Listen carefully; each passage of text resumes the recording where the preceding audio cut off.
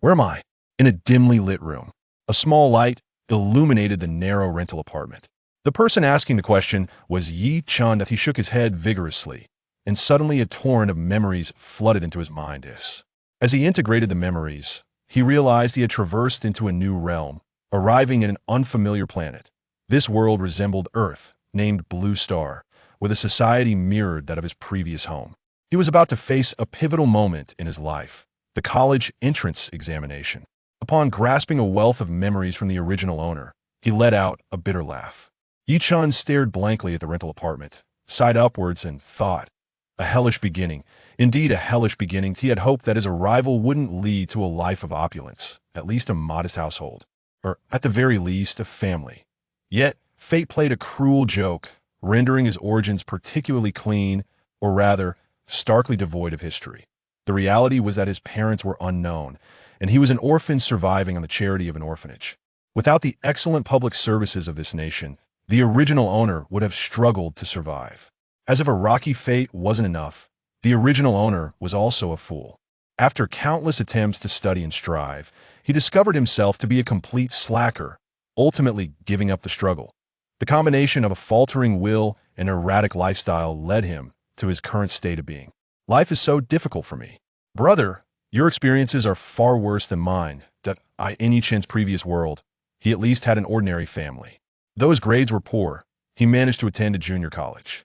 After graduating, he secured a position at a commonplace company, enduring the grueling 996 work schedule, with a boss who constantly painted grand illusions and a supervisor who relentlessly exploited employees to curry favor with superiors. Just as Yi Chun resigned himself to this monotonous existence, the company landed a significant contract. After a week of frenzied overtime, he suddenly blacked out. Upon awakening, he found himself in this new world. Reflecting on this dismal fate, Yi Chun felt a surge of frustration. Did he have to endure another societal onslaught after crossing over? Even worse, based on the original owner's capabilities, he likely wouldn't even pass the junior college entrance exam. I must do something to change this. Gradually, Yi Chun calmed himself. His prior experience of reading novels suggested that those who traversed into new worlds often possessed a golden finger. System, oh system, my dear system, system brother, system sister, system grandpa. No response came. Spirits of heaven and earth, please grant me a system. Aside from the echo within the apartment, silence reigned. Yi Chun felt a twinge of panic, though it was fleeting. Slowly, I, Yi Chun, shall embark on a new life destined for change. 30 years east of the river, 30 years west of the river, do not belittle the impoverished youth. Having lived 2 lives, Yi Chun held his own confidence. In his previous life, he had drifted along, unaware that studying could alter his fate, merely going with the flow until graduation. This led to a chaotic existence in university and work. I must change, I desire change. Yi Chun thought resolutely. Grumble, grumble, his stomach protested. As the saying goes, when heaven bestows a great responsibility upon a person, it must first temper their resolve, labor their muscles, starve their body, and impoverish their means. Grumble, grumble, the protest grew louder. That said, a person is like iron, and food is steel. If one doesn't eat, they will surely feel famished. I should find something to eat. In the matter of sustenance, Yi Chun chose to follow his heart. He searched his meager abode repeatedly, ultimately confirming that all he had was a pile of noodles and a few eggs, without even a vegetable in sight. Alas, what a tragic life. Yi Chun expertly boiled water, added a serving of noodles, cracked an egg, and began to devour his meal ravenously. Surprisingly, it was quite delicious. Thanks to his previous work experience, he had acquired some cooking skills while he was no gourmet. He ensured he could fill his belly. After satisfying his hunger, Yi Chun began a plan for the impending senior year. Recognizing that the college entrance examination was his best path to reshape his destiny. The pressing issue was that school resumed tomorrow, and he had yet to complete his holiday assignments. Once, a great emperor proclaimed, "One pen, one night, one miracle." However, Yi Chun did not anticipate such a miracle, as he attended a public school where his grades languished at the bottom, and his teachers had nearly given up on him. Thus, he felt no urgency. As he contemplated returning to 5th Middle School, a flicker of anticipation ignited within him. 5th Middle School, as its name implies, ranked 5th among schools. It was a public institution with no tuition fees and provided financial aid to orphans like Yi Chun. The school cafeteria was also quite accommodating, with rice costing 50 cents and a meat and vegetable dish priced at just 1 yuan, thanks to government subsidies. With food and shelter assured, my primary goal henceforth is to excel in my studies. Yi Chun mused that in this world, exceptional academic performance could yield substantial scholarships and rewards that a bachelor's degree could bring in 2,000 yuan, while a first-tier university offered 5,000 yuan. And prestigious institutions like 211 and 985 could reach 10,000 yuan. One could hardly fathom the rewards for schools like Tsinghua and Peking University. Yet his grades were dismally poor. Glancing at his second-year final exam results, he saw Chinese, 50, math, 30, English, 30, physics, 20, biology, 24, chemistry, 26, with a total of 180 points. The numbers were glaringly harsh, significantly worse than in his previous life. Yi Chun was baffled with so many multiple-choice questions. How could he perform so poorly? Chinese was the easiest subject. It merely required a grasp of cultural basics. And with a bit of memorization, he should easily score 60 points, right? Yi Chun quickly attempted to recall his high school Chinese knowledge, but was astonished to find his mind devoid of any relevant information. There's a fish in the North Sea named Cohen. Its size is such that it cannot be contained in a single pea. Oh, teat. And oh no, he hadn't been this outrageous in his previous life. Come on, think. I lift my head to gaze at the bright moon and lower it to sleep deeply. A dark line crossed Yi Chun's forehead clearly. His foundation was indeed lacking. Perhaps I should look at math, given that construction teams A and B were simultaneously working on a stretch of highway, with A's daily progress being 50 meters, while B's that I understand the words, but combining them leaves me utterly perplexed. Yi Chun's initial amusement shifted to a state of bewilderment. The subsequent subjects, including English and physics, left him in utter confusion, while chemistry appeared as incomprehensible symbols. With these scores, he could hardly escape the fate of being mocked for youthful poverty. In the future, he might face the derision of middle-aged poverty or even elderly. Poverty, a deceased, hold the greatest weight. Difficult? Even if it's tough, it must be confronted. Yi Chun glanced at the time. It was 8 o'clock. He needed to pack for his return to school tomorrow. His books were already at school, so he only needed to gather daily necessities like a toothbrush and bedding. After stuffing everything into a single bag, Yi Chun nodded in satisfaction, pleased with his packing skills. As the clock struck 9:30, he finished organizing his belongings, washed his face briefly, and then fell into a deep slumber. Chapter 2. The system arrives. Beep, beep. The morning alarm rang out. Yi Chun, still in a daze, glanced at the clock, realizing he had over an hour before needing to rise. After a quick splash of water on his face, he grabbed his luggage and headed downstairs, intending to enjoy a bun from the nearby breakfast shop before heading to school. Uncle Fu, 1 pork bun and 1 vermicelli bun to go, please. Got it. Here you go. Little Chen, today marks the start of a new term, right? Study hard and aim for a good university in the future. Thank you, Uncle Fu. A warm current coursed through Yi Chun's heart. The small community had treated him well, particularly Uncle Fu, full name Zhang Dafu. He ran the breakfast stall downstairs and was known for his warmth and friendliness. When Yi Chun first moved in and Uncle Fu learned he was an orphan, he went above and beyond to help him settle into the neighborhood. With breakfast in hand, Yi Chun made his way to school. The school was merely a 10-minute walk from the community, a breeze for Yi Chun, who now stood at an impressive height of 1.8 meters. Chenzi, you're here. Come sit next to Dad. Ah, you little rascal. Do you dare to tease me so early in the morning? Are you not afraid I might dunk on you with a basketball on the playground? Before Yi Chun could finish his sentence, a slightly chubby boy sidled up beside him. With an air of righteousness tinged with mischief, the boy scanned the room while speaking. Standing at over 1.7 meters, he towered over his classmates. Indeed, this was Zhao Hao, Yi Chun's classmate and best friend, affectionately nicknamed Mouse. Back row, by the window, the land of kings. Settling into his seat, Yi Chun casually tidied up before remarking, Mouse, you've gained even more weight over the break. At this rate, you'll be a pig. Slander. I'll sue you for slander. I'm just robust, unlike you, who looks as thin as a monkey. Zhao Hao shot back, glaring. Since there's still time, shall we head to the basketball court for some fun? Not today. I need to focus on my studies. Yi Chun replied calmly. With a new term beginning, he felt it imperative to strive for good grades. Ah, Let me feel your forehead to see if you're running a fever. It's early, and you're already spouting nonsense. Zhao Yihao exclaimed, astonished. Little did Zhao Yihao know that throughout his high school journey, Chen had consistently ranked at the bottom of his class. It was a stable performance, and hearing him express a desire to study was indeed a shock. Chen found it hard to blame Zhao Yihao for his disbelief. They were known as the Haya Brothers of Huayang City Fifth High School, a bond forged in academic struggles. They were not unmotivated. Rather, they struggled to grasp the material. They had studied, but the knowledge seemed to enter one ear and exit the other, encapsulated in the phrase, "It's the participation that counts."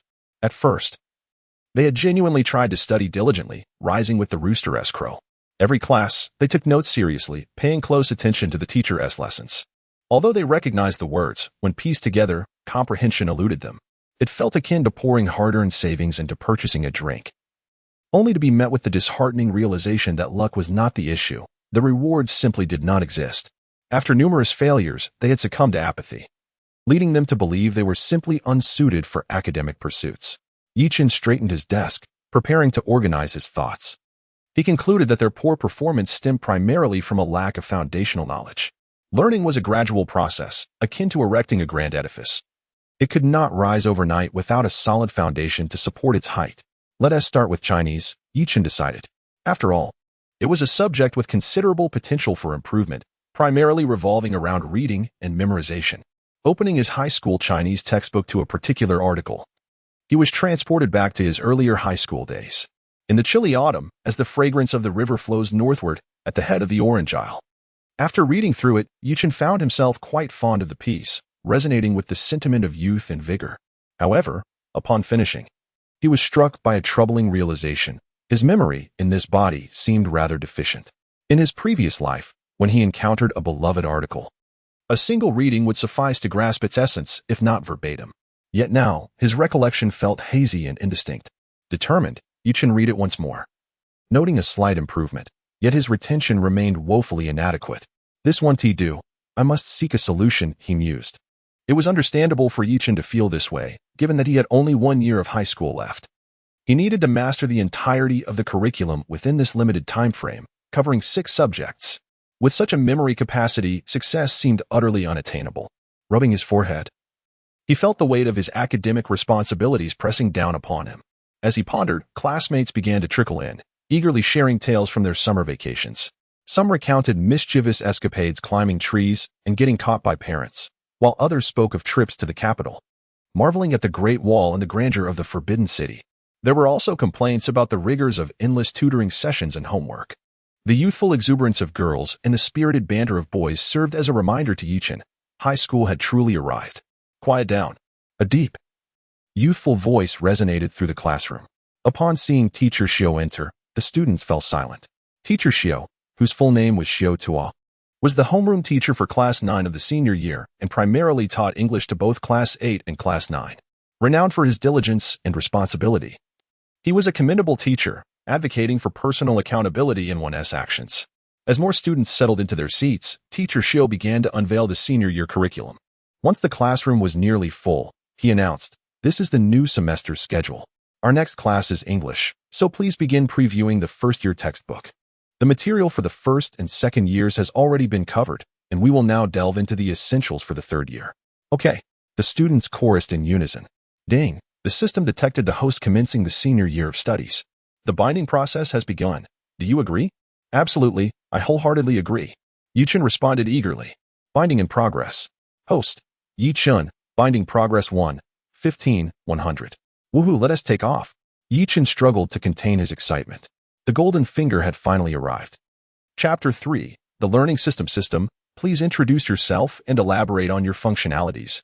Chen silently pondered, familiar with the concept from countless novels in his previous life. This system is the most formidable learning system across all realms, designed to assist the host in diligent study.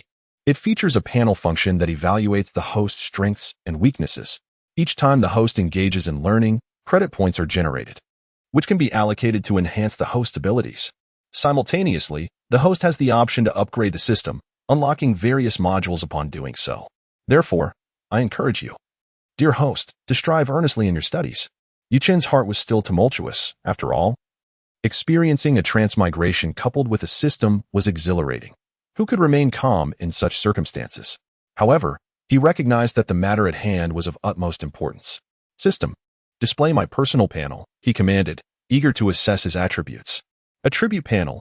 Host. Each in physical ability. 1. 2 intelligence. 0. 6 mentality. 1. 2 subject proficiencies. Chinese. 0. 2 mathematics. 0. 2 English. 0. 15 comprehensive science. 0. 1. Upon seeing these figures, Chen felt a wave of incredulity wash over him. System, are you certain? Am I truly that inept? Please do not question the system. The standard physical attributes for an average individual are 4. 0. And indeed, host. This is your current state. Chen was rendered speechless. The panel's statistics were utterly absurd. Surely, no ordinary person would commence with such dismal stats. Yet, he quickly regained his composure, realizing that with the system at his disposal, the universe was still uncertain. Both he and others could emerge as dark horses. Ding. The system has detected that the host has rekindled their fighting spirit. A beginner's gift package has been awarded. Would you like to claim it? Claim. Chen silently affirmed. Host. The beginner's gift package contains various items to assist your learning, including, but not limited to, memory enhancement cards and subject proficiency boost cards. Would you like to open the beginner's gift package now? Open. Ding. Congratulations, host. You have received 5 memory enhancement cards, 1 subject proficiency boost card, and 1 free attribute point. System, please elucidate the functions of these cards. Certainly, host. The memory enhancement card, as its name suggests, enhances the host's memory for a duration of 45 minutes. The subject proficiency boost card directly increases the host's proficiency in a single subject by 1. 0. The free attribute point can be allocated to improve the host's 3 core attributes, physical ability, intelligence, mentality, by 1. 0. A gentle reminder, the 3 core attributes are the host's foundational data. Please strive to enhance them, as significant benefits may ensue. Upon opening the attribute panel, Chen noticed an increment. Attribute panel, host, Chen physical ability, 1. 2 intelligence, 0. 6 mentality, 1. 2 subject proficiencies, Chinese, 0. 2 mathematics, 0. 2 English, 0. 15 comprehensive science, 0. 1 3 core attribute points, 1. 0 subject attribute points, 1. 0 at that moment. Chen recalled a brief tale. A man was granted 3 wishes by a deity. His first wish was for the most brilliant mind. When questioned why he did not wish for endless wealth or supreme power, the man replied, I desire the most brilliant mind, which shall then determine the best wishes for my remaining 2. Consequently, Chen allocated his core attribute points to intelligence and improved his Chinese proficiency. After all questions were articulated in written language. One must comprehend the prompts. Thus, his attributes transformed as follows. Attribute panel, host, Chen physical ability, 1. 2 intelligence, 1. 6 mentality, 1. 2 subject proficiencies, Chinese, 1. 2 mathematics, 0. 2 English, 0. 15 comprehensive science, 0. 1 3 core attribute points, 0 subject attribute points, 0 Chen nodded in satisfaction. Ding, ding. The school bell rang, signaling the commencement of class. Teacher Xiao entered with the first-year English textbook and began writing essential grammar points on the blackboard, followed by an explanation of the grammar rules. Yet, Chen found it challenging to concentrate.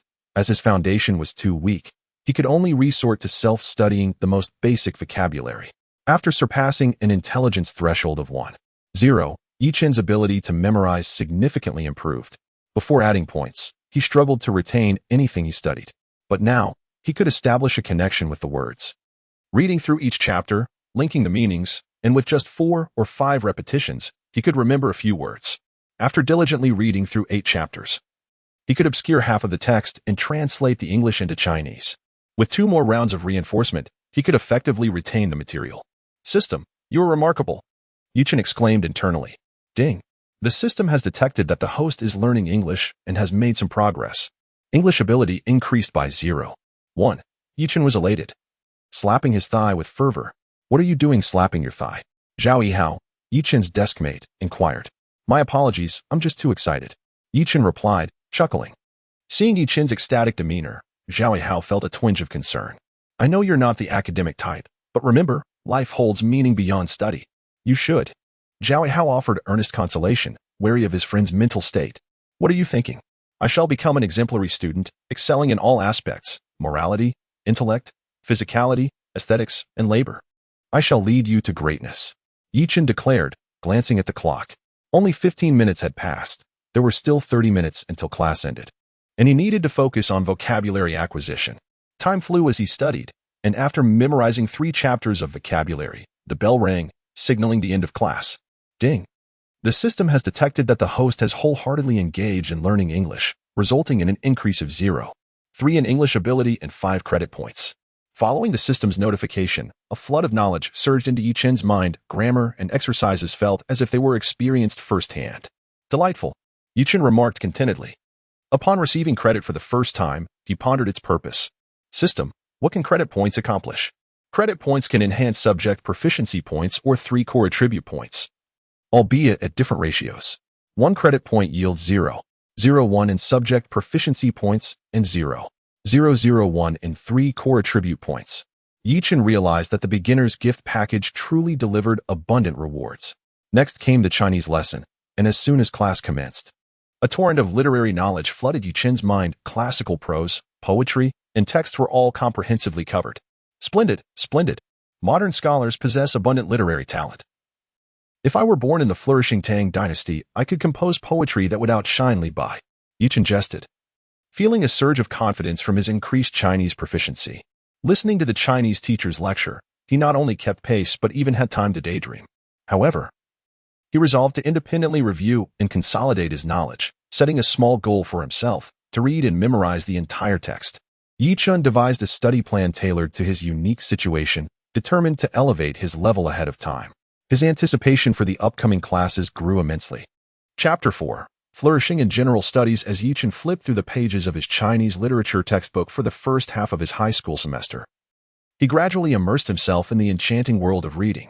The once obscure and difficult classical texts now appeared to him in a fascinating light.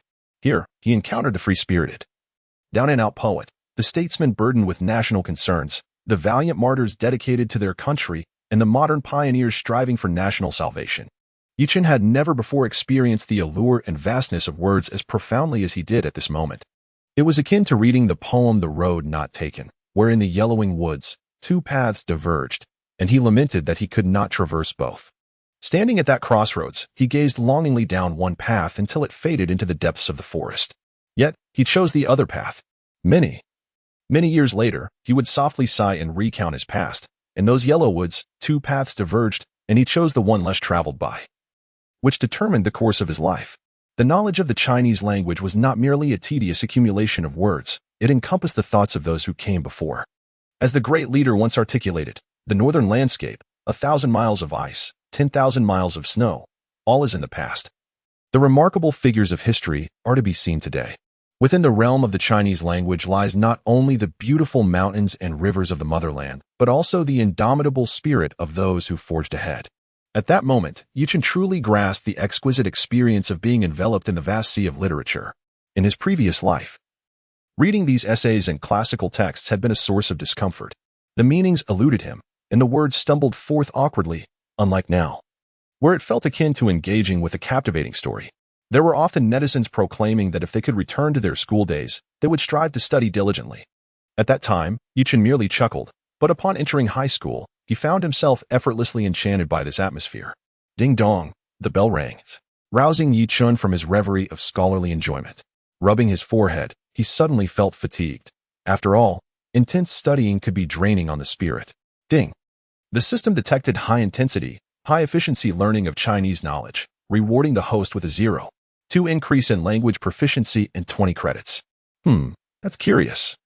The reward seems particularly generous this time, Yi Chen mused inwardly. System, why did I receive more rewards in this class? The host has demonstrated solid learning in this class and progressed rapidly, thus receiving a more substantial reward. The system's voice resonated in Yi Chen's mind. Enlightened, he realized that his language proficiency had reached 1.2 with a prior boost, exceeding the average by 0.2. This indicated that the more he learned, the greater the credit rewards, and the faster his abilities would enhance. The memory-enhancing item in his system space could be utilized sooner rather than later. And Yi Chen felt a surge of excitement. Time swiftly transitioned to the 3rd math class. System, activate the memory enhancement item. Ding! The system detected the host's use of the memory enhancement item, significantly boosting the host's memory for this class. Some might wonder, does math require enhanced memory? Yet Chen pulled out not a math book, but his Chinese literature book. To study Chinese during math class was indeed audacious. However, he was aware he was among the lowest performers, so sleeping through the class would have minimal impact, provided he did not disturb his classmates. The math teacher glanced at Chen and even nodded approvingly. After all, from the teacher's perspective, it was better for students to engage with something rather than doze off. At that moment, a heartbroken math teacher drifted by. Although the teacher lectured on math, it did not hinder Chen's pursuit of Chinese studies, especially with the memory enhancement item at his disposal, which propelled his learning. The time required to memorize a passage was reduced to less than a tenth of the usual. Witnessing such rapid progress, Chen became even more joyous and immersed in his studies. Before long, the class ended. Ding! The system detected the host's high-intensity learning of Chinese, resulting in significant achievements, rewarding the host with a 0.5 increase in language proficiency and 100 credits. Wow, I'm truly taking off now. Chen felt a wave of exhilaration. If I can max out my language proficiency, won't I earn credits even faster? I could then use those credits to enhance my other subjects, and wouldn't that be remarkable? Before Chen could contemplate further, a warning sounded. Warning, warning, the system has detected the host's attempt to exploit bugs to increase credits. The system is patching the loophole. The host must adhere to the class schedule to receive system rewards. Just as he began to feel elated, Chen's spirits dampened. If his plan were feasible, he could become a learning prodigy within a week. However, he did not dwell on it too much, as the system's assistance remained invaluable. Chen quickly allocated his talent points to prepare for the upcoming physics class, aiming to enhance his performance. After all, the higher the proficiency in a subject, the more credits and ability points he would earn. System, allocate points. Thus, Chen's attributes transformed. Attribute panel, host, Chen physical strength, 1. 2 intelligence, 1. 6 mentality, 1. 2 single subject proficiency Chinese, 1. 9, 1. 2 0. 7, math, 0. 2 English, 0. 45, 0. 15, 0. 3, integrated science, 0. 1 credits, 125. Seeing that he had amassed quite a few credits, it was time to spend. System, allocate all 125 credits to integrated science. I shall be indulgent. Consequently, Chen's attributes began to shift. Attribute panel, host, Chen physical strength, 1. 2 intelligence, 1. 6 mentality, 1. 2 single subject proficiency Chinese, 1. 9 math, 0. 2 English, 0. 45 integrated science, 1. 35 credits, 0. Given that integrated science encompassed 3 subjects, the credits earned would be significantly higher. This proved true, as during the subsequent physics class, the foundational concepts that had once eluded him began to crystallize in his mind. To reinforce his memory, Chen revisited theorems and axioms, learning to validate the textbook's principles to deepen his understanding. This lesson proved immensely beneficial for him. Before long, lunchtime arrived, and Chen found himself ravenous. Having previously consumed merely 2 bowls of rice, today, he devoured 3 and still felt unsatisfied, even finishing a 4th bowl. Fortunately, the school cafeteria was affordable. Otherwise, he might have faced financial ruin from his appetite. The midday lull made him drowsy, and only a few high-achieving students remained engaged in their studies. Although Chen intended to study for a while, fatigue overcame him, and he fell asleep shortly thereafter. Afternoon classes commenced on schedule. Although Chen's energy levels were not as robust as in the morning, he compelled himself to focus diligently. After all, he understood the principle that the early bird catches the worm. Thus, during biology and chemistry classes, he experienced a surge of knowledge flooding into his mind, mirroring the focused rhythm of the morning. At the end of a day filled with learning, Chen's capabilities blossomed across all subjects, yielding 40 credits and significant increases in proficiency. His attribute panel now read, Attribute panel, host, Chen physical strength, 1. 2 intelligence, 1. 6 mentality, 1. 2 single subject proficiency Chinese, 1. 9, 1. 2 0. 7, math, 0. 4, 0. 2 0. 2, English, 0. 45 integrated science, 1. 55, 1. 35 0. 2, credits, 40 with anticipation building. Chen looked forward to further enhancements the next day. Chapter 5. Oh no, the system is toxic. Ding dong. The morning bell rang. and Yi Chun had already arrived at his seat. The morning is the time when one's memory is at its peak, as the brain, having rested overnight, is brimming with vitality. The plans for the day are laid in the morning, and Yi Chun joined the ranks of those reciting their lessons. System, allocate points. Yi Chun silently intoned. He allocated all 40 academic credits earned yesterday to his comprehensive science score, elevating it from 125 to 165.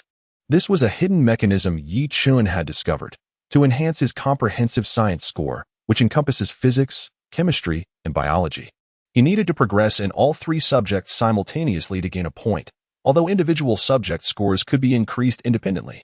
Yesterday, after attending 3 classes in comprehensive science, he had only managed to increase his proficiency by 0.2, prompting him to focus on allocating points early this morning. System, is there a limit to my attributes and individual subject capabilities? Yi Chun pondered. The standard for an average person is 1.0, yet he had already surpassed this threshold, effectively becoming a top student. There is a cap, host. The maximum standard for individual subject capabilities in this system is 10.0. Ordinary individuals typically score around 1.0, while high school students average about 4.0. Yi Chun reflected on this. After all, most ordinary individuals have nearly forgotten their high school knowledge. Clearing his mind of distractions, Yi Chun earnestly began to recite the literature. As the sounds of recitation gradually faded, he too paused, rubbing his temples, for breakfast was soon to be served. High school life indeed felt monotonous. The moment the class bell rang, students surged towards the dining hall. The transition was swift. Moments ago, the air was filled with the sounds of studying, and now it was filled with laughter and playful shouts. Leaning against the window, Yi Chun observed the bustling crowd below and decided to wait before heading to the dining hall. However, his desk mate, upon hearing the bell, swiftly turned to urge him to grab a meal. Yi Chun, exasperated, remarked, "Howsy, you truly are a rodent. Not even the sounds of recitation could rouse you from your slumber during morning classes. Yet, the moment the bell rings, you awaken. How peculiar you are. Stop your chatter and just tell me if you're coming or not." The early bird catches the worm, he, Zhao Hao pressed. "Let us go. Let us finish our meal quickly and get back to studying," Yi Chun replied. Zhao Yihao, somewhat bemused, thought, "You could just act cool for a moment. But you've been studying diligently these past few days, making yourself seem rather low." As they walked together, Yi Chun couldn't help but admire the high school environment, serene, with lush trees and a delightful atmosphere. Upon arriving at the dining hall, the two collected their meals, as the dining area only provided tables without chairs, leading them back to the classroom to eat. Occasionally, Yi Chun would flip through his book while eating, for to him, every moment of time was precious. Yet, Zhao Hao found this puzzling. He thought to himself that if Yi Chun had transformed into a studious individual upon returning from holiday, perhaps he too should change. Thus, he attempted to mimic Yi Chun, glancing at a book while taking bites of food, but soon gave up, admitting to himself that he was not cut out for such diligence. After a brief respite, Yi Chun immersed himself in study. Throughout the morning, he engaged in self-directed learning, fully utilizing the advantages bestowed by the system to enhance his studies. After a morning of intense study, Yi Chun's attribute panel underwent a remarkable transformation. Attribute panel, host, Yi Chun physical ability, 1. 2 intelligence, 1. 6 mental state, 1. 2 individual subject capabilities, Chinese, 2. 0 mathematics, 1. 2 English, 1. 0 comprehensive science, 2. 0 credits. 50 Yi Chun's rapid improvement stemmed from the complete utilization of his memory enhancement cards, resulting in a significant change in his panel attributes. It would be unlikely to achieve such rapid advancement again, but with the system's assistance, he felt no need to dwell on it. In the afternoon, he resumed his studies in the same manner as the morning, though the results were noticeably diminished, as fatigue naturally set in after a morning of rigorous learning.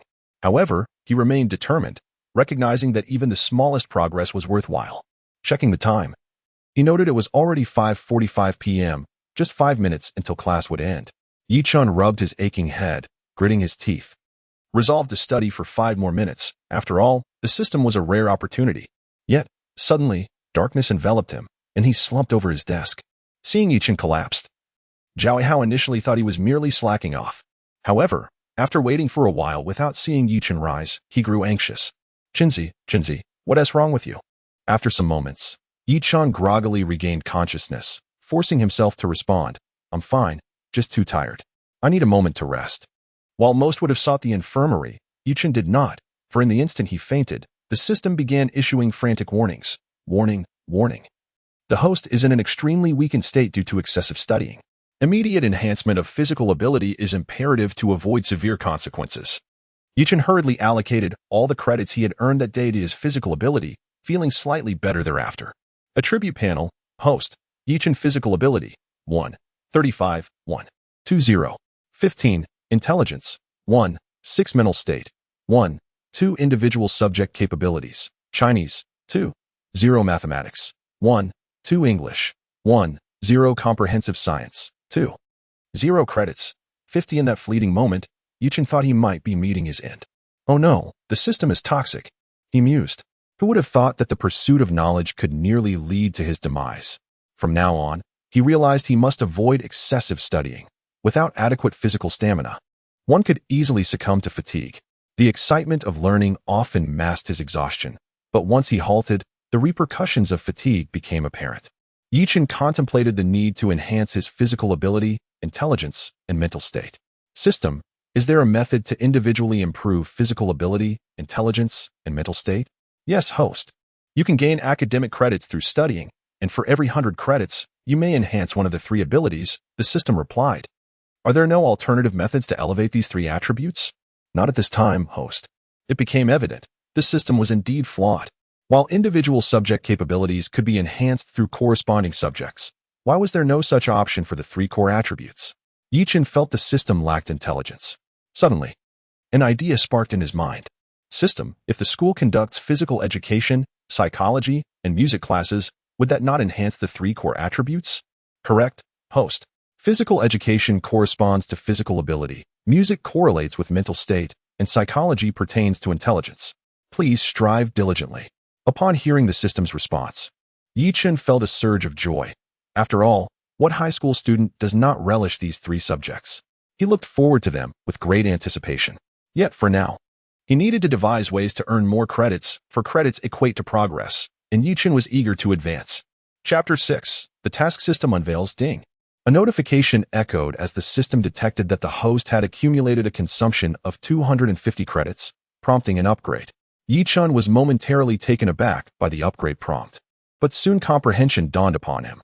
The system had previously mentioned the possibility of an upgrade, which would unveil new functions. System upgrade progress. 1 system upgrade progress. 15 system upgrade progress. 75 system upgrade completed. The host is encouraged to persevere and continue learning. As the system's upgrade concluded, Chen eagerly inquired, System, what new features have been unlocked with this upgrade? Certainly, dear host. Post-upgrade, the task system will be activated, enabling you to acquire credits more swiftly through task completion. Where can I find these tasks? I see none, Chen questioned, puzzled. His confusion was understandable, as the system interface had remained unchanged following the update. Dear host, tasks are categorized into special and general tasks, both of which require specific conditions to be triggered and cannot be accepted prematurely. Realization washed over Chen. It was merely a matter of timing that obscured the task prompts from his view. Since I cannot trigger any tasks yet, I shall focus on my studies. As evening self-study commenced, the class teacher, Mr. Xiao, entered the classroom and announced some delightful news to assess whether students had diligently studied during the break. A preliminary examination would commence the following day, with top-ranking students receiving special rewards. With the announcement of the examination, the classroom erupted into chatter. Chenzi, we're doomed. You're last, and I'm second to last. Let us see how it goes tomorrow, haha, Zhao Hao said gleefully. During the break, Zhao Hao had either been out playing or lounging at home, neglecting any academic pursuits. However, thoughts of his desk mate brought him joy. After all, as long as he wasn't in last place, he had someone to share the blame with. Yet, Chen held a different perspective. With his abilities having significantly improved, he was confident that diligent effort would yield commendable results. Ding! A notification alerted Chen of the impending preliminary exam. Issuing a special task, astonish everyone in the preliminary examination. The rewards for completing this task included 10 free attribute points, 10 subject ability enhancement cards, and 1 random skill card. Wow, the system is quite generous this time, showering me with such bountiful rewards. This is bound to propel me forward, Chen mused. After 2 days of concentrated study, his progress had been remarkable, Yet the prospect of completing this task promised a transformative leap. With that thought in mind, Chen resumed his self-study during the evening session. After class, he hurriedly freshened up and returned to his dormitory to organize his recent gains and allocate his skill points. Opening his attribute panel, he observed the following: physical ability, 1, 35 intelligence, 1, 6 mental strength, 1, 2 subject ability, Chinese, 2, 1, mathematics, 1, 3, English, 1, 1, comprehensive science, 2, 1, credits, 100. Chen decided to invest all his credits into English and mathematics. Previously, he had inquired about the implications of a subject ability surpassing 1, 0 but remaining below 10, 0. The system had explained that achieving 10, 0 guarantees a perfect score, while 9, 9 might not secure full marks, highlighting that even a slight difference could translate into a notable gap in scores. This revelation left Chen speechless, yet he soon came to terms with it, understanding that even among the skilled, disparities exist, often hinging on minuscule margins, akin to the razor-thin difference between first and second place in a sprint. Determined to develop holistically, Chen allocated points to enhance his English and mathematics abilities. Attribute panel, host, Chen physical ability, 1, 35 intelligence, 1, 6 mental strength, 1, 2 subject ability, Chinese, 2, 1, mathematics, 1, 7, English, 1, 7 comprehensive science, 2, 1 credits, 0 with excitement palpable. Chen marveled at his attribute panel. In merely 2 days since his arrival, his capabilities had undergone a profound metamorphosis, all thanks to the system's support. Ding dong. The bell rang, heralding the commencement of the examinations. The first subject was Chinese, and as the invigilator distributed the papers, the rustling sound filled the air. Once the bell rang again, examinees began their responses. Chen adopted a focused mindset, neatly inscribing his name on the paper. After a thorough check, he commenced answering the questions. The first task involved reading comprehension, and thanks to his heightened abilities, he encountered no difficulties in understanding the text. He deftly located answers to the first 3 questions with ease, but found himself hesitating over the last one, ultimately choosing the answer that felt most instinctively correct. The poetry section proved equally manageable, allowing him to articulate his understanding. Following that, the explanatory text was straightforward, as most answers were readily discernible from the passage, and Chen adeptly summarized the main ideas. The classical literature and idioms section allowed Chen to score handsomely. Finally, he arrived at the essay prompt: 2 goats crossing a narrow bridge, one saying you yield, while the other insisted no, you go first. The second image depicted both goats falling into the abyss. The task was to compose an essay of no less than 800 words based on this scenario. Chen skimmed the prompt and commenced drafting, outlining his theme and structure. With fervent strokes, he crafted an eloquent essay in under half an hour. After a brief 10-minute intermission, the second subject, English, commenced. The rhythm remained consistent. After writing his name and reviewing the paper, he began answering the questions. Multiple choice, fill in the blank, comprehension, and essay sections all unfolded smoothly. In previous attempts, Chen often felt as though he were deciphering a foreign text. But now he grasped the meanings and intentions behind the questions, alleviating the anguish he had once experienced during English exams. Before long, he completed the tasks and, upon glancing at the clock, noted he still had half an hour remaining. Not daring to relax, he meticulously reviewed his answers, making a few adjustments. Conflicted, he faced several questions that seemed ambiguous, leaving him to rely on guesswork. The English examination concluded swiftly, yet Chen remained vigilant, knowing that the afternoon would bring the comprehensive science and mathematics assessments. The evening self-study session would be crucial, as fatigue could easily lead to complacency. Chen approached each subject with diligence, aware of the impact it would have on his task completion. Fortunately, no major issues arose, although not flawless. He effectively demonstrated his capabilities. After finishing the final examination, Chen slumped onto his desk, exhausted. The intensity of sustained focus had taken its toll. "Let us go, Chenzi. I'm starving after all that effort," Zhao Hao exclaimed. "Absolutely," Chen replied, and the two promptly ventured out for a late-night snack. The school had thoughtfully kept the cafeteria lights on, clearly having anticipated the late-night examinations. Chapter 7. A surprising revelation. Time swiftly progressed to the following day, the day of results. After all, the invigilators from yesterday were teachers from the first and second years, while the teachers from the third year had already begun grading papers right after the first subject concluded. The morning study period soon came to an end, and it was time to post the results. The class representative hurriedly affixed the freshly obtained score sheet from the homeroom teacher to the wall. The classmates in the room quickly gathered around it. "Aren't you going to join in the excitement, Mouse?" Chen inquired, noticing his deskmate Zhao Yihao's indifferent demeanor. Historically, Zhao had always relished in the commotion, so his sudden disinterest puzzled Chen. "What is there to see? You're in the last place. And I'm second to last." "It's utterly boring," Zhao Yihao retorted with a dismissive glance. "That is not necessarily true. You might have come in first in the external exam," Chen teased. "Having dreams is acceptable, but dreaming in class is absolutely forbidden." "I'm well aware of my own capabilities," Zhao Yihao replied. Ding dong, ding dong. The class bell rang, and the homeroom teacher, Mr. Xiao, entered the classroom. Observing the rapid quieting of the room, Mr. Xiao's grim expression softened slightly. "The results of this mock exam are quite disappointing. I had anticipated that since you all had a break, the questions would be simple. Yet, the average score has plummeted by a full 10 points. A 10-point drop could disqualify thousands during the college entrance examination. You are indeed the worst class I have ever taught." Mr. Xiao displayed an exasperated demeanor. "Last year, you claimed it was the worst class you had ever taught," Zhao Yihao shouted. "Zhao Yihao, stand up. You enjoy interjecting, don't you? Look at yourself. Dead last in the class. Instead of studying diligently, you've chosen to follow the wrong path. Stand there and listen." Laughter erupted throughout the classroom. For even in the monotonous life of a high school student, a dull moment could easily elicit amusement. "Silence, please." Although the average score is low, several top students have shown significant improvement, and one student has made remarkable strides. Mr. Xiao encouraged, adeptly employing the method of a carrot and stick. "Now, I will announce the top 5 scores. First place, Zhao Xian. Second place, Wan Yu. Third place, Li Li. Fourth place, Lu Feng. Fifth place." Chen. The classroom erupted in astonishment. Chen? Who doesn't he know him? His placement at 5th stirred disbelief among his peers. This news was far more explosive than discovering a millionaire among them. Indeed, Chen is the dark horse of this examination, exhibiting remarkable improvement, Mr. Xiao stated. Chen scored 115 in Chinese, 116 in mathematics, 112 in English, and 180 in science, totaling 523 points. Applause ensued. A grinding sound emanated from Zhao Yihao's direction, teeth clenched in frustration. The downfall of his closest friend was disheartening.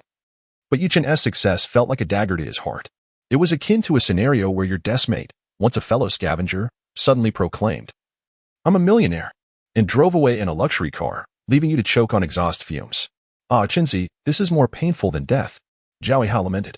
"I merely wish to maintain a friendship with you as an ordinary person, yet I've been met with distance. I am a top student now. I've revealed my true self." Chen jested. "Everyone, please be quiet." Chen's progress is evident to all. Previously, he was known for dozing off in class and neglecting his studies, but that has become a thing of the past. In these first few days of school, I have witnessed Chen studying diligently, so he must have put in considerable effort during the break. Chen thought to himself that he hadn't done much. It was merely a stroke of luck. Now, I would like to invite Chen to share his study experience. Please give him a warm welcome. Share my experience? Me? Chen thought to himself, feeling somewhat speechless. Would he really admit to having been reborn, equipped with a system? Surely, if he said that, they would think he was delusional. Nevertheless, he stepped onto the stage. "Hello everyone, I am Chen." Though it was his first time speaking publicly, he did not falter. As the saying goes, a slow bird flies first. My foundation was weak, so I focused on honing it. It was merely luck that allowed me to score well this time. There is no special method, just the motto that our teacher always emphasizes. In the mountains of books, diligence is the path, in the sea of learning, hard work is the vessel. Thank you all. With that, he concluded his brief speech, hurriedly returning to his seat, slightly exhilarated as it was his first time sharing. Ding! A notification sounded, indicating that the system had detected the host's impressive performance in the mock exam, fulfilling the task perfectly. The host was rewarded with 10 free attribute points, 10 subject ability enhancement cards, and 1 random skill card. Chen's face flushed with excitement upon hearing the system prompt. Chen, are you serious? Zhao Yihao, his deskmate, was overwhelmingly thrilled, wishing to cheer as if he had secured 5th place himself. Do not forget your roots, Chen. You hardly study, which is scientifically implausible. Now that you've excelled, I find myself at the bottom. Zhao Yihao's words flowed like a rapid-fire machine gun. Zhao Yihao felt a pang of sadness. After all, Chen had been at the bottom before, and now he had taken his place. If his parents discovered this result, he would undoubtedly face dire consequences. Thinking about going home this Sunday, I can already foresee the impending doom, Zhao Hao wailed. Chen, oblivious to Zhao Hao's sorrow, was only aware that he had achieved a significant boost. He opened the system panel to inspect his status.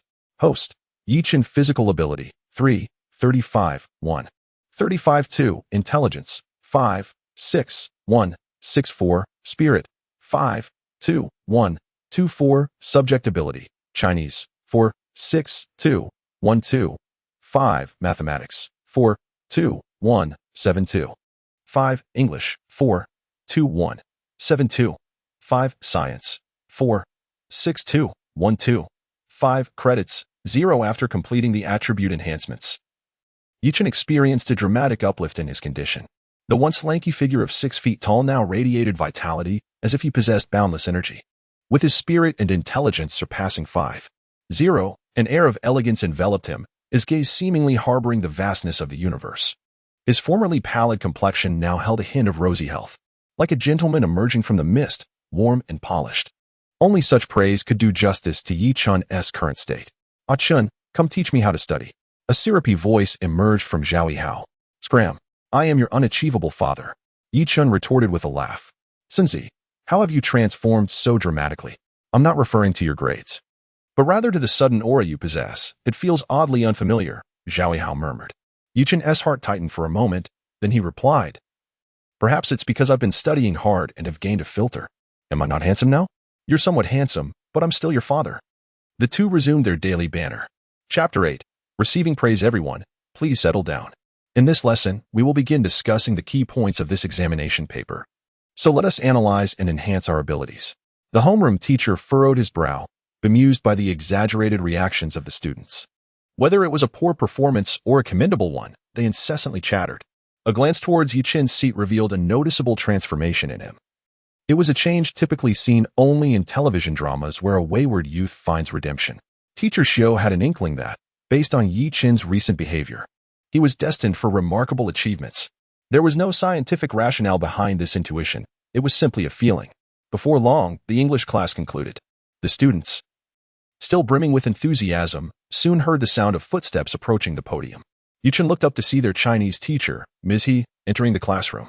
Originally named He Shiya, she was a young woman of gentle demeanor, tall stature, and captivating almond-shaped eyes, resembling the girl holding an umbrella in the rain.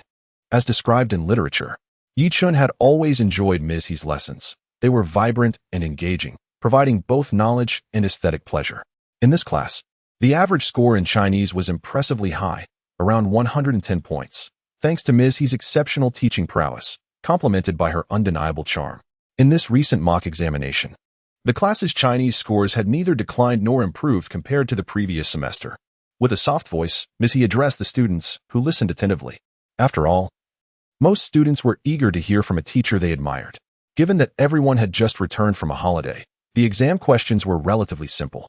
I would like to commend one particular student who did not squander his holiday but instead surged ahead, our very own Chen. Let us applaud him. A wave of enthusiastic applause erupted, leaving Chen feeling a tad bashful.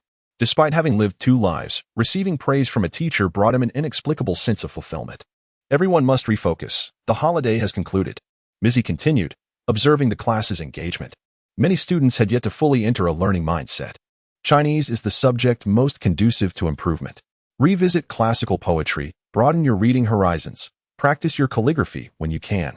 And even a single additional point can elevate you above thousands during the college entrance examination. Although a public institution, Ms.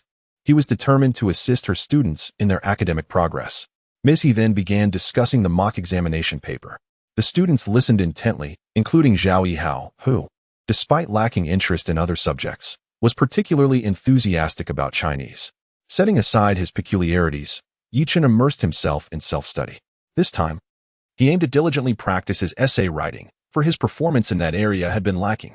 2 major factors contributed to this shortcoming: insufficient reading and the need for a solid foundation of supporting arguments in his writing, akin to ensuring one's statements are well-founded. With no shortcuts available, Chen began perusing exemplary essays, replete with brilliant examples and poignant phrases. Soon, The bell signaled the end of class. Ding! The familiar sound of the system echoed, indicating that Chen had engaged in 45 minutes of Chinese study, granting him an enhancement in his language skills, now at a level of 4. 8. Delighted by the system's recognition, he acknowledged that even the smallest achievements were worthy of celebration. Subsequent classes in mathematics, chemistry, physics, and biology all revolved around Chen's significant progress, garnering admiration from his classmates, who envied him. After the afternoon session, a female classmate seated in front of him unexpectedly initiated a conversation. This caught Chen off guard, as he had rarely spoken with his classmates, often found either dozing or anxiously awaiting the end of class. However, it was understandable, given his sudden academic improvement. They were likely curious about any study tips he might offer. After all, the real competition for college entrance was not among classmates, but against hundreds of thousands of candidates. Chen was more than willing to share insights with his classmates. He discussed his foundational studies and his self-analysis of his academic performance. When it came to the system, he cleverly attributed his success to a sudden epiphany. The classmate accepted this explanation with a nod of understanding.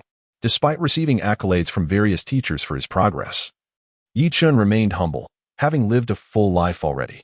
Reflecting on his past, he realized he had never engaged in error analysis. With the advantages he now possessed, he intended to make the most of them. Thus, he revisited his examination strategies. Although he had access to the system, he understood the importance of humility. Analyzing his mistakes would expedite his growth. Ding! The system chimed again, noting his composed demeanor post-examination and issuing a general task to review his errors, with a reward of 50 academic credits upon completion. Excited by the system's task, Chen eagerly began his analysis, deepening his understanding of his weak points. Upon completion, he allocated points to enhance his abilities once more, resulting in further small improvements. Notably, his error analysis contributed significantly to the enhancement of his overall academic capabilities. System. Open the character panel.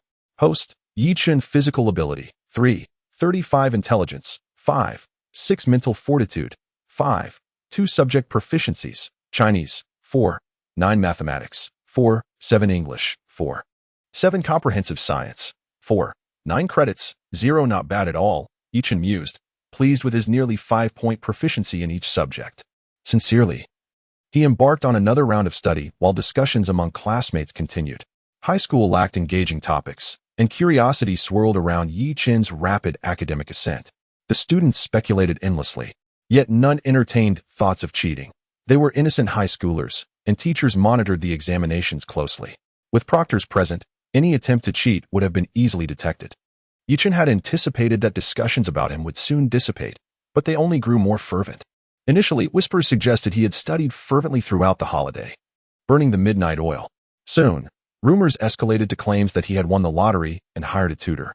Then, the most outlandish speculation emerged, alleging that Chen possessed extraordinary talent, having undergone a sudden awakening, destined to traverse the realms of existence. Such fantastical notions clearly stemmed from a fervent fantasy novel enthusiast. The boys' conversations were somewhat juvenile, but harmless. However, the girls' discussions took a different turn, evolving from admiration for his academic prowess to comments on his looks and charm. As a few girls exclaimed, "He's so handsome," Chen, resolute in his focus, remained unaffected by their flattery. Chapter 9. Activation of Basketball Skills. Wednesday arrived swiftly, heralding an important lesson, physical education. The first class of the afternoon is eagerly anticipated by the majority of high school students.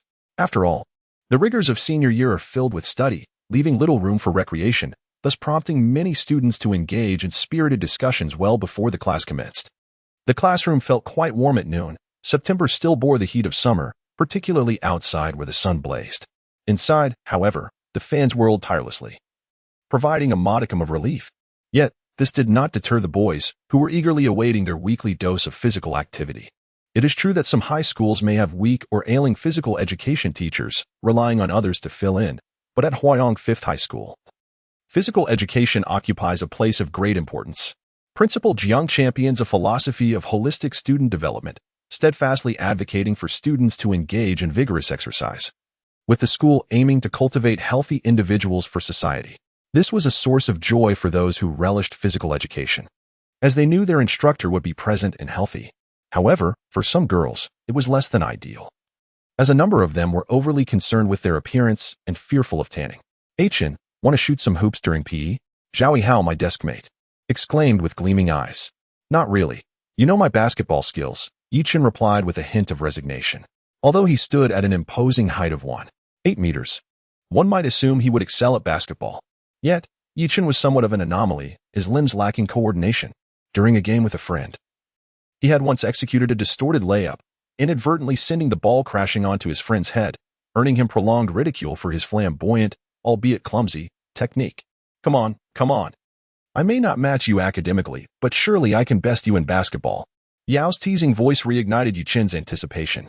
The system had once mentioned that his physical education classes would enhance his stamina, and he hoped this session would significantly bolster his attributes.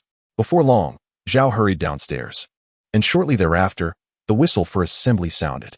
Without a doubt, it was Zhao, the enthusiastic sports committee member, who had blown the whistle. Despite his lackluster academic performance, physical education was his forte. As the classmates gathered, Zhao led the charge toward the sports field. Despite the sweltering heat, the sports field was adorned with tall trees, many of which had been part of the landscape long before the school was established, providing ample shade. A line left, look forward, rest. The familiar commands of the physical education teacher invigorated everyone. This was the first physical education class of their senior year, and they were to perform a set of calisthenics before engaging in free activities.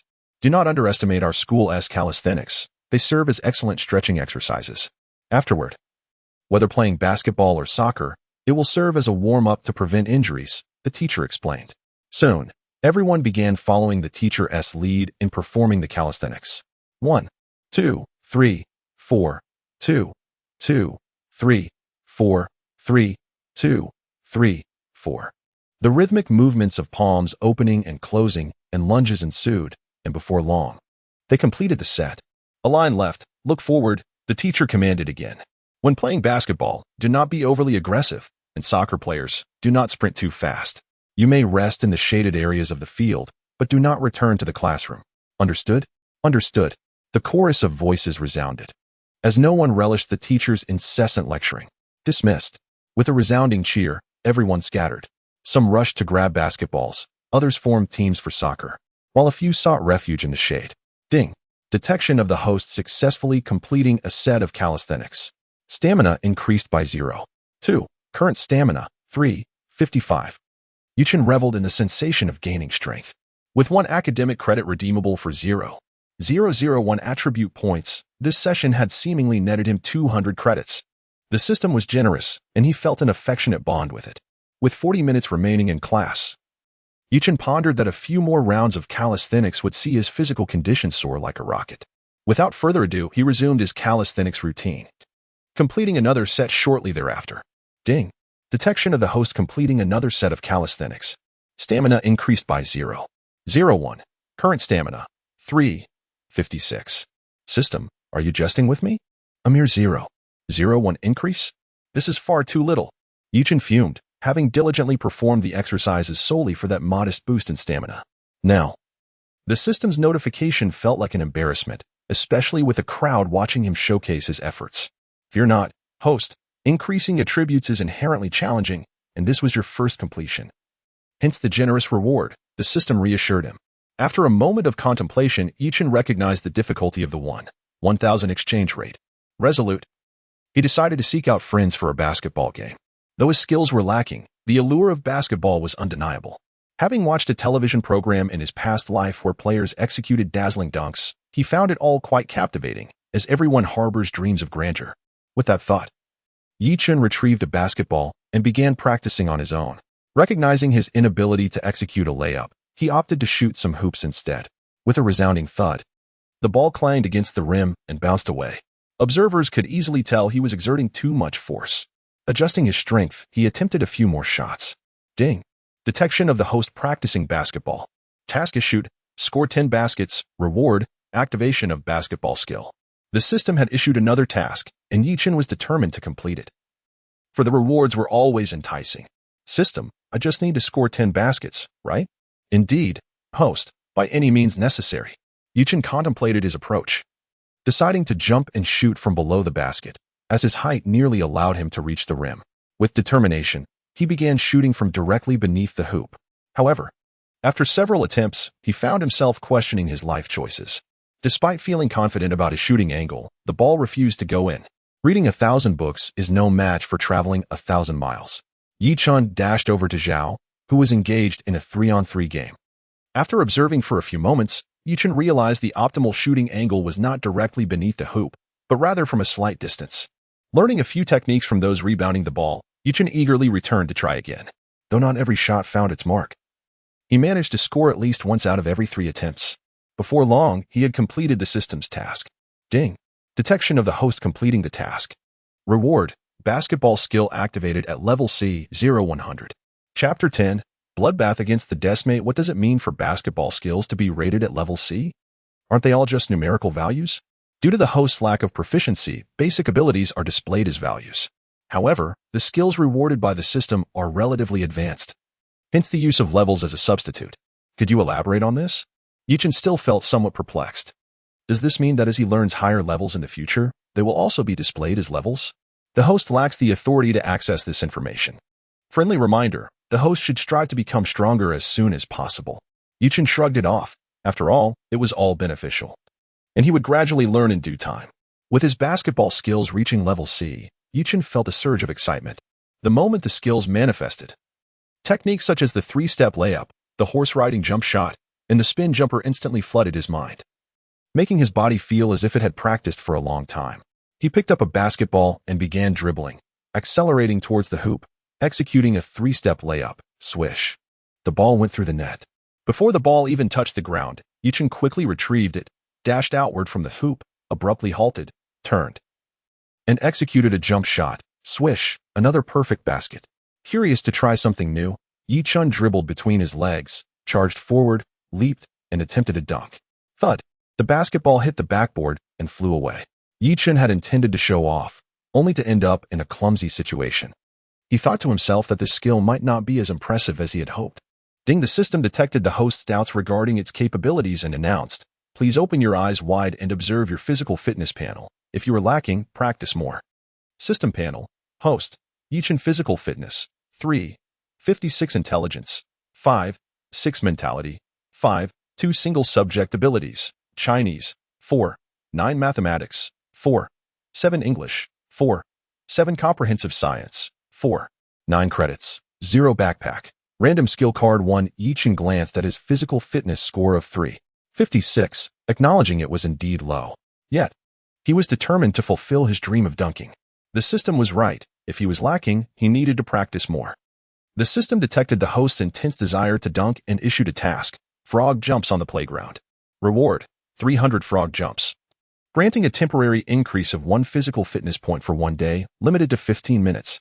With only 20 minutes left until class ended, Chen could not afford to find a less populated area and immediately began his frog jumps.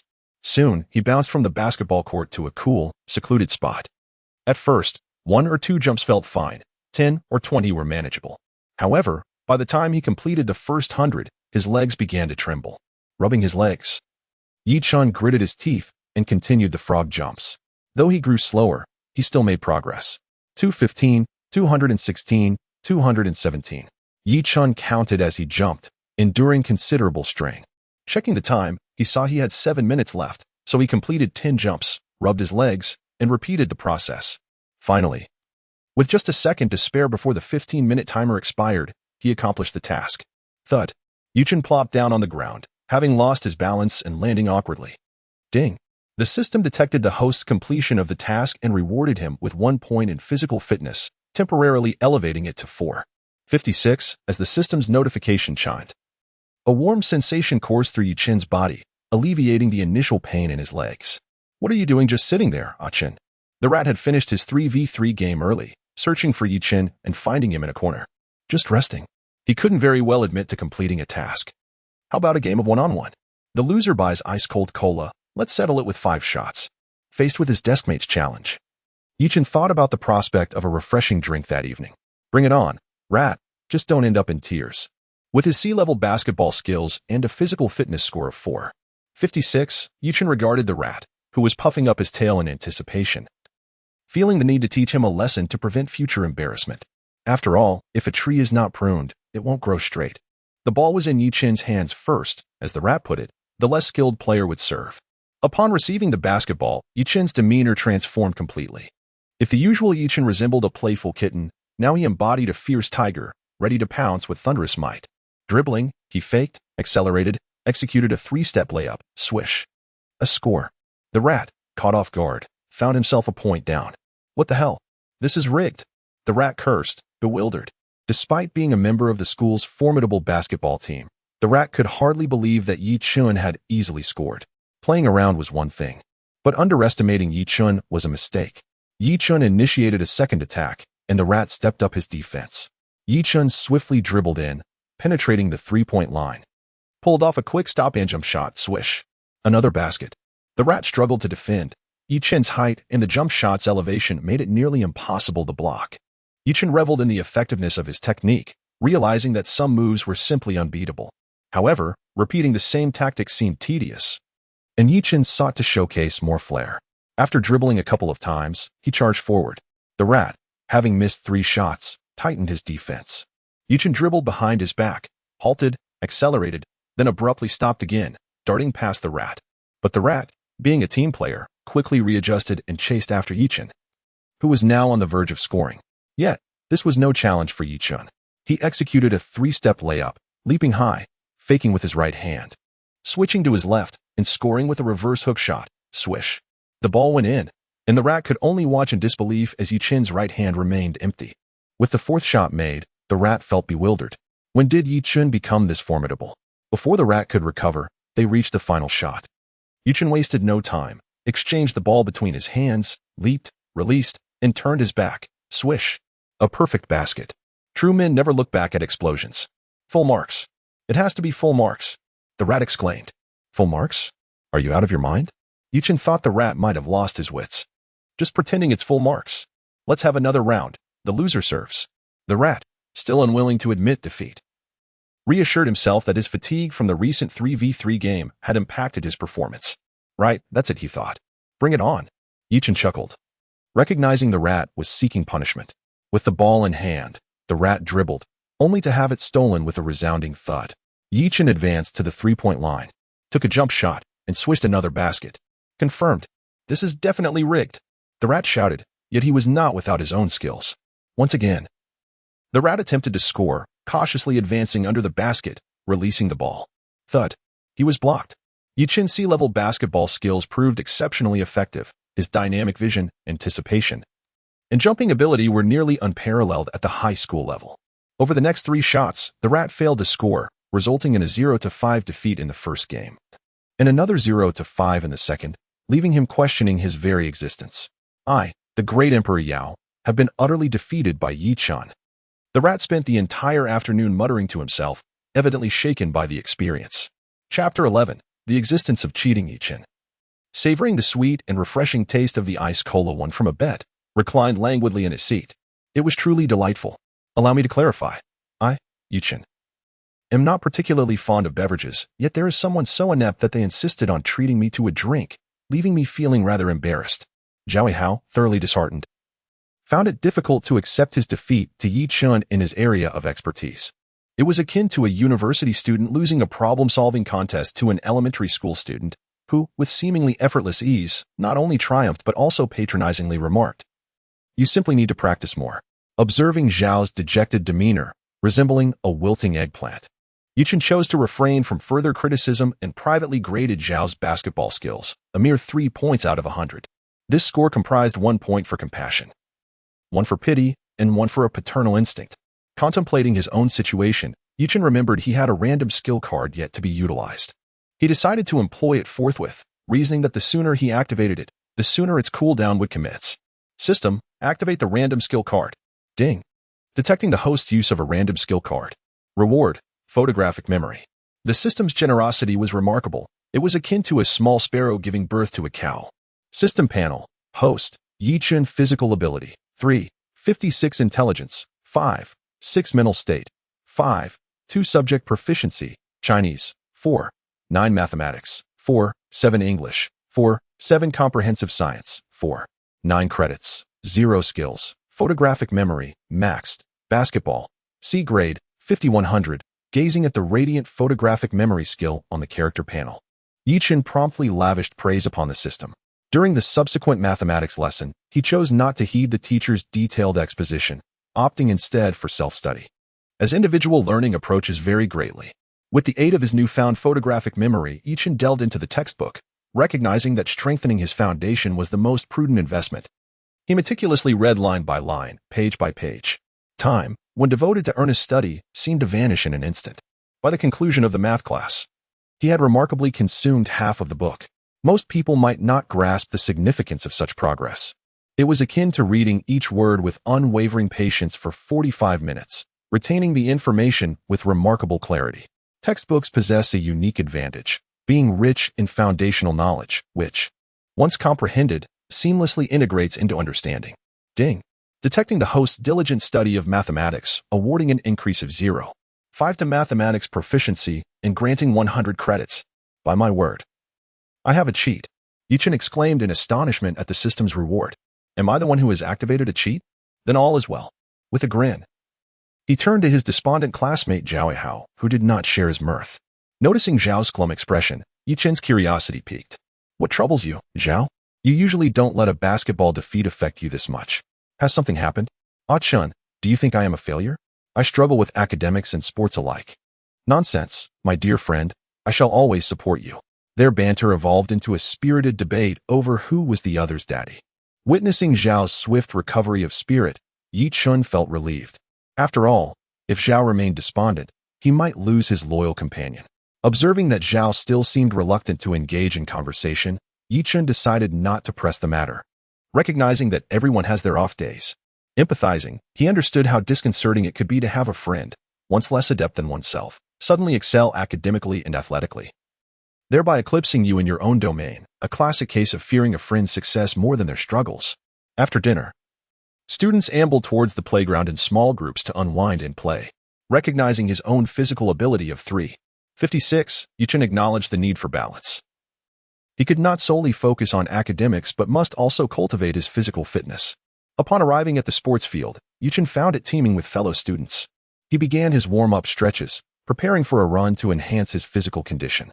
In his previous life, he had not been particularly strong, and this new chance at life necessitated a holistic approach to development, aspiring to become a robust individual. Once warmed up, Chen commenced his run. The art of running lies in maintaining a pace that is neither too swift nor too leisurely. Running too fast poses excessive strain on the body, while running too slowly yields insufficient exercise benefits. Lacking a heart rate monitor, Chen had to rely on intuition. The human body is a wondrous enigma. One finds their optimal state of exercise when they perceive themselves to be most comfortable. Soon, Chen found himself in the rhythm of running. Completing 1 kilometer in 8 minutes. Feeling invigorated, he decided to tackle another kilometer. After completing 2.5 laps, Chen gradually slowed his pace to recover. Spotting the pull-up bar, he felt a surge of motivation and quickly approached. With varying heights, he selected the lowest bar to stretch his legs, acknowledging that neglecting to stretch after exercise would render his efforts futile. Yet, stretching proved to be quite painful, as Chen's flexibility was not particularly impressive. A few stretches left him feeling strained. Adopting a different approach, he placed his feet together, interlaced his fingers, and leaned sideways to stretch, which, although still uncomfortable, was far more bearable. After completing his stretches, he began frog jumps, setting a goal of 200. Before long, beads of sweat adorned his brow. The afternoon sun was quite warm, and the exertion was inevitable. Glancing at the time, Chen resolved to return to his dormitory for a refreshing shower, as he intended to study diligently during evening self-study. Ding. Detecting the host's engagement in physical exercise during a specific time and setting, awarding a 0.2 increase in physical ability, now at 376. Seeing the system's generous rewards filled Chen with optimism for the future. Notably, during evening self-study, he observed that Zhao Hao had also begun to study earnestly and was even asking questions. Chen felt a sense of satisfaction, after all. If his progress could inspire his friend to improve as well, their futures might still align at the pinnacle of success. As the saying goes, a steed may leap 10 paces, while a slow horse may travel 10 miles, with diligence as its reward. A conducive environment undeniably influences many individuals and circumstances. When everyone is immersed in study, one is naturally inclined to engage in learning. Conversely, When everyone is at play, one is drawn to join the merriment. After all, Ming Mu's 3 relocations were, in essence, a quest for an optimal learning environment for her child. It is worth noting that an unassuming decision can often lead to profound changes, a decision that, in Zhao Hao's case, would alter the course of his life. Years later, when a certain esteemed figure reflected back, he would say, "I owe my gratitude to that particular evening of self-study in high school, where one individual guided me towards transforming my life." Time swiftly moved on to the next day. System, display the panel. System panel, host, Chen physical ability, 3.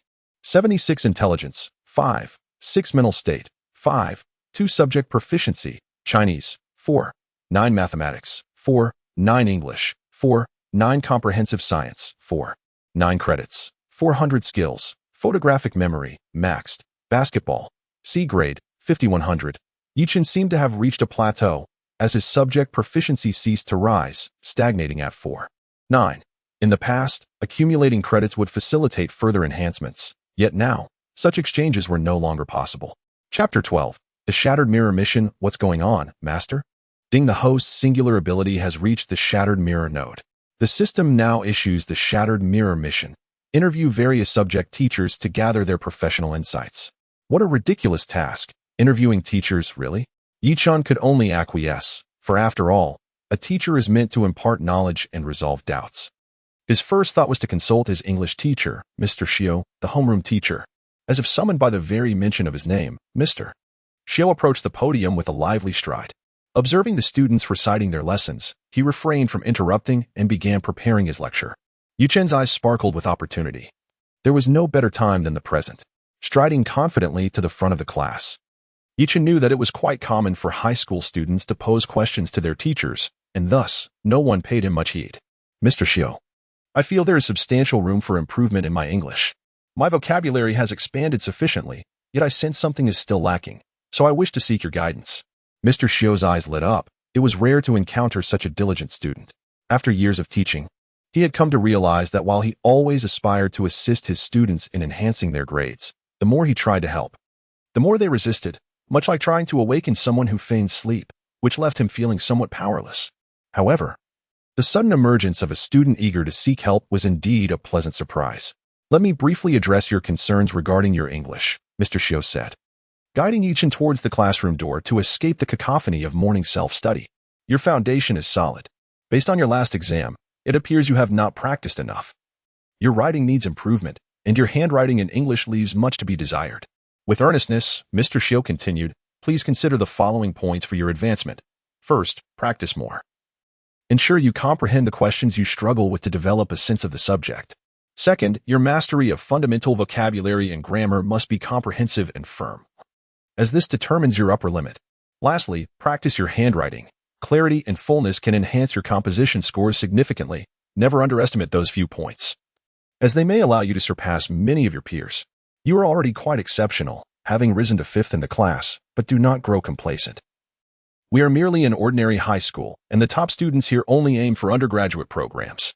Nevertheless, with your current progress, if you strive diligently, you may even reach for the prestigious 985 or 211 universities. Chen was aware of these insights, having only recently awakened his potential, which had cost him some time. Yet, he appreciated Mr. Xiao's continuous concern for his students' progress. Though their conversation was brief, Chen felt he had gained much, particularly regarding his handwriting. It was an awakening for him. Thank you, Mr. Xiao. I believe I now understand how to enhance my abilities. As Chen returned to his seat, Mr. Xiao smiled, pleased that his student had taken his words to heart. The system has detected the completion of the English teacher interview task. Reward, English ability increased by 0, 1, and 50 credits added. Upon hearing the system's notification, Chen felt exhilarated. Positive reinforcement often inspires greater motivation, for one requires acknowledgement. Fortunately, during morning self-study, 2 teachers took turns supervising the students.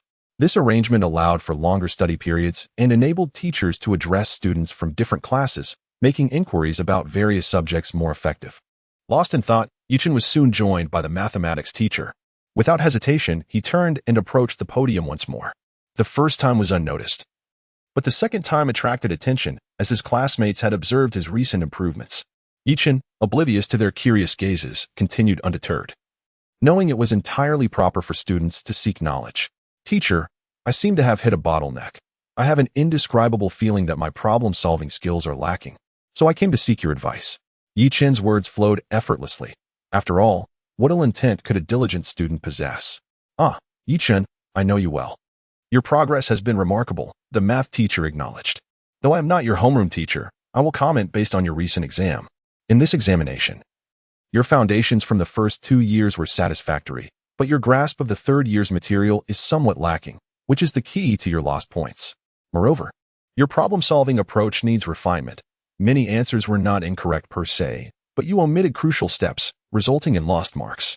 Other than that, I see no significant issues. Continue practicing to develop your problem-solving skills. I must say, your calculation abilities are impressive, 0 errors. If you can rectify these issues by the end of the term, you could also participate in the math competition. I can assist you with registration. Yi Chen found the math teacher's feedback to be astutely relevant. After teaching numerous students, he had developed an instinct for identifying problems. Expressing his gratitude, Yi Chen gradually returned to his seat. The system has detected the completion of the math teacher interview task. Reward, math ability increased by 0. 1, and 50 credits added.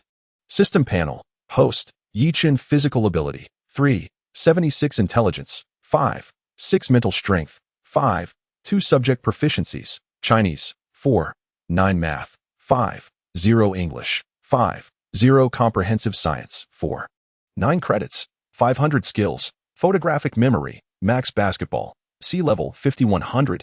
Yi Chen gazed at his improved attributes and felt a surge of anticipation. Sensing that this upgrade would lead to significant progress. Ah Chen, what were you and the teachers discussing? Seeing his friend making exaggerated expressions, Yi Chen could only smile in resignation. Indeed, the human penchant for gossip was universal. I primarily sought advice on my current academic standing and listened to the teacher's suggestions, hoping to discover further avenues for improvement. I shall join you. Noticing his classmates' renewed determination stirred something within Yi Chen. After all, during their first 2 years, they had both studied diligently but to little effect. Now, with his friend striving again, he hoped for a positive change. Before long, Yi Chen observed his friend return, head drooping and a mournful expression on his face. The teacher said my foundation is weak, and I need to practice more. Oh, woe is me. Yet, shortly after, his friend resumed reciting loudly, regardless of its effectiveness, with fervor. System, can I transfer some credits to others? Negative. Hearing the system's firm denial, Yi Chen remained undeterred. Is there truly no way to assist my friend? At this stage, no. Yi Chen pondered. If there were no options now, perhaps there would be in the future. It simply meant that the system's current level was insufficient, limiting the available functions. With this realization, Yi Chen's spirit reignited. When one ascends, all associated shall rise. My friend Zhao Hao possesses only average aptitude, yet I, Emperor Yi Chen, shall defy fate for him. Ha ha ha. Chapter 13. Mission accomplished. Despite having completed 2 advanced tasks, Yi Chen felt an urgent need to take decisive action. Having resolved to dedicate himself to his studies, he aspired to become the most diligent student. As he contemplated the upcoming classes, Yi Chen realized that he needed to be proactive. For teachers generally utilized class time for lectures, leaving little opportunity for one-on-one interactions. Study sessions were even less conducive to private conversations, after all. While everyone was engrossed in solving problems, how could one approach a teacher for a quiet chat without echoing throughout the classroom? That would be quite mortifying. Yi Chen concluded that it was imperative to seek out a teacher privately, intending to complete the system tasks for the day first. With determination, he hurried downstairs towards the teacher's office, but halfway down, he suddenly felt a pang of embarrassment. He had no idea where the teacher's office was located. After all, in his previous life, he had never sought out a teacher, and his disinterest in studying had left him unaware of the locations of the various teachers' offices. Perhaps due to the enhancement of his intellect, an idea soon struck him. He would ask the class representative, who surely knew where the teacher's office was. He decided to approach the representative for Chinese class first, as he had exchanged a few words with her in the past and felt somewhat familiar. With hurried footsteps, he entered the classroom and swiftly approached Su Rua, the class representative. Hello, Su. I would like to know where the Chinese teacher's office is. As I have a few questions to ask, Yi Chen stated plainly. A wave of masculine energy washed over him, causing Su Rua's face to flush. The sudden approach of a handsome boy would leave anyone momentarily dazed. It's the third room, third seat, she whispered softly. Although they seldom interacted, Su Ruo often collected assignments, and she noticed Yi Chen's unusual initiative in seeking help, which indicated a significant change in him. In that instant, thoughts of redemption and transformation flashed through Su Ruo's mind. Fortunately, Yi Chen remained oblivious to her inner musings. Otherwise, he would be utterly astonished by her imagination. Where is the office? Yi Chen still felt confused, having never visited that area before. What? Su Ruo's large eyes widened in surprise. After carefully assessing Yi Chen and confirming his genuine lack of knowledge, she suggested, "You can come with me. I'm heading to Teacher He's office." "Thank you so much. Let us go." Yi Chen expressed his gratitude, for Su Ruo was indeed a great help. As they walked, the distance between them was neither too far nor too close, and they engaged in casual conversation, primarily revolving around Yi Chen's rapid improvement in grades. Before long, they arrived at Teacher He's office. "Hello, Teacher He. I have a question I would like to ask. If you have a moment," Yi Chen inquired politely. Teacher He paused his writing and looked up at Yi Chen, his tone gentle as he replied, "Of course, Yi Chen. What is your question?" Only the class monitor was present, and she too was curious about what Yi Chen would ask. This inquiry was pivotal to Yi Chen's remarkable academic progress, and she was keen to listen closely. "Teacher, I feel as though I've hit a bottleneck in my Chinese studies. I find it hard to articulate my thoughts, and I'm somewhat lost, which is why I came to seek your guidance," Yi Chen explained earnestly. "Oh, I see.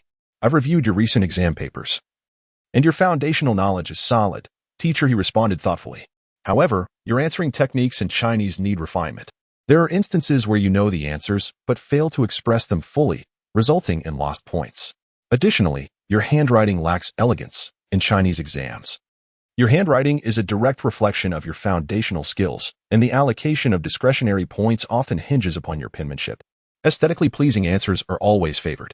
Focusing on these two aspects will undoubtedly help you achieve high scores," Teacher He advised. Listening to Teacher He, Yi Chen found his insights to be quite reasonable. He realized he needed to purchase calligraphy practice books. After all, appearances matter. One must first respect the attire before respecting the individual. "What do you think the Chinese exam will focus on?" Teacher He asked with genuine interest, as few students like Yi Chen sought out teachers to discuss their questions. "I believe the exam centers on two aspects: understanding what others are saying and articulating one's own thoughts," Yi Chen articulated, carefully organizing his thoughts. Teacher He looked at Yi Chen in surprise, appreciating the boy's astuteness and comprehensive grasp of the topic. "That's precisely it," he affirmed, then added. "But it's not limited to just that. Chinese encompasses two main themes: reading comprehension and composition. Essentially, both require skill. Chinese is inherently subjective, so one must memorize answers, identify similar phrasing, and apply them flexibly. Compositions should showcase one's breadth of reading and present coherent arguments." As Yi Chen absorbed Teacher He's advice, he nodded in agreement, finding the explanation both clear and insightful. Meanwhile, Su Ruo thought to herself, "Is this it? It sounds impressive, but the dialogue feels a bit too simplistic, leaving me somewhat speechless."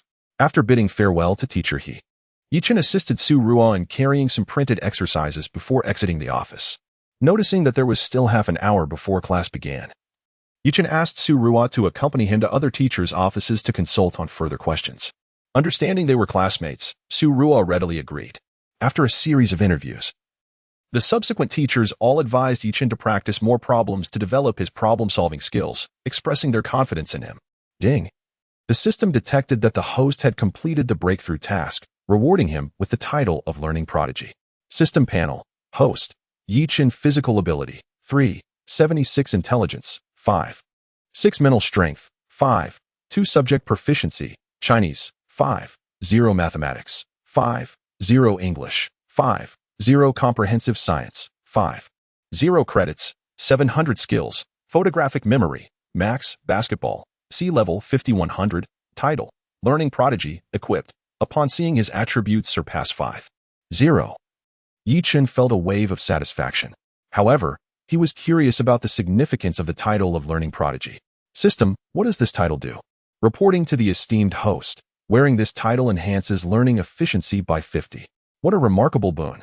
This title was nearly invincible, as it allowed him to accomplish in just over one class what would typically require 2. System: allocate points, Yi Chen commanded, investing all his credits into physical ability, as it was the only attribute below 5, 0. After witnessing his physical ability rise to 4, 46, he assessed his body and felt a significant change. Now, He believed he could execute basketball dunks with confidence. As the peculiar laughter escaped Chen, Su Ruo looked on in confusion, sensing an air of greatness surrounding him. Perhaps this was simply the lifestyle of a genius, a concept that eluded her understanding. Chapter 14. The system store opens. The common folk are truly delighted today. As Chen hummed a cheerful tune, he had not yet reached his seat when his deskmate, the rat, called out, "What good news do you have, Chen? Share it, so that I may also revel in your joy. Are you not excited for this afternoon's music class?" Chen cleverly concealed the matter of the system and replied, "Music class is a sacred realm of high school, characterized by its lively rhythms that alleviate stress. And it is cherished by all. Of course, I am excited. Singing has always been my forte. Counting this year, I have practiced for 2.5 years. I love singing, dancing, hip-hop, and basketball. That's rap, you silly rat. Your chicken feet are showing, little blackie." They exchanged smiles. For who does not enjoy a bit of brotherly affection? Ding. The system detected that the host scores in individual subjects have all surpassed 5.0. Unlocking a new feature, self-study mode. In self-study mode, the host is no longer required to adhere to conventional learning methods and may study any content at any time and in any location. Listening to the system's introduction of the new feature, Chen could not help but scoff. Should have done this sooner. What a typical case of reaping benefits while pretending to be innocent. System, can I study physical education at other times? Chen inquired, aware that his physical abilities were a significant weakness that needed addressing. Yes, host. Please strive to improve. The system affirmed, and a smile spread across Chen's face.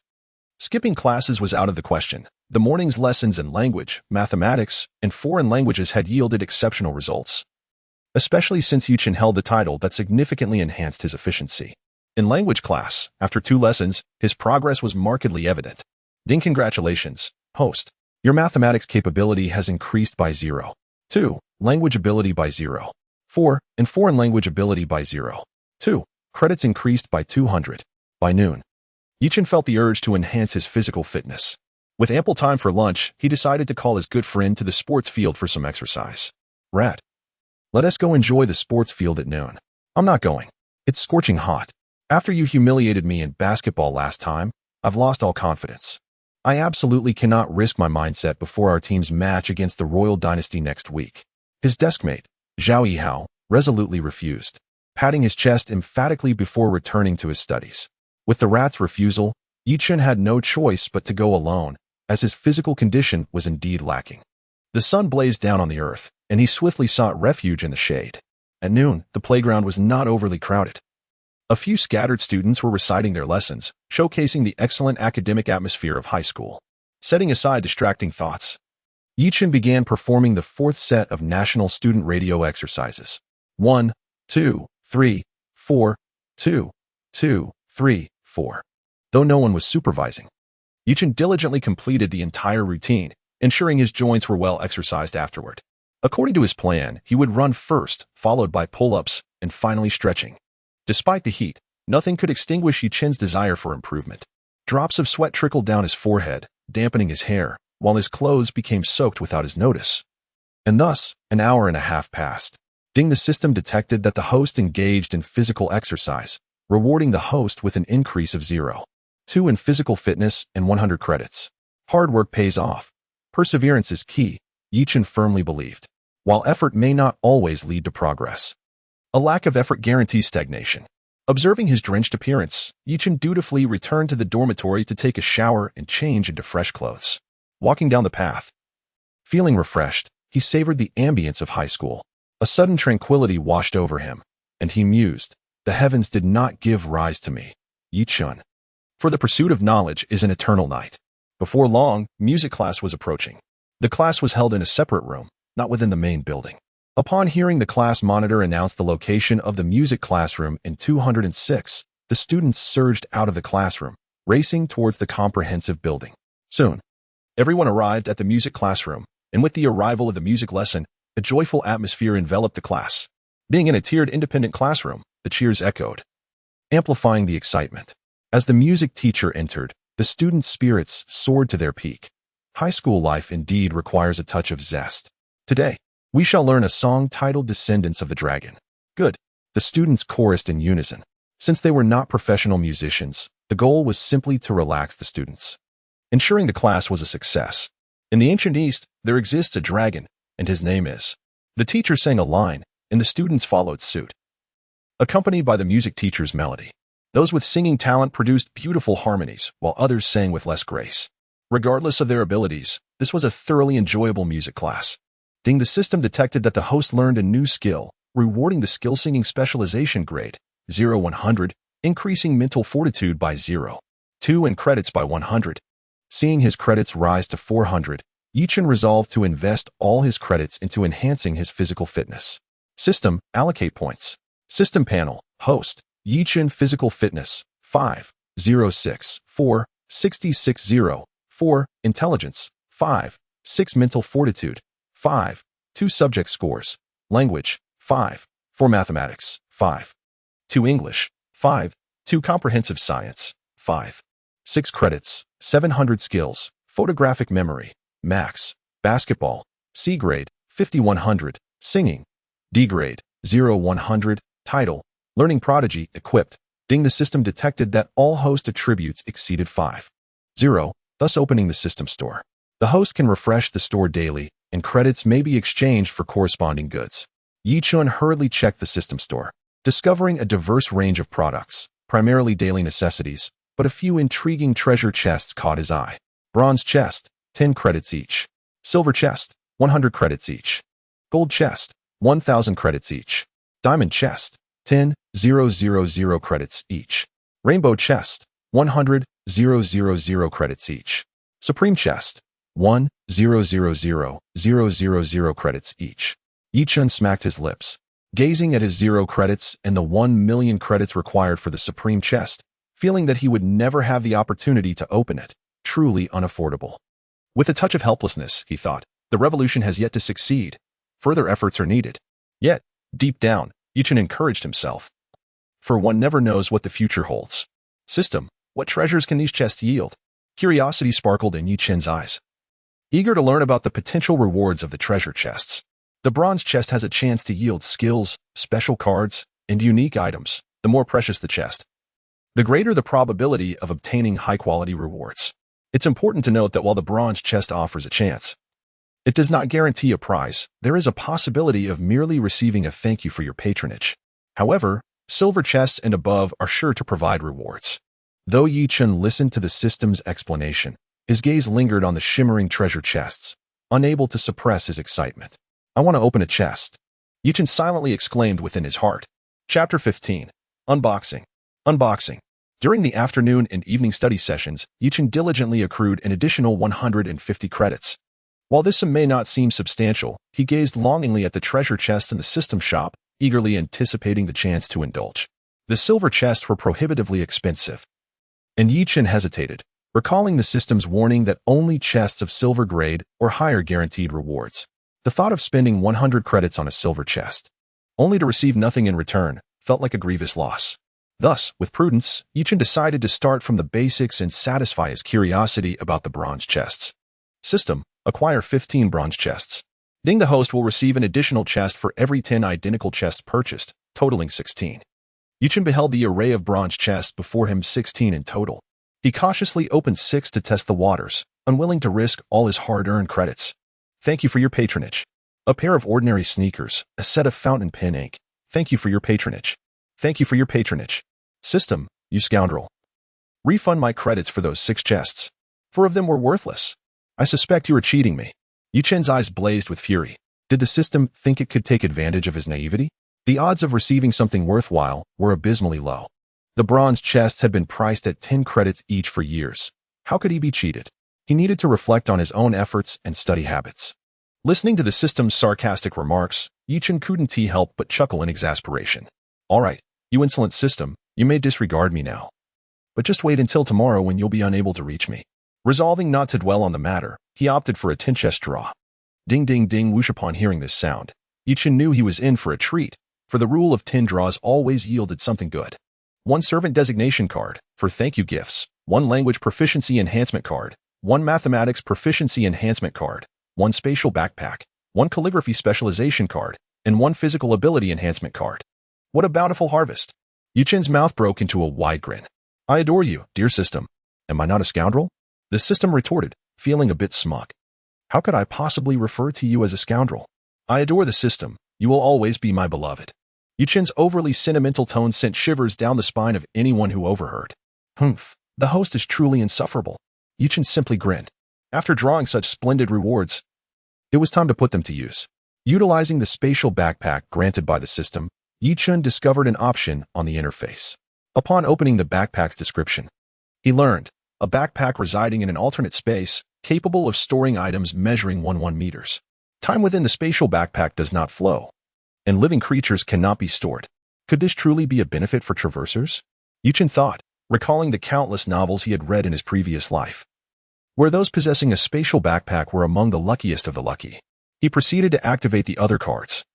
But the servant designation card bore no introduction, merely a simple note stating that it could designate a servant for the host. It was a golden card. System, what is this servant designation card? The host may use the servant designation card to select one servant and establish a master-servant relationship. The designated servant will enjoy 50 of the host's learning capabilities, and their learning actions will contribute credits to the host. Wow, utterly astonishing, Chen exclaimed, his calm demeanor failing to conceal his astonishment. It was essential to understand that Chen's learning ability had been remarkable ever since he acquired the system. Sharing this with another person was akin to granting them half of his advantage, and the prospect of earning credits through the servant's actions was simply delightful. As for the choice of servant, Chen had long since made up his mind, though he would keep it discreet. System panel, host, Chen physical ability, 6. 6 intelligence, 5. 6 mental strength, 5. 2 subject proficiency, language, 6. For mathematics, 6. 2 English, 5. 2 comprehensive science, 5. 6 credits, 0 skills, photographic memory, max, basketball, C grade, 50-100, singing, D grade, 0-100, calligraphy, D grade, 0-100, title, learning prodigy, equipped. Observing his enhanced abilities, Chen felt a wave of satisfaction. He knew he needed to practice his calligraphy, especially since he had activated that skill. Adhering to the principle of if you're going to study, study earnestly, he headed to the school store to purchase some calligraphy practice books, conveniently paired with the fountain pen and ink set awarded by the system. As he opened the practice book, Chen began with the foundational exercises, maintaining a calm demeanor as he controlled the pen. After a self-study session, he observed that his previously crooked handwriting gradually transformed into neat, straight characters. Chen had always favored the regular script, characterized by its precision and grandeur. Detecting that the host is writing with composure. The calligraphy skill has been upgraded to C grade, 0-100. Though class had ended, Chen was eager to see what C grade calligraphy looked like. He took out a blank A4 sheet and began to write. In the northern country, the landscape is breathtaking, with 1,000 miles of ice and 10,000 miles of snow. In less than 10 minutes, he had penned a piece in regular script titled Qin Yuan Chun, Snow, the characters striking and majestic. Chen nodded in satisfaction, convinced that the system produced nothing but quality. Wow, Chen, when did you practice your calligraphy? It's stunning. Howzy, observing Chen's writing, rubbed his hands together. Could you give this to me? I'll treat you to an iced cola. Faced with Howzy's request, Chen shrugged. If you want it, take it. It's just a piece of writing, after all. Woohoo. Hearing Chen's consent, Howzy dashed off with the piece in hand. Chen felt a flicker of confusion. Where was Howzy headed? He initially thought Howzy would merely keep the writing safe, but instead, he began to flaunt it among their classmates. Before long, Chen found it amusing as Howzy pranced about like a lively sprite, teasing others while proudly displaying the writing. As he boasted, "This is written by my deskmate." Impressive. Isn't it? You should practice more. The boys responded with mild interest, but when he approached the girls, the atmosphere shifted dramatically. While the girls exclaimed in awe, particularly a few who were quite vocal, Howzy soon found himself in their midst, engaging them in lively chatter about Chen's talents, occasionally glancing back at him. This scene bore a striking resemblance to the past life, where someone at a banquet would boast, "I know a wealthy individual who drives luxury cars and resides in grand villas. Our relationship is exceptionally close," implying that their acquaintance's greatness somehow reflected their own. However, Chen believed Howzy was merely trying to show off, for high school students generally mean no harm. Sometimes, amidst the tedium of study, a little excitement could lighten the mood. While Chen thought this way, not everyone shared his sentiments, and soon enough, trouble was brewing. Chapter 16. The outbreak of conflict. Alas, there are individuals who, despite their own academic shortcomings, boast incessantly, leaving those unaware to think they are exceptionally talented. A wave of derisive laughter interrupted Zhao Yihao's discourse. Was that not Li Zitao? What is sour grape? Unable to attain the fruit, and yet speaks ill of it. Zhao Yihao felt a surge of indignation at Li Zitao's words. Since their first and second years of high school, these two had experienced minor frictions. Li Zitao, the class discipline officer, found Zhao Yihao's playful demeanor irksome. Zhao Yihao's poor academic performance, coupled with his audacious behavior, only fueled his discontent. Thus, from the onset of their first year, a rivalry brewed between them. Li Zitao deemed Zhao Yihao a contaminant in the class and dubbed him Mouse. This nickname was intolerable to Zhao Yihao, who retorted with his own moniker for Li Zitao, Water Dog. Curiously, Chen once inquired of Zhao Yihao why he called Li Zitao Water Dog, noting the apparent disconnect. Zhao Yihao, with a spark of wit, explained that the name sounded fluid, just like Li Zitao's personality, always meddling in others' affairs, akin to a dog catching mice, uninvited and intrusive. Whether one can enjoy grapes depends on their availability. Unlike you, I do not flaunt others' possessions. Zhao Yihao shot back. Truly, as the discipline officer, Li Zitao not only excelled academically but also possessed a breadth of knowledge that made his retorts formidable. Zhao Yihao, undeterred, countered with a smirk. Some individuals lack even the privilege to borrow grapes, let alone indulge in them. I ponder why the atmosphere is so sour. It must be our little water dog experiencing a sour moment. In terms of academic prowess, Zhao Yihao had previously managed to outshine Chen. Yet in the realm of subtle mockery, Zhao Yihao reigned supreme, adept at veiled insults, a skill he had honed well. The classroom erupted in laughter. For witnessing this long-standing rivalry was an essential spectacle of high school life. Sensing his defeat in the verbal duel, Li Zitao refrained from further banter and directly challenged Zhao Yihao. You may be all talk, but let us see if you dare to compete in academics. Shall we wager on our next math quiz? Zhao Yihao pondered for a moment, sensing a trap, yet the taunts from Li Zitao pushed him to accept the challenge. You think you were so impressive? Your last math score was a mere 50 out of 150. With such ample room for improvement, you dare not wager? I had thought you were more formidable. With a dismissive tone laced with scorn, Li Zitao pressed on. Your fear of a challenge reveals your true nature. Let us wager on the next math test, comparing our scores based on improvement. Do you accept? After a moment of contemplation, Zhao Yihao, driven by youthful vigor, agreed. Very well. The loser must treat the entire class to iced cola. Both were prosperous enough to engage in a wager, primarily motivated by the desire to outshine one another. Thus, they settled on the upcoming math quiz, their competitive spirits ignited. Li Zitao, dismissing the conversation, opened his math book, prompting Zhao Yihao to hastily return to his seat. Realizing the seriousness of the situation. Well done, Zhao Yihao. You truly are a man of resolve. Chen began to regard Zhao Yihao with newfound respect. Acknowledging the gravity of his academic plight. Help me, Chen.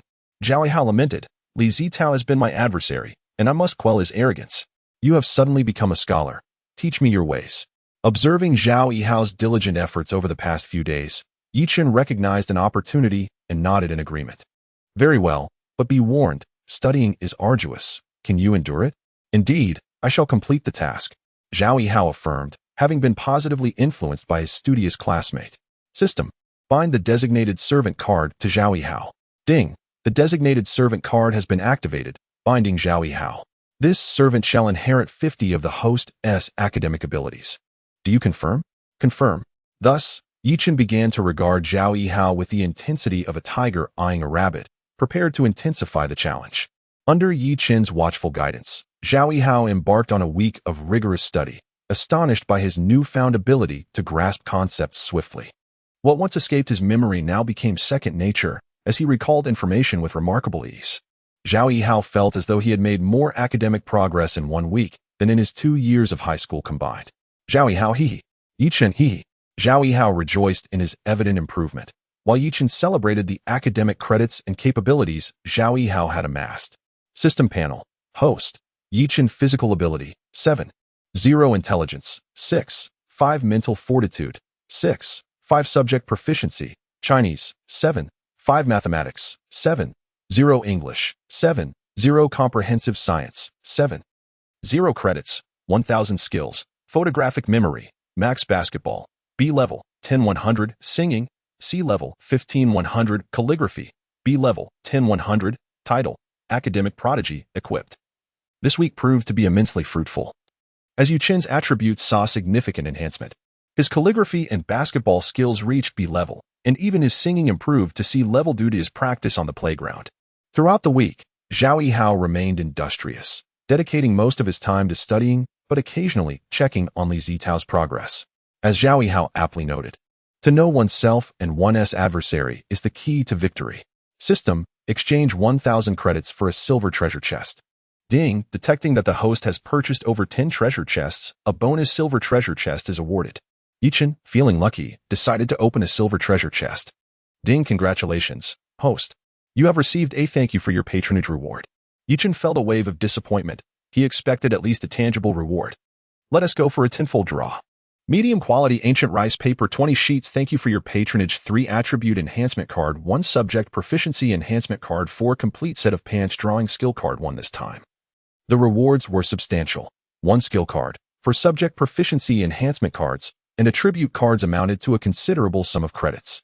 Moreover, Chen had long wished to experiment with the ancient rice paper, historically favored by court officials, indicating its high value. What a bountiful harvest. Chapter 17. In-class test. Without a moment's hesitation, Chen devoted all the skill enhancement points he had just acquired, for he believed that the sooner one utilized them, the quicker they would cool down. The in-class examination commenced as the mathematics teacher arrived, heralding the onset of this competition.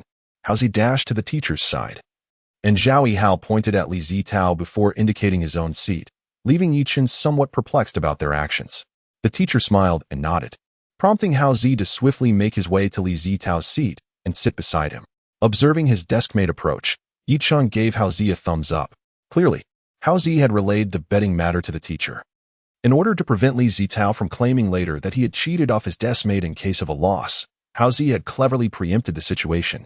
Soon, the test papers were distributed, and Chen glanced over the paper, finding it rather straightforward, so he began to answer. However, things were not as tranquil for Haozi. The two exchanged intense gazes, neither willing to yield, and the atmosphere was thick with tension. As they commenced their responses, Haozi was the first to inscribe his name. Though Li Zitao would not back down easily, completing the first question ahead of him, Haozi closely followed. Yet Li Zitao finished the mathematics exam first while Haozi struggled to complete the larger problems. Class monitor Li had already begun to check behind him, while Zhao appeared flustered, evidently overwhelmed by the final complex question. Ding dong. Ding dong, the examination concluded. This is a sure win. Li Zitao, prepare to buy water, Haozi proclaimed confidently. Not so fast, Li Zitao retorted. I believe I still have a chance. He recalled that during the last mock exam, he hadn't exerted his full potential. Though he had enjoyed leisure during the holiday, he had recently regained his footing in practice, ensuring significant progress in this test. After all, results would be revealed tomorrow, and the victor would soon be apparent. Returning to his seat, Haozi suppressed his exhilaration, feeling that he had performed exceptionally well this time. Concepts he previously struggled with had begun to take shape in his mind. What did you choose for the first question? Chen. I chose C. I chose C as well. The second question is B. After comparing answers with Chen, Haozi felt assured. The multiple choice and fill-in-the-blank questions posed little difficulty. The only discrepancies arose with the final major question and the last fill-in-the-blank, as the latter was not addressed due to the impending language class. This lesson was dedicated to the appreciation of poetry, and Chen preferred self-study, recognizing that everyone's circumstances differ. Practice calligraphy, practice calligraphy. Chen took out his calligraphy book, which had significantly fewer blank pages than before, indicating his diligence in practice. One benefit of calligraphy is that many practice books feature prose or poetry from high school, allowing Chen to enhance his linguistic abilities while honing his writing skills, a dual achievement.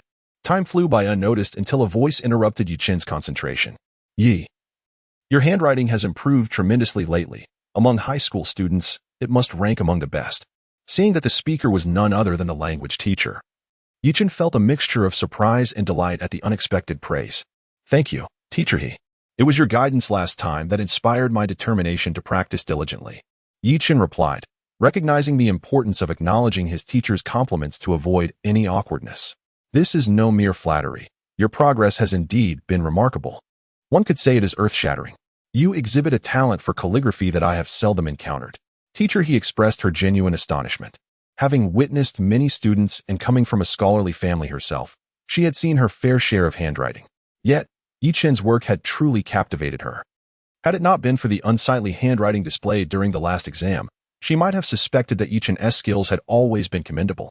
I have been practicing on my own, and it appears to have paid off, Chen said with a grin, his eyes radiating confidence. The language class soon came to an end, giving way to the afternoon schedule of physics, chemistry, and psychology. The psychology class proved quite engaging, with the teacher playing soft music and presenting a few small tests, turning the session into an enjoyable game that passed quickly. Ding, the system's notification chimed, indicating that Chen had completed his psychology class, awarding him an intelligence boost of 0.2 and an increase of 20 credits. Listening to the system prompt, Chen had grown indifferent, for his foundational skills had improved significantly, rendering these minor advancements less surprising than before. Nevertheless, he felt a sense of joy with each step forward. After class, Chen initially intended to play basketball on the playground, but suddenly the language class representative approached him. Ah, could it be that someone has finally been captivated by my flawless exterior, melancholic gaze, and rich in herself? How should I gracefully decline her advances? He mused, opting for a more resolute stance, prioritizing his studies. Ah, this wretched charm of mine, he thought in a fleeting moment. Chen, the language teacher asked you to visit her office after class. She has something to discuss, Su Ruo said sweetly. Oh, all right. Disappointment washed over him. It turned out to be merely a message from the class representative. He had briefly entertained thoughts of his own allure, feeling a twinge of embarrassment. Grateful that no one else was aware of his musings. Without delay, Chen hurried to the language teacher's office, eager to finish and head to the playground. Teacher, you called for me? Yes, I have a competition you may want to consider participating in. What competition? Chen asked, puzzled, for he had maintained a rather average performance. And he thought teacher he had not yet recognized his potential, especially after placing 5th in the last mock exam. It is the Huayong City High School pen calligraphy competition. I noticed your penmanship during our last session and found it quite impressive. I believe you should give it a try. The first prize is a reward of 10,000 yuan. Teacher, he explained, her tone casual. Prompted by a sudden whim after hearing about the competition from her father and noticing Chen's commendable penmanship, it was a valuable opportunity for personal growth, as one's experiences often outweigh theoretical knowledge. Absolutely, teacher, I am eager to assess my own capabilities. Chen readily agreed, drawn to the enticing prospect of the grand prize. Very well, please come to see me this Friday to practice your writing, and I will assist you with the submission. Thank you, teacher, Observing Chen's eagerness, teacher, he felt a sense of satisfaction, having encountered a hidden gem in her brief teaching career, which brought her inexplicable joy. After bidding farewell to teacher, Chen contemplated skipping the playground in favor of practicing calligraphy, realizing that enhancing his skills would prove far more beneficial. Let's go. Time to practice calligraphy. Chapter 18. The results are out today. The common folk are truly elated. Early in the morning, Chen heard the lively singing of his friend, and he pondered why there was no holiday, yet his companion was so jubilant. With a silly grin on his face, Chen found himself somewhat puzzled. Ah, Chen, just watch me crush Li Zitao today, his friend exclaimed, relishing the thought of indulging in the enemy's icy cola, which was bought at great expense. Observing his friend's exuberance, Chen teased, aren't you afraid he might surpass you? What a joy you are experiencing. With an air of confidence, his friend replied, no worries about that. Just wait and see.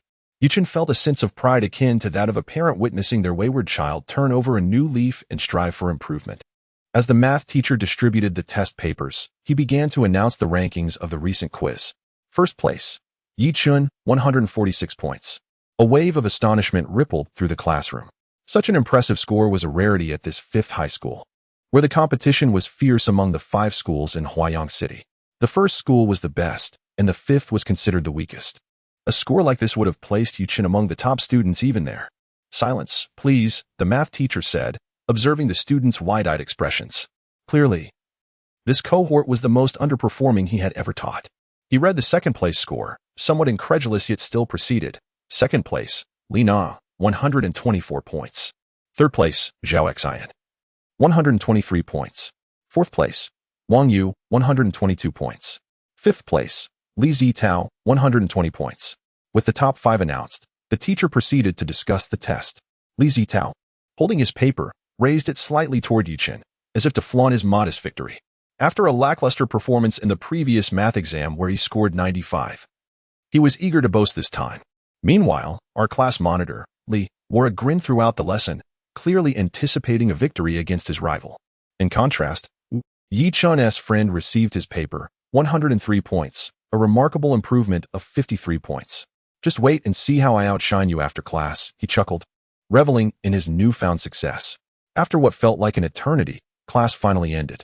Yi Chen knew a spectacle was about to unfold as his friend meticulously folded his paper and tucked it into his pocket. He approached the class monitor, wiggling his hips playfully, and said, "Oh dear, let's see how our dear Li has progressed." To which he feigned shock. "Wow, you've improved by over 20 points. How terrifying." Feigning modesty, he turned to leave. However, Li Zitao was not one to let him escape easily. He reached out to grab him, unwilling to let his rival slip away. Feigning resistance, his friend placed his paper on Li Zitao's desk, 101 points, the bold red letters a sharp contrast to Li's own score. "I lost. I actually lost," Li Zitao thought, feeling as though he had just swallowed a fly. The embarrassment of his friend's antics was palpable, and he bristled at the realization of his defeat. "Fine, I acknowledge my loss. I'll cover the drinks at noon," Li Zitao conceded. Though his expression betrayed a hint of pain, even a small sum could weigh heavily on a high school student's budget. "Thanks to our generous Li, everyone will enjoy ice-cold cola." Yu Chen's friend chimed in, basking in the applause that followed. As the clapping echoed around the room, Yu Chen couldn't help but find his friend's antics amusing. Returning to his seat, he began to perform. "What do you think of my acting, Chen? Full marks." "Of course." Yu Chen chuckled, surprised by his friend's flair for the dramatic. He glanced over to see Li Zitao, now resembling a defeated rooster, slumped in his seat. In that moment, a wave of nostalgia washed over him, reminiscent of the time he had been thoroughly beaten in basketball by Yi Chen. Yet, the memory did not dim his smile. Rather, it transferred the joy from Li Zitao's face to his friend's. The laws of energy conservation were at play. The essence of knowledge was indeed profound. Feeling exhilarated, Yi Chen resumed practicing his calligraphy during class, a bold move indeed. But he had the privilege of excelling in his studies. From dawn to dusk, he practiced diligently. His strokes became graceful, and his characters were not only neat but also breathtakingly beautiful. Ding! Congratulations, host. Your calligraphy practice has reached 100 hours. Reward, mastery in calligraphy. System panel. Host, Yi Chen physical ability, 7. 5 intelligence, 7. 0 mental strength, 7. 0 subject proficiency, Chinese, 8. 0 mathematics, 7. 5 English, 7. 5 comprehensive science, 8. 0 credits, 20 skills, photographic memory, max basketball, B level, 10-100, singing, C level, 15-100, calligraphy, A level, 0-100, title, learning prodigy, equipped. Yi Chen surveyed his enhanced attributes. Particularly pleased with his newfound A level in calligraphy, he felt a sense of fulfillment in his gradual progress.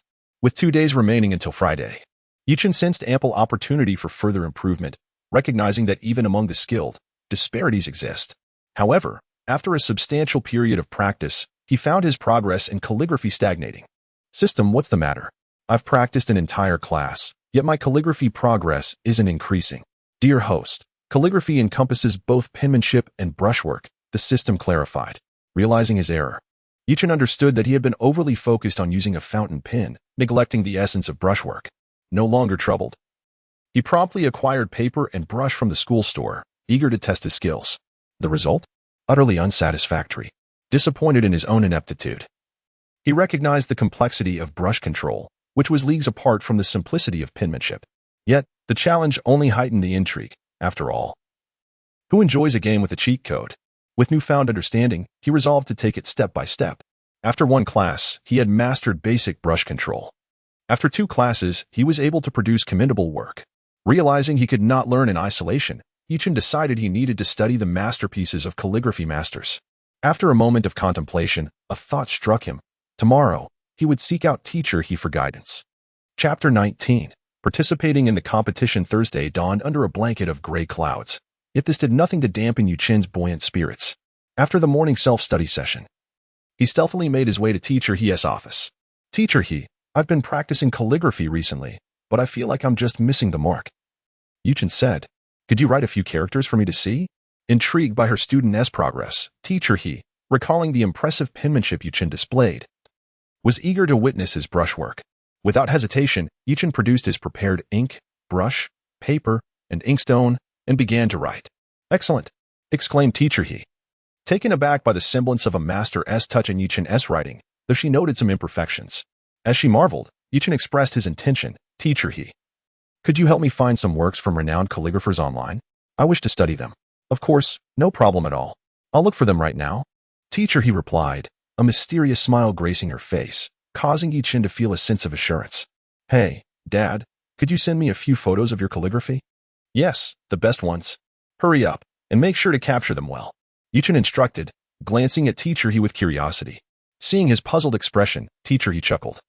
"My father is the president of the Huayang City Calligraphy Association, so it's quite normal for him to have a collection."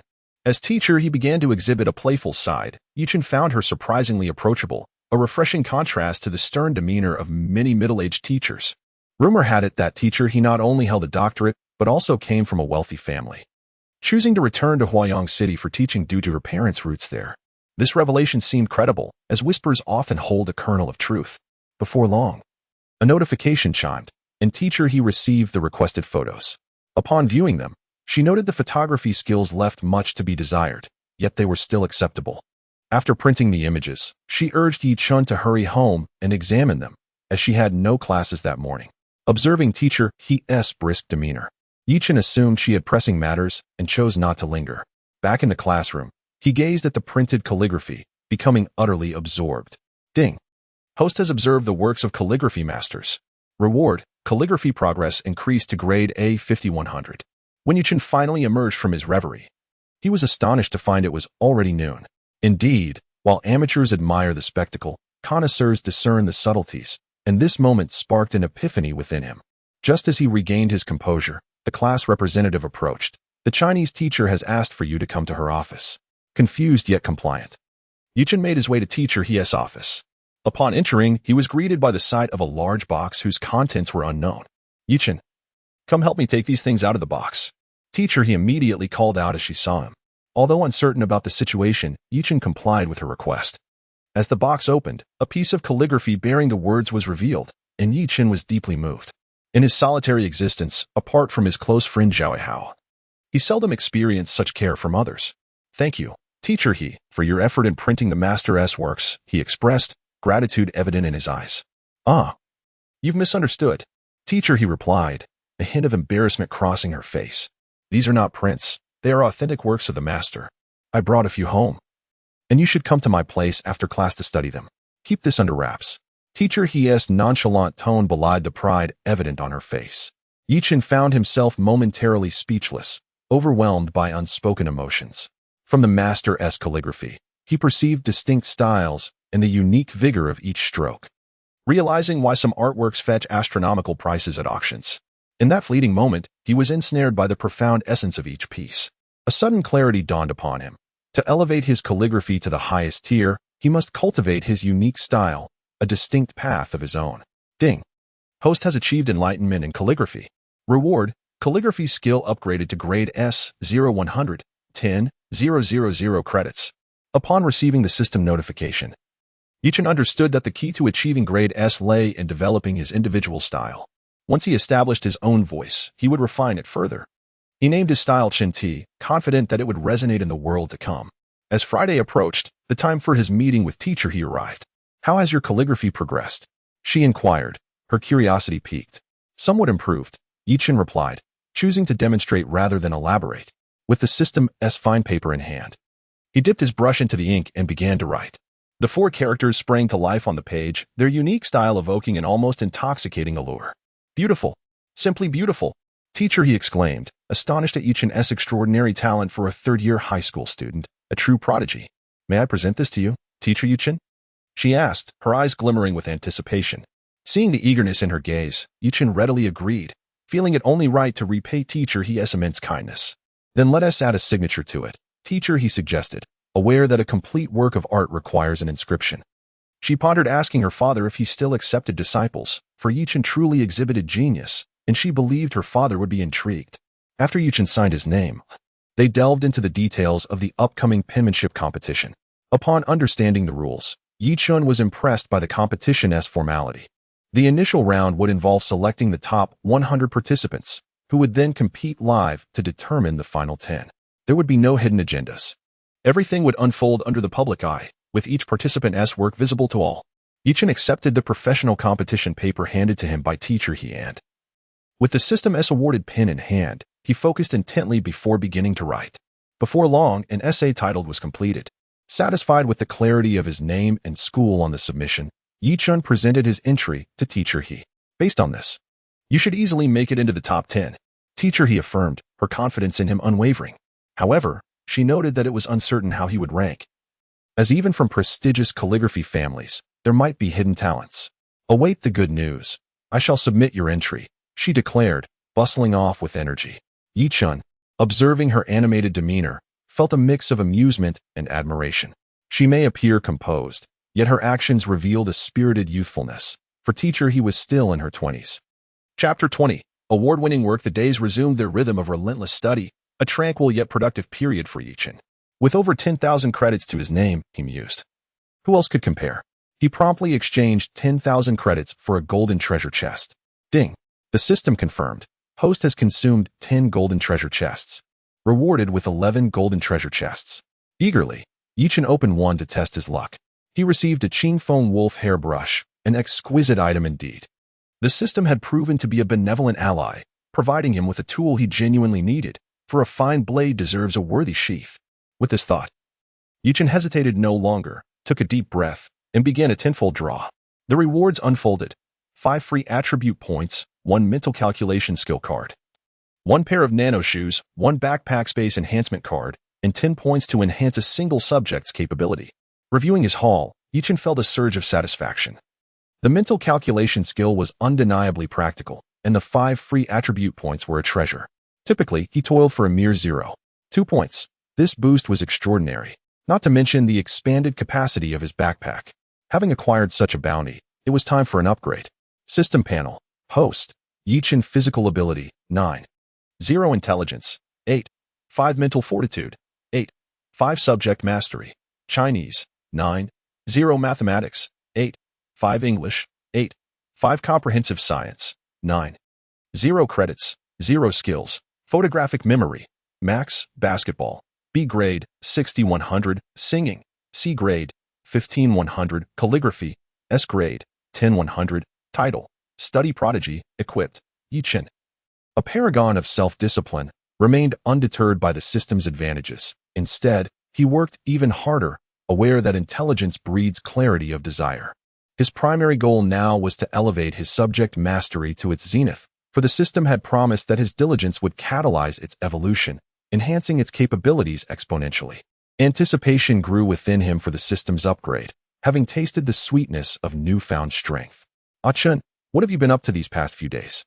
In response to the curious gaze of his friend, Hausi, Chen recounted his participation in a calligraphy competition. Impressive.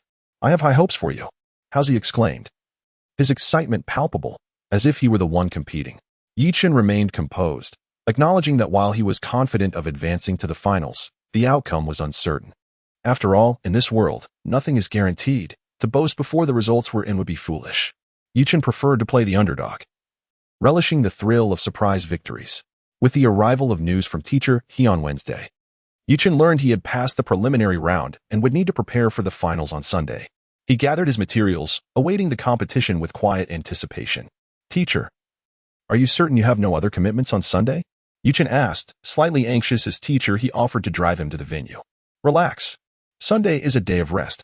I simply wish to join in the excitement. Teacher He replied cheerfully, easing Chen's concerns. Upon arriving at the competition venue, the examinees were handed papers with the simple yet challenging task of writing the preface to the pavilion of Prince Teng. Time was limited to an hour, which included judges' comments and the award ceremony, totaling just 4 hours. As the bell rang, the candidates began to write. Chen inhaled deeply, focusing intently as he set to work. Ding! The competition concluded, and participants rose as the proctor collected their papers. Soon, they were ushered outside. How do you feel, Yi? Teacher He inquired, bounding towards him in casual attire. Not too bad.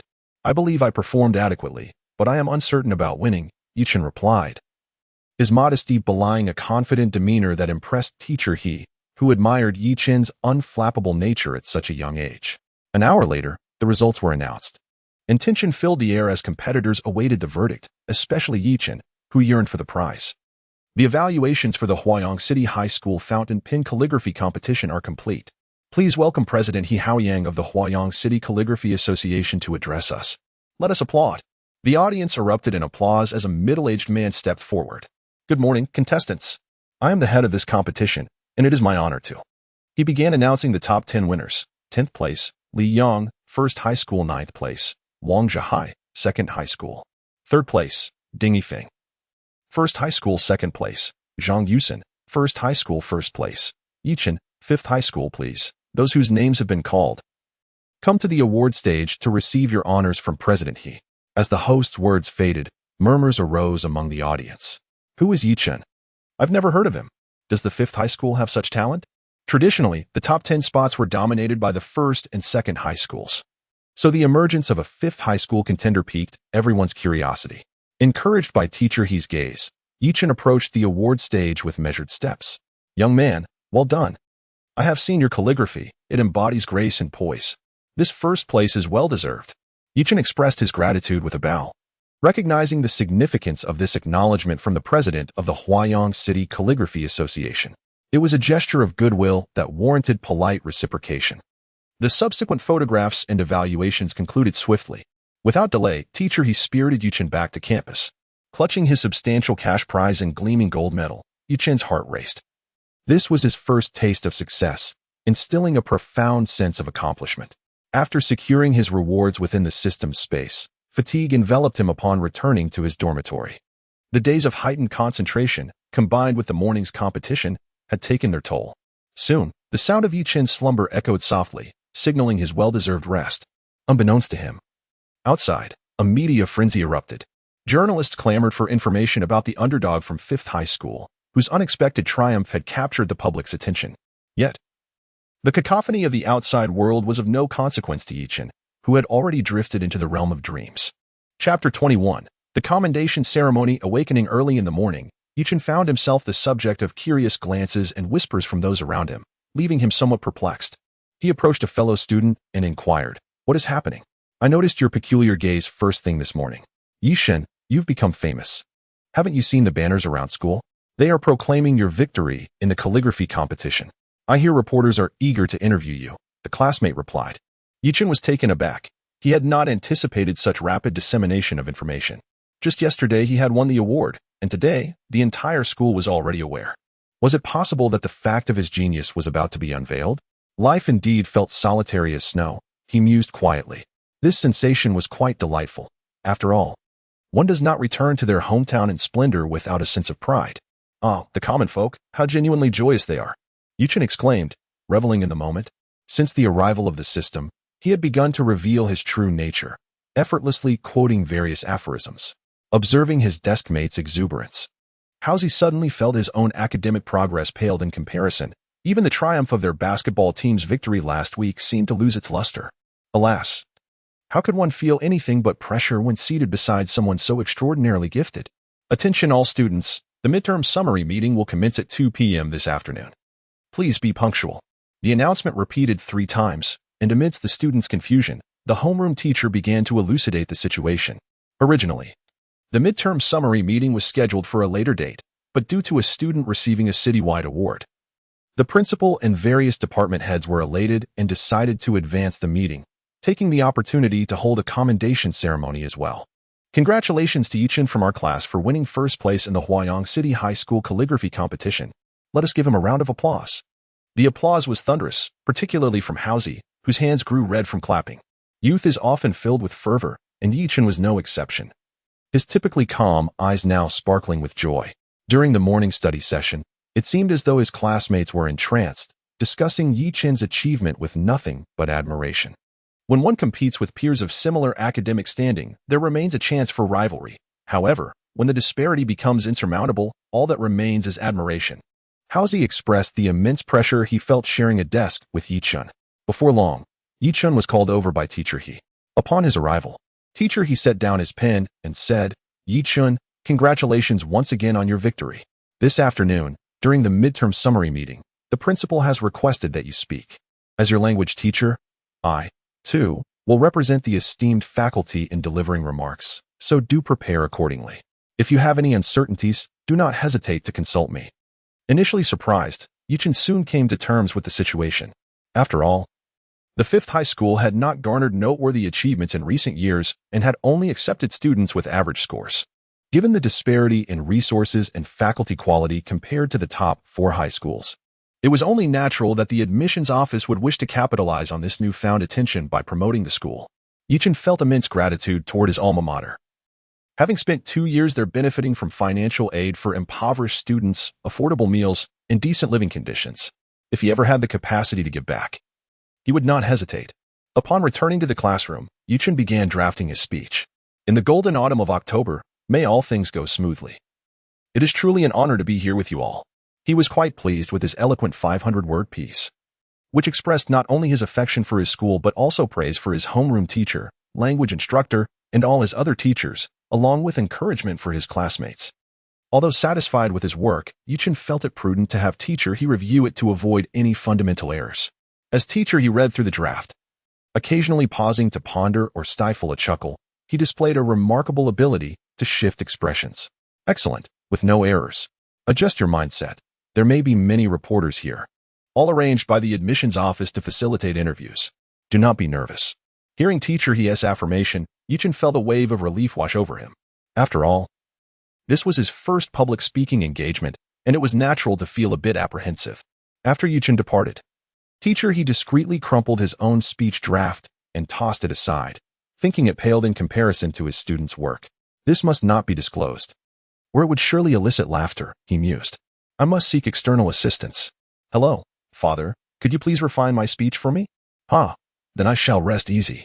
Chen thought, unaware that his respected teacher he had rewritten his speech entirely.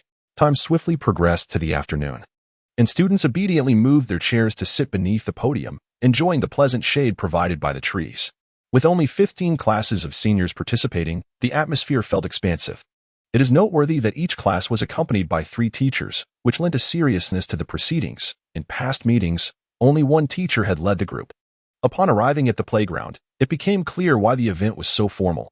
The table beside the podium was filled with admissions office staff busily attending to guests, and equipment such as tape recorders and cameras were already set up.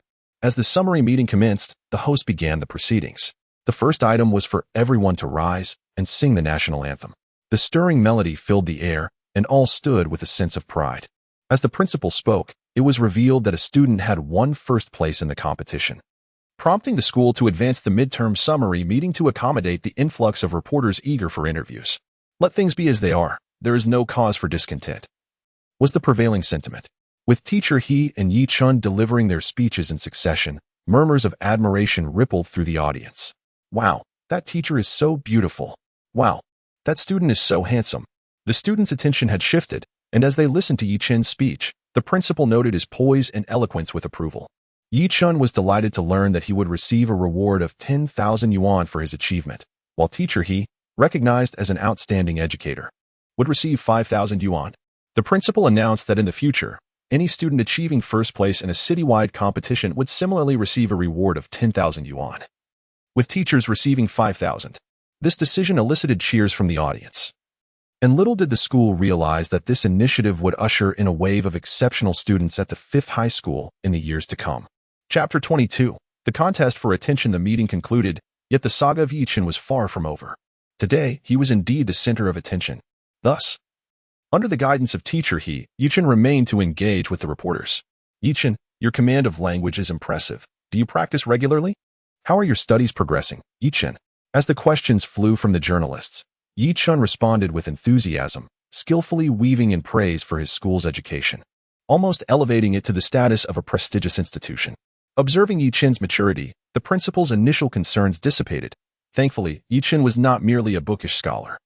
The interview proved mutually beneficial. The school garnered publicity while the reporters obtained first-hand material, leading to a harmonious outcome. Just then, Principal Jiang received a phone call right after the meeting. You're inquiring about Chen? He is indeed a student of our school. What? Transferring to your school? Dream on, Wang Fatty. He hung up, grumbling to himself about how everyone seemed eager to poach his promising student. After all, it was rare for their school to produce such an exemplary pupil, and the moment news spread, rivals were already scheming to lure him away. As another call came through, Jiang couldn't help but wonder if it was yet another attempt to snatch his student. "Hello, Principal Li, what can I do for you?" "What? You wish to poach my student as well? Not a chance. You might as well put those thieving intentions away." In a short span, Principal Jiang received countless calls from various institutions, all seeking to recruit Yi Chen, and he firmly rejected each one. However, he remained concerned. It was one thing to fend off the thieves, but he needed to ensure Yi Chen wasn't tempted to leave. "Did you need something, Principal?" Upon Yi Chen's arrival at the office, Jiang's previously dark demeanor brightened. "Ah, Yi Chen, please sit down. No need to stand on ceremony." Yi Chen felt somewhat uncomfortable with the principal's warm reception. "Is everything well at school?" "Quite well, Principal." "Any difficulties?" "No difficulties at all." Since winning the competition, Yi Chen had experienced a substantial improvement in his circumstances and genuinely had no issues. Noticing Yi Chen's lack of concerns, Principal Jiang felt it was time to address the pressing matter. "There are prestigious high schools interested in recruiting you. What are your thoughts?" Without hesitation, Yi Chen replied, "I don't wish to leave. Fifth high school is quite satisfactory." Hearing this, Principal Jiang felt a wave of relief wash over him. "Excellent. As long as you wish to stay, Fifth high school will always support you." They exchanged pleasantries, with Jiang assuring Yi Chen of his scholarship and various privileges. Principally, Jiang's anxious demeanor struck Yi Chen as amusing. After Yi Chen departed, Jiang promptly arranged for a driver to head to the Education Bureau without delay. "Behold my cunning plan." Upon arriving, he began lamenting, "Fifth high school is struggling.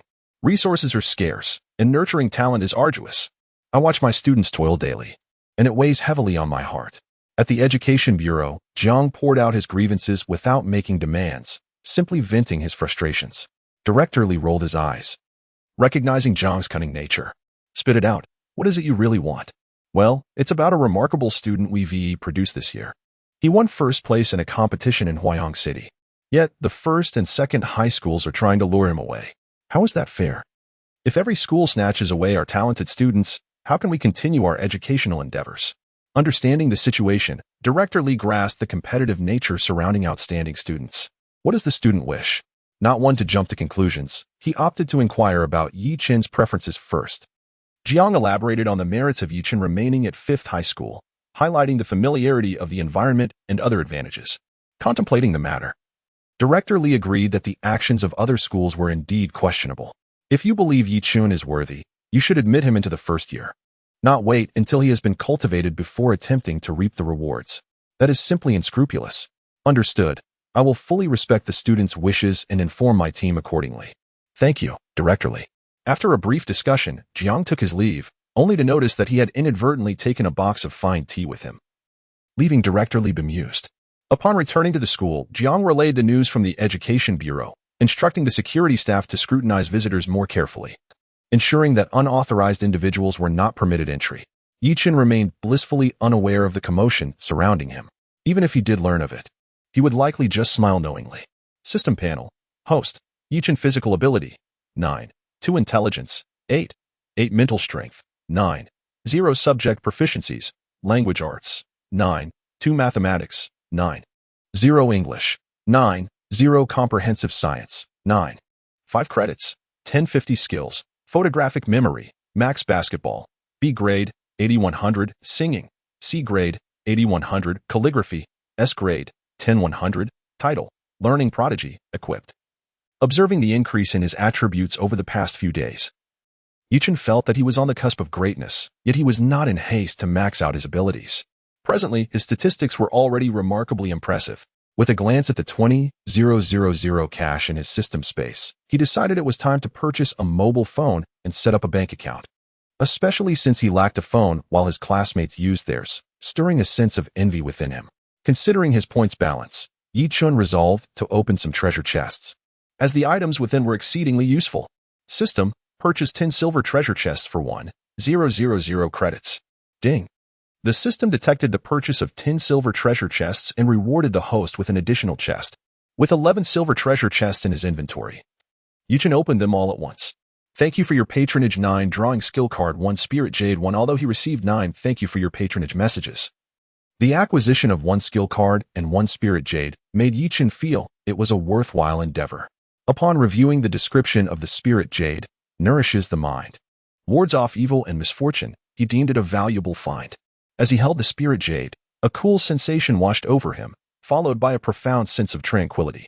Observing the system panel, he noted an increase in mental power by 2 points, which felt incredibly advantageous, considering it was a wearable item that provided a significant boost in reality.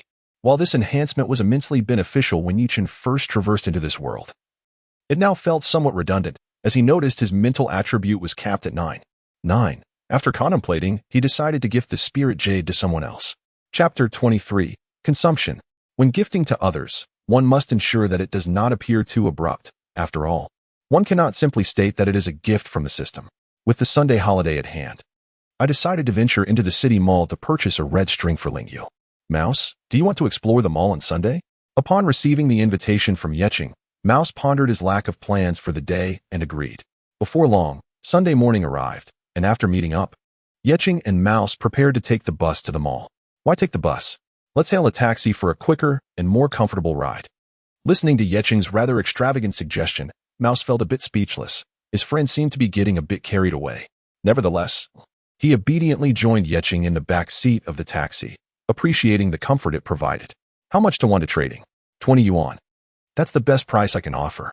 Considering the distance of over 10 kilometers, Chen found the fare reasonable. The driver drove swiftly, and they arrived in about 15 minutes. Chen first went to the bank to apply for a debit card, realizing that carrying cash everywhere was impractical.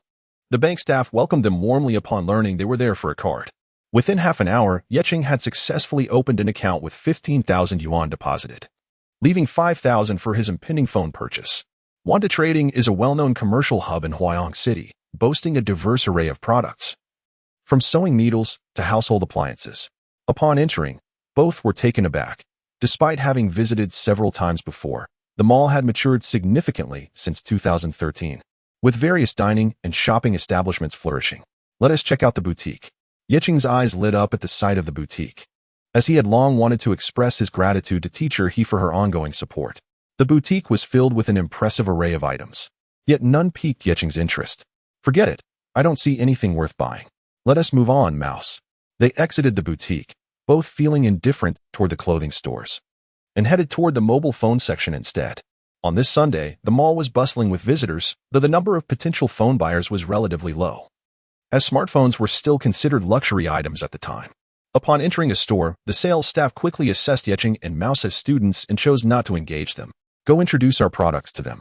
The speaker, Bai Ling, a top sales representative at the Mi Bao phone store, could easily recognize whether potential customers were likely to make a purchase. Seeing that Chen and Mouse were undoubtedly high school students, Bai Ling assumed they were merely browsing, as high school students rarely came to buy phones without parental approval. Thus, she sent a new intern to assist them, eager to avoid wasting her own time. Hello, gentlemen. May I introduce you to our products? Upon hearing the intern's greeting, Chen nodded, eager to learn about the phones, as he was not well versed in the latest technology. This model is our Mi 2, priced at 2,999 yuan. A gasp escaped from Mouse. In 2013, a phone costing nearly 3,000 yuan was a significant expense. Coming from a modestly comfortable family, his weekly allowance was merely 50 yuan, making it clear how long it would take to save for such a purchase. Noticing Mouse's reaction, the intern quickly added, "We also have the Mi 1, which, while lacking some features, is priced at 999 yuan and is perfect for basic communication."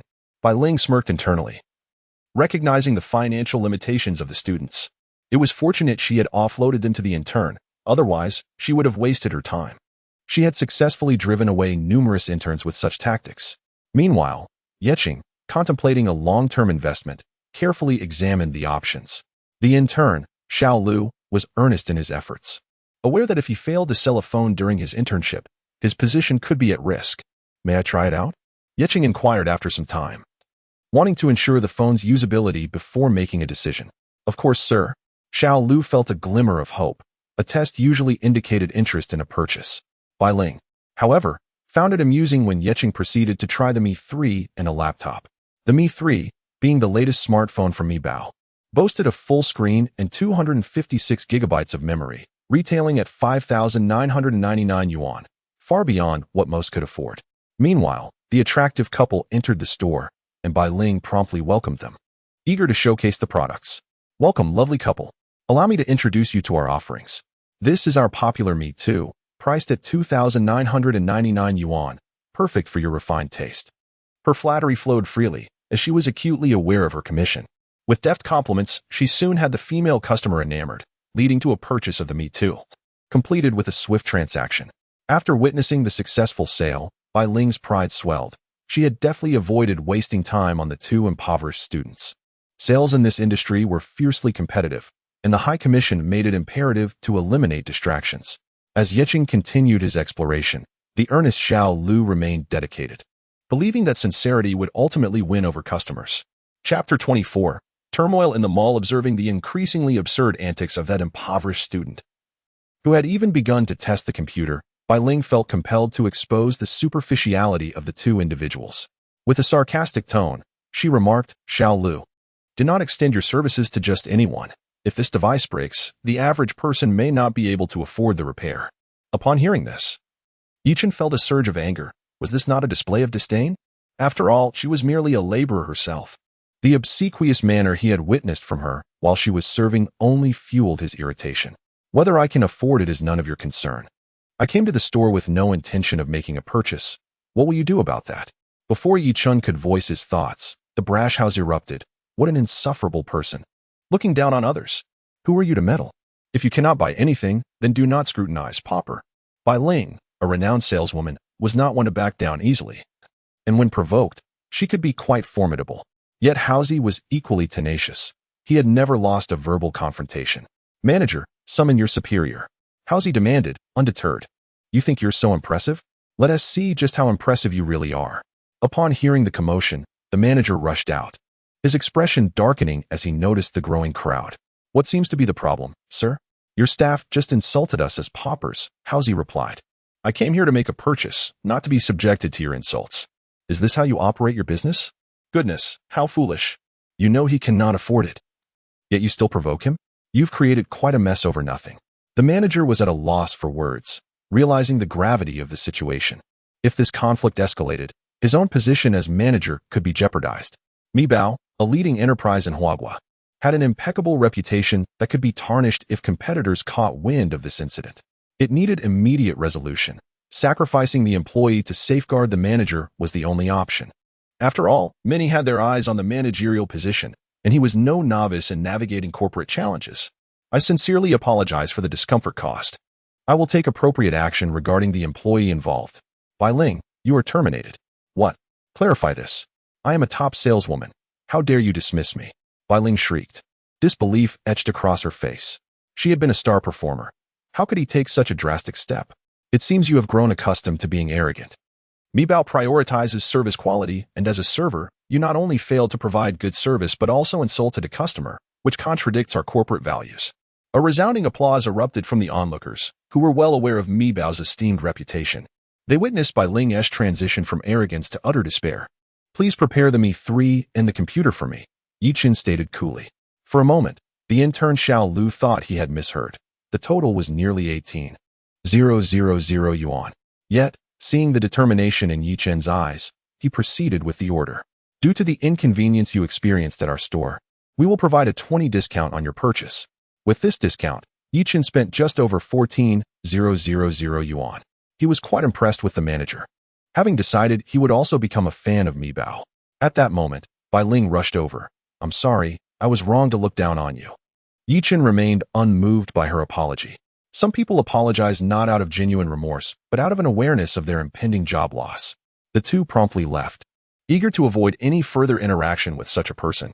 After wandering the first floor, Yi Chun and Hausi showed little interest in lingering and headed straight to the second floor, which featured clothing stores that did not pique Yi Chen's curiosity. They ascended to the third floor. The third floor had a considerable number of shops, and Yi Chun was drawn to one that exuded an antique charm. Upon entering, he immediately sensed a difference. Unlike the brightly lit boutiques, this store had dimmer lighting and displayed items on exquisite little plates, with prices affixed beside them. There were no salespeople, just one individual at the cash register. Yi Chen quickly perused the store, noticing a red string that caught his eye. The string was a deep shade of red, Not the bright kind, but vibrant enough to stand out. Priced at 199 yuan. How exorbitant. It's just a piece of string. Chen thought to himself. In 2013, the average salary was only about 2,000 yuan. Nonetheless, he resolved to purchase it as a token of gratitude for his teacher. For her support over the past few days. Without hesitation, Chen approached the checkout. The cashier regarded him with curiosity. After all, the string had been on display for quite some time, and this was the first sale she had witnessed. Are you sure you want to buy this string? It's rather pricey at 199 yuan, the cashier said, concerned that he might not have noticed the price. Thank you. I'm certain. I'll take it. Chen replied, amused by her well-meaning caution. Ignoring the cashier's puzzled expression, Chen left the store, realizing that the morning was only halfway through. As they continued their shopping, the urge to spend faded, and they purchased only some daily necessities. After Chen won a recent competition, the principal had arranged for him to stay in a teacher's dormitory, making life more convenient for him. It was evident that academically gifted students often received preferential treatment. Time for a meal. After a long morning of shopping, both felt fatigued. Knowing that Chen was treating, Hausi decided to take advantage of the situation. And they headed to a spicy hot pot restaurant. To their delight, the hot pot was incredibly flavorful and spicy, costing 50 yuan. They also bought 2 cups of honey-flavored drinks, a favorite of Chen's from his past life. What a responsible entrepreneur, offering affordable prices. Who wouldn't he love it? After their meal, they returned home with full bags, and since they had bought many supplies, Hausi helped carry Chen's purchases. Wow, your room is amazing. This was Chen's first time seeing the space, which included a modest kitchen. Although simple, it was vastly superior to his previous kitchen. The room was airy, equipped with air conditioning, a washing machine, a refrigerator, and even a large bed with a desk. Principal Jiang had evidently taken great care in arranging this for him. When he previously mentioned improving Chen's accommodations, he had assumed it was mere politeness. He never expected such generosity. It seemed that Principal Jiang had taken the time to understand Chen's circumstances and wished to provide him with a better environment. Grateful for the kindness shown, Chen felt deeply moved once again. Chapter 25, Court Confrontation in the afternoon. With little to occupy his time, Hausi and Chen decided to play basketball together. As the sun began to lose its intensity, the two leisurely made their way to the court, where they found a shaded area under the hoop. Having not engaged in physical activity for a while, Chen was eager to showcase his improved physique, dreaming of executing a slam dunk. As any young man would relish the opportunity to display his prowess. On second thought, I won't subject myself to unnecessary hardship. The last time left me traumatized. Hausi quickly declined, asserting his love for basketball but emphasizing that he was there for enjoyment, not to suffer defeat. The high school basketball court was usually bustling with energy, as young people were filled with vitality. However, since it was still early afternoon, the majority had yet to arrive, leaving only a few scattered individuals who had come early to claim the hoops. Hey, you too. Since it's just you, why don't you let us take the court? We have more players. You can go to the side. A brash voice called out, clearly intent on taking over the court. As the words hung in the air, a group of newcomers surged forward. In this realm of the sports field, Hausi had never been intimidated by anyone. As a member of the godly basketball team, he found it absurd that these newcomers did not recognize him. They appeared to be from another school. Well, if you arrive late, you should play with what's left. What nonsense are you talking about? Come earlier next time. Though the words were common, the tone dripped with sarcasm. After all, it was a matter of etiquette. First come, first served. You little brat. Do you think I want to come to your school? It's just that. One of them began, but was swiftly interrupted. Enough, friends. How about this? Let us play together, 2v2. The losing side buys drinks this afternoon.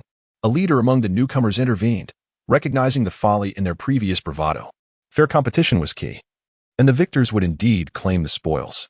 You seem like a reasonable person. Let us do it. Hausi replied, appreciating the newfound civility. All right. Let us have a free throw contest. The winner gets possession, 5 shots? Agreed. Hausi sank his free throws, while Chen followed suit. But their opponents managed only one successful shot, granting Chen the first possession. Hausi dribbled the ball, while Chen positioned himself at the baseline. The adversaries were relentless in their defense. Hausi charged forward, but with a sudden, decisive move, the ball was snatched away. Hausi's expression grew serious. These opponents were no ordinary players. As a member of the high school basketball team, he was unaccustomed to having the ball stolen so easily. Both he and Chen quickly assessed the situation. It's time to step up. The opponent took control, executing a series of rapid moves, a drive, a change of direction, a behind-the-back dribble, a sudden stop, and a fading jump shot. The flurry of feints left spectators in awe. "This is a sure basket," they exclaimed, recognizing the signature move of their captain. It was nearly impossible to defend against without a solid three-man guard. However, he was not facing just anyone. He was up against the exceptionally athletic Chen, whose agility was unmatched. With a sudden burst of speed, Chen leaped into action, with a resounding smack. As the basketball soared through the air, Chen swatted it away before it even reached its apex. Gasps of disbelief rippled through the crowd. It was a display of athleticism that seemed almost otherworldly for a high school student. "Hey, the game has started," Chen remarked dryly, amused at how a mere glimpse of his talent could leave them so stunned. As the opponents regained their composure, Chen seized the opportunity to attack, dribbling fiercely, executing a behind-the-back maneuver, accelerating past his defender, and taking off for a dunk. "What?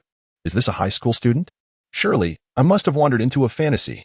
The crowd was equally astonished. How could a mere high schooler dunk so effortlessly? The spectacle was akin to discovering a millionaire among their peers. It was simply unbelievable. Ignoring their astonishment, Chen and Housie coordinated seamlessly, passing, rebounding, and scoring with remarkable synergy. Within 5 minutes, the score had climbed to an impressive 5-0 against the 4th High School's Cheerful basketball team, renowned as one of the top teams. After what felt like an eternity, the opposing team finally regained their composure. "We concede. The court is yours. Mazai, go fetch us some drinks. Make sure they're cold. You guys are incredible. This is our captain and vice-captain, and you just wiped the floor with them," Mazai exclaimed. His earlier arrogance vanished in light of their defeat. In the world of basketball, poor performance was the ultimate sin. Seeing the opposing team humbled, Housie felt a sense of satisfaction. Having contributed to the victory with at least one successful shot, he exchanged a glance with Chen, both realizing that they had not fully exerted themselves. "How about we play a bit longer? Your skills are impressive," Chen suggested, and the newcomers readily accepted, forming a 4v4 match. Through their exchanges, Chen learned that the newcomers were from the 4th High School's Qifeng team, led by Captain Lu Xiaoqing and Vice-Captain Wang Yifeng. They had come to familiarize themselves with the court in preparation for an upcoming match against their school next week. Chen, however, remained indifferent. It was of no concern to him. He was eager to continue playing, having felt unsatisfied with the previous game. "Ice cold cola." The voice of Mazai echoed before he even appeared. Familiar with the area, he quickly returned with refreshments. "Ah, refreshing." The cool beverage was a delight on a summer day. The 4v4 match commenced, and to ensure a fair game, Chen brought in 2 lower-ranked teammates while the opposition fielded their captains. Initially, the game was competitive and back and forth. However, as the minutes passed, Chen's coordination with his teammates grew increasingly harmonious. As long as they passed him the ball, he could guarantee a score. With a series of impressive plays, Chen attempted a few dunks, but after a few three-pointers, he began to prioritize assisting his teammates, allowing them to share in the experience. He had no desire to engage in high-intensity play in the sweltering heat. As the clock approached 6, Chen decided to head home, knowing he had classes the next day. After bidding farewell, he looked forward to a refreshing shower. "Ah, today was truly enjoyable." Ding. The system notified him. Mission accomplished. Stamina increased by 0. 2. Chapter 26. The Gift of Jade. After washing away the sweat from his body, Chen calmed his mind to reflect on his recent progress. System panel. Host. Chen physical ability. 9. 6 intelligence. 9. For mental state. 9. For subject proficiencies. Chinese. 9. 6 mathematics. 9. For English. 9. For comprehensive science. 9. 6 credits. 1050 skills. Photographic memory. Max basketball. A grade. 2100. Singing. C grade. 9100. Calligraphy. S grade. 10100. Title. Learning prodigy. Warn. Observing the gradual increase in his attributes over the past few days, Chen noted that the enhancements were slowing down considerably. Initially, he could earn 10 points in a single day, but now, acquiring even 1 point had become a formidable challenge. Unbeknownst to him, this was due to his nearly perfect subject proficiencies, having mastered the majority of knowledge points. Further improvement was exceedingly difficult, akin to collecting trading cards, where obtaining the final elusive card after having gathered 99 becomes a daunting task. Setting aside these thoughts, Chen retrieved the red string he had purchased and took out the spiritual jade from the system. He searched for a video tutorial on how to tie knots on his phone and proceeded to secure the jade with the string. Contemplating delivering it to teacher he when she returned to work the next day. The following day, before dawn, Chen awoke. Rising early had always been his habit, especially during the summer when the sun had yet to rise, and it was only around 4 in the morning. However, he refrained from indulging in his phone, recognizing that as a high school student, his studies should take precedence, particularly in a world devoid of the entertainment applications he had encountered in his previous life. After a brief morning run and a light breakfast, he set off for school, mindful of the early study session awaiting him. Watching his deskmate nodding vigorously while reciting classical texts made Chen chuckle. He wondered just how much his friend was actually absorbing, especially given his connection to the servant card, which likely indicated substantial progress. Time swiftly passed, and soon the class was over. Chen headed directly to Teacher He's office. Knock, knock, knock. Hearing the knock, Teacher He looked up in curiosity, pondering who could be visiting at this hour. Although puzzled, she nonetheless invited, "Come in." Upon seeing Chen, Teacher He first inquired whether he had encountered any academic difficulties. Upon learning that he had none, she felt relieved. Recognizing Chen as a promising student who had exhibited remarkable academic capabilities during the first semester of his senior year. "Teacher He, I appreciate your guidance. Yesterday, while browsing a mall, I came across a piece of jade and thought to express my gratitude with a gift," Chen declared as he presented the prepared spiritual jade to her. "Did it cost you much?" she asked. "It wasn't expensive. I simply found it at a cultural shop while out with my friend yesterday. The moment I saw it, I felt it was perfect for you," he replied. Sensing the implications, Chen added, "Oh, and don't forget, I recently came into a sum of 20,000 yuan. Upon hearing this, Teacher He relaxed. This young man now had considerable means, and thus, a small token of appreciation was entirely acceptable. The jade felt cool to the touch. Its streamlined form and warm hue pleasing to the eye. Even the accompanying string appeared exquisite. Indeed, he had procured a fine piece of jade. "Chen, have you ever considered pursuing calligraphy? I know some esteemed masters. If you have any interest, I could facilitate an introduction," Teacher He suggested. After a moment's contemplation, Chen decided that he would indeed benefit from further practice in calligraphy, as he often gleaned significant insights from his own endeavors. And having a mentor would enhance his learning experience. "I would love that, but I'm unsure if my current skill level qualifies me to seek a master," he replied modestly. "Of course you qualify. I have some resources at my disposal. Write a few characters for me, and I'll see if any masters are interested in taking you under their wing," Teacher He responded eagerly, having long wished to recommend him to her father. She believed that if he saw Chen's extraordinary talent, he would surely be astonished. Unaware of Teacher He's inner musings, Chen expressed his heartfelt gratitude, recognizing that such kindness without ulterior motives was rare and constituted a true benefactor in life. As Chen departed, Teacher He lingered, reflecting on the exceptional quality of his writing. Initially, Chen's calligraphy stood out among high school students, but after some time, it became clear that his talent transcended mere genius. While one could strive to catch up to a genius through hard work, Chen's prodigious aptitude rendered such attempts futile. He had already reached the pinnacle of his craft. Indeed, genius was merely the threshold to Chen's realm. And while Teacher He had encountered many gifted individuals, none had captured her admiration quite like him. Oblivious to Teacher He's thoughts, Chen hopped back to the classroom, where he found his classmates deeply engrossed in their studies, leaving him somewhat perplexed. Why this sudden surge of diligence? He wondered. If they intended to study, why not have done so earlier? Noticing Chen's confusion, his friend quickly approached him. "Chen, astonishing news, astonishing news." Intrigued by his friend's excitement, Chen found himself curious about the sudden fervor for studying within the class. "What has happened?" he inquired, seeing that Chen was still unaware of the developments. His friend leaned in conspiratorially. "Word has it that the senior year will be divided into key classes. The principal and various administrators have decided to establish a dedicated class focused on preparing for prestigious universities, with significant resource allocation." Upon hearing this, Chen's mind clicked into place. No wonder everyone was so diligently reviewing their materials. Class divisions were imminent. It made sense that a specialized class could provide a superior opportunity for those aiming for elite universities, especially since the general classes varied significantly in ability. When teachers spoke quickly, weaker students struggled to comprehend, while stronger students missed out on finer details at a slower pace. After the class division, top students could flourish, and those needing more time could benefit from a more tailored approach. "Don't worry about me. I'm confident in my abilities. But you need to buckle down and study hard.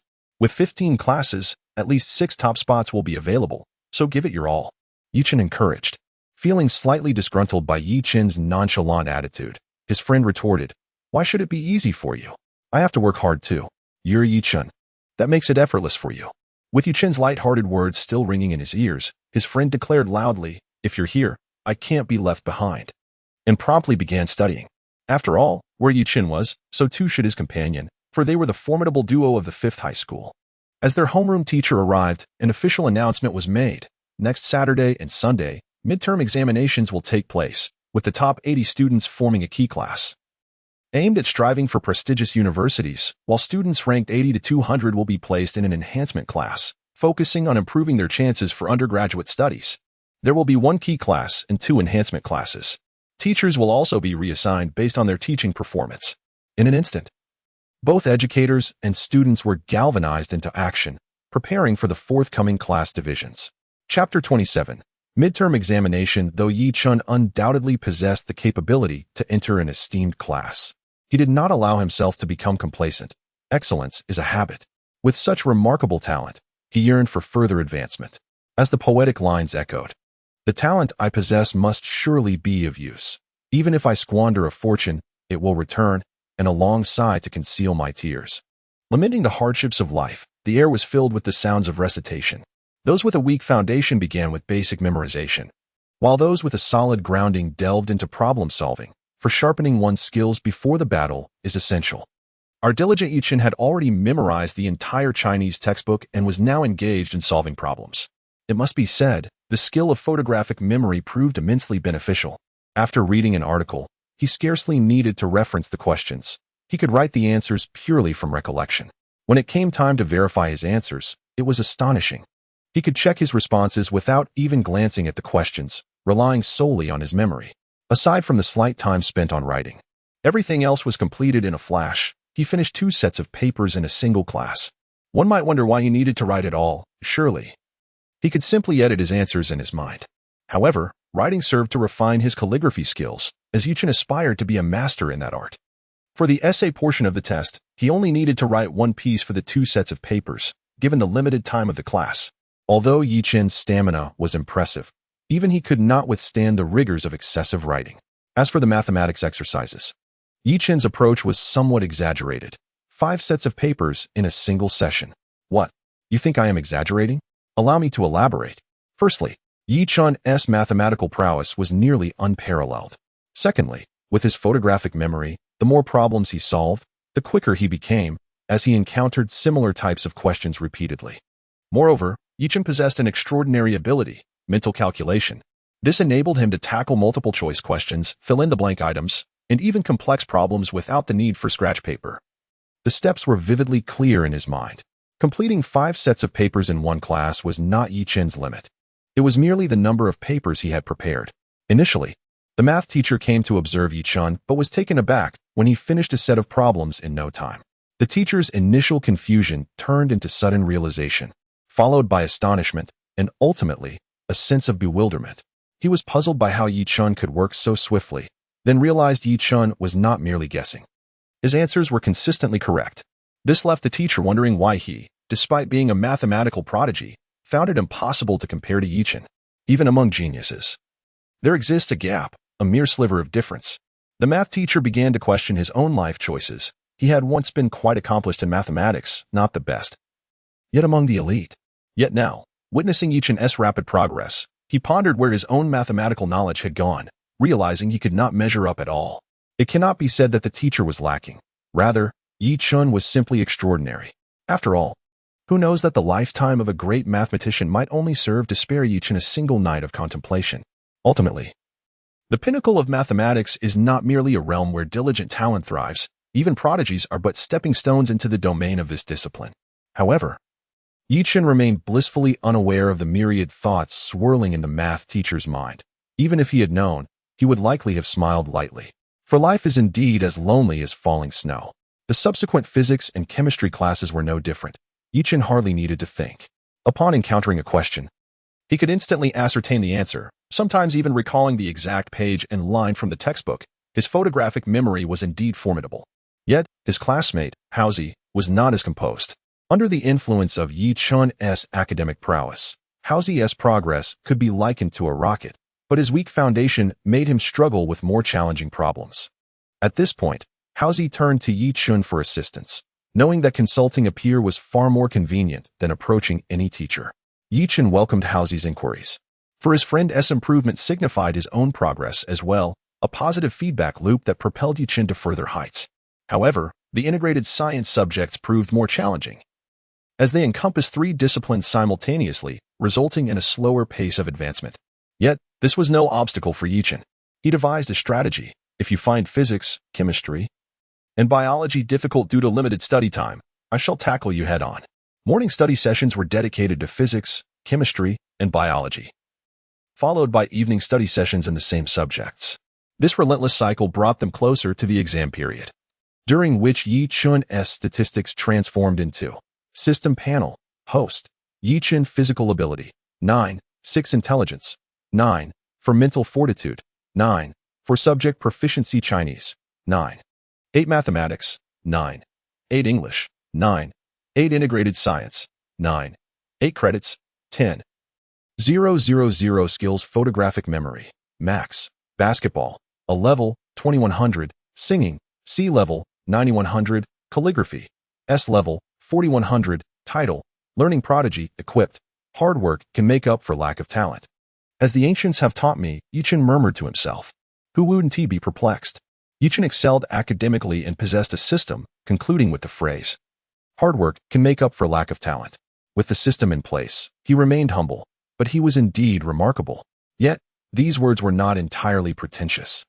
After all, Yi Chun had not set foot on the playground for over a week. With a phone and a computer, living alone, he focused solely on his studies.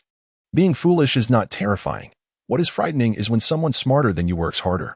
And even more so when someone equipped with a system, who is both smarter and more diligent, exists. It is Yi Chun, so there is no cause for concern. After all, we do not aim to compete with him. Ding, the school bell rang, and the proctor began to explain the examination rules before distributing the test papers. Given the significance of this examination, the school decided to send the first and second-year students home, freeing up classrooms for the third-year students to take their final exams. Yi Chun found this decision inconsequential. After all, he had no intention of cheating and simply wished to complete the exam and relax afterward. As the test papers were handed out, the first subject was Chinese, which posed no challenge for Yi Chun. He swiftly filled in his name, class, and student ID, then efficiently scanned the paper to ensure everything was correct before awaiting the start of the exam. This sequence of actions had become second nature to him. When the exam bell rang, Yi Chun began to answer the questions. The reading comprehension section was straightforward, and the idioms and classical literature felt effortless. Only for the essay did Yi Chun pause to contemplate before swiftly putting pen to paper, articulating his viewpoint with examples from both ancient and modern contexts. In less than half an hour, his Chinese essay was complete. Upon glancing at the clock, Yi Chun noted that a little over an hour had passed. After mentally reviewing the questions and confirming he had no revisions, he submitted his paper early. Some candidates, unsure of the situation, presumed this student had given up and thought to do the same since they expected poor performance. However, they received disapproving looks from the proctor. Yi Chun had genuinely completed the exam, while they had merely come to disrupt. Chapter 28, Completion of the Examination under the Scrutinizing Gaze of the Invigilator. The student obediently retreated, for the atmosphere was indeed quite intimidating. Having submitted his paper early, Yi Chun found no place to go, as students were still engrossed in their examinations. Thus, he decided to take a leisurely stroll on the playground. The weather had grown significantly cooler, heralding the arrival of autumn. Yet the trees retained their lush foliage. Due to the ongoing exams, the playground was almost deserted. As he meandered, Yi Chun reflected on the events that had transpired since his arrival in this body, the initial panic, the subsequent manifestation of the system, and his gradual progress and growth owing to it. Life, indeed. Yi Chun found himself engulfed in a sense of bewilderment, pondering the significance of his existence in this world. Ah well, if clarity eludes me, let me live in the moment. The mathematics examination soon commenced. Observing the focused demeanor of the candidate beside him, Yi Chun found it somewhat amusing, yet he quickly adopted a more serious attitude. After all, without the system, he might have performed worse than the students around him. Dismissing distractions, Yi Chun instinctively wrote his name, reviewed the paper, and commenced answering once the examination bell rang. The multiple-choice and fill-in-the-blank questions were straightforward, having glanced at them. He produced the answers almost instantaneously, foregoing rough drafts and directly writing out the solution steps to arrive at the answers. Within half an hour, he had completed the math problems. After a moment's consideration, he decided not to be overly ostentatious. Hence, he reviewed his answers once more and, finding no inconsistencies, submitted his paper early. The new invigilator, noticing Yi Chen's early submission, inquired softly whether he was unwell and needed to use the restroom. Upon learning that Yi Chen was merely submitting early, he expressed regret, for this examination held significant weight, influencing placements in key classes. The learning environment in high school could profoundly affect a student's future. A thorough review might yield an additional point, potentially pivotal in the grand scheme of things. Such a bright, handsome young man. Why would he make such a decision? However, upon inspecting Yi Chen's paper, the invigilator was taken aback by the elegance of his handwriting, which revealed a solid foundation in writing. The answers appeared thoroughly considered. Could it be that he had misjudged this student? Just as this thought crossed his mind, he promptly dismissed it, pondering that perhaps Yi Chen had simply guessed. After all, the speed and quality of his work were too remarkable. A high school student could hardly complete such challenging questions so swiftly. Yet, the caliber of his script belied any notion of carelessness. Feeling a sense of unease, the invigilator decided to review Yi Chen's answers, as he was adept at monitoring while simultaneously assessing the student's responses. Upon closer examination, he was astonished to discover that the student had answered all his questions correctly. A second look confirmed it. The multiple-choice and fill-in-the-blank questions were all correct. Something was amiss. Was there cheating involved? The invigilator initially entertained the thought, but quickly dismissed it. The exam's questions were confidential, and no one could have accessed the paper beforehand. But what if the student had genuinely achieved this through his own merit? The thought startled him, prompting him to abandon further speculation. The exam would conclude shortly, and in a few days, the results would be known. There was no rush. The English examination in the afternoon proved even more outrageous. Indeed, there was our Yi Chen, who, upon receiving the paper, began answering with remarkable speed. Typically, he would complete the English test in about 30 minutes. However, the invigilator for this session was none other than the esteemed English teacher of the senior class, Teacher Xiu, who also happened to be Yi Chen's homeroom teacher. Having completed the test, Yi Chen waited for 30 minutes, intending to submit early. As he raised his hand to indicate his wish to submit, Teacher Xiu hurried over, concerned that such a diligent student must have encountered difficulties. Upon learning that Yi Chen wished to submit his paper, she shot him a look that seemed to say, "Have you truly finished? You wish to hand in your paper?" Yi Chen, perplexed, could not comprehend Teacher Xiu's sudden shift in demeanor. He had approached her with enthusiasm. Yet now she appeared stern and unyielding. How could he submit his paper under such circumstances? Ignoring Yi Chen's raised hand, Teacher Xiu even obstructed another invigilator who attempted to intervene, asserting, "That student is from my class. Let me handle this. I will address him after class." Witnessing Teacher Xiu's increasingly grave expression, Yi Chen finally comprehended that she was adamant about him not submitting early. "But I have completed the test. I genuinely wish to submit my paper. I can assure you I will score the highest." Yet, his pleas fell on deaf ears. Resigned to his fate, Yi Chen settled back in his seat, awaiting the conclusion of the exam. Meanwhile, Teacher Xiu, observing Yi Chen's compliance, felt a sense of accomplishment, thinking to herself, "I have saved another student." After all, since Yi Chen's remarkable progress, she had not conducted any in-class assessments, unaware of his current abilities. Otherwise, she might have acted differently. The afternoon passed without further examinations, and the following day brought the comprehensive science test.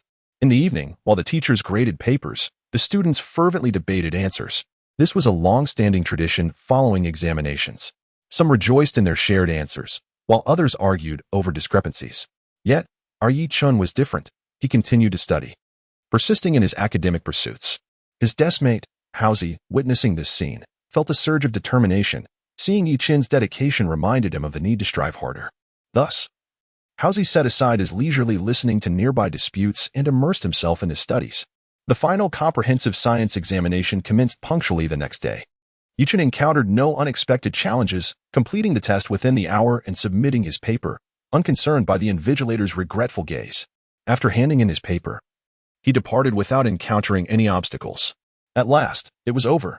Yi Chen stretched his limbs, reveling in the conclusion of the examinations, eagerly anticipating the classmates he had yet to meet. Chapter 29 Reassignment. After the morning science examination, a brief reprieve was granted. allowing for half a morning and an entire afternoon of leisure. With little to occupy his thoughts, Chen returned home early. In this modern era, where electronic technology has flourished, he adeptly powered on his computer. Observing the stark emptiness of his desktop, he resolved to download some software, not for gaming, but to scour the internet for useful information. Having recently purchased a mobile phone and a computer, his finances were dwindling, necessitating preparations for university. As he perused the web, Chen was taken aback by the subpar quality of 2013's websites. The homepage appeared exceedingly rudimentary, and the online shopping platforms offered nothing more than basic purchasing interfaces. Devoid of the renowned sites from his previous life, after a moment's contemplation, he decided to exit the page and await the results tomorrow. During morning self-study, the homeroom teacher arrived early, perhaps sensing that this was to be a day of parting. Although they were merely reassigning classes, the bonds forged over the past 2 years in their first and second years of high school rendered the prospect of separation bittersweet. Classmates, the results are in, the homeroom teacher announced. The administration is currently compiling the scores and deliberating on the teaching assignments for each class. Thus, this morning's self-study may be our final moments together as a class. Despite the teacher's unembellished words, a palpable sadness enveloped the room. High school is a time when empathy flourishes and a wave of melancholy washed over everyone. It was disheartening to think that friends and deskmates might be dispersed into different classes, necessitating the forging of new friendships. "How did you fare, Housie?" Chen inquired, concerned for his classmate. Although Housie often appeared more preoccupied with leisure, Chen valued their camaraderie and hoped to remain classmates. "I feel I performed admirably," Housie replied confidently. "I've been reading voraciously and have a solid grasp of the fundamentals. This exam posed no exceptional challenges. I believe I have a fair chance." Hearing Housie's optimism eased Chen's worries, for he knew that Housie possessed half of his own academic prowess and should secure a commendable score. After all, the overall performance of their school was subpar compared to the first and second high schools, and Housie's success seemed assured. Finally, the moment arrived for the results to be announced. Following the declaration of scores, students would collect their textbooks and proceed to their respective classrooms. The homeroom teacher ascended the podium, casting a nostalgic glance over the students gathered below. "Quiet, please. The results of this examination are now available, and I shall read them aloud." The classes were divided into key classes, advanced classes 1 and 2, and ordinary classes 1 through 12. When I call your name in class, please proceed to the front for assembly. Downstairs, class leaders awaited to guide their peers, and the air was tinged with a sense of mystery, which dulled the pangs of parting. First place, Chen, 745 points, key class. A collective gasp reverberated through the crowd. Shock and disbelief filled the air. 745 out of a possible 750? Some students pinched themselves to affirm their reality, astonished that such a score could be genuine. Maintaining this level of performance could easily position him for first place in the national examinations. Witnessing the astonishment among his peers, the teacher felt a swell of pride. Though he had not directly taught Chen, he took satisfaction in the fact that Chen had achieved the highest score in the school and was poised to shine in the forthcoming college entrance examination. Silence, please. I will now announce the second-place winner. Second place, Zhao Hao, 602 points, key class. Another wave of gasps surged, even louder than before. How could this be? If Chen's achievement was surprising, Zhao Hao's second-place finish was nothing short of astonishing. The students were left questioning their own understanding of the rankings. Many suspected they were dreaming. Zhao Hao, long considered a poor performer, had seemingly transformed under Chen's influence, abandoning his previous habits of horseplay for diligent study. Exchanging glances with Housie, Chen made his way downstairs to join the assembly, as the names of classmates continued to be read aloud, starting with the top performers in the key class. Upon arriving, they were greeted by a prominently displayed sign for the key class, held aloft by the principal. Chen and Housie hurried over, exchanging pleasantries with the principal, their demeanor respectful. Before long, the requisite number of 80 students had gathered. As each student entered, the head of the Academic Affairs Office verified their attendance. Once confirmed, the principal addressed the assembly. "Students of the key class, follow me to your new classroom." "Understood." The students chorused in unison, trailing behind the principal toward their designated area. The key class was situated in a newly constructed building, previously underutilized. Built with the anticipation of increased enrollment that never materialized, thus becoming the new home for the key class. Located on the 5th floor, adjacent to the teachers' offices. The instructors for the key class enjoyed the privilege of teaching only this one group, a luxury not afforded to those in the advanced classes. Upon entering the pristine classroom, excitement rippled through the students as they began to select their seats, with the highest scorers given priority. First place, Chen. When his name was called, Chen promptly entered the classroom, noting its recent cleaning and the new desks and chairs. Selecting a seat by the window in the back row, he found himself in a position that others might consider undesirable, as it offered limited visibility and posed challenges for teachers. Nevertheless, Chen dismissed such concerns, feeling invincible in his abilities. Before long, Haozi entered, his eyes lighting up upon seeing Chen's choice of seat. He joined his friend, exclaiming, "Hao brothers, assemble," eliciting laughter from their new classmates. Chen feigned ignorance, feeling a slight embarrassment. After all, he was now the top student in the school, while Haozi had secured a place among the top 10. The notion of them being merely the Hao brothers seemed a tad outdated. Chapter 30. The election for class monitor. Before long, the students had all entered their new classroom, and the principal took to the stage to address them. "Good morning, students." Applause erupted from the audience. Although Chen was uncertain about the reason behind the applause following the principal's speech, he joined in, mimicking his classmates, feeling a sense of camaraderie. "Today, we conducted the placement of students into the key class, and congratulations to all of you for qualifying." The principal continued. "Our key class consists of the top 80 students from the entire senior year. The purpose of this class is to facilitate a more efficient improvement in your academic performance. We have specifically assigned teachers for each subject, all of whom are distinguished educators with years of experience at our institution. Our school has not produced a talent for Tsinghua or Peking University in 10 consecutive years. However, this year, we are different." Chen achieved an impressive score of 745 in the placement exam, a mark that would undoubtedly position him as the top student in the National College entrance examination. Let us give him a round of applause. The applause resonated thunderously, and Chen felt a newfound confidence emerge. "I have a classmate who scored 745 in the midterm exam. How impressive." Principal Zhang beamed with joy, recognizing that during his tenure, an exceptional student had emerged from their school. Perhaps this success could elevate his own standing, as everyone yearns for progress. This year, you all have the greatest opportunity to strive for admission into top universities. The school has arranged specialized tutoring tailored to each of you. Let us work hard. After listening to the principal's words, the students' spirits soared. Even a timid student exclaimed, "I want to get into the key class." Seeing the enthusiasm sparked among the students, Principal Jiang nodded in satisfaction. As the principal and the director exited the classroom, chatter filled the air.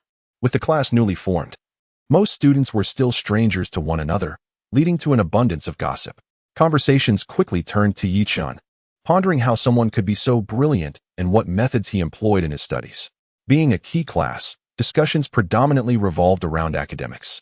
The saying that environment influences individuals held true.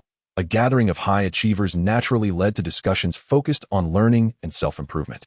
Chen found himself looking forward to meeting the new homeroom teacher, as the class reorganization meant new teachers as well. It was not long before the homeroom teacher arrived, appearing somewhat unfamiliar. Without preamble, the teacher introduced himself. "Hello everyone, my name is Jiang Yu, and I am your new homeroom teacher. However, I will not be teaching. My role is to oversee the class's administrative matters." This revelation surprised the students. After all, such arrangements were typically reserved for university settings, where departments employed advisors. Despite their astonishment, they quickly adapted to this new structure, recognizing that it aimed to better serve the students in the key class. They had heard that many private schools even employed life teachers to assist with laundry and cooking. When would they receive similar treatment? Contemplating the support provided by the school, the students became even more motivated to excel. "Next, we will elect our class monitor. I encourage everyone to volunteer." Upon hearing this, Chen initially hesitated to run for the position, as he did not wish to spend his limited time managing the class. However, circumstances compelled him to consider the opportunity. Ding, a notification sounded. Detected that the host has entered a new class. Special task issued. Run for class monitor. Reward: 10,000 academic credits and a random skill card. The prospect of a random skill card seemed inconsequential, but the academic credits were enticing. Though Chen no longer relied heavily on credits to enhance his subject skills, they were still necessary for improving his overall capabilities and participating in lotteries. After some deliberation, he decided to accept the task. Who would refuse free credits? After 10 minutes of contemplation, it became apparent that most students were reluctant to take on the role of class monitor. Ordinary students were already stretched thin with their studies and lacked the energy to campaign for such a position. Teacher Jiang surveyed the room and noticed that few hands were raised. Just as he pondered appointing someone, he suddenly spotted a hand raised in the back of the room. What a delightful surprise! It was unexpected to see a student willing to serve as class monitor in their senior year.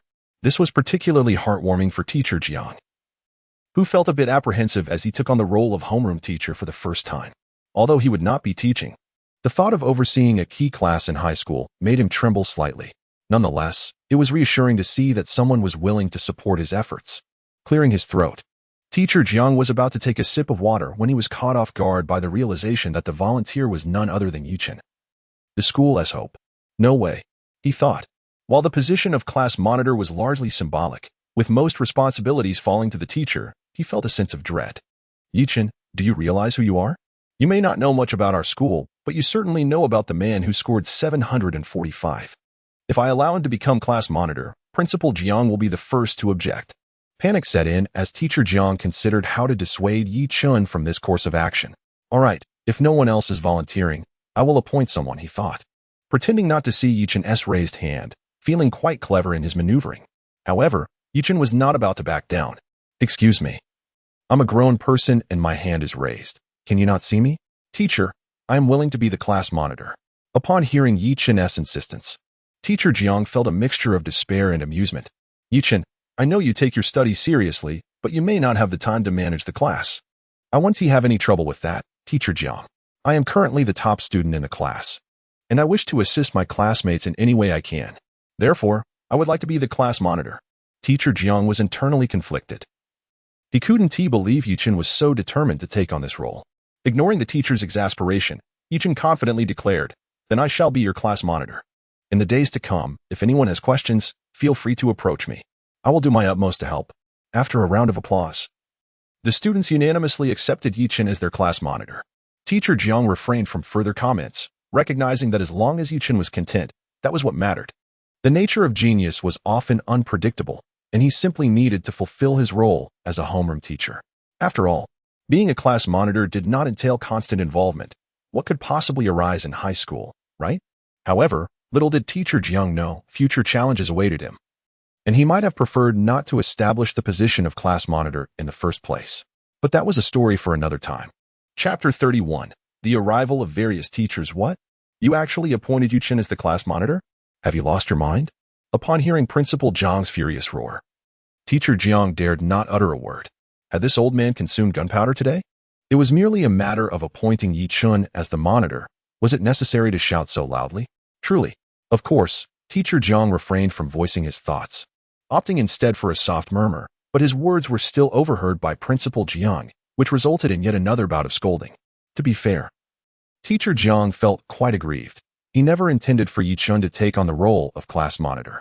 However, the boy, lacking in decorum, insisted on it. What could he do? If he refused, wouldn't it discourage the lad? He felt utterly helpless as he observed Principal Jiang's anger subsiding. Teacher Jiang seized the opportunity to lament. Principal Jiang, you truly do not comprehend my predicament. The moment I mentioned the class monitor, Chen relentlessly pursued the position. I feared that even geniuses have their tempers and shouldn't be too discouraged, right? You arrive and immediately berate me. It's not easy for me. I have shed blood for our school. Noticing his son beginning to indulge in theatrics, Principal Jiang's stern expression softened. Indeed, Teacher Jiang was the principal's son, a PhD graduate from a prestigious management academy, possessing several years of administrative experience. Coming from a well-off family, he yearned for a role closer to his parents, thus resolutely returning to Huayang City to assume a position in grade management. There was a hidden agenda. A true travesty. Teacher Jiang's appointment at the school was indeed a waste of talent, for high school teachers in this era typically hold only a bachelor's degree. A PhD graduate taking on such a role was nothing short of a demotion. Well, since Chen is willing to be the class monitor, let him do so. I find that Chen possesses a good sense of propriety. Whenever Chen is mentioned, it's all about propriety, yet when it comes to me, I'm deemed an unfilial son. Who exactly is your child? Teacher Jiang was left speechless. Observing his father's dismissive attitude, he hastily made his exit, hoping to avoid further reprimands.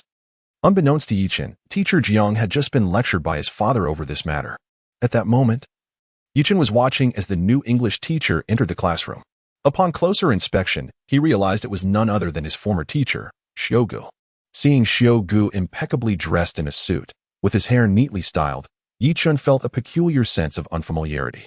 No way, old teacher. You don't usually present yourself this way. Hello, everyone. I am your English teacher, Xiao Tua. You may call me Teacher Xiao or Brother Tua. Noticing the students' indifferent reactions, Teacher Xiao felt somewhat awkward. However, the discomfort was short-lived, thanks to our clever student, Haozi. Haozi, observing that his former teacher seemed rather subdued after a morning apart, felt compelled to offer some feedback. He initiated applause. But when the others turned to see who was clapping, only Haozi's solitary applause filled the room, leaving him feeling somewhat embarrassed. Realizing the situation, Chen decided to take action. Let's all welcome our new teacher Xiao. May we progress together. Upon hearing Chen's endorsement, the students began to applaud. For the monitor's words carried weight, especially those of a remarkable monitor like Chen. Teacher Xiao, noticing Chen and Haozi's enthusiasm, felt a twinge of curiosity. How did Chen have such authority in this new class? After all, Teacher Xiao was unaware of Chen's role as class monitor. After introducing himself, Teacher Xiao commenced the lesson. However, rather than covering foundational material, he delved into exam papers. Does anyone have questions about the first 10 problems? No. The students responded in unison. Surely, if there were issues with the first 10 questions, what would that make us? This is a key class. Let us move on to the next 10 questions. Teacher Xiao felt utterly exhausted. Typically, he would spend an entire class discussing a single exam paper, with enough content to fill a blackboard. However, in this advanced class, his usual preparation method seemed ill-suited to the pace. In less than 30 minutes, he had completed the explanation of an exam paper, and with 15 minutes remaining, he felt a pang of anxiety. Too fast. Too fast. These students are exceptionally solid in their fundamentals. They hardly require extensive explanations. Just a few prompts will suffice. As he contemplated how to fill the remaining class time, he suddenly noticed Chen meditating quietly. Seizing the moment, Teacher Xiao declared, "Now that we've finished discussing the exam paper, let us talk about the writing assignments." Feeling as though he had discovered a means to pass the time, Teacher Xiao regained his confidence. Writing assignments must not only stay on topic but also present challenges with handwriting. The presentation is crucial. While multiple-choice questions merely require marking, the essay must be visually appealing. Listening to Teacher Xiao's enthusiastic discourse, the students found it intriguing, as it was rare for a teacher to emphasize the aesthetic quality of English essays. Feeling he had sufficiently elaborated, Teacher Xiao flashed a mischievous smile. Chen's English, in fact, was taught by me. Everyone, come take a look at his handwriting. Chen, please come to the front and write a brief summary of your essay. Upon hearing the request, Chen approached without hesitation and began to write. Wow, what beautiful handwriting! Although unable to articulate what made it impressive, it was undeniably exquisite. Seeing the students captivated by Chen's display, Teacher Xiao smiled inwardly, relieved that he had narrowly avoided disaster. Soon, other subject teachers arrived in sequence. But Chen was surprised to discover that his Chinese teacher was none other than Teacher He. Chen found it puzzling. While Teacher Xiao had the credentials and experience, Teacher He seemed rather youthful. It wasn't that her teaching was subpar, but her youth was quite evident. What Chen did not know was that the primary reason both Teacher Xiao and Teacher He were assigned to teach the advanced class was largely due to Chen himself. The significance of the advanced class lay not merely in nurturing talent, but was predominantly a result of Chen's exceptional prowess. Chen was poised to become the first student in the history of Wuzhong to achieve national first place. First place is forever etched in memory. While who remembers the second? Notably, almost every teacher focused on exam papers, aside from Chinese, which required more subjective responses. The other subject teachers swiftly completed their lessons, leaving students to self-study. The teachers of the advanced class never anticipated that they would one day struggle with insufficient preparation for such brilliant students. However, with our esteemed class monitor Chen present, there were hardly any complaints about the teacher's pacing. After all, when the top student was diligently listening, who could dare to outshine him? Chapter 32. The system issues a new task ding. The host has completed the task, earning a reward of 10,000 credits and a random skill card.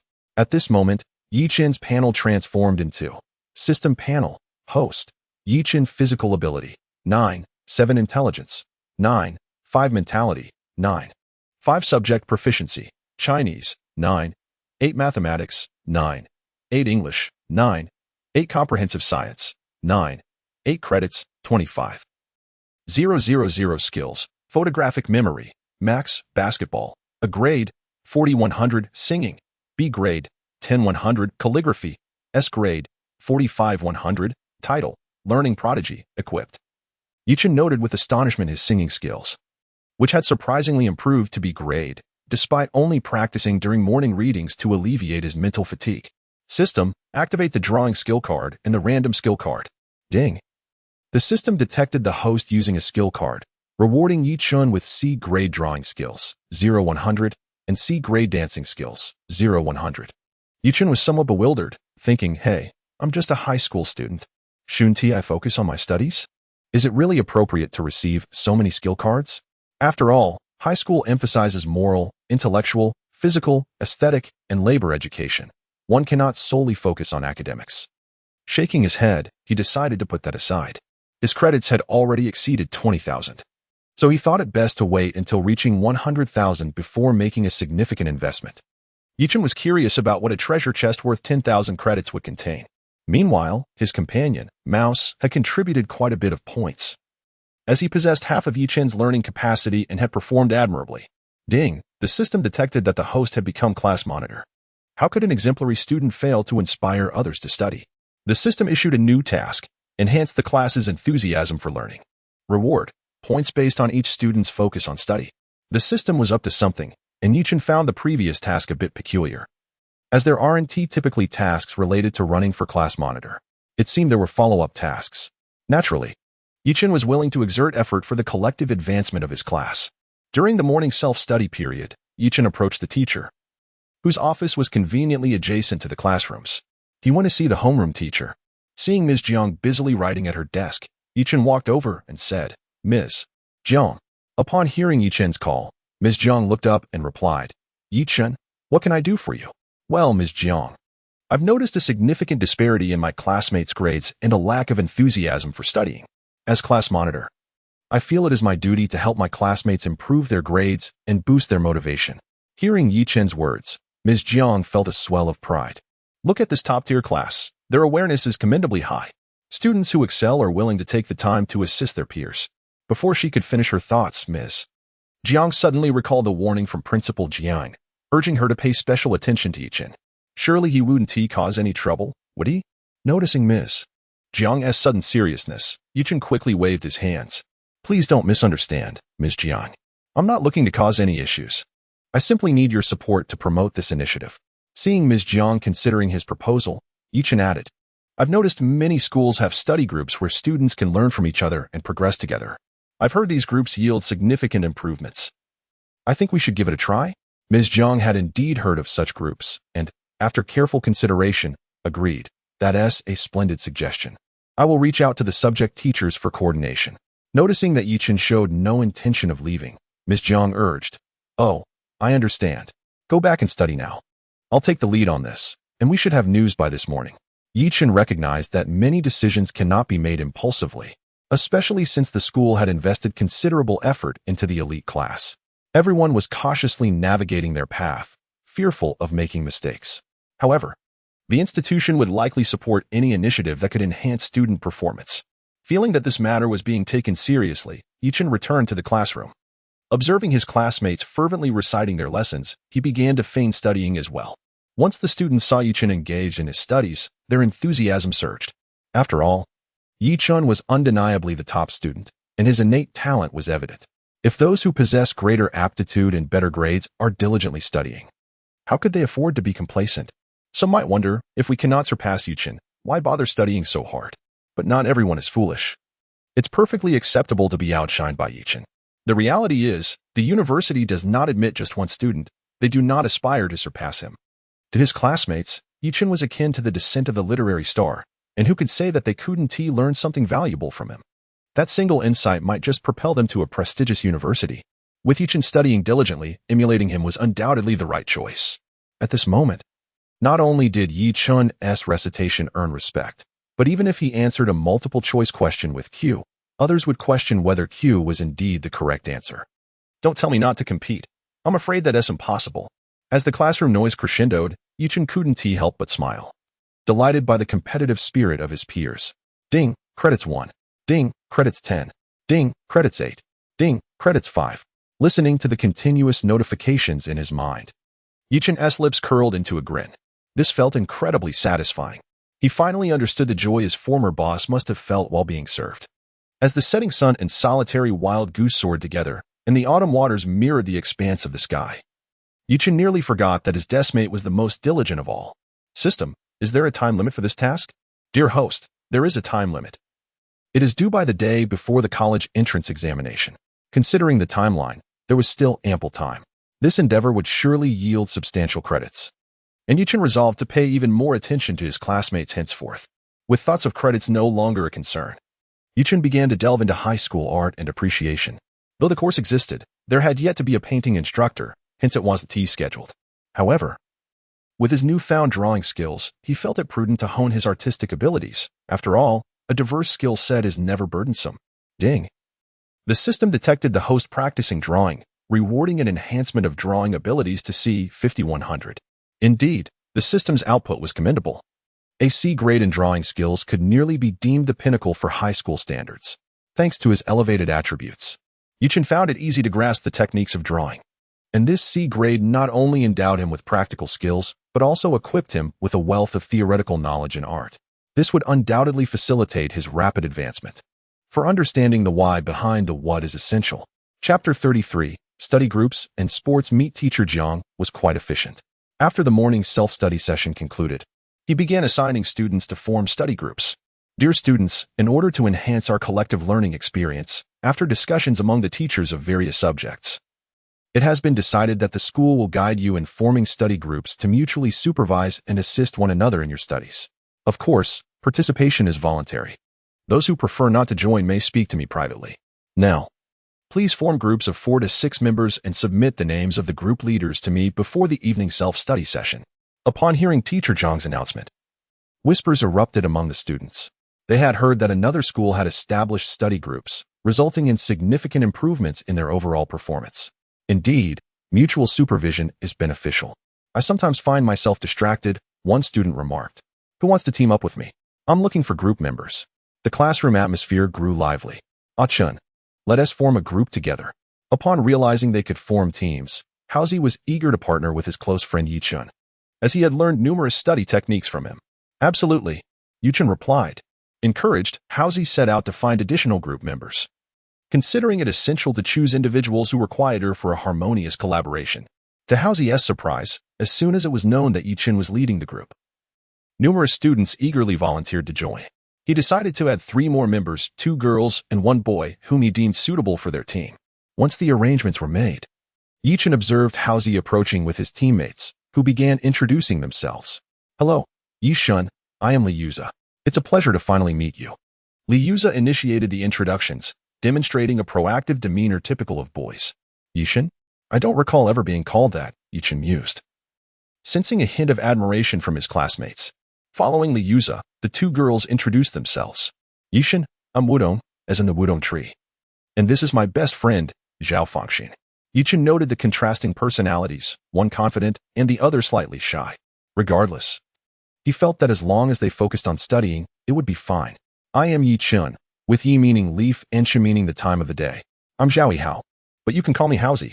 Soon, the group was well acquainted, and they named themselves the Qinglong Study Group, also referred to as the 5 Little Dragons, a title suggested by Haozi. They ranked themselves according to the 5 elements: wood, fire, earth, metal, and water, with Yichen as the group leader. Yichen, your handwriting is exquisite. Would you be willing to share some tips with us? Wudong, though a girl, had a tomboyish appearance with a tall stature and striking features. I believe practicing with calligraphy books would be beneficial. If we start now, we should see some improvement before the college entrance exams, though I cannot guarantee how much. Yichen advised. What style of writing should I practice? Wudong inquired. Write something, and I'll help you determine which style suits you best. Wudong proceeded to write. Without enduring the bitter cold, how can one appreciate the fragrance of the plum blossom? After reviewing her work, Yichen suggested practicing the standard script, as her calligraphy already exhibited some characteristics of this style. High school students typically focused on meticulous standard script, so basic practice would suffice. Thank you, Yichen. Wudong expressed her gratitude. It's no trouble at all, Yichen replied. Observing the remaining 3 group members eagerly watching him, he chuckled and said, "You all should write something too, so I can see which style suits you." All right. Eagerly, Housie and the others wrote a few characters. However, it must be said that Housie's handwriting was quite poor, resembling a series of squirming worms. Unfortunately, his academic progress had only recently improved in the first semester of senior year, leaving him with little foundation.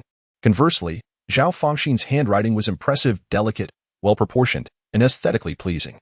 Though some possessed stronger writing skills than others, Chen made tailored recommendations for each member, believing that the stronger his classmates were, the stronger he would become.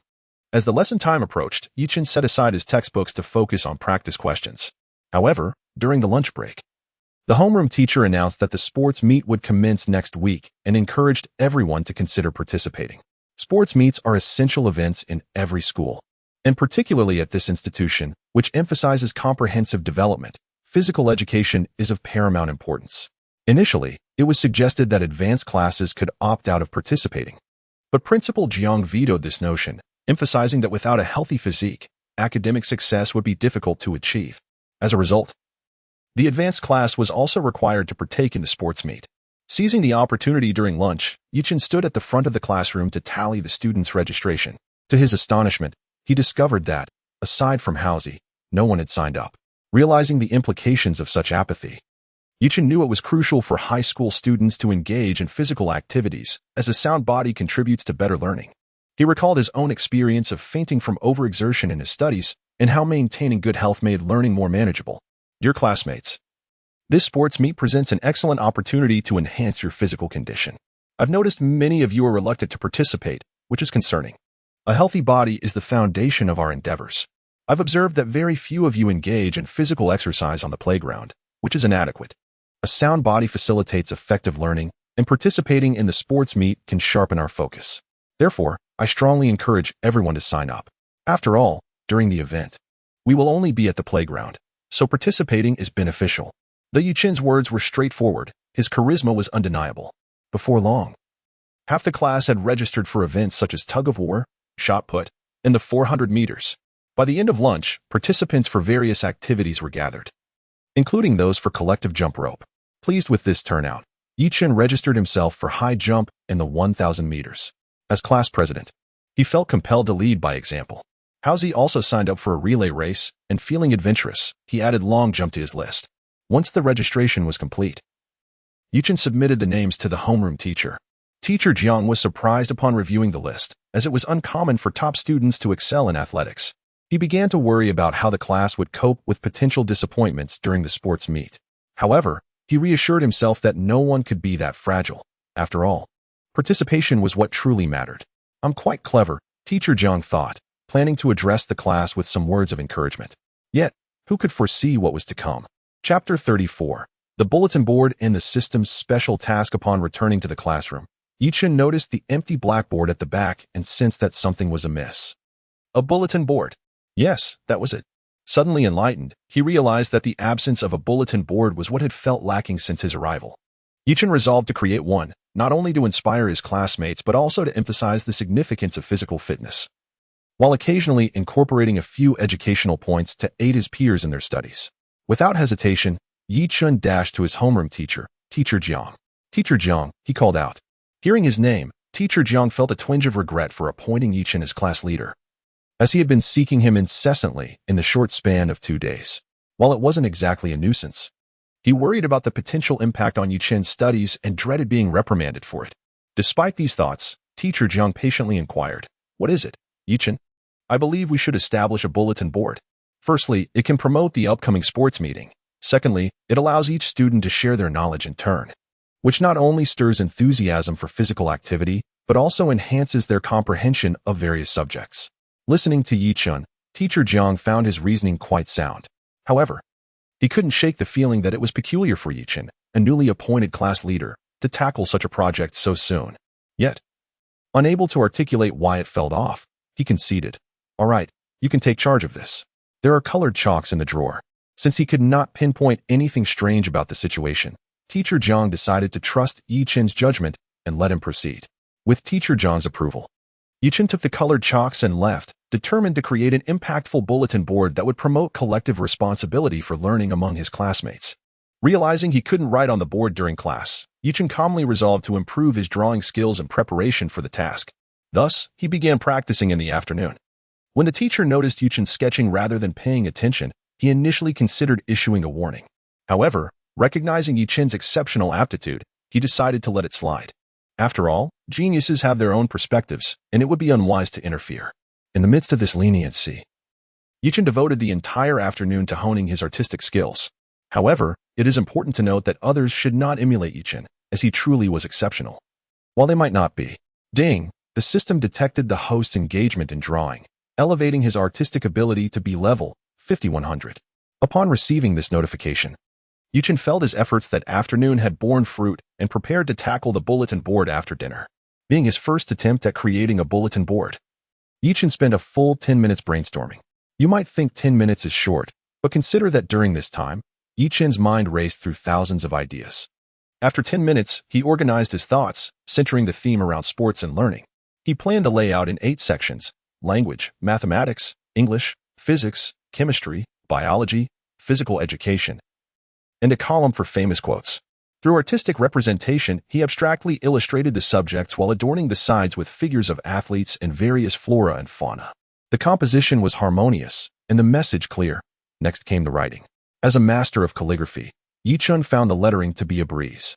Remarkably, with each section he completed, his classmates gasped in admiration. Finally, after 40 minutes of dedicated effort, Chen completed the bulletin board, employing a palette of only 3 colors for a minimalist yet elegant aesthetic.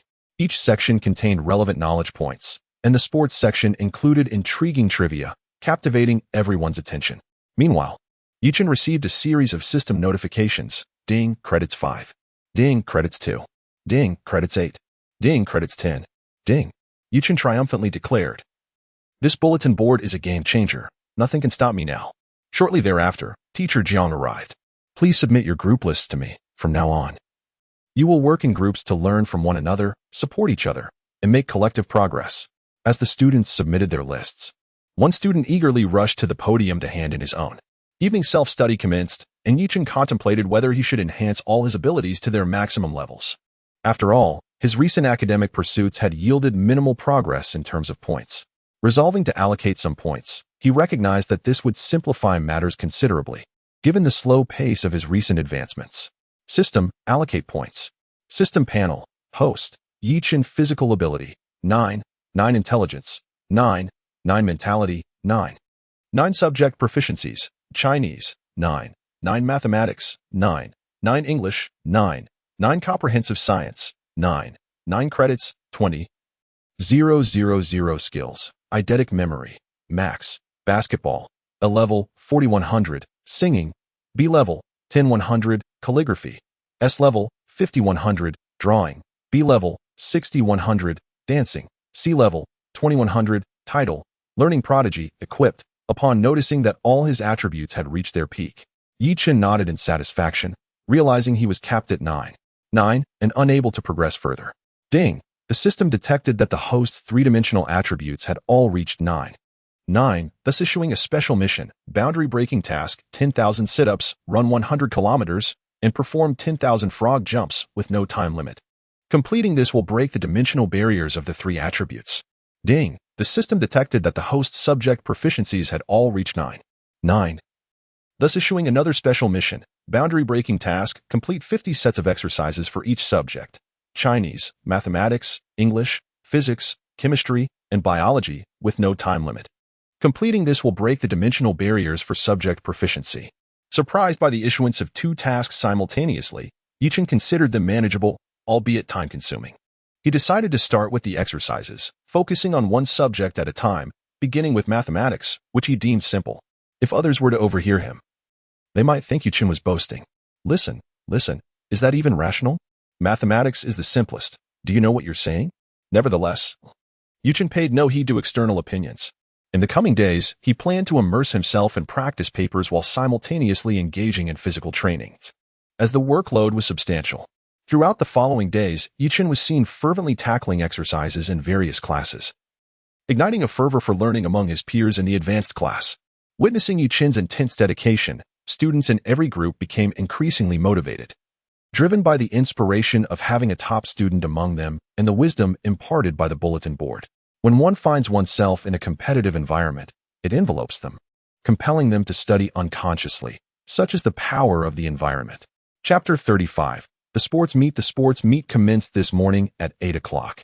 Teachers from each grade were requested to assemble their teams and orderly enter the playground. As Yi Chen listened to the announcement blaring through the class loudspeaker, a sense of anticipation stirred within him. The sports meet was an indispensable event in high school, one of the few joys amidst the rigors of academic life.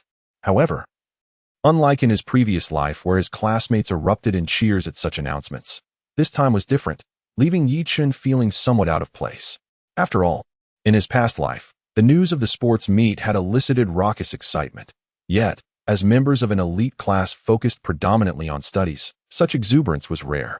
As the various classes paraded onto the playground, the sports meet officially began.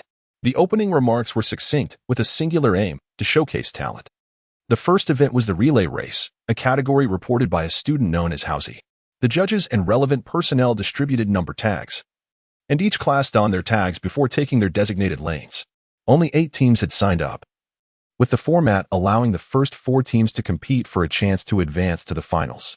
Housie's team was the first to compete. After arranging the order of the relay baton, the signal from the judge prompted all 4 teams to sprint into action. Class 6 took an early lead, but only by 2 body lengths ahead of Class 1. After all, they were high school students, and the differences in speed were marginal. The first leg saw no team falter, successfully passing the baton. The lead remained intensely contested through the second and third legs, as the participants exhibited comparable physical prowess. Principal Jiang, who placed great emphasis on the students' physical fitness, nodded approvingly. After all, the fifth school prioritized not just academic excellence, but also the health of its students. When the final baton reached Housie, Class 1 was still in second place. However, as Housie took the baton, the dynamics shifted dramatically. He surged ahead, showcasing his extraordinary athleticism as a member of the basketball team, pulling away by nearly 20 meters. Unsurprisingly, Housie's relay team clinched first place in the finals without any issues. Yi Chen, witnessing Housie's beaming smile as he approached, teased him, "Impressive, Housie. You've really come a long way." Housie replied, "You don't know my mother. Every sports meet, she insists on me bringing home the gold." As they bantered, they proceeded to the next competition venue, where Yi Chen's event was about to begin. The high jump was straightforward, with participants jumping in grade order, progressively raising the bar. Each contestant had 3 attempts to clear the height. Yi Chen received his number tag, 001, as he was the first to compete. With a quick run-up, he leaped gracefully, executing the jump flawlessly. The audience erupted in applause. While most competitors employed a single-leg takeoff, Yi Chen's backflip style was reminiscent of professional athletes seen on television, elevating expectations. As the bar rose to 1.6 meters, competitors dwindled. Observing Yi Chen's lingering enthusiasm, the judge inquired if he wished to continue. After a moment's thought, Yi Chen resolved to proceed, adjusting the bar to 1.8 meters to challenge himself. With a powerful run and leap, he cleared the height effortlessly. Sensing he had not yet reached his limit, he commanded the judge to raise the bar to 2 meters. At this height, his backflip technique proved advantageous, allowing him to soar over with ease. The heights continued to increase. 1 meters, cleared. 2 meters, cleared. 3 meters, cleared. 4 meters, cleared. Gasps erupted from the crowd. How could a high school student possess such extraordinary jumping ability? Unbeknownst to them, Yi Chen's physical prowess was nearing its zenith, approaching the human limit. The judge, astonished, hurried to report to the teachers. When they learned a student was on the verge of breaking a world record, their initial reaction was disbelief. The notion of a high school student achieving such a feat seemed preposterous. However, curiosity compelled them to investigate further. As the bar was set to a staggering 2.45 meters, a few teachers began to entertain the possibility. After all, no one would arbitrarily adjust the height to such extremes. Yi Chen's run-up, turn, and leap propelled him over the bar once more, leaving the teachers in a state of bewilderment. Was this truly the physical capability of a high school student? The high jump results were indisputable, as the measuring tape confirmed the height. 2.45 meters, a mark few could dream of reaching. Shockwaves coursed through the crowd. Principal Jiang, Upon hearing the reports, initially dismissed them as false. It seemed implausible that a student could achieve such heights. Yet, as more teachers corroborated the claims, he felt compelled to witness the phenomenon for himself. Upon seeing Chen in action, his first thought was to ensure the safety of his exceptional student. However, when Chen cleared 5 meters, Jiang was rendered speechless. With such athletic prowess, an automatic recommendation for further studies was all but assured. Still unsatisfied, Chen wished to attempt another jump, only to be summoned aside by the principal. Chen, do you have any aspirations to pursue athletics further? He inquired. I believe my academic abilities are commendable as well. I do not wish to limit myself to sports. Chen replied, puzzled by the principal's fervor. Jiang fell silent, contemplating Chen's remarkable academic achievement of 745 points alongside his athletic prowess. It seemed unfair that such talents resided in one student, while he himself felt a twinge of envy. As Jiang walked away in contemplative silence, Chen was left bewildered. Hello, is this the Huayang City Sports Bureau? This is Principal Jiang from School 5. He said over the phone. What is it, Jiang? Why the call? Came the reply. I've discovered a high jump prodigy at our school who has broken a record. You must come and see, Jiang urged. Director Li chuckled dismissively. Jiang had often boasted of extraordinary talents only for them to fall short. Yet, Li recognized Jiang's sincerity and willingness to advocate for his students. Very well, Jiang. I will visit your school next week to scout for potential talents. The National Sports Authority is keen on nurturing young athletes, and I have quotas to fulfill, Li responded. Jiang eagerly awaited his arrival, unaware of the whirlwind of attention that awaited Chen. Chapter 36. Master He. Due to the sensational high jump in the morning, Chen decided to remain low-key. As the saying goes, a tall tree catches the wind. Even if he attracted no attention, he preferred to avoid any peculiar and abstract occurrences. The afternoon sports meet proceeded as usual. In the 1-kilometer race, Chen, under deliberate control, secured first place, albeit without remarkable flair, finishing just slightly ahead of the second competitor. With the competition concluded and other classmates still competing, Chen could only observe from the sidelines. Upon hearing someone call his name, Chen turned to find it was Teacher He. He had not seen Teacher He in the classroom office for several days, bustling about with unknown tasks. When he saw Teacher He beckoning him, Chen approached. What's the matter, Teacher He? Do you remember the calligraphy you wrote for me last time? A distinguished master has taken notice of your talent and is interested in having you as a disciple. Would you consider it? Chen was taken aback. It had been quite some time since then, and he had not anticipated Teacher He would still be advocating on his behalf. He felt a surge of gratitude. Although Chen believed he did not need a teacher and could improve his calligraphy independently, he could not bear to decline Teacher He's goodwill. Of course, I am interested, Teacher He. Upon hearing Chen's affirmation, Teacher He's beautiful eyes curved into crescent shapes. This master possesses excellent character and enjoys a commendable reputation in the community, providing hands-on guidance to his apprentices. Listening to Teacher He's enthusiastic remarks, Chen felt a warm sense of comfort, displaying no impatience whatsoever.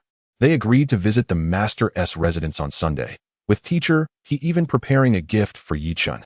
Initially feeling somewhat embarrassed about not preparing a gift himself, Chen was reassured when Teacher He mentioned that the jade he had gifted previously had greatly uplifted her spirits, and she knew the master's preferences, thus facilitating the arrangement. With that, Chen ceased to resist. Sunday arrived swiftly, and Chen noticed Teacher He waiting for him early in the morning. After confirming his attire with Teacher He, the two set off joyfully. Wow, this is quite impressive, Chen exclaimed, astonished to find that the master resided in a villa, surrounded by an expansive garden that exuded a modern aesthetic. Stepping inside, he felt a refreshing tranquility. Yet, despite his amazement, Chen displayed no signs of being outshone, for he embodied the spirit of youth, full of vigor and ambition. Teacher He nodded in satisfaction, proud of her composed student. Upon entering the house, Teacher He introduced them. Master He, this is the author of the calligraphy I showed you last time. Chen, this is Master He, the president of the Huayang City Calligraphy Association. Upon hearing the introduction, Chen connected the dots. Both shared the surname He. And Teacher He had mentioned her father was the president of the association. This made them father and daughter. Without dwelling on it, Chen politely greeted, Hello, President He. Young friend, how old are you this year? I have just turned 18. Whom do you study calligraphy under? I have no formal teacher. I practice on my own. Seeing the two engaged in conversation, Teacher He sensibly excused herself, recognizing it as a small test for Chen. The discussion flowed effortlessly, transitioning from calligraphy to insights, and then exploring styles and schools of thought. During the exchange, Chen composed some characters, prompting Master He to exclaim in astonishment at his remarkable skill for someone so young, noting the unique flair in his writing, truly exceptional. As noon approached, Master He, delighted to have a new disciple, invited Chen to stay for a meal. Notably, the welcoming gift from Master He was exquisite, a jade tablet embossed with the character for heaven. According to teacher He, among her father's many disciples, only 2 had the honor of receiving such a token. The tokens were categorized into 4 types: heaven, earth, mysterious, and yellow, with the character for heaven being the most esteemed. This signified how cherished Chen was. Even her own daughter had only received the earth token, as she was the favored youngest child. Teachers pass on wisdom and knowledge. Teacher He remarked. In the afternoon, Master He began to elucidate the principles of calligraphy. Young Chen, do you know what calligraphy truly is? Noticing Chen's puzzled expression, Master He patiently elaborated. Calligraphy embodies the way, the natural order of the universe. It is an art of self-cultivation, where one's spirit is both vigorous and restrained, and one's essence is abundant yet concealed. You see, even at nearly 60, I still appear youthful. That is my way. Though Chen did not fully grasp the teacher's philosophy, he caught a glimpse of its essence. Ding! A notification indicated a breakthrough in his calligraphy skills, rewarding him with an S-level enhancement, 8100. With newfound clarity, Chen took up a brush and began to write. Excellence comes from diligence, while neglect leads to decay. The sea accommodates all rivers, thus it is vast. As he wrote, it felt as though he had stepped into a realm of enchantment. The characters seemed to pulse with vitality, as if infused with power. Chen experienced an epiphany. In the heavens, the white jade capital, 12 towers, 5 cities. Immortals caress my crown, bestowing longevity. These lines emanated a celestial aura, as if the mere sight of the characters conveyed profound meaning. Yet, Master He was equally astonished. Wait, I merely recounted my teacher's words. How did you reach such enlightenment? Chen responded, could it be that there are truly those who do not comprehend the essence of calligraphy?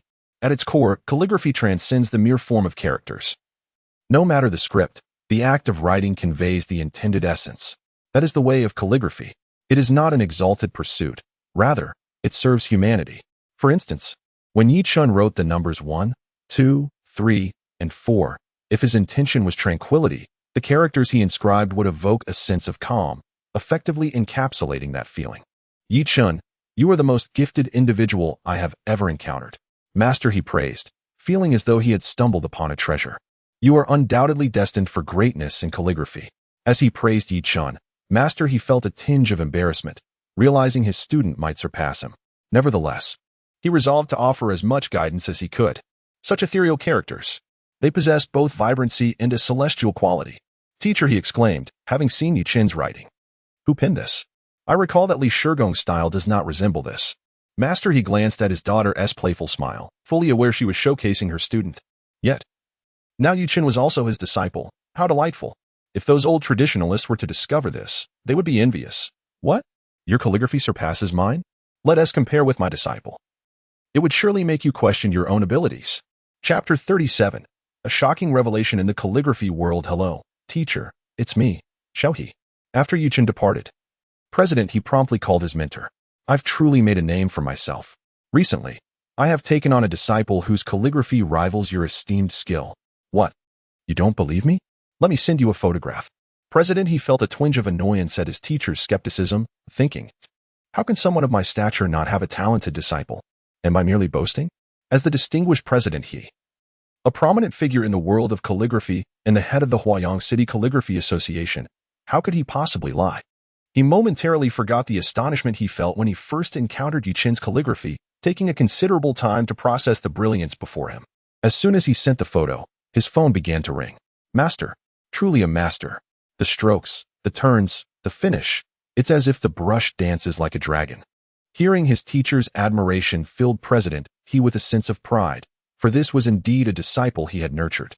Although he had devoted an afternoon to the training, he could hardly dismiss it as mere instruction. Now, immediately bring your work to me. Wait, teacher, you're in Kyoto, and I'm in Huayang City. The bullet train takes 3 hours. However, he knew he could not refuse.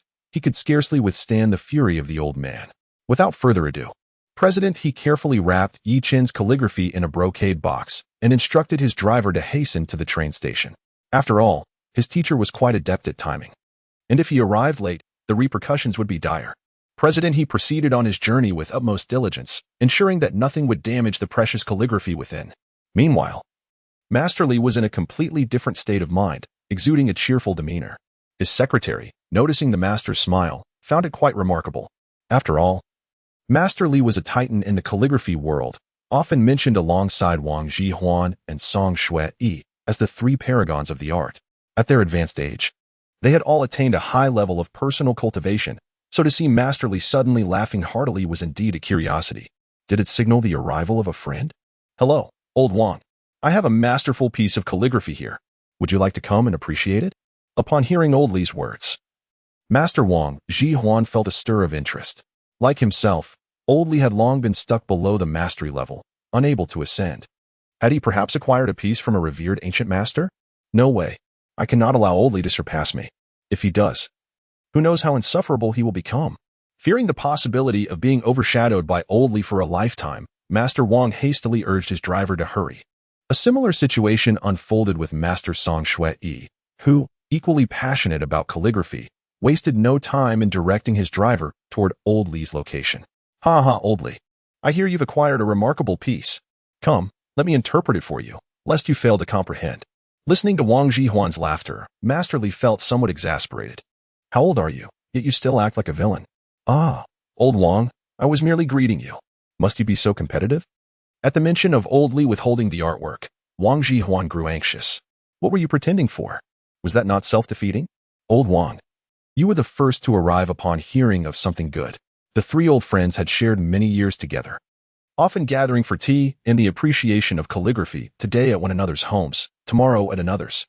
When Li Shudi caught sight of Yi Chen's work, he thought of how his two old friends had often flaunted their skills before him. He could not let the day pass without showcasing something of his own. Calculating the time, he anticipated the arrival of the calligraphy. Soon enough, he spotted President He approaching, breathless, carrying a brocade box. The three elders' eyes sparkled at the sight of the box. Before President He could utter a word, Master Li seized the box and carefully opened it.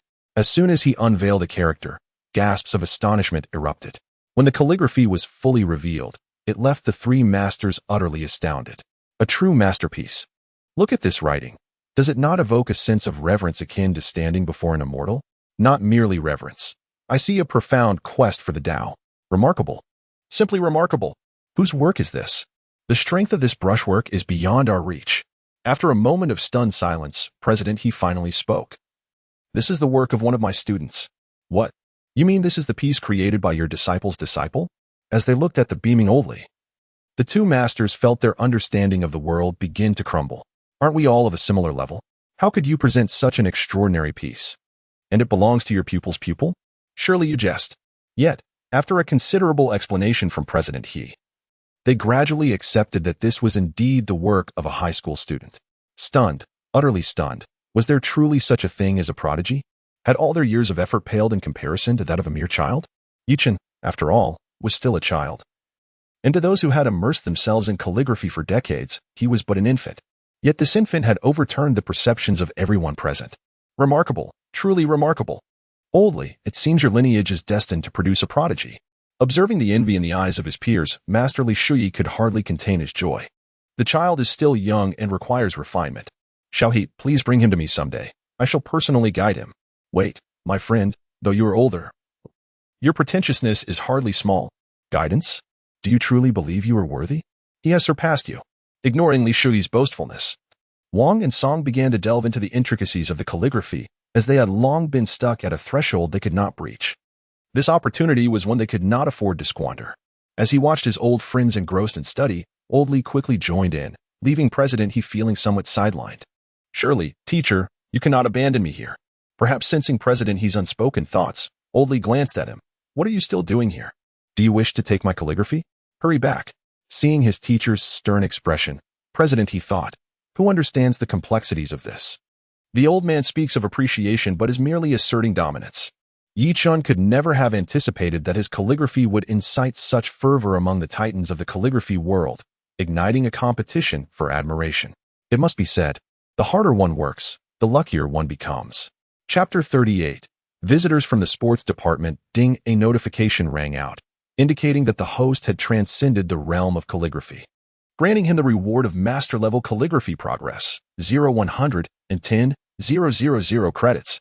Chen, taken aback by the system's announcement, had anticipated that a breakthrough in calligraphy would lead him to the pinnacle of his abilities. He had not expected further advancement. Perhaps this was akin to a world of cultivation. Dismissing his contemplations, Chen resolved to wash up and retire for the night, as he had classes to attend the following day. Early morning studies awaited. Diligence breeds excellence, while idleness leads to decay. Learning is like rowing upstream. One must exert effort, lest one regress. Task progress. Breakthrough Task 1. Sit-ups, 510,000. Running, 100 kilometers. Frog jumps, 210,000. Breakthrough Task 2.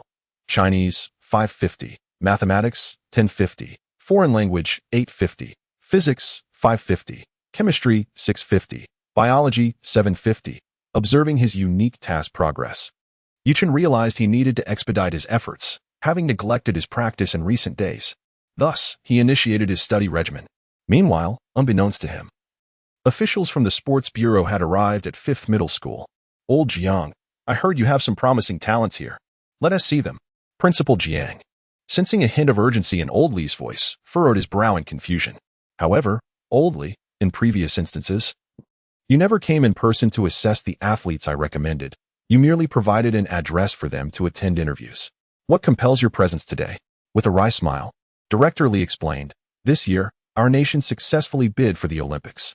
The leadership hopes that during the 2018 Olympic Games in Huagua, our young athletes will showcase their prowess. After all, we cannot afford to be humiliated on our own turf. Even so, it shouldn't be that severe. We at least have a national team, Principal Jiang replied, puzzled. Director Li revealed the truth. Last week, a national sports competition was held in beautiful country to evaluate the physical fitness of youth from various nations. Surely we did not perform that poorly? Principal Jiang questioned, disbelief evident in his tone. Our great nation has an abundance of talent. Director Li's expression grew grave. Not only did we perform poorly, we were utterly defeated. As you know, the country has undergone significant reforms in recent years, with various industries flourishing. However, athletes remain a scarce resource, often untrained and lacking even fundamental physical education. The higher-ups have decided to start from the ground up, prioritizing comprehensive development in both academics and physical education. Understanding the gravity of the situation, Principal Jiang acquiesced. Very well, this afternoon, you may observe our school's athletes. Time passed swiftly, and soon it was afternoon. Observing the athletes gathered on the field, Principal Jiang nodded in satisfaction. High jumpers, long jumpers, shot putters, and sprinters were all present. He addressed the students. Today, our school has invited Director Li from the Huayang Sports Bureau to conduct individual athletic assessments. Should you meet the standards, you may be recruited as sports students. Let us give a warm welcome to Director Li. Applause erupted, and Director Li took the microphone. Students, I am Li Xueyo from the Huayang Sports Bureau. I am here to scout for potential talents at 5th Middle School. If you possess the ability, please exhibit it boldly. I hereby declare the physical assessments open. The sprinting event began, but as Director Li observed the results, he shook his head. Although the athletes from 5th Middle School were slightly better than those from 1st and 2nd Middle Schools, their performance was far from remarkable. In provincial competitions, they would hardly make a splash, let alone in national or international contests. The long jumpers fared somewhat better, and Director Li marked one of their names for consideration. However, the shot put and subsequent events were disheartening, with most competitors displaying only average skills. It was understandable that Director Li remained indifferent. After all, most national-level athletes are nurtured from a young age. High school athletes, lacking comprehensive physical training, might contend in provincial competitions but would fall short on the national stage. Well, at least we have one promising talent, Director Li jested. Old Jiang, this is commendable. At least you have one good athlete. 1st and 2nd Middle Schools have none. Principal Jiang fell silent, realizing the truth.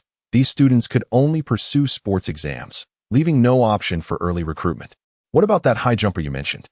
I heard he broke a world record, soaring to great heights. Where is he? Director Li inquired. Principal Jiang replied, isn't he always the last to be called up? Before long, Chen was guided to the field. I was just solving problems when someone called me to follow them, saying the principal was looking for me, he explained. Upon seeing Chen arrive, Principal Zhang's eyes lit up. Speak of the devil, here he is. He gestured for Director Li to join him. Student Yu. This is Director Li from the Sports Bureau.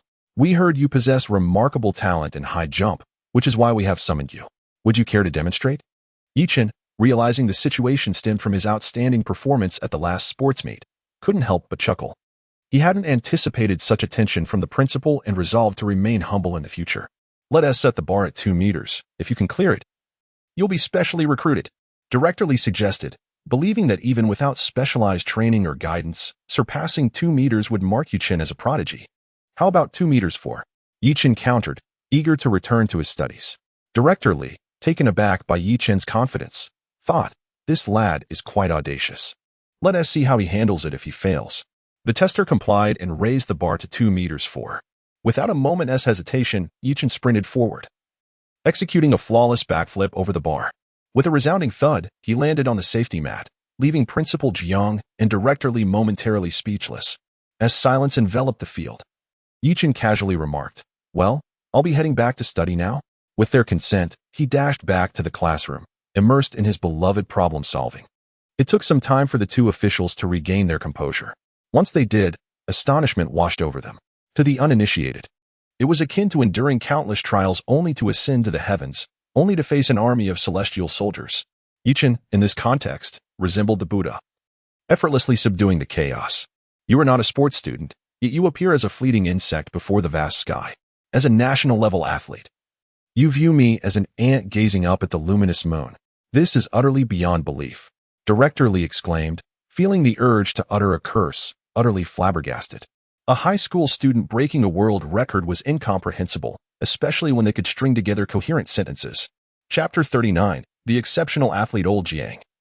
Slap me across the face and see if I am dreaming. Upon hearing Director Li's request, Principal Jiang, of course, chose to oblige. Smack. Ouch, that hurt. This is certainly no dream. Director Li was baffled, utterly perplexed. Have today as high school students truly become this remarkable? 2 meters and 40 centimeters, just like that. Old Jiang, I must tell you, this student must join my athletics department. I am determined. Principal Jiang hesitated, for he was aware that Chen's academic performance would undoubtedly shine during the college entrance examinations. However, bringing honor to the nation was also of paramount importance, which left him in a quandary. Observing Jiang's conflicted demeanor, Director Li curiously inquired, what troubles you, old Jiang? Is there an issue?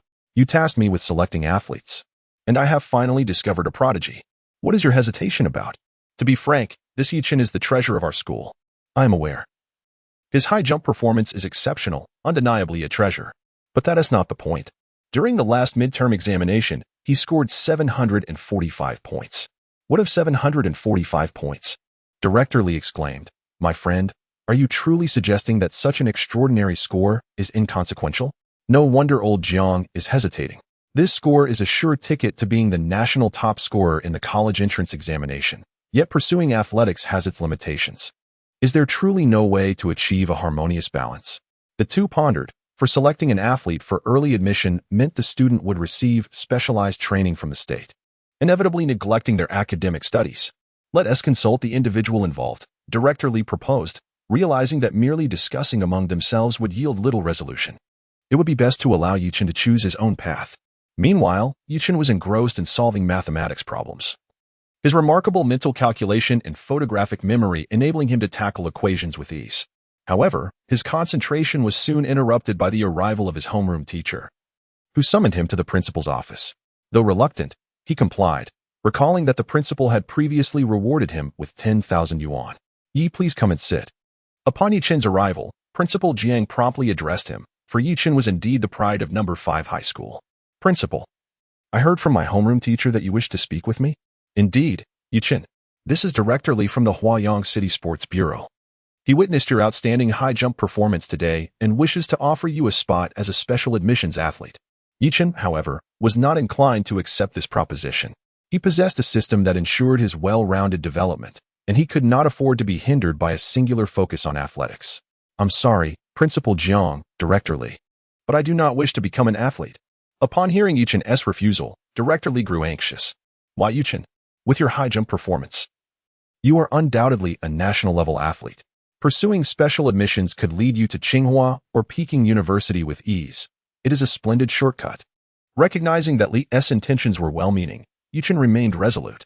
As a man equipped with a system, gaining admission to Tsinghua or Peking University was merely a matter of course. With my scores, I can secure a place at Tsinghua or Peking University without issue. I prefer the academic environment of the school. Director Li fell silent, realizing that while such esteemed institutions may seem unattainable for the average person, a prodigy like Chen would hardly be concerned about guaranteed admission. Noticing the silence between the two, Principal Jiang suggested, "Could your bureau assign a representative to monitor Chen's progress? He can continue his studies here, and we shall ensure he maintains his athleticism. Just notify him in advance when competitions arise. How does that sound?" Chen's eyes lit up at Jiang's proposal. It was that he was unwilling, rather. The constraints of being a special admissions athlete were too great. Director Li, however, furrowed his brow. While it was a promising suggestion, who could guarantee that Chen could maintain his form without professional training? There was no precedent for such an arrangement, and the risks were substantial. Yet, to decline meant losing a promising talent. What a dilemma. Seeing Director Li's turmoil, Principal Jiang felt compelled to add, "Your sports bureau has a multitude of personnel. Why not send one or two individuals to periodically assess Chen's performance? After all, special circumstances require special measures." Upon hearing old Jiang's words, Chen recognized that he was indeed exceptionally gifted, and though there was some risk involved, he had not achieved remarkable results in recent years. It was time to take a chance. The greater the challenge, the greater the reward. Let us do this. Very well. I will send personnel to guide Chen's training regularly. After all, a genius deserves to be treated as such. Once the decision was made, Director Li no longer hesitated. After all, in this world, few endeavors are without risk. The competition within the sports bureau had become fierce. With those in higher authority paying scant attention, they sought to cultivate a leadership team with tenacity. Those capable would rise, while the incapable would depart early. The more Director Li observed Chen, the more he felt satisfied, yet he was mindful not to hinder the young man's studies. Let us finalize this. Chen, remember to visit the sports bureau for your assessments. We will provide you with equipment. Thank you, Director Li. I will work diligently. Principal Jiang and Director Li shared a hearty laugh, appreciating the young man's politeness. As Principal Jiang and Director Li engaged in conversation, Chen seized the opportunity to return, for he still had many problems to solve. He found the prospect of his future increasingly intriguing, with a balance of athletics, academics, and calligraphy ensuring that his learning potential would not be overlooked. Solving problems brings me joy. Engaging in sports brings me joy too. This week, Chen oscillated between studying and exercising, and his progress was commendable. Task progress: breaking through task 1, sit-ups, 6,000 10,000, running, 6,100 kilometers, frog jumps, 5,000 10,000, breaking through task 2, Chinese, 1050, mathematics, 5050, foreign language, 3050, physics, 2050, chemistry, 2050, biology, 2050, with just one more week.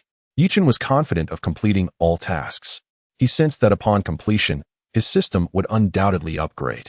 Notably, Chen's academic credits were increasing rapidly, thanks to the enthusiastic efforts of his classmates. Ever since Chen initiated the bulletin board, daily doses of motivational quotes had inspired his peers to study fervently, their enthusiasm uncontainable. As a result, Chen's credits soared to 40,000. It was undeniable that this system was truly perceptive. In just 2 or 3 weeks, he could accumulate 100,000 credits. At that point, acquiring a diamond treasure chest would be beyond his wildest dreams. However, this week was not solely dedicated to academics. The day after Director Li's departure, personnel from the sports bureau arrived, exuding an air of confidence. Yet, ever since Chen showcased his talents, he had gained a devoted follower who called him Brother Yi daily. There was no denying it. Strength commands respect. Chapter 40. Reporting to the Sports Bureau. Brother Yi, you need to report to the Sports Bureau tomorrow. Listening to his younger companions, Chen felt a twinge of confusion. Is there something special about tomorrow? At the mention of this, the two became quite animated. Tomorrow is the day all athletic scholarship students must report. After checking in, professionals will assess your height, weight, and physique, among other metrics, and thereafter, tailored uniforms will be created for you. Furthermore, Experts will conduct physical evaluations to determine which sports suit you best. Not only that, but there will also be personal instruction on athletic techniques and specialized training. From their eager responses, Chen grasped what was happening. The recruitment process at the sports bureau was concluding, and everyone was to report for specialized training thereafter. Brother Yi, I hope it's appropriate to say this. One of them hesitated, noticing their sudden reluctance. Chen sensed it was likely not a pleasant revelation and urged, just speak plainly. What is going on? The two exchanged mischievous glances before one replied, well, Brother Yi, you were specially recruited by Director Li, and it seems you have the privilege of not needing to train. Some people think your attitude is lacking and have threatened to target you. Is that so? Chen shrugged nonchalantly. After all, his physical attributes were now so formidable that he could hardly fathom their level of strength. What exactly will they do to me? Beat me up? He quipped with a smirk. Not at all. While they might not like you, they certainly won't resort to fighting. At worst, they'll compete with you in sports and, if they win, will mock you mercilessly. Chen was at a loss for words. I thought it would be something serious, but it's just this? Surely, no one genuinely believes they can surpass me.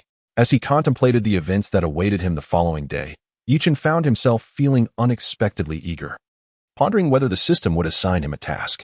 After all, he had a knack for encouraging others to strive for improvement.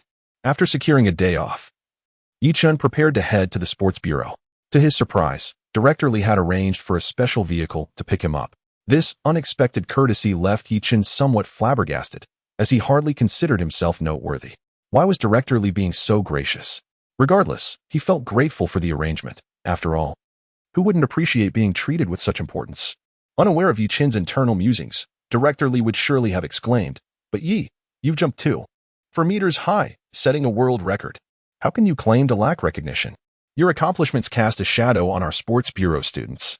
After about an hour's drive, they arrived at the sports bureau. The check-in process was straightforward. In a small office, Chen simply reported his name, and someone escorted him to the testing area. Director Liu, holding a tablet, approached the testing venue, having heard about a promising student named Chen. According to Director Li, Chen might well become a leading figure in China's sports arena. Director Lin, however, scoffed at this notion. Though you hold a directorial position, one shouldn't make such grand claims. What does it mean to be a leading figure? He's merely an ordinary high school student from number 5 middle school. Let's wait for the physical tests. I am eager to see what this legend is made of. Zhao Dongqing stepped forward. Present.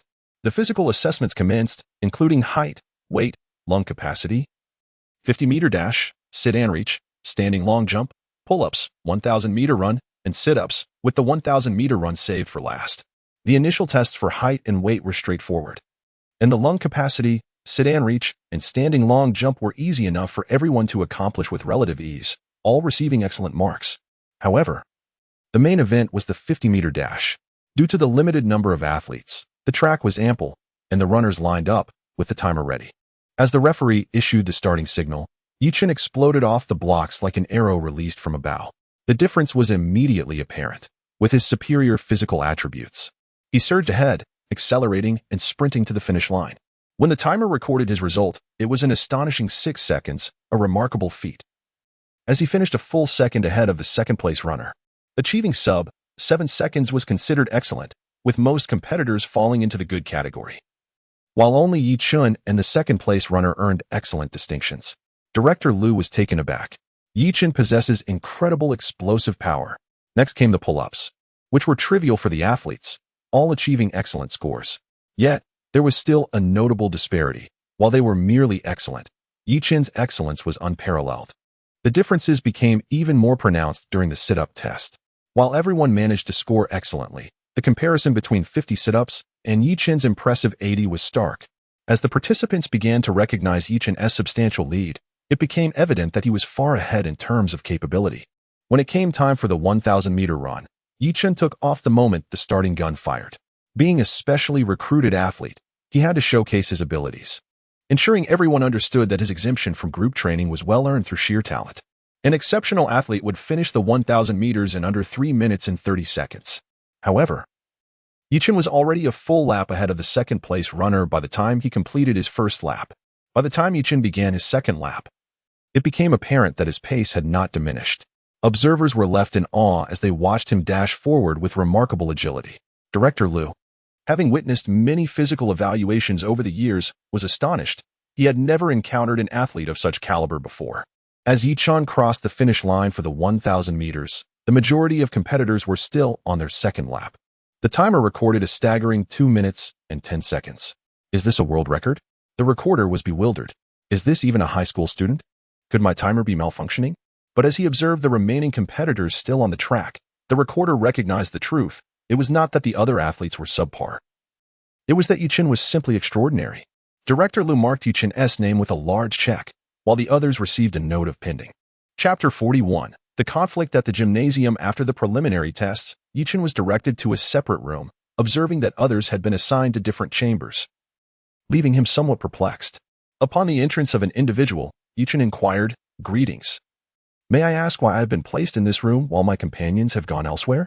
The staff member replied, "It is because your physical assessment has already been completed, while the others require further testing to determine their status." Realizing the implication of the staff member's words, Yi Chen understood that his exceptional performance had allowed him to pass the evaluation directly, while the others still needed to undergo additional assessments. "Please remove your clothing," the staff member instructed.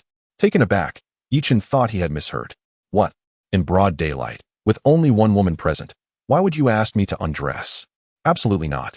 Noticing Yi Chen's guarded demeanor, the female staff member chuckled softly. "Oh dear.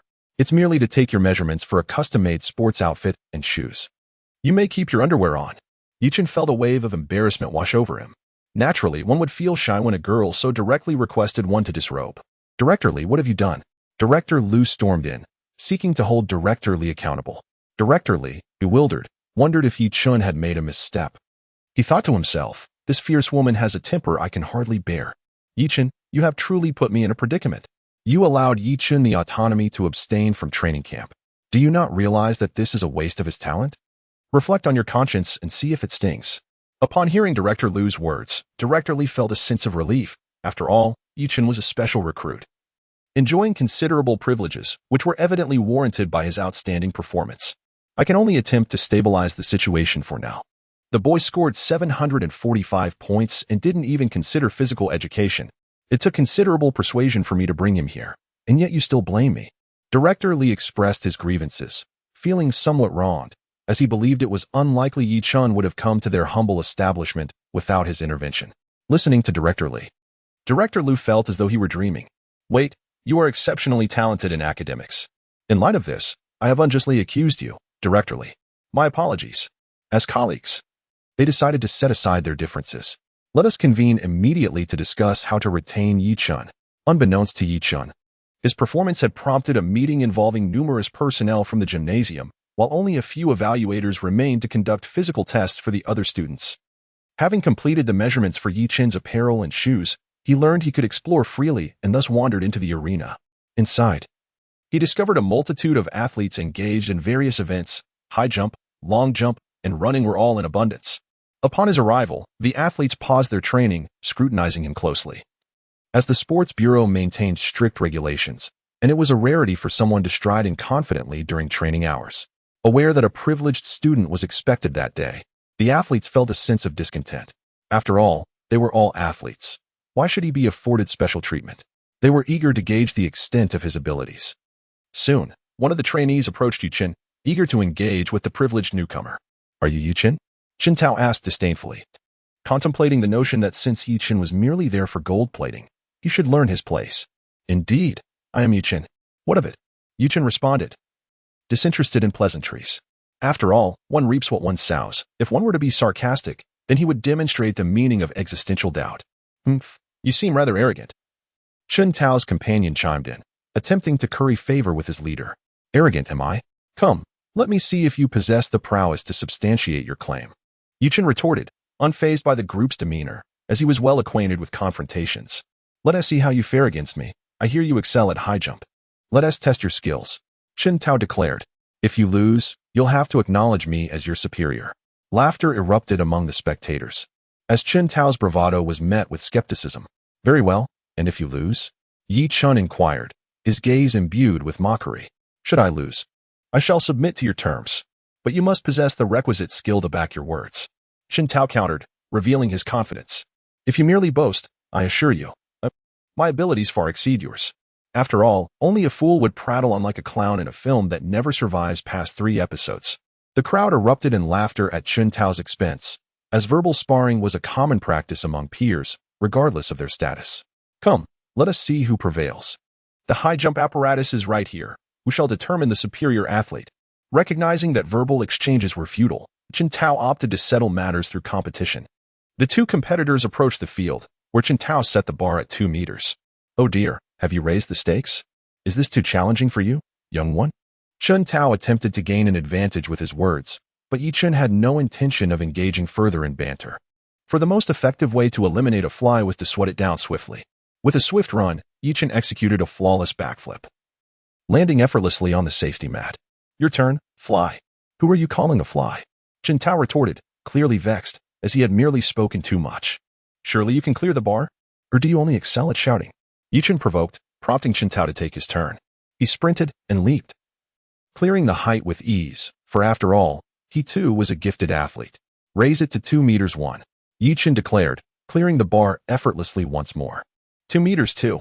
As the height increased, the onlookers began to sense a shift. This individual seemed to possess genuine talent. Yi Chen cleared the height with relative ease, while Chen Tao began to struggle. 2 meters 3. A hushed silence fell over the crowd, for this height was a formidable challenge that many could not surpass. Yi Chen, however, soared over it with grace, while Chen Tao faltered, failing to clear the bar on multiple attempts. Yi Chen emerged victorious. Do not take pride in your win. You merely surpassed me by a hair's breadth. It is nothing remarkable. A national-level athlete would easily outclass you. Chen Tao, despite his defeat, remained unyielding, as he grappled with the reality of his shortcomings.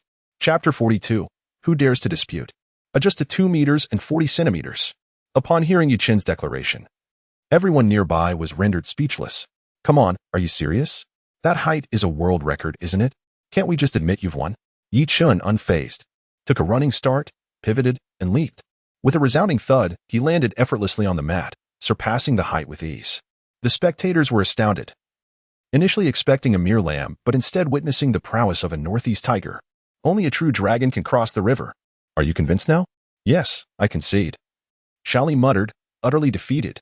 Recognizing the vast disparity in their abilities, they were not even in the same league. You still owe me a condition. Since you seem rather bothersome for this week, you'll be known as Flyboy. Yi Chen, not wishing to be too hard on him, thought it sufficient to impart a lesson. After all, who hasn't been young and brash at some point? I am indeed a good person, guiding another wayward youth back to the right path. Isn't this a bit excessive? Nicknames can shatter one's confidence. And you are? Yi Chen interrupted the prattling individual. Where were you when he was boasting? Now that I've defeated him, you want to chime in? Isn't that a classic case of a white lotus?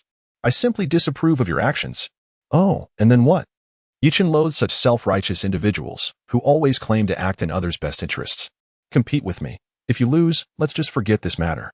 Fine, if you lose. You'll be called stable keeper, since you do resemble a monkey. Yi Chen was eager to engage with this individual. If he truly possessed superior skills, he would acknowledge it. What he feared was that the man would refuse to compete, buzzing around like a fly. The crowd then shifted from the high jump area to the sprinting track. Despite Zhao Qingyang's somewhat awkward appearance, he was a formidable sprinter in the 100 meters, having never lost in Huayang City. Ready, bang. The starting gun fired, and both dashed forward like arrows released from a bow. In the first 50 meters, Zhao Qingyang took the lead, having undergone professional training with a perfect start and acceleration. However, Yi Chen's raw strength soon began to prevail.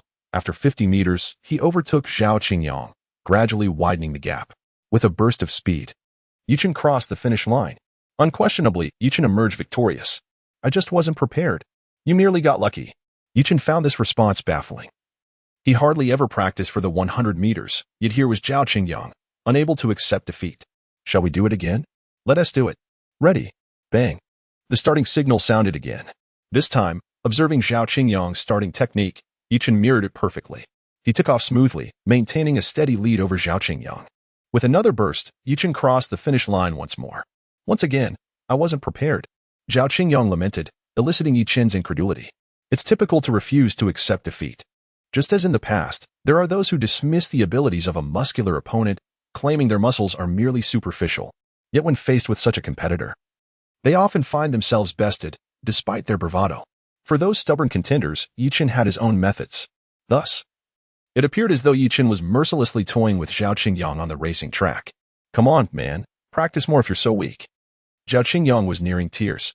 I've lost. I don't want to compete anymore. I concede. Very well, for this week. You shall be known as stable keeper. I quite enjoy your rebellious spirit, but you're truly lacking. One more thing. Remember, practice makes perfect. The crowd trembled at Chen's sharp retort. Are you really pursuing this relentlessly? All right, my friend, please grant me some leniency. We acknowledge our wrongdoing. Let us put this matter to rest. Both have accepted your punishment. Chen regarded the apparent leader of the group with confusion. Who are you? Just a moment ago, you were leading the charge against me, and now you've turned timid? Chen was not being overly serious. The two who lost deserved their punishment, and he saw no reason for interference. Earlier, you were the one rallying against me. I was merely letting you off the hook. Now, it's only fitting that I deal with you as well. However, upon hearing this, the previously raucous atmosphere suddenly fell silent. While one might disparage others, questioning their skills, to criticize Chen Tao would cause one to question their very existence. Chen Tao was the champion weightlifter of an province, his muscular physique far from a mere fade. Last year, he had clinched the Huayang City Weightlifting Championship, the in-province title, and was the national runner-up, a veritable titan in the world of weightlifting. Chen's audacity in challenging him was remarkable. After all, Chen Tao had achieved the rank of team captain in the sports bureau through sheer strength. Defeating the two earlier competitors might evoke surprise, but he was far from being Chen Tao's match. Shall we spar? Observing the barely concealed smirk in Chen Tao's eyes, Chen confidently declared, I am invincible. Feel free to try. Let us do it. With that, a throng of onlookers surrounded the two as they made their way to the weightlifting platform. I compete in the 81-kilogram weight class. If you can't match me, concede beforehand. Chen Tao, realizing Chen had not arrived through connections, acknowledged his misunderstanding. However, an apology was out of the question, as he had not truly wronged Chen. No worries. Let us stick to the 81 kilograms. Without further ado, Chen Tao lifted 185 kilograms, struggling but ultimately succeeding. 185 kilograms is my limit. If you can match it, you win. Chen Tao was succinct, demonstrating his prowess without unnecessary words. Chen contemplated Chen Tao's technique before attempting to lift 185 kilograms himself. Goodness, he actually lifted it. The crowd erupted in excitement. No way, can he really do that? Chen, feeling unsatisfied, added an additional 5 kilograms, lifting it with ease. I concede. Henceforth, you shall be the captain of the sports bureau. Chen Tao gracefully accepted defeat. After all, adhering to protocol was the ethos of the sports bureau. And if one is strong, they should take pride in it. Very well. For this week, you'll be known as Big Horn Bull. And remember, practice makes perfect. Chen steadied himself before proclaiming, who dares to dispute? Chen believed that if there were grievances, they should be addressed without delay, rather than allowing them to fester. Little did he know, in the arena of the sports hall, strength reigned supreme. Who would dare to oppose such an extraordinary talent? The three who had previously disputed now found themselves questioning their very existence. Chapter 43, Educating the Athletes under Chen's Guidance. While Chen was engaged in assisting others at the Chen Sports Complex, a fervent meeting convened under the leadership of Director Liu. The sole topic of discussion was to retain Chen and guide him back onto the right path, encouraging him to diligently pursue athletics. It was proposed that by persuading Chen, they could dangle the enticing prospect of guaranteed admission to prestigious universities such as Tsinghua and Beida as an incentive for him to formally join the sports department. Upon articulating this idea, the staff member felt a surge of self-satisfaction, for these universities held a revered status in the hearts of the Chinese populace, with alarmingly low acceptance rates across provinces.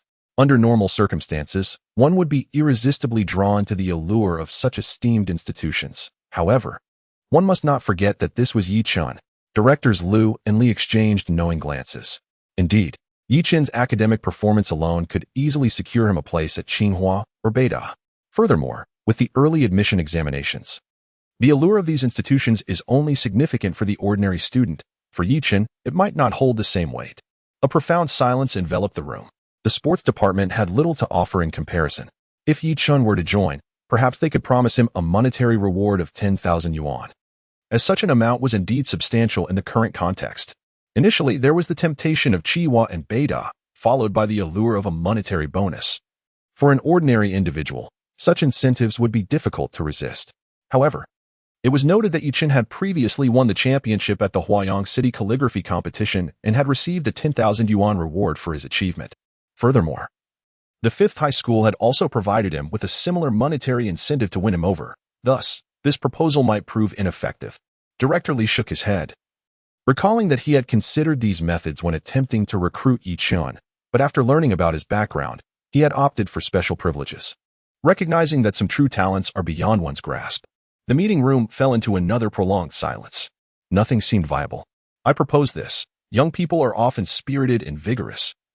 Let us arrange a training session where the seasoned veterans of the sports bureau can showcase their skills, allowing Chen to recognize his own shortcomings. While we cannot confine him, we can at least motivate him to train more diligently. What do you all think?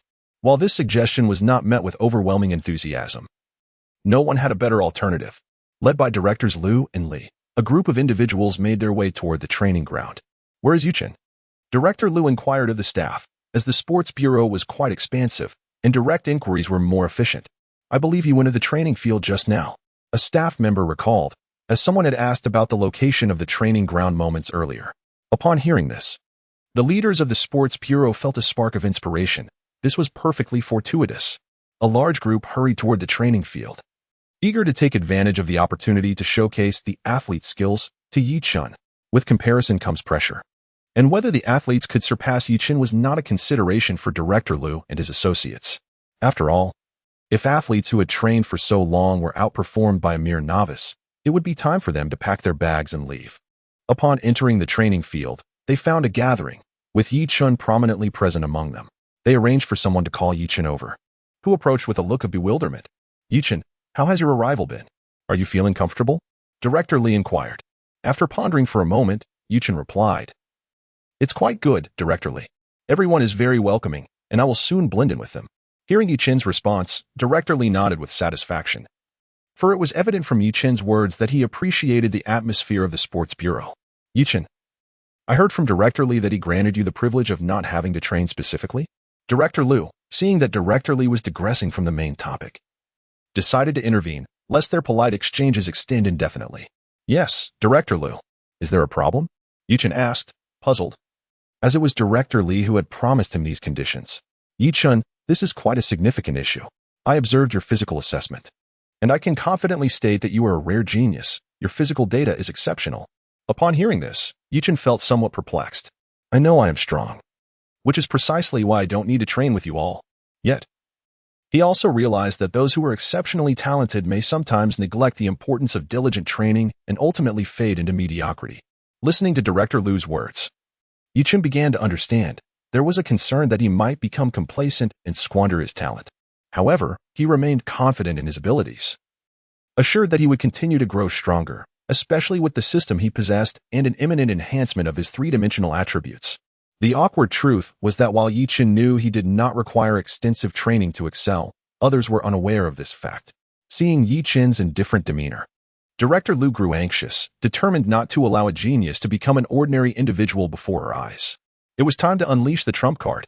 Director Liu concluded that the reality must provide Chen with a lesson, for today's youth often remain unyielding until they face the harsh truths of life. Attention, everyone. With the command of the chief instructor, all individuals in the training field assembled. Fellow trainees, this is Chen, a new athlete among us. Let us welcome him with applause. The chief instructor introduced Chen, emphasizing the importance of mutual recognition among future teammates. Thunderous applause erupted. An instructor Li felt a tinge of confusion. What had come over this group? In previous instances, newcomers had not received such a fervent welcome. Perhaps the presence of leadership influenced their response. Dismissing his thoughts, Instructor Li continued, addressing Chen. Since you are new to the sports bureau, let me provide you with a brief overview. All the trainees here are exceptionally gifted. We have numerous national-level athletes among us. Individuals like Li Hao, Zhao Qingyang, and Chen Tao have no rivals in a province, and our captain Chen Tao has even received national honors. These individuals serve as exemplary models for you to learn from. Li Hao, Zhao Qingyang, and Chen Tao exchanged awkward glances, their toes nearly digging into the ground. The athletic abilities and skills of these individuals were indeed remarkable. Here, you could learn a great deal from them. However, the three of them protested. No. I didn't tee. You're mistaken. Observing their downcast expressions, Instructor Li felt a sense of satisfaction. They had matured significantly, remaining humble and composed. Noticing Yichen's barely contained amusement, Instructor Li became somewhat puzzled. Are you doubting my words, Yichen? I must admonish you. Acknowledging the talents of others is also a skill. You should cultivate humility and respect those who excel beyond you. As Instructor Li's comments grew increasingly absurd, Yichen could no longer contain himself. Instructor Li, the 3 individuals you regard as the most outstanding have just been effortlessly bested by me. Chapter 44. A shocking revelation. Indeed, one must earnestly study the experiences of predecessors. What? What did you say? Realizing he had perhaps misunderstood, Instructor Li hesitantly inquired. Did I hear you correctly? What did you just say? Yi Chen, with a sense of helplessness, shook his head. Instructor Li was far too unstable. He had articulated his point clearly, yet the instructor remained perplexed. I said, Instructor Li, the 3 individuals you mentioned earlier, I effortlessly dealt with them. Yi Chen understood that he needed to display his prowess at this moment. After all, the greater his strength and potential, the more he would be valued. Instructor Li felt his mind racing. Did Yi Chen imply that this high school novice had, on his very first day, bested the pride of our sports bureau, and that he did so with ease? If this news reached even the personnel of the National Sports Administration, they would surely find it absurd. Instructor Li's gaze fell upon the 3 individuals, who had lowered their heads more than anyone else. Wasn't this evident? What Yi Chen claimed was indeed the truth. Otherwise, these 3 unruly fellows would have jumped up in protest long ago. No wonder Yi Chen was warmly welcomed on his first day. No wonder these individuals were so subdued today. It turned out they had been subdued themselves. Instructor Li's realization struck him like lightning. Today, the athletes seemed off in every regard. He had thought they had all matured, but in reality, they had merely been put in their place. They deserved it. This group of youngsters had been insufferable, flaunting their arrogance day in and day out. However, there was a contradiction. Yi Chen had bested them. This simply did not add up. Instructor Li hurriedly rushed to Director Lu to report the matter. After all, he was merely an instructor, and unexpected issues were best handled by those above him. What? You say Yi Chen has defeated our top 3 athletes? Director Lu exclaimed, the news too shocking to comprehend. Those nearby were equally astonished. This was truly outrageous. Although this was not a national-level sports bureau, it had Chen Tao, a pillar of strength. Chen Tao, a national-level weightlifter. Did Instructor Li just say that this high school senior, Yi Chen, had bested the national runner-up, Chen Tao? Chen Tao had only narrowly missed first place. Did that not imply Yi Chen possessed strength rivaling the best weightlifters in the nation? Unbelievable. No, I must see this for myself. After all, the truth must be verified. Director Lu murmured to himself, feeling the weight of the situation.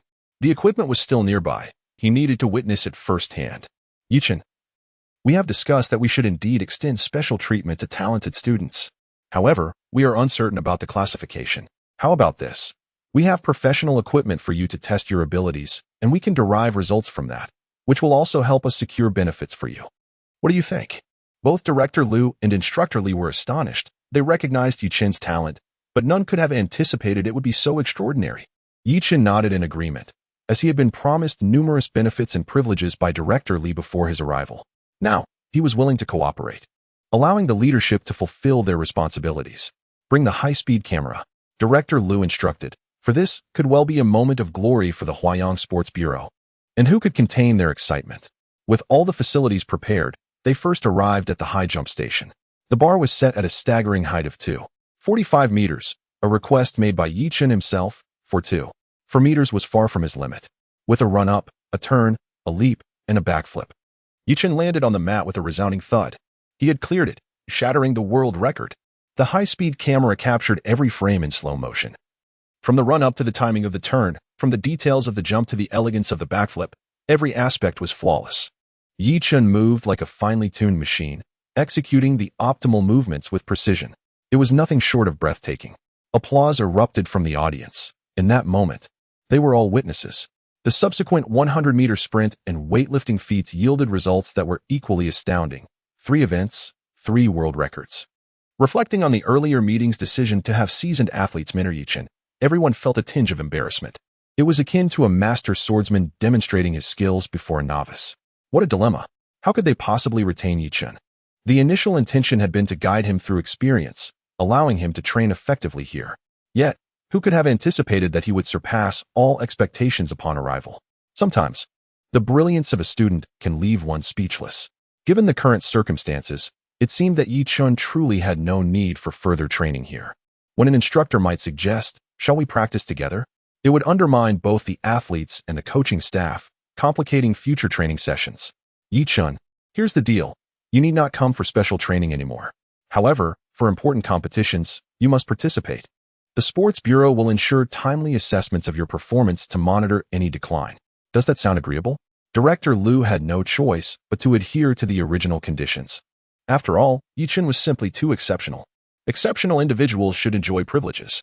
"Thank you, esteemed leaders," Yi Chun replied with joy. For his desire to remain within the sports department stemmed from a genuine wish to serve his country.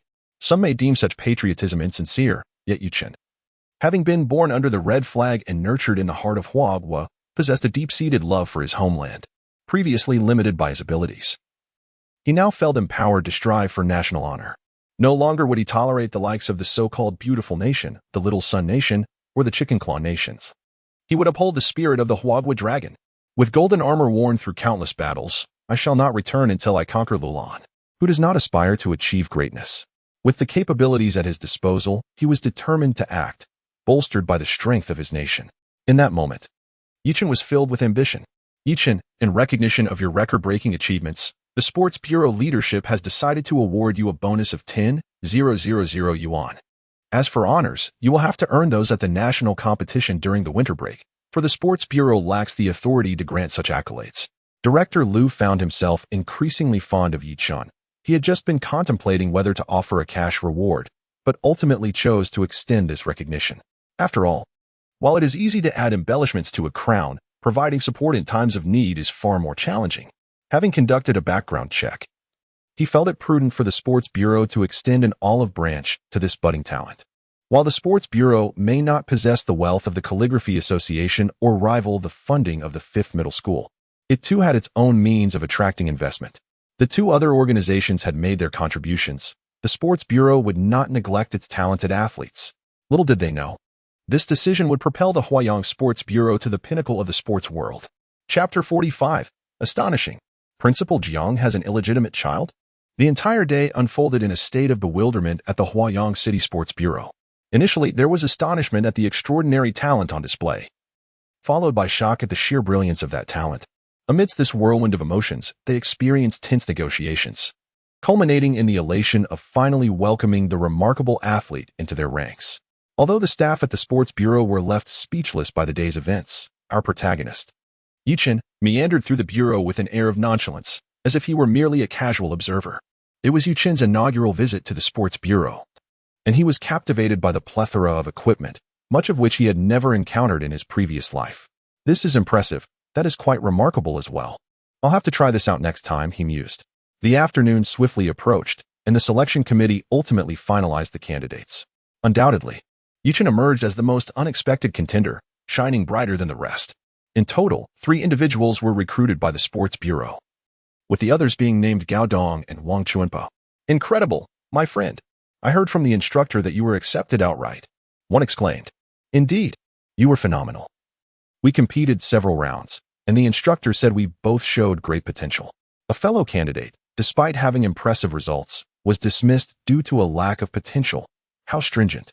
Observing the camaraderie of these two, Yi Chun found himself reminiscing about his carefree high school days, marked by sincerity and devoid of intrigue. "Brother Chun, I've heard that newcomers to the Sports Bureau must endure rigorous tests from the veterans. This place is unforgiving. Merit is paramount.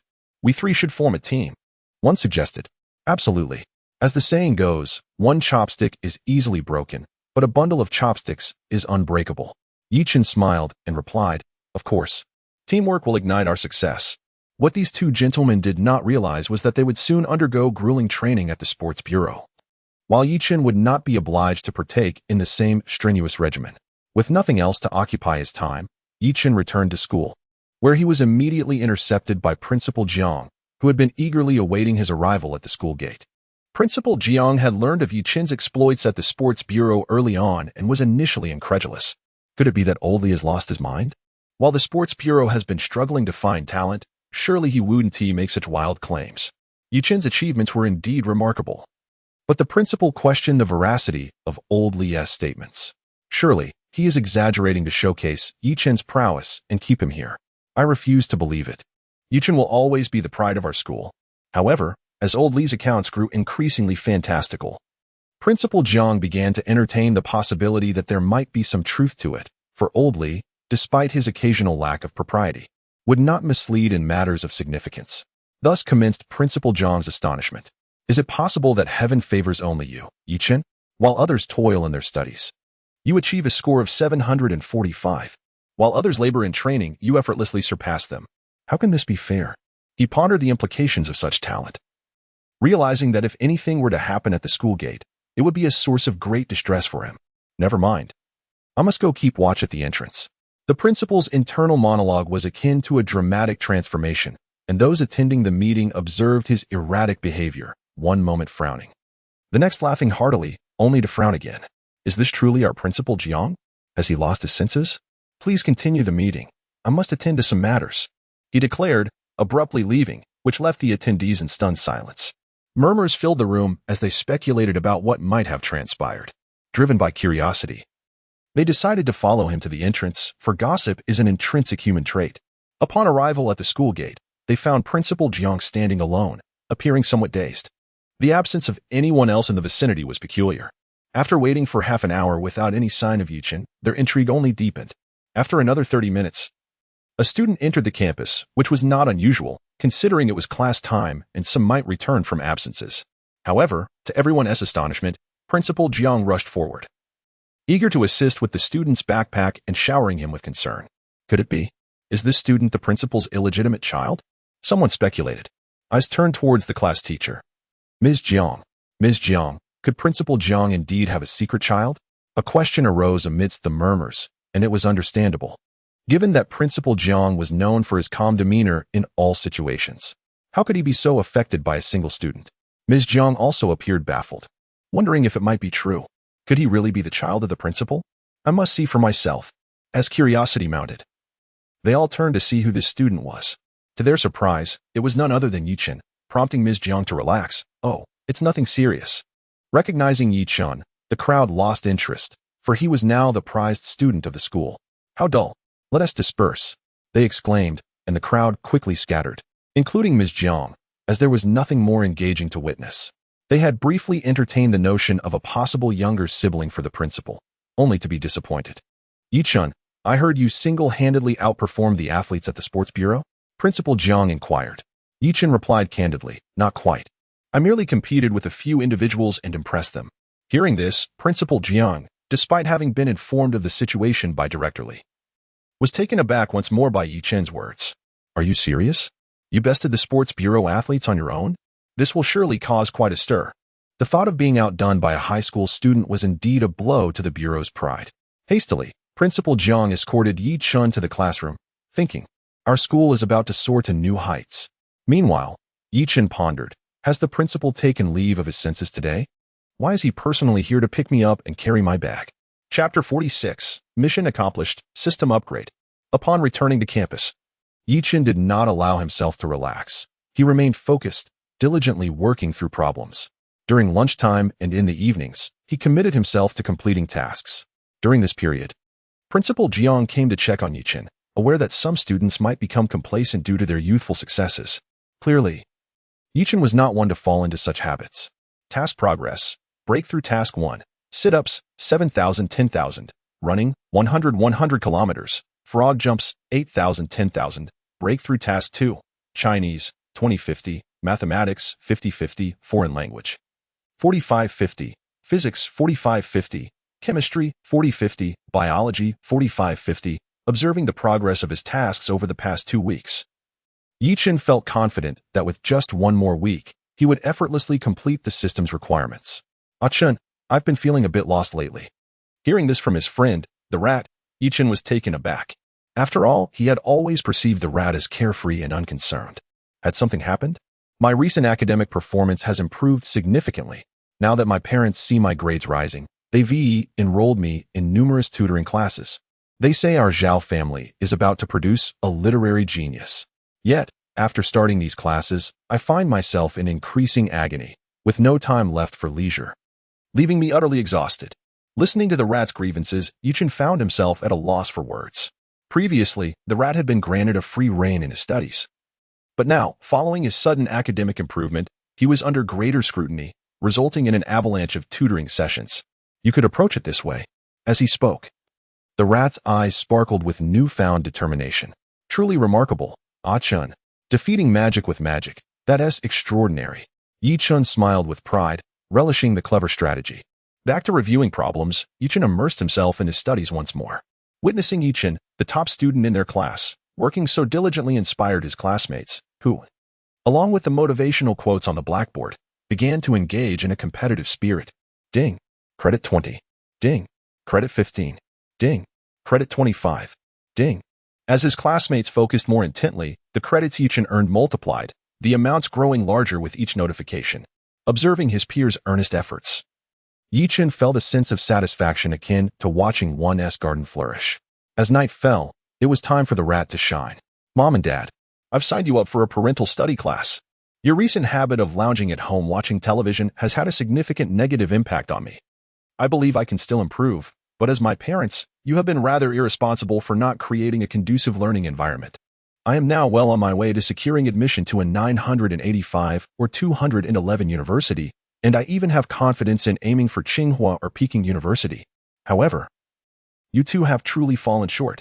Not only have you failed to cultivate a good study atmosphere, but you also keep enrolling me in tutoring sessions. Can those guarantee my admission to Tsinghua or Peking University? From today onwards, you both must begin studying. My tutoring classes are insufficient compared to your efforts. With this barrage of reasoning, Zhao Dafu and his wife were left bewildered, realizing the truth in his words. After all, their child had previously improved without tutoring classes. So perhaps he was onto something. From today onward, we shall also embark on our educational journey to foster a better environment for our son. Listen to your husband. It's time we step up. We cannot let our ancestors down now that we are on the verge of success. In a matter of moments, Chen had deftly resolved the tutoring class debacle, leaving the rat feeling triumphant as he returned to his room. I, Hu Hanzhong, have returned.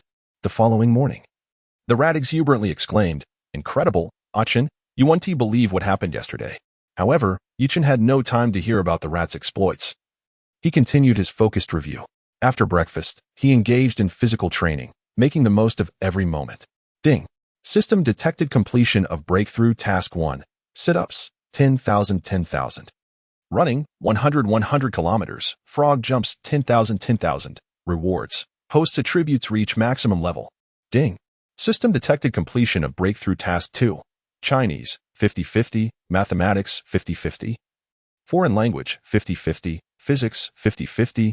Chemistry, 50-50. Biology, 50-50. Rewards. Host subject proficiency reaches maximum level. System panel. Host. Chen physical ability, 10. 0 intelligence, 10. 0 mental strength, 10. 0 subject proficiency, Chinese, 10. 0 mathematics, 10. 0 English, 10. 0 comprehensive science, 10. 0 credits. 80,000 skills, eidetic memory, max, basketball, a level, 8100, singing, B level, 6100, calligraphy, S level, 6100, painting, B level, 6100, dancing, C level, 3100, title, learning prodigy, equipped, gazing at the enhancement of his attributes and subject proficiency. Chen felt an overwhelming sense of joy. After breaking through, he sensed a profound transformation within himself. Firstly, his physical body felt as if it had been refined.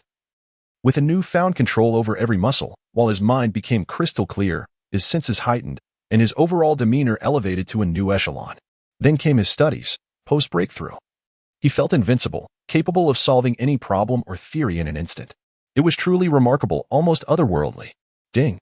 System detected that the host's attributes and subject proficiency have broken through. The system will undergo optimization and upgrade, a process lasting 1 day. During this time, the store and space backpack will be closed. The host should prepare accordingly. Chen felt a surge of anticipation. The previous system update had introduced new features, and this time would surely be no exception. As he watched the system undergo its upgrade, he resolved not to be idle, recognizing the need to elevate his remaining skills, many of which remained at the sea level. Additionally, he had recently heard that Huayang City would be hosting the Huayang City Olympic competition, commencing with preliminary selections. followed by provincial and national competitions, culminating in an international showdown. Chen had long awaited this opportunity and planned to inquire about it with his homeroom teacher. He would not miss such a grand event. Ding! System optimization and upgrade complete. The host should quickly adapt to the new system. Upon hearing the notification of the system's completion, Chen eagerly accessed the task panel. System panel. Host. Chen physical ability. S mental strength. S high school knowledge. S max level skills. Eidetic memory. Mental calculation basketball. A level 8100 singing. B level 6100 calligraphy. S level 6100 painting. B level 6100 dancing. C level 3100. As he viewed his task panel, now adorned with a golden background, Chen felt a significant increase in prestige. After a cursory glance at the system, he noted that the store had upgraded to an intermediate level, offering a wider array of purchasable items, in addition to treasure chests. The task system now allowed for selective acceptance of tasks, and to his astonishment, a column for a spouse had been added to the system panel. Chapter 47. What? You want to sign up for the Olympiad? What is the spouse section? Chen was somewhat puzzled about the purpose of the spouse section, as it merely added another column without any substantial introduction. Dear host, the spouse section allows you to view the attributes of your partner once you have a girlfriend. Wow, that's quite impressive. Being able to see a person's attributes is indeed remarkable. Many might not consider it significant to perceive another's attributes, but understanding a person's weaknesses enables targeted improvements. Furthermore, if a partner possesses an attribute panel, does that imply the possibility of enhancements? Upon observing his newly refreshed attributes, Chen resolved to initiate his next plan, to strive for the Olympiad. Teacher Jiang, I recently heard that the Olympiad selection in Huayang City is about to begin, and I would like to sign up. Seeing his student eager to participate, Teacher Jiang's initial reaction was to dissuade Chen from enrolling. The reason was quite simple, a fear of not achieving tangible progress. After all, a high score does not necessarily indicate a natural talent in those subjects, and the Olympiad is specifically designed for prodigies. However, Teacher Jiang could not directly express her concerns, so she delicately offered her advice. I recognize your exceptional learning aptitude. Nevertheless, you must understand that the Olympiad questions differ from high school queries and may exceed your expectations in difficulty. I believe your scores are secure for prestigious universities. I fear that participating in the Olympiad might lead to a setback that could affect your future college entrance examination. Even so, do you still wish to give it a try? Teacher Jiang shared her worries with Chen, having witnessed many students who excelled academically but were demoralized during the Olympiad.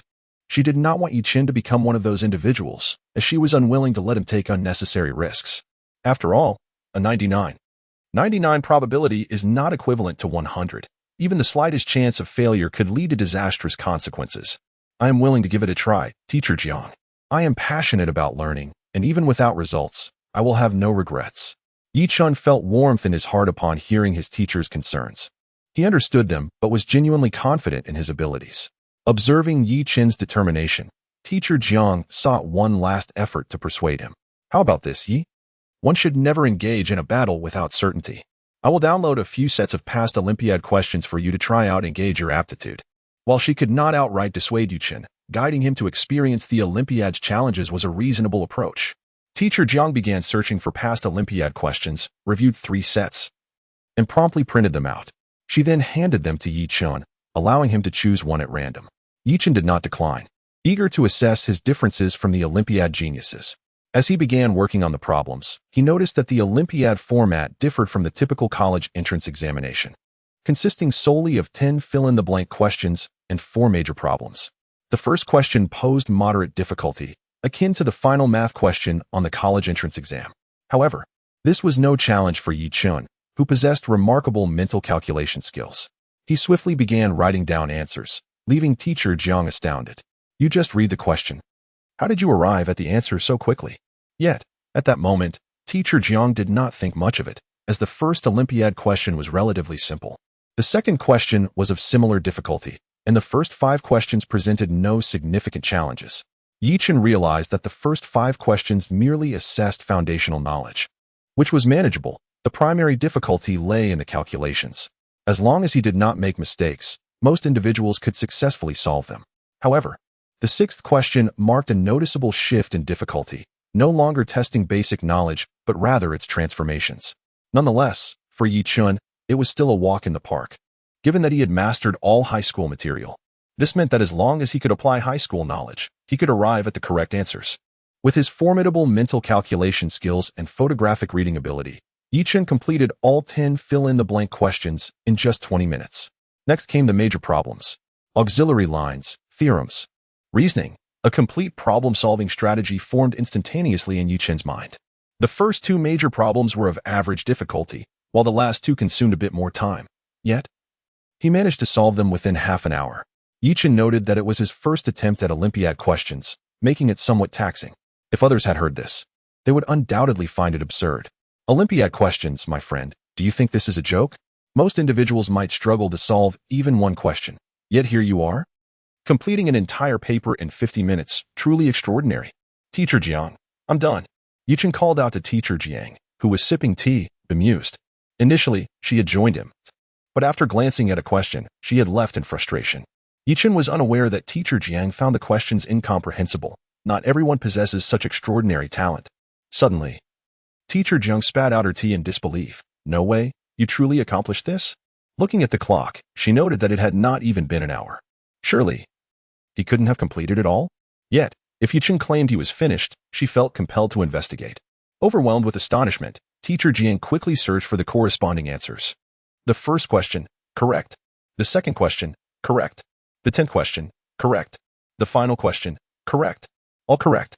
As Teacher Jiang murmured to herself, Yi Chun attempted to call her attention, wondering if she had lost her senses. Teacher Jiang, he shouted. In shock, Teacher Jiang regained her composure. Could it be that Yi Chun was truly a genius? Isn't it obvious? Teacher Jiang felt her heart shatter. Could one truly imagine a high school student solving every Olympiad question correctly? This was beyond impressive. It appears that I misjudged your capabilities. I thought you were on the 6th level, but you're soaring in the stratosphere. Chapter 48, Principal Zhang's Fury. Very well, I have enrolled you in the Mathematical Olympiad. What else could be done? Teacher Jiang felt utterly despondent. Yi Chun was simply too exceptional, and the Olympiad posed no challenge for him. Let him take on the challenge. Teacher Jiang, have you misunderstood something? Yi Chun inquired, perplexed, as he had never explicitly stated such a thing. Are you not wishing to enroll in the Olympiad? Teacher Jiang, bewildered by Yi Chun's response, insisted, you have solved the problems, so I shall assist you with the registration. There is no issue with that. Yes, but I wish to enroll in both mathematics and physics. Yi Chun quickly clarified, realizing his previous statement could be interpreted ambiguously. After all, he intended to register for 2 subjects, not merely mathematics. Goodness, you wish to enroll in physics as well. It was no wonder Teacher Jiang was taken aback. Physics was not synonymous with mathematics. If the Mathematical Olympiad represented the pinnacle of challenges within the mathematical realm, then the Physics Olympiad was the ultimate authority in both mathematics and physics.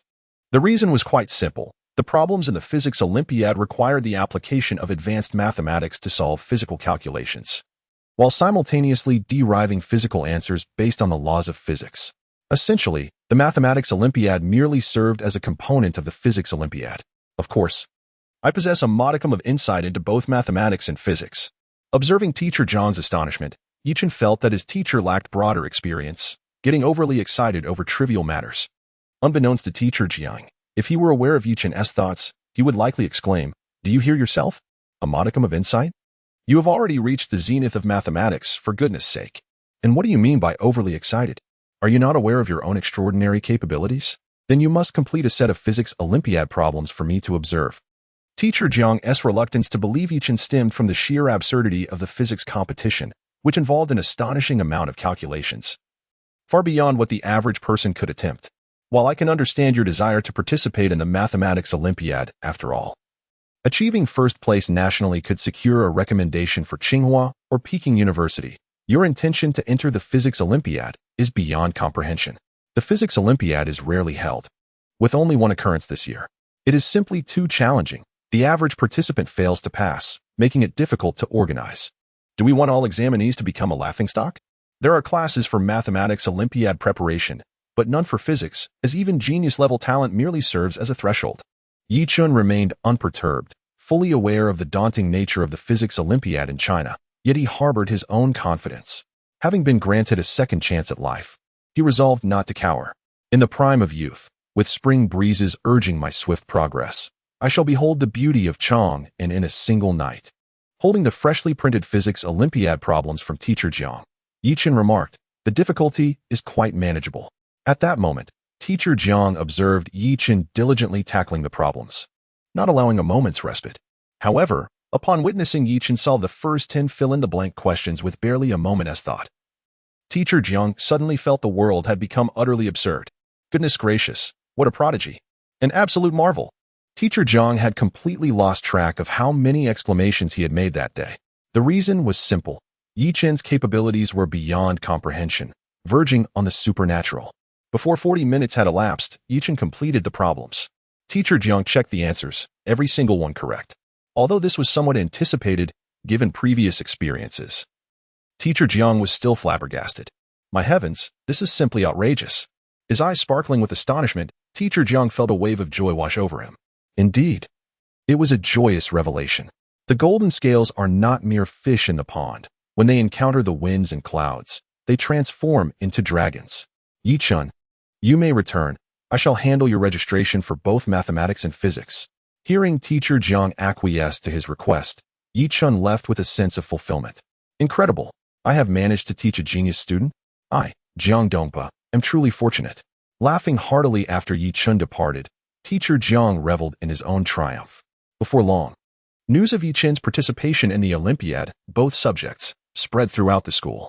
Throughout the day, Principal Jiang felt a peculiar twitching in his eyelids, a sensation he rarely experienced. Was something amiss? Well, whatever comes, comes. I have weathered many storms in my decades as principal. Principal Jiang. It has come to my attention that Yi-Chen is to participate in both the mathematics and physics Olympiad. It appears we must nurture him closely. I see that Mr. Jiang is quite pleased, suggesting Yi-Chen may soon surprise us. Listening to his subordinate's report, Principal Jiang's mind momentarily went blank. What? Yi-Chen, the Olympiad? No. How can Yi-Chen participate in the Olympiad? What if he suffers a setback, especially in 2 subjects? Summon Jiang Dongpa to me. Observing the stormy expression on Principal Jiang's face, the secretary recognized the gravity of the situation. The principal had not been this furious in years. He quickly summoned the head teacher, Jiang Dongpa. Before long, Jiang Dongpa arrived at the principal's office, ready to speak, only to find his father's countenance shrouded in darkness. Jiang Dongpa, you have become quite bold. Haven't you? Listening to his father's gritted teeth, Jiang Dongpa felt perplexed. What is the matter? Yi-Chen is the hope of our school. Is this how you intend to treat him? Enrolling him in the Olympiad? Haven't there been enough stories of students facing setbacks? You truly know how to stir trouble. Principal Jiang's anger was nearly palpable. After all, having a talented student like Yi-Chen, a stable candidate for Tsinghua or Peking University, was a rare gift. How could his son care for him in such a manner? As his father berated him while brandishing his belt, Jiang Dongpa felt a surge of panic. It was Yi-Chen's own decision to enroll. It has nothing to do with me. In a moment of urgency, Jiang Dongpa hastily clarified that Yi-Chen had taken the initiative to register. Oh, so you are his class teacher, and you claim it has nothing to do with you? Principal Jiang's ire grew. Isn't this a waste of talent? And now you seek to evade responsibility? With that, his belt flew out, ready to strike. Seeing his father's belt drawn, memories of childhood flooded back to Jiang Dongpa. No, I must save myself. Ah, father, look here. This is the set of Olympiad problems Yi-Chen completed today. All correct. You can verify it. In the midst of his panic, Jiang Dongpa finally seized the crucial point. Hearing this, Principal Jiang paused his actions, glancing at the 2 completed papers, indeed confirming they were all correct. Now, explain what transpired. With his father regaining his composure, Jiang Dongpa let out a sigh of relief and recounted the entire sequence of events. Goodness, Yi-Chen is truly remarkable. I suspected something special was in the air when my eyelids twitched today. It turns out to be wonderful news. My dear son, are you unharmed? I knew my son possessed exceptional teaching abilities. Who could possibly argue against that? Principal Jiang erupted into joyous laughter, for upon learning of Yi-Chen's extraordinary capabilities, the tension in his heart finally dissipated. Observing his son with growing admiration, he thought, what a splendid offspring, indeed. Facing his father's abrupt change of mood, Jiang Dongpa mused, had it not been for your belt, I might have believed your praise. Chapter 49. The invitation from Kyoto with the registration successfully completed. Yi-Chen felt it prudent to seek out past Olympiad questions to hone his skills further. With merely a week remaining until the competition, there was no rush. He decided to consult teacher He. After all, Teacher he had proven reliable, having procured even the works of masters in the past. Securing Olympiad materials would surely be a trivial matter for him. As Sunday approached, Chen also intended to visit his calligraphy teacher, a weekly ritual he held dear. Preparing some fruit, he hailed a cab to his teacher's residence, navigating the familiar route with ease. Teacher I have come to see you. Upon entering, he spotted Teacher he sitting serenely in the courtyard, a sight he had grown accustomed to. Each visit, Teacher he claimed he was on the cusp of a breakthrough. Enveloped in an air of mystery. Ah, little Chen has arrived. Come closer, let me see whether your calligraphy has progressed. Of course, Teacher Chen referred to He Haoyang, his Chinese teacher, as Teacher he. Although they shared the same surname, the younger teacher he preferred to be called Little He. Thus, Chen reserved the title of Teacher he for He Huichang. With his prized Chi-Feng wolf hairbrush in hand, Chen focused intently on the prepared ink and paper, immersing himself in the task at hand. His strokes flowed smoothly, the characters embodying grace and elegance, reminiscent of a venerable sage. To his astonishment, He Huichang appeared entranced by the display. Remarkable, truly remarkable. The praise from his teacher filled Chen with a profound sense of accomplishment. After all, He Huichang was the president of the Calligraphy Association, having encountered countless works. Receiving his commendation indicated Chen had indeed joined the ranks of the esteemed. By the way, little Chen, don't you lack a personal seal? Write down your seal's name. I will arrange for someone to prepare the materials. It can be engraved this afternoon. Chen's eyes lit up, recognizing the significance of a personal seal for a calligraphy enthusiast. With his teacher's assistance, it would undoubtedly be of exceptional quality. Thank you, teacher. Chen expressed his gratitude earnestly. Noticing his teacher's somewhat hesitant demeanor, he inquired, "Is something the matter, teacher?" Upon hearing Chen's question, He Huichang's cheeks flushed slightly. Yet, prioritizing Chen's advancement in calligraphy, he decided to voice his thoughts. "It is this, little Chen. I perceive a masterly quality in your characters. May I borrow one for my appreciation? The last piece you crafted was taken by your master." Chen was momentarily puzzled, but soon realized the request was for a piece of his work. "Of course, I'll gladly give it to you. I have no place to keep it anyway." He promptly selected a piece, understanding that an artwork without a signature was incomplete. "Haha, then I shall graciously accept it. Also, I have something quite important to share with you." Noticing his teacher's serious demeanor, Chen listened attentively. "I have not previously mentioned our lineage. I am a disciple of the esteemed Li Shuyi, known colloquially as the Li School. Your master, Li Shuyi, is a pinnacle of the Chinese calligraphy world. Alongside Wang Jihuan and Song Shui, who together are revered as the three peaks of calligraphy. When your master beheld your work, he was astounded and decided to summon you to Kyoto. A calligraphy forum will be held there, where you will represent the Li School alongside another disciple. The date is December 28th of this year, coinciding perfectly with your winter break. Do you agree to attend?" Chen contemplated this. Realizing that one must not isolate oneself in a bubble, it was essential to gauge the expanse of the world. "I would be honored to attend, teacher. Participating in such an event is a privilege." Relieved by his disciple's agreement, He Huichang exhaled deeply.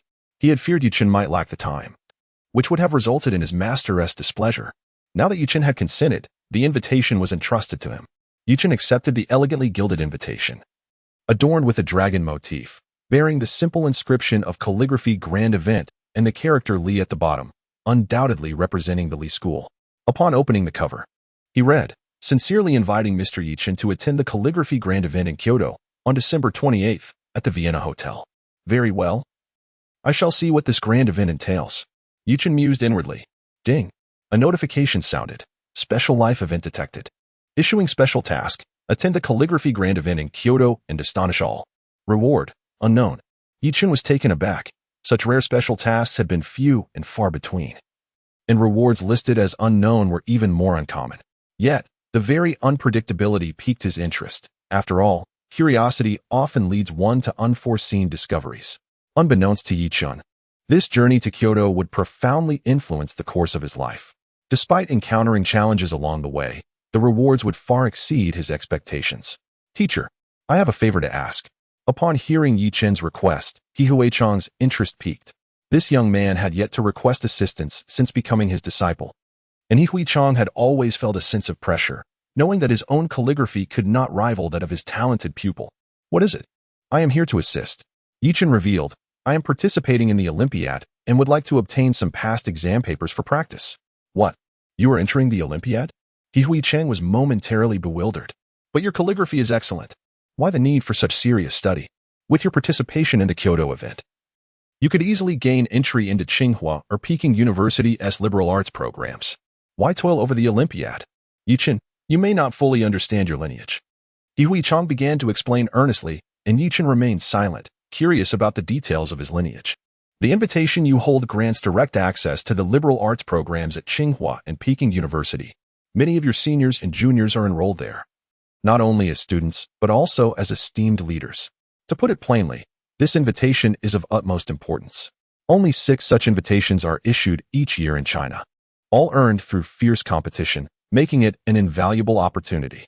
With this invitation, your participation in the Olympiad becomes insignificant. You have already secured your qualification. Chen was taken aback, feeling a wave of gratitude wash over him. His teacher was truly remarkable to have arranged such an opportunity for him. Don't misunderstand. This invitation was given to me by your master after I presented him with your last piece. He insisted I pass it on to you. Chang was equally astonished, having questioned whether the invitation was too significant for Chen. However, his teacher had matter-of-factly stated, this piece remains, and this invitation is rightfully his. Clearly, Chen was held in high regard by his master. Unfortunately, the other members of the Li school would now have to contend for the remaining invitation. Yet, Chang was unaware that his own teacher had profited immensely, for the works of masters are rare and invaluable, and those of emerging masters even more so. Ultimately, the true benefactor was not Chen, but rather the illustrious Li Shiji. Chapter 50. The Olympiad begins. I must extend my gratitude to my teacher for accepting me as a disciple. Without that opportunity, I would have never had this chance. Listening to Chen, had he expressed his satisfaction with a nod. A student who is humble in the face of honor and knows gratitude is bound to go further than others.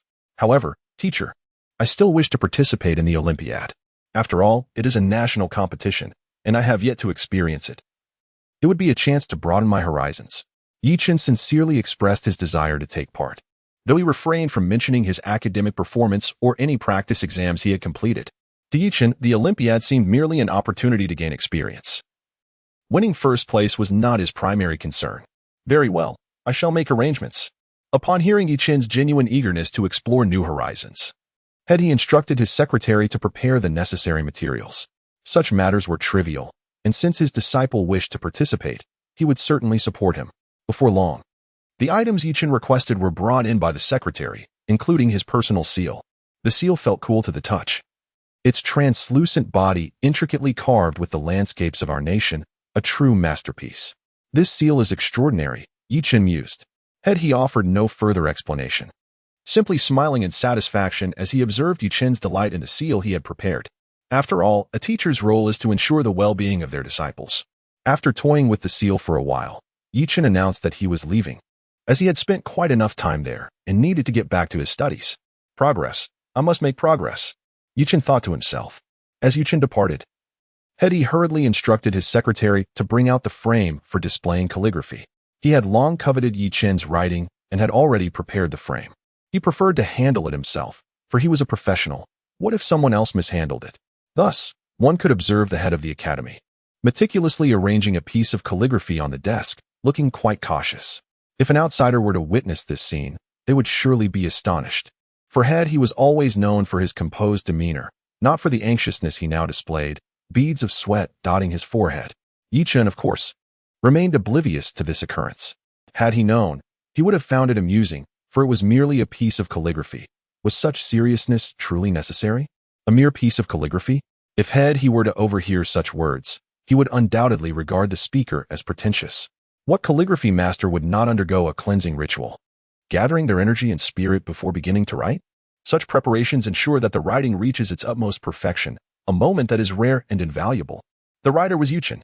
Yet, he dismissed the thought. Considering the boy too extraordinary, he was capable of producing masterful works effortlessly, an impossible feat to match. Holding the Olympiad questions, Chen found himself puzzled. Surely, these Olympiad problems are not particularly challenging. They consist solely of high school knowledge. Is it not simply a matter of having hands to write? Listen, is that even coherent? You may be exceptional, possess a system, and even excel at mental calculations. But for an ordinary person like me, it truly is a struggle. I can't even comprehend the question. Observing Yi Chen with a pile of practice questions in the early morning. How's he approached him? Chen, what are these? Just some math problems. Yi Chen replied, his enthusiasm lacking. How's interest was piqued. Could it be that Chen could not solve them? He thought to himself, I must take a look. Perhaps I can. How's took a sheet. And as he attempted the first question, he found himself stumped. The second question, too, was beyond his grasp. And the final question, still no success. Who am I? Where am I? What am I supposed to do? Listening to Hausi's existential crisis coupled with his expressive face, Yi Chen couldn't help but feel exasperated. Hausi, come on. It's just Olympiad material. Why are you making such a fuss? Wow, Olympiad questions. Now it makes sense. I can read these. But I just don't understand what they're asking. Forget this. I'm off to eat. Yi Chen was increasingly bemused. What was he going to eat after the first class of the day? System panel. Host. Yi Chen physique. S mentality. S high school knowledge. S max level skills. Photographic memory. Mental calculation basketball. A. 8100. Singing. B. 6100. Calligraphy. S. 7100. Painting. B. 6100. Dancing. C. 4100. Points. 90. 000. Noticing that his attributes could no longer be improved, and only skills had a slight potential for enhancement, Yi Chen felt somewhat disheartened. With so few new skills and limited opportunities for practice, he lacked the space to develop further. Following the last system update, credits had been converted into points. As his learning had reached its peak, and accumulating more credits felt illogical. The system is quite intelligent. While only points could be increased, Yi Chen still felt joy. As with Hausi and the tasks from class, he was nearing 100,000 points. He could hardly imagine the power of the diamond treasure chest awaiting him. Now, it was time to tackle those questions. Although the Olympiad problems wouldn't significantly enhance Yi Chen's abilities, his steady character compelled him to practice diligently. Preparation would yield fruitful results. For the past few days, Yi Chen had either been motivating his classmates or immersed in solving problems. Ding, points 20. Ding, points 15. Ding, points 35. Ding. Listening to the system notifications, Yi Chen felt a sense of joy over the days as he watched the points steadily approach the 100,000 threshold. He estimated that after the preliminary Olympiad, he would have accumulated enough points. Time swiftly approached the preliminary Olympiad, held at the first high school, which boasted dedicated examination venues. Each subject's examination lasted 2 hours, starting with mathematics. Under the watchful eyes of the proctor, the students entered the exam hall, adhering to the regulations. Soon, the bell signaling the start of the exam rang.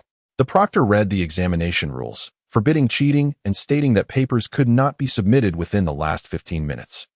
However, none of this fazed Yi Chen. After all, it was merely an Olympiad. Did he really need an hour and 45 minutes? Inspecting the paper, he noted it contained no issues, consisting of 10 fill-in-the-blank questions and 4 major problems. Yi Chen skillfully wrote his name and school, then awaited the start signal. Ding dong.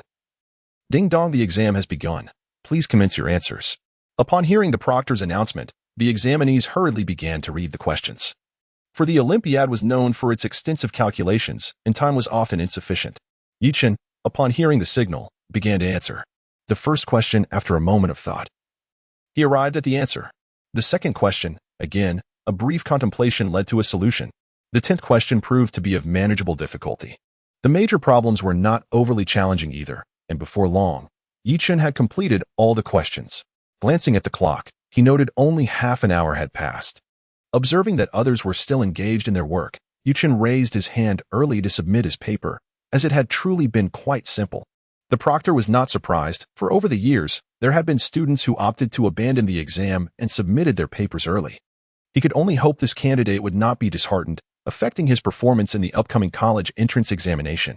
Noticing the peculiar gaze from the proctor, Yi Chen quickly deciphered its meaning. Feeling exasperated, Yi Chen internally exclaimed, "Please, I truly have completed it. Do not look at me like that." Chapter 51. Abandoning the exam? Witnessing a classmate submit their paper so early, the remaining candidates in the examination hall were taken aback. Come on, my friend. At least pretend to deliberate a little longer before leaving. Surely, you must have guessed a few answers. It has only been half an hour.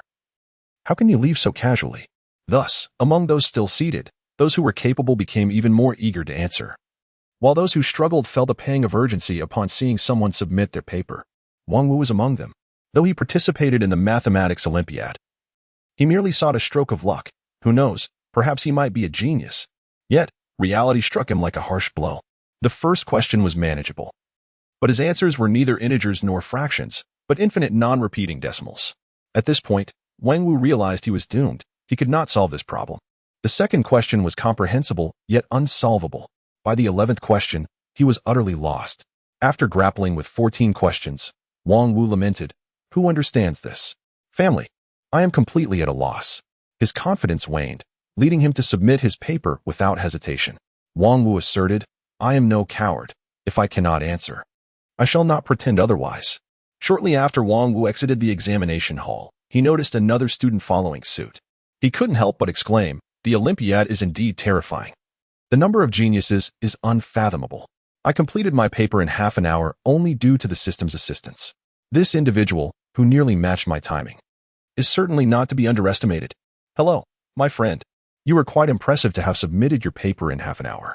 Allow me to introduce myself. I am Wang Wu, the fifth of my name." Wang Wu greeted the first student to submit his paper, exclaiming in admiration. It was indeed a fate to submit simultaneously in the same venue at the same age. Upon hearing the self-introduction from Wang Wu, Chen politely responded, "Greetings, my friend. I am Chen, as in the leaves of trees and the passage of time." Wang Wu was greatly impressed by this individual who dared to be the first to submit his paper. "Which school do you attend? You appear quite familiar," Wang Wu remarked, genuinely trying to recall where he had seen Chen before. "I am from the 5th high school. And you, my classmate?" "I attend the 1st high school." "Ah, only the 5th high school? I admire you even more, Chen. While my school may not be prestigious, humble beginnings are not a disgrace. True valor lies in resilience. You truly are remarkable, my friend. I observed your speed in tackling the problems. Your confidence suggests your results will surely surpass all others," Wang Wu praised enthusiastically. Chen felt a jolt of realization. This individual was no ordinary peer. He discerned my confidence and boldly predicted my success. What an extraordinary fellow. I must not underestimate anyone in the future. "I see, brother Wang Wu, you possess an extraordinary demeanor. Surely you are not an ordinary contender in this Olympiad." Upon hearing Chen's words, Wang Wu understood he had found a kindred spirit. How rare to encounter someone who could perceive his uniqueness. "My life has been akin to walking on thin ice. Do you believe I can reach the other side?"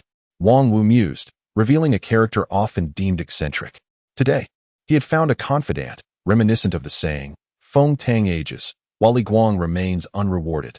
Thus, Wang Wu began to share his innermost thoughts with Chen. And if Chen hadn't intervened, Wang Wu would have divulged the color of his undergarments. Something felt amiss. Wang Wu appeared oddly peculiar. Could it be the eccentricities of a genius? Chen chose to understand.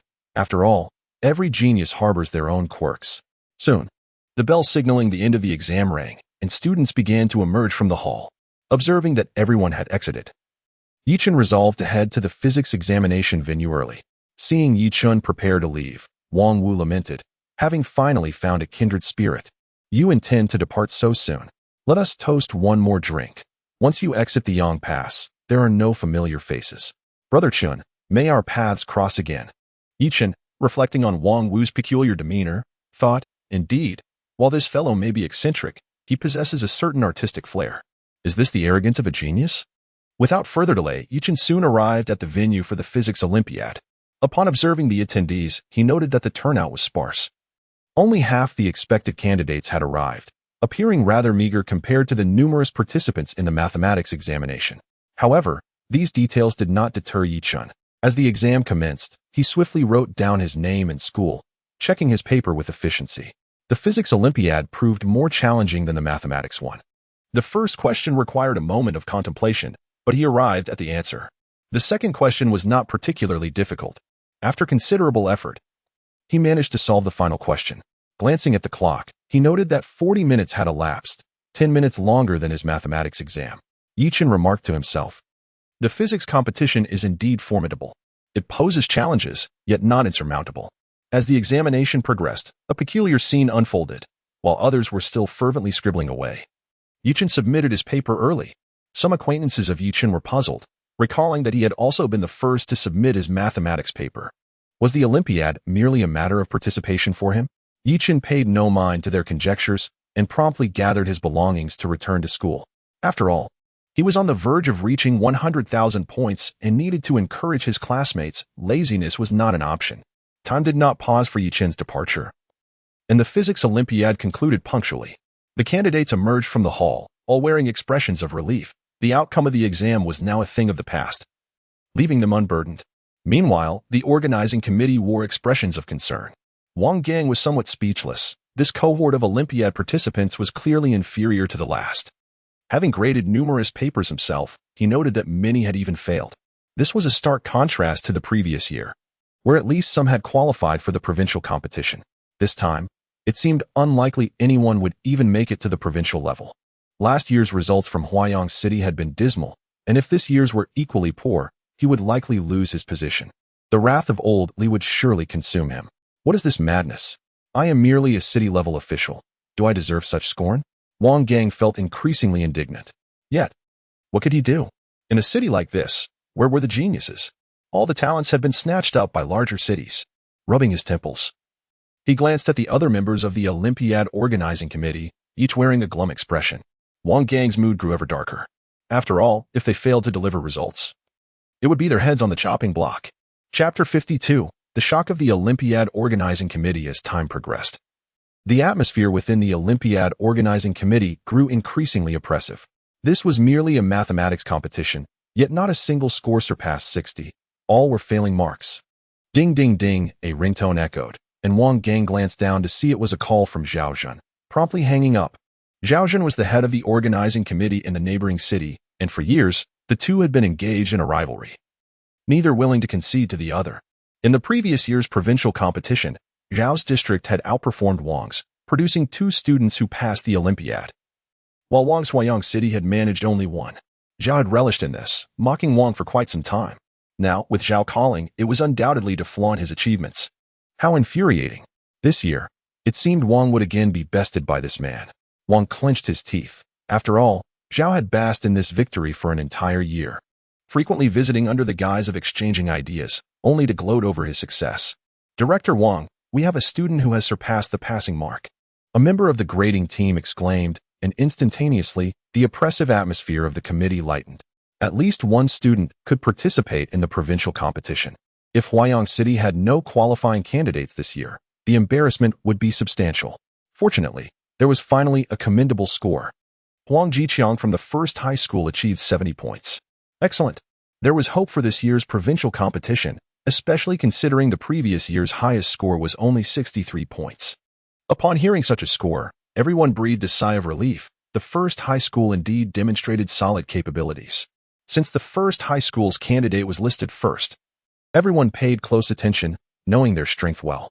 Director Wang, I have another student who has passed the mark. Haha, what delightful news.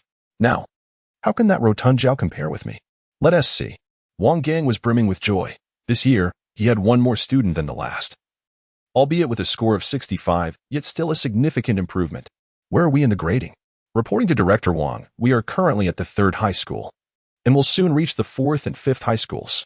Upon hearing this report, Wang anticipated that these 2 students were the only promising candidates for the Olympiad this year. The 4th and 5th high schools held little hope. No, I must call Zhao and gather intelligence on the competition.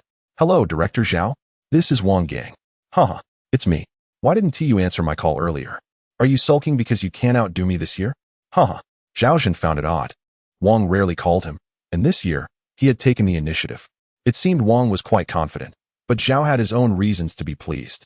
This year, he had 5 students surpassing the passing mark, with the top scorer achieving 71 points. It was undeniable that this student's abilities had improved year after year. Sulking? You must be mistaken. It's merely the Olympiad. I have 2 students who surpassed the passing mark this year, with the top score being 70 points.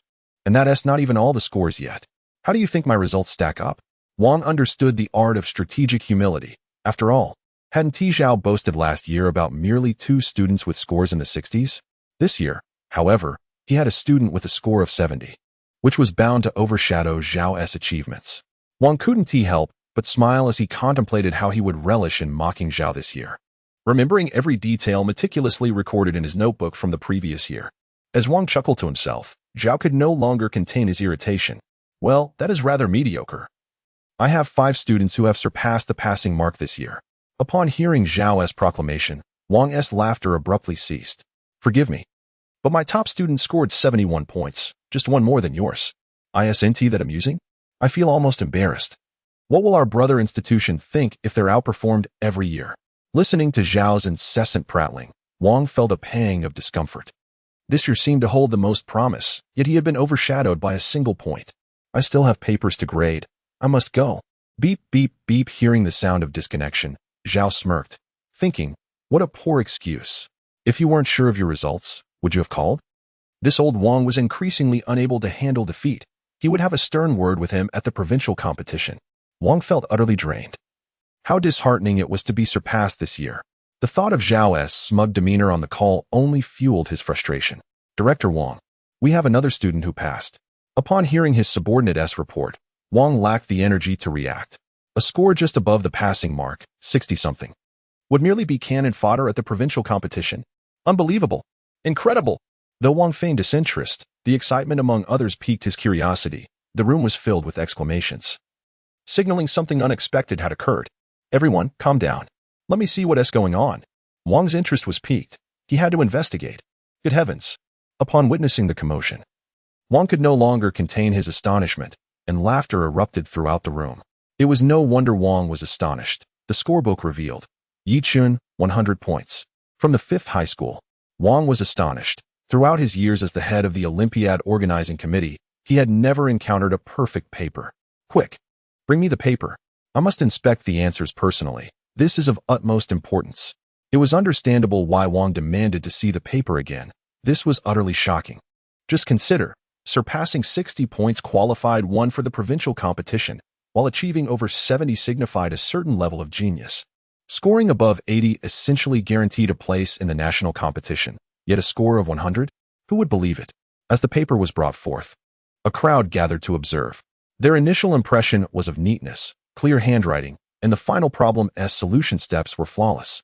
Incredible. Truly incredible. Wang exclaimed, a cascade of astonishment escaping his lips. Then came a wave of exhilaration. With this student, how could Wang not revel in triumph this year? Everyone this year, bonuses doubled. And vacations fully enjoyed. Thunderous applause resonated, and the committee members radiated joy, with Wang being the most elated of all. After all, with Chen as an ace, Wang's position could even draw closer to the provincial organizing committee. Notify everyone. Tomorrow I will personally reach out to Chen. No, I shall go myself. It's rare to encounter such a prodigy. What if I send someone else and they mishandle it? The more he considered, the more sense it made. Wang Gang resolved to take this task upon himself. After all, geniuses deserve to be treated with the utmost respect and care. Chapter 53. Full marks in 2 subjects.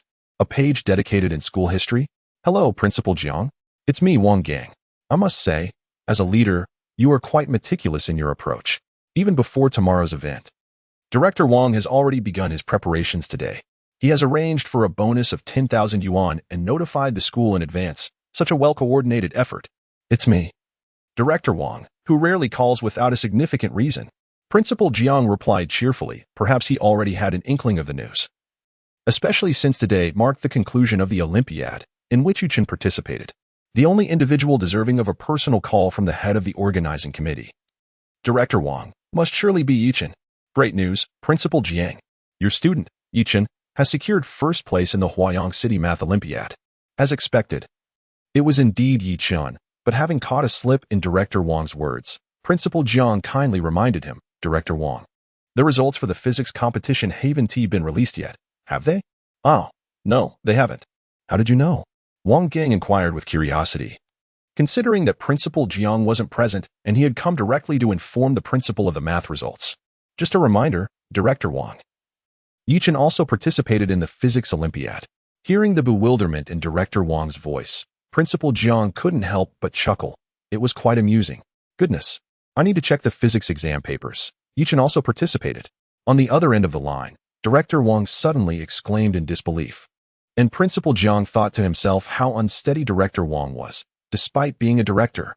He completely forgot that he had reacted similarly upon learning of Chen's mock exam results. I'm off to check Chen's physics results. Wang Gang hastily concluded the call and rushed to arrange for the grading of the physics papers. Before long, the results were in, unsurprisingly, apart from Chen. Most students had failed. However, the name on the results sheet left Wang Gang in a state of disbelief. Yi Chen, 100 points, 5th high school. 5th high has indeed produced a prodigy. Wang Gang murmured in astonishment. Just as Principal Jiang was lamenting Director Wang's frenetic manner, the phone rang again. Goodness, your 5th high has truly outdone itself. How did you cultivate such a genius as Yi Chen? Full marks in both subjects. This is utterly absurd and historic. Listening to Director Wang's astonishment, Principal Jiang merely remarked with composure, I simply wished for Yi Chen to broaden his horizons, but I certainly did not anticipate such results. Impressive indeed. Realizing Principal Jiang's calm demeanor, Director Wang understood that the principal must have had prior knowledge of Yi Chen's mock results. Otherwise, he wouldn't be so unflappable. I'll personally visit your school tomorrow. I happen to have some tea from my last provincial meeting that I'd like you to sample. That sounds wonderful. I've been thinking about that tea since my last visit. All right, I'll come by first thing tomorrow.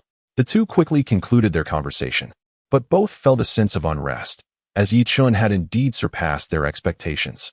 Notify all class directors. Convene a meeting immediately. Everyone must arrive within 5 minutes. Principal Jiang promptly issued the order, recognizing this as a momentous occasion that required swift promotion. Full marks in 2 subjects. This is surely unprecedented in the history of Olympiads. While Principal Jiang reveled in his thoughts, the secretary hurriedly informed all directors about the urgent meeting. What is going on, Secretary Wan? Did the old man lose his mind? Didn't we just have a grade directors meeting? Hearing Jiang Dongpa's words, those nearby perked up, eager to discover the nature of this affair. You'll find out once you enter. It's good news. Curious, everyone entered the meeting room.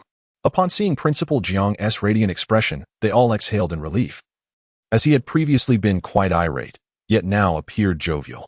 This man had become increasingly unpredictable. Today, there is but one matter. Yi Chen has achieved full marks in both physics and mathematics at the preliminary round of the Huayang City Olympiad. I propose we dedicate a page in the school history to Yi Chen. Astonished gasps filled the room as everyone struggled to process the explosive news. What? Yi Chen actually received full marks? This cannot be a joke. A page in school history? Surprisingly, no one opposed the idea. They were simply too astonished by Yi Chen's remarkable accomplishment. The question of whether Yi Chen deserved it was overshadowed by whether 5th high school was worthy of him. Without further debate, it was settled. Tomorrow, when the committee members arrive, Xiao Jiang, please inform Yi Chen in advance. The meeting swiftly concluded. But everyone was left in a daze, grappling with the realization that Yi Chen was indeed one of their own. I'm actually a peer of Yi Chen? Am I worthy of that title?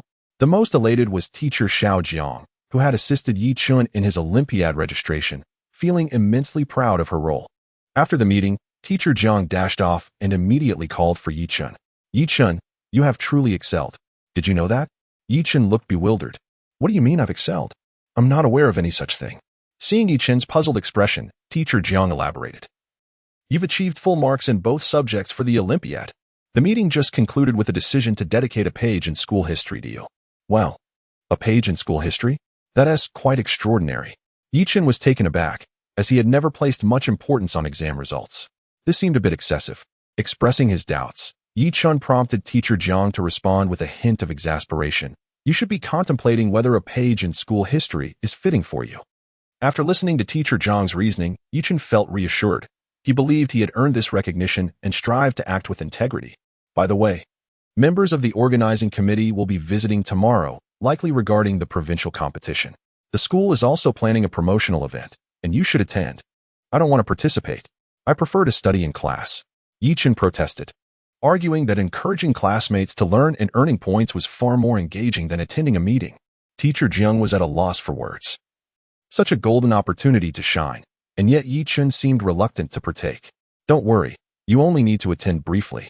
The principal and I will handle everything. You merely need to sit quietly on the side. It's not a big deal, and there may even be a bonus. Upon hearing that it wouldn't be a wasted trip, Yi Chen reluctantly agreed. Fine, I'll go. After all, it won't cost me anything. Chapter 54. Advancing to the provincial competition, all parties had made their arrangements, and early the next morning, the banners were already raised, creating a lively atmosphere. A warm welcome to the Olympic Committee for their guidance at our school. Congratulations to our student Yi Chen for achieving full marks in both mathematics and physics at the Olympiad. The banners continued, celebrating the remarkable figure of Yi Chen from the 5th high school. Looking at the rows of banners, Yi Chen felt that it was a bit excessive. After all, it was just a good performance in the Olympiad. Did it warrant such fanfare? If anyone were to overhear Yi Chen's thoughts, they would undoubtedly scoff. My friend, you have made history, do you not realize? What is exaggeration? In fact, I believe this does not even do you justice. Early in the day, Director Wang Gang had arrived with members of the Olympic Committee, along with numerous leaders, which indicated the significance of the event. Principal Jiang, accompanied by the school's administration, welcomed them, as the leaders from the Olympic Committee had also arrived. Upon entering the conference room, laughter and conversation filled the air, entirely devoid of seriousness. Principal Jiang took the lead in introducing the school's staff, while Director Wang reciprocated by introducing his colleagues from the Olympic Committee. Before long, the conversation shifted to Yi Chen. This student is exceptionally brilliant. Throughout the history of the Olympiad, few have achieved full marks in mathematics, and he stands alone in securing perfect scores in both mathematics and physics. Director Wang began to commend Yi Chen. This is a testament to the talent and resources of Huayang City, and under Director Wang's leadership, I foresee the Olympiad in Huayang City flourishing. Indeed, the fifth high school is equally blessed, and under Principal Jiang's leadership, it has seen remarkable improvement. The emergence of a genius like Yi Chen is a testament to Principal Jiang's contributions. I believe that in the next educational leadership reshuffle, Principal Jiang's position is assured. Upon hearing Director Wang's praises, Principal Jiang remained composed. Director Wang is the one with remarkable achievements. With this Olympiad success, I imagine the provincial committee position is already reserved for you, especially given the recent national policies favoring the capable while sidelining the inept. The two exchanged hearty laughs. Although it was mutual flattery, it stemmed from genuine goodwill. Yi Chen felt enlightened. It was evident that those in leadership roles were not to be underestimated. The intricacies of human relationships were truly masterful. The meeting was brief, and Yi Chen was presented with a cash award of 20,000 yuan from the Olympic Committee, along with an additional 20,000 yuan from the school. He thought to himself, it was indeed worthwhile to attend. My finances have been dwindling, and with my hearty appetite for good food, this eases my immediate concerns. Yi Chen posed for photographs, and upon learning that he would participate in the provincial competition, Director Wang felt a sense of relief. After all, he had been concerned about whether Yi Chen would withdraw from the competition. Director Wang promptly declared that he would personally lead the team. With his responsibilities concluded, Teacher Xiao Jiang took Yi Chen back, leaving the leaders of the Olympic Committee and school officials to hold their own discussions regarding the regulations, matters that were of no concern to Yi Chen. He merely needed to ensure his timely participation, as everything else was already arranged. Time flew by, and soon it was time for the provincial competition. Early in the morning, a dedicated vehicle awaited Yi Chen. After a smooth boarding, the Olympic Committee convened, and a small bus set off with 3 candidates and the committee leaders. Within 3 hours, they arrived at the venue designated by the Provincial Committee for the Olympiad. The nearby hotel had been pre-booked, and upon disembarking, personnel guided the 3 candidates to their respective rooms. In the afternoon, they familiarized themselves with the venue while the committee members attended a meeting. Later, the 3 candidates were escorted to the examination hall. Chen Ge, I've heard you scored full marks. That's incredible, one of them exclaimed. Yes, indeed. It's quite impressive. After all, I only scored in the 60s. They chirped, buzzing with excitement over meeting a dual full-score achiever. In the face of their compliments, Yi Chen merely responded with a calm demeanor, be still, do not stir, and observe in silence. The assurance of a true expert remained unshaken. The two vowed silently to emulate such composure, remaining unfazed even amidst chaos. Upon reaching the examination hall, Yi Chen noted the considerable number of competitors. After all, it was a provincial event, drawing participants from across the province, which was divided into 18 cities.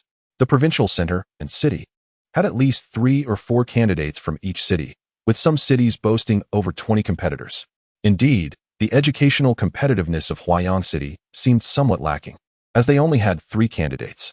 Yi Chen was assigned to the 7th examination hall, seat number 23. Huang Jiqiang and Li Xian were also in the same hall, sitting at numbers 25 and 30 respectively. Though they were in the same venue, only Yi Chen was scheduled for a physics exam, while the other 2 only had the mathematics Olympiad. Despite having 2 examinations, Yi Chen found himself at ease compared to his peers, who appeared visibly anxious. He could not comprehend their tension but respected their feelings. Huang Jiqiang and Li Xian thought, you are aloof, you are remarkable, you scored full marks, of course. You are not nervous. Meanwhile, Director Wang Gang was engaged in a serious meeting concerning the upcoming Olympiad. I have but one statement. The performance of an province in past national competitions has been far from satisfactory. Do not speak to me of unequal educational resources. Fight for your place, and if the results are poor, step aside. The focus was sharply directed toward Huayang City, which had only one promising candidate last year. And the results were disappointing. Director Wang, please make your stance clear. Upon being called out by Lin Dong, the head of the provincial committee, Wang Gang remained unfazed. For today, he had a trump card. I declare that if Huayang City's results are unsatisfactory this year, I will resign. A ripple of surprise coursed through the room. When had Wang Gang become so audacious? Zhao Jun felt a bit overwhelmed. Being at the bottom, how could he make such a declaration? Was he not putting everyone on the hot seat? Very well, Director Wang indeed shows courage. Despite the lackluster performance, he possesses tenacity. Wang Gang's declaration caught Lin Dong off guard, as he was aware of the educational deficiencies in Huayang City, but he appreciated Wang Gang's support for his work. Let me be frank, there are significant reforms underway, both in sports and education. The capable shall ascend, while the incapable shall retreat, with no room for negotiation. If an province fails to perform again, I too shall resign. Hearing Lin Dong's words, everyone realized the severity of the situation. The past results of an province in national competitions had indeed been dismal, and the impending national reform seemed to carry substantial weight. In an instant, the atmosphere in the room shifted. The committee members bore various expressions, yet Wang Gang remained confidently resolute, whether out of recklessness or assuredness. The subsequent meeting concluded hastily, with leaders appearing flustered, indicating that the Olympiad sphere was on the brink of a significant upheaval. Chapter 55, The Early Submission. Director Wang. Have you acquired a trump card this year? You made a direct declaration in the meeting just now. Zhao Jinyue felt increasingly uneasy. Wang Gang had always been cautious in meetings, enduring numerous criticisms over the years. Why had he suddenly become so bold today? There must be something amiss. I need to investigate. Hearing his old rival Wang Zhan's words, Wang Gang did not conceal his confidence, although they had been opponents. The emergence of Yi Chun had bolstered Wang Gang's self-assurance. Old Zhao, it's not that I'm criticizing you. When facing judgment, one must stand tall. I've produced no results for several years, but this year I have an exceptional talent. I must strive for success. Zhao Jun was speechless. Come on, buddy. You're not foolish. It's merely a student with a score of 70. Is it necessary to be so confident? There are students with scores of 80 in the provincial competition, and I, with my 71, don't feel as inflated as you do. Is this really wise? Zhao Jun's expression was complex. Well, I wish you luck. The leadership is quite determined this time. If things go awry, we may see the capable advance and the incompetent retreat. Observing the genuine emotions of his longtime rival, Wang Gang thought it was rather sentimental. Life is fleeting. I shall take my chances this time, indifferent to the outcome. This is my most promising year. I do not wish for Huayang City to be represented by a timid figure at every meeting. I aspire to contribute to Huayang City, no matter the multitude. It was understandable that Wang Gang wished to gamble everything, especially with the emergence of Yi Chun. He felt it was crucial to seize this opportunity to elevate Huayang City's performance in the Olympiad. However, Zhao Jun did not share this sentiment. He was unaware of Yi Chun's potential and only realized he might never see his old rival again. Let us go out for a meal. I'll treat you. Over these years, we've engaged in a silent rivalry, and though I often come out on top, it's all in jest. The reform this time is significant. And who knows when we'll meet again? Seeing Zhao Jun's demeanor, Wang Gang understood that his old rival had misinterpreted his intentions, but it mattered little. The results would speak for themselves. Let us go. We won't return until we're drunk. Unbeknownst to them, Zhao Jun's invitation was also a pivotal turning point in his career. Regardless of the urgency felt by the leaders of the various city organizing committees, it did not affect the candidates. After all, during the final afternoon, no leader would impose pressure on the students. Ding dong, the bell for the examination rang. And the invigilator announced the examination rules. Attention, candidates. First, check your papers for any issues and fill in your name and school. You may begin writing once the examination signal is given. Such regulations were customary across all examinations. Yi Chun did not find this tedious. He began to inscribe his name, school, and district, then checked the clarity of the paper. Once all preparations were complete, Yi Chun closed his eyes to gather his thoughts. This was in stark contrast to other candidates, some of whom had already begun reading the questions, eager to skim through them. For every minute was precious in the Olympiad examination. The invigilator, Teacher Sue, also patrolled the examination hall, reflecting on the caliber of this year's candidates. This room was filled with the brightest mathematical minds from across the province, potentially housing true mathematical prodigies. He recalled his own experience in municipal Olympiad selections, which had been extraordinarily challenging. He hoped this year's candidates would perform admirably. Ding candidates, you may begin answering. As the examination bell rang, Chen opened his eyes, flipped the paper, and began to write fluidly and gracefully, truly the most striking presence in the examination room. The first question was of moderate difficulty, solved in an instant. The second question followed suit, solved in a heartbeat. The third question proved slightly more challenging, yet still failed to pose any significant hurdles for Chen. The 10th question was acceptable. However, for someone with Chen's mental calculation prowess, it merely cost him an additional minute. As he approached the larger questions, Chen carefully reviewed each one. His formidable mental calculation abilities began to shine, revealing one method of solving, then a second that yielded the same result. Confident in his reasoning, Chen started to document his thought process. The 12th question was straightforward. The 13th question was not difficult. The 14th question posed some challenges. The final question was evidently a substantial dividing line, involving a considerable amount of calculation that even Chen, with his exceptional mental capabilities, could not solve immediately. The theorems, auxiliary lines, and axioms, with their intricate steps, would likely overwhelm an average person. Chen predicted that very few would manage to solve this challenging question. Nevertheless, it would not deter him. Once he established his approach, he began to write, the sound of his pen filling the examination room with a rhythmic flow.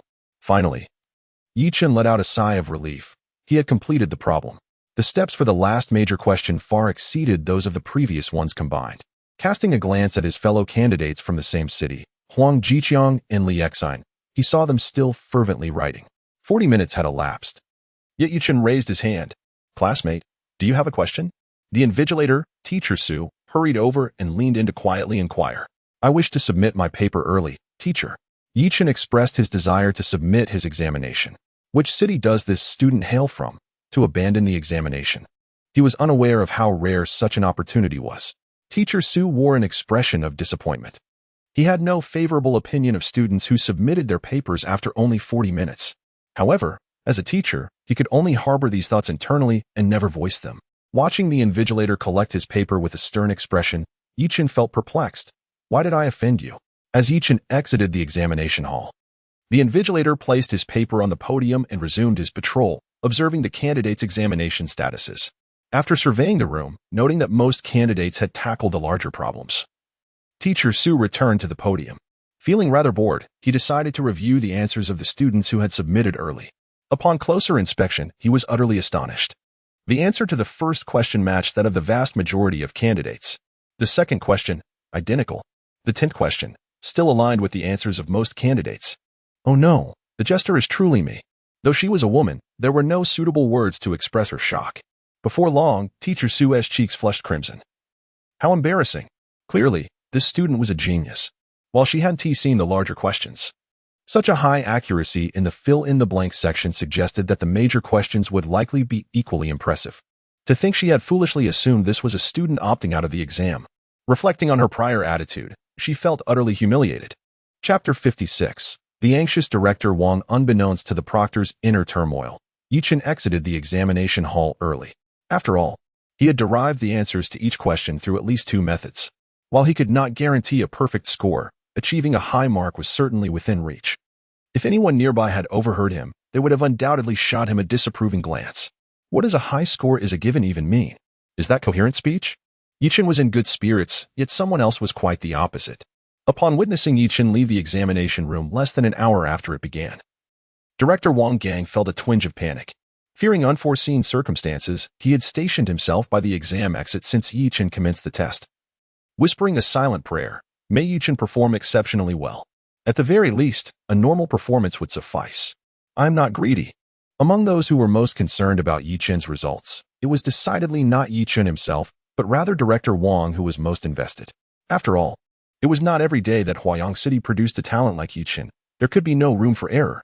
In the midst of his prayers, Wang looked up only to see Chen emerging from the examination room. His heart sank. What on earth? Why is he out already? Could he have flopped? Why must I suffer such misfortune? Hearing Director Wang muttering to himself, Yi Chun decided to greet him, especially since Wang had generously rewarded him with a sum of 20,000 yuan. Hello, Director Wang. What brings you here? In response to Yi Chun's inquiry, Director Wang, abandoning any speculation about Yi Chun's performance, directly asked, how did it go? Yi, why did you come out early? Were the questions difficult? How was your performance? Seeing the near tearful expression on Director Wang's face, Yi Chun found it amusing. Truly, a director displaying such a countenance, a mixture of sorrow and caution, was quite the sight. The questions were not difficult. While I cannot say for certain that I achieved a perfect score, I am confident I scored at least 90. How much? What did you say? Director Wang, somewhat entranced, pressed on. At least 90 or above, Yi Chun replied casually. 90. 90. Director Wang exclaimed, laughter escaping him. Ah. Today is my day. I am on the rise. As Wang cheered and laughed exuberantly, Yi Chun felt a flicker of concern. Was Director Wang truly unhinged? His rapid oscillation between tears and laughter was alarming. It would be wise to maintain a distance. One should not stand beneath a crumbling wall. Perhaps he should keep an eye out for any erratic behavior and, if necessary, alert the authorities. After all, human lives are paramount.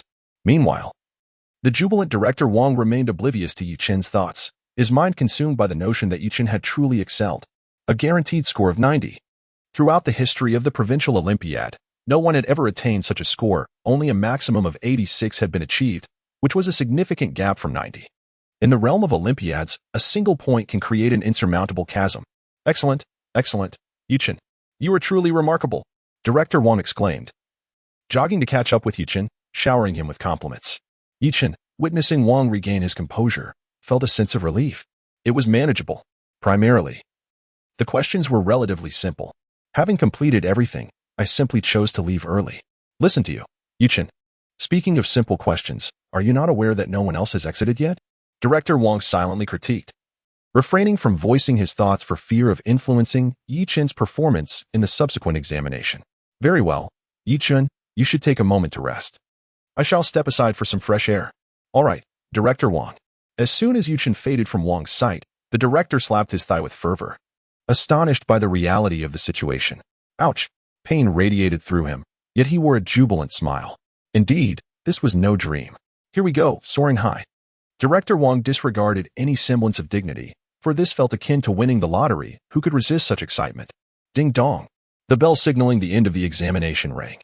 And soon, students began to trickle out of the hall, filled with animated discussions. Alas, this Olympiad was truly challenging. Indeed, I didn't even have time to answer the last question. I completely overlooked it. I concur, the difficulty surpassed that of the municipal Olympiad by a significant margin. Amidst the chatter, Huang Jiqiang and Li Xin, both bewildered by the exam, stood out. So, how many points do you think Yi Chun will score? Li Xin, driven by her innate curiosity, was the first to ask. At least above 90, Huang Jiqiang thoughtfully replied. Really? Is it that high? The questions were quite difficult. Li Xin expressed her skepticism, as this year's questions had indeed escalated in difficulty compared to the usual practice Olympiad questions. While Yi Chun had previously scored full marks, this time seemed uncertain. Huang Jiqiang, bemused by Li Xin's doubts, wondered who had instilled such audacity in her. Did you not see that Yi Chun submitted his paper early? Do you not understand what that signifies? He must have completed it. After all, Huang Jiqiang was accustomed to scoring in the 70s, while Li Xin, with her 60s, perhaps could not fathom the disparity in their abilities. I, compared to Yi Chun, am but a firefly in the presence of the moonlight. There is simply no comparison. This time, Huang Jiqiang anticipated scoring around 70, though the exact figure would remain uncertain until the results were revealed. Yet, he could not decipher Yi Chun's early submission. While a perfect score might be an exaggeration, a high score seemed assured.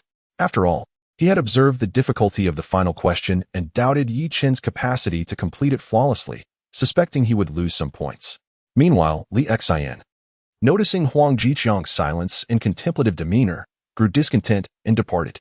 After all, they only had one mathematics Olympiad before they could head home. As for Yi Chun, he was now accompanied by Director Wang, who flitted about, fanning himself and inquiring if Yi Chun was thirsty, prepared to fetch him water. Yi Chun found it amusing. Director Wang seemed to treat him like a precious gem. Hadn't he just mentioned needing fresh air? Why had he immediately returned? Yi Chun reflected on his newfound strength. feeling capable of handling any situation. However, Director Wang's overwhelming enthusiasm left him uneasy. The excessive attentiveness felt suspicious. There must be some ulterior motive. Chapter 57. The Critique Conference. Ding dong, ding dong. The bell for the Physics Olympiad rang, signaling the time to enter.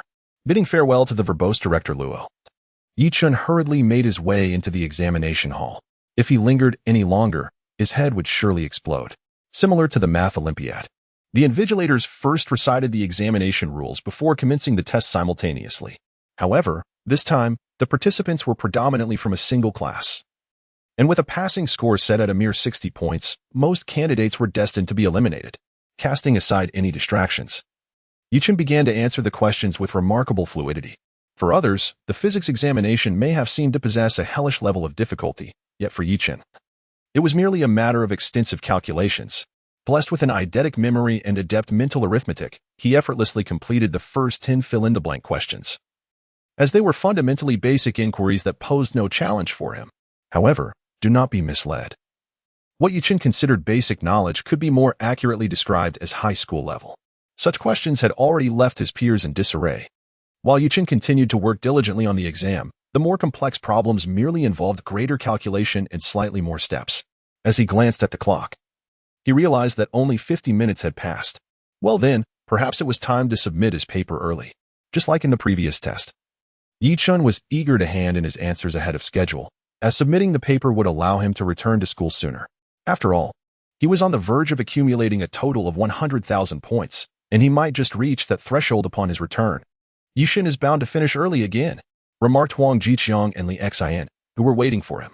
Li Xian intended to wait for Chen to finish so they could explore the capital of an province together. It was a rare opportunity, after all. Moments ago, Li Xian heard Director Wang mention that they would be attending a meeting in the afternoon, and they would return together afterward.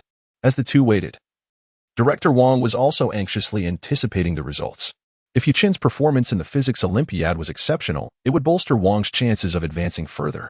Before long, Chen emerged from the examination hall. Just as Huang Jiqiang and Li Xian were about to approach him, Director Wang appeared from an unseen corner, swiftly making his way to Chen's side. The seamlessness of his actions left Huang Jiqiang and Li Xian utterly astonished. Is that really Director Wang? Li Xian asked incredulously. After all, Director Wang had always exuded an air of maturity and steadiness.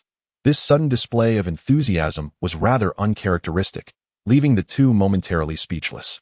Surely it is. Should we still go and find Chen? Huang Jiqiang inquired. Let us go, he resolved, as they recognized that opportunities to interact with a genius like Chen were rare. After waiting a moment longer and witnessing Director Wang leave with a beaming smile, they approached Chen, inviting him. Chen, shall we explore in city? It is the capital of an province, and it has been quite some time since our last visit. Chen was more than willing to accept their invitation. After an intensive morning of examinations, it was indeed time for some relaxation. Absolutely. Let us first return to drop off our stationery. Director Wang has arranged for a driver to take us out this afternoon. Yay, Li Xian exclaimed joyfully. With Director Wang's arrangements, they were guaranteed an enjoyable outing. However, Huang Jiqiang held a different perspective. Realizing that their significance alone was insufficient for Director Wang to assign a driver solely for them, it was undoubtedly due to Chen's influence. But there was no need to ponder too much. The opportunity to have fun was what mattered. After all, they were still young. The trio returned to their lodging, tidied their belongings, and promptly boarded the vehicle, all the while humming tunes and feeling relaxed. Meanwhile, Director Wang's situation was far from tranquil. Immediately after the examination concluded, all heads of the Municipal Olympiad Organizing Committee were summoned to the conference room. Lin Dong, the head of the Provincial Organizing Committee, presided over the meeting. In accordance with directives from higher authorities, we shall now announce the appointments and dismissals concerning the municipal committee heads based on this Olympiad's results. A thunderous clap of surprise echoed through the room. The swiftness of this development was astonishing. Everyone was taken aback, as only a day had passed since the Olympiad scores were announced, which directly influenced the appointments and dismissals of municipal heads. There had been no time for preparation, catching everyone completely off guard. Ignoring the murmurs from the attendees, Lin Dong continued. This year, we only hosted the mathematics and physics competitions. Let me be clear. All decisions regarding your positions will be based on the results of this Olympiad, with no room for negotiation. He elaborated on the historical performance of an province, revealing that for the past 5 years, no one had managed to secure a spot in the top 100 during the national competition. While some might argue that in provinces educational resources fell short compared to others, particularly as the capital claimed most of the top 50 spots, this excuse was no longer viable. With reforms in place, if a province failed to produce results this year, I too would face dismissal. Therefore, I must reiterate, this meeting will commence the process of appointing and dismissing each of you. Lunch has already been arranged, and no one is permitted to leave this afternoon. The grading teachers are already in position, and we will review the scores one city at a time, commencing immediately. The shock was palpable, leaving everyone stunned. The provincial head's firm stance offered no leeway. This was not merely an inspection. Inspections typically involved advanced notice to appease superiors while minimizing repercussions. This was a direct confrontation, devoid of pleasantries, an unequivocal determination of fate. No one dared voice dissent. This was a national decision, if one's capabilities were lacking. There was no place for complacency. The atmosphere in the room grew oppressive, and the attendees wore expressions of despair as Lin Dong continued to wield the proverbial stick. To alleviate the tension, he offered a glimmer of hope to enhance an province's Olympiad performance. We will enroll the top 50 students from this exam into a provincial training program. The provincial training program would be funded by the province, providing specialized instruction in preparation for the upcoming national competition. The instructors would be experts in Olympiad training, ensuring a high level of professionalism. Additionally, one leader from each municipal committee would be appointed as the team leader for the national competition, with authority equal to my own, regardless of the outcome. Upon completion of the competition, they would be directly promoted to the second-in-command of the provincial organizing committee. Cheers erupted in the room. While the punishment was severe, the rewards were undeniably enticing. At this moment, the head of an city, Wang Liang, gleamed with excitement, while Zhao Yin, the head of Qiyun City, who had long been in second place, also felt a surge of ambition. Chapter 58, an eye-popping revelation. Indeed, the opportunity may lie within these two individuals. The others appear content to merely secure their current positions, believing that sufficiency is success. However, none observed the gleam of excitement in the eyes of Director Wang Gang from Huayang City, whose enthusiasm was palpable. In the brief interval of our discussion, the results for the top candidates of an province have been released, with the highest score reaching an impressive 85 points. This marks a significant improvement of 5 points over previous years, affirming their status as last year's champions. Let us extend our applause to Wang Liang, the head of the in-province Olympic Committee. The applause resounded thunderously, a testament to Wang Liang's prowess, as the highest score surpassed previous records by 5 points. It appears that the leader of this year's national examination team must undoubtedly be Director Wang. Yet, with the final results still pending, uncertainty loomed over who would ultimately claim victory. Next, we turn our attention to the scores from Qiyun City, where the highest score reached 84 points. Also an improvement of 5 points from last year. Another wave of applause erupted, but for Zhao Yin, the representative of Qiyun City, it felt somewhat sardonic. Although they fell short by a single point, the chasm between first and second place is indeed vast. After all, an 85 signifies the pinnacle of an province, which last year was secured by an city, leading to the largest funding for the Olympic Committee in the entire province. While Qiyun City held the second, third, and fourth positions in an province's Olympic rankings, the first place still belonged to an city. The distinction of being first is unparalleled. It represents the utmost excellence of a province. In the national competition last year, an province showcased its strength, although it did not break into the top 100 nationally. It did manage to secure a position within the top 200, preserving its dignity, especially when some provinces failed to place even a single candidate in the top 200. However, the gap between the second and first places in the national competition was pronounced. A mere point can indeed be an insurmountable divide in the realm of the exceptionally gifted. The disparities in education were starkly illuminated, as those who excelled in the Olympiad were largely pre-admitted to prestigious universities, lured by an array of enticing benefits that in province could not compete with. Lin Dong, the chief overseer, began to summarize the results. After all, the top scores from the first and second cities had been revealed, with significant improvements compared to previous years. He breathed a quiet sigh of relief. The upcoming national competition was imminent, and he had only received the notification yesterday. Fortunately, the top scores from his jurisdiction had shown considerable advancement. However, this relief was fleeting. Upon examining the group chat populated by the heads of various provinces, Lin Dong nearly lost his breath. The top scores from other provinces were remarkably close, with Hai Province and Shang Province even achieving scores of 90. And the capital city boasting an unprecedented high of 92 points. Progress was evident across the board, as previously, breaking the 90-point barrier had been a formidable challenge. Yet now several provinces had surpassed it. Panic surged within Lindong. After all, he had just assumed leadership of the Provincial Olympic Committee, eager to make a mark. Only to be struck down by this sobering news. Discontent brewed within him, followed closely by a sense of despondency, despite his province's gain of 5 points. The advancements of others rendered this improvement seemingly trivial. The gap was insurmountable, according to past precedents. A score within 5 points of the highest was typically the threshold for qualifying in the national competition. Lindong shook his head in resignation. This score truly felt despairing. Attention, everyone. The latest news. The highest score from the capital city has emerged. 92 points. Lindong observed the jubilant atmosphere below and felt compelled to share the news. The room fell into an abrupt silence. This was indeed difficult to accept. Could there be a prodigy among them, perhaps a singular talent? Otherwise, how could there be such a significant overall improvement this year? Lindong, noticing the mixed expressions among the attendees, cleared his throat. The provisional second place has recorded 2 scores of 90. At this revelation, all notions of hope vanished.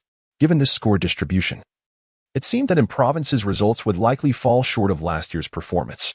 Silence enveloped the room, a profound and prolonged stillness. No one spoke. Each individual was deeply absorbed in contemplation. Just as the atmosphere thickened with despair, a resonant voice broke through the gloom. Results have yet to be fully disclosed. Are we to surrender now? Indeed, the voice belonged to Director Wang Gang of Huayang City. Yes, the outcome remains uncertain. We are all dark horses in this race. We have yet to receive the remaining scores. Let us rally our spirits. Lindong, as the head of an province's Olympic Committee, swiftly recognized the need to counteract the spreading despondency.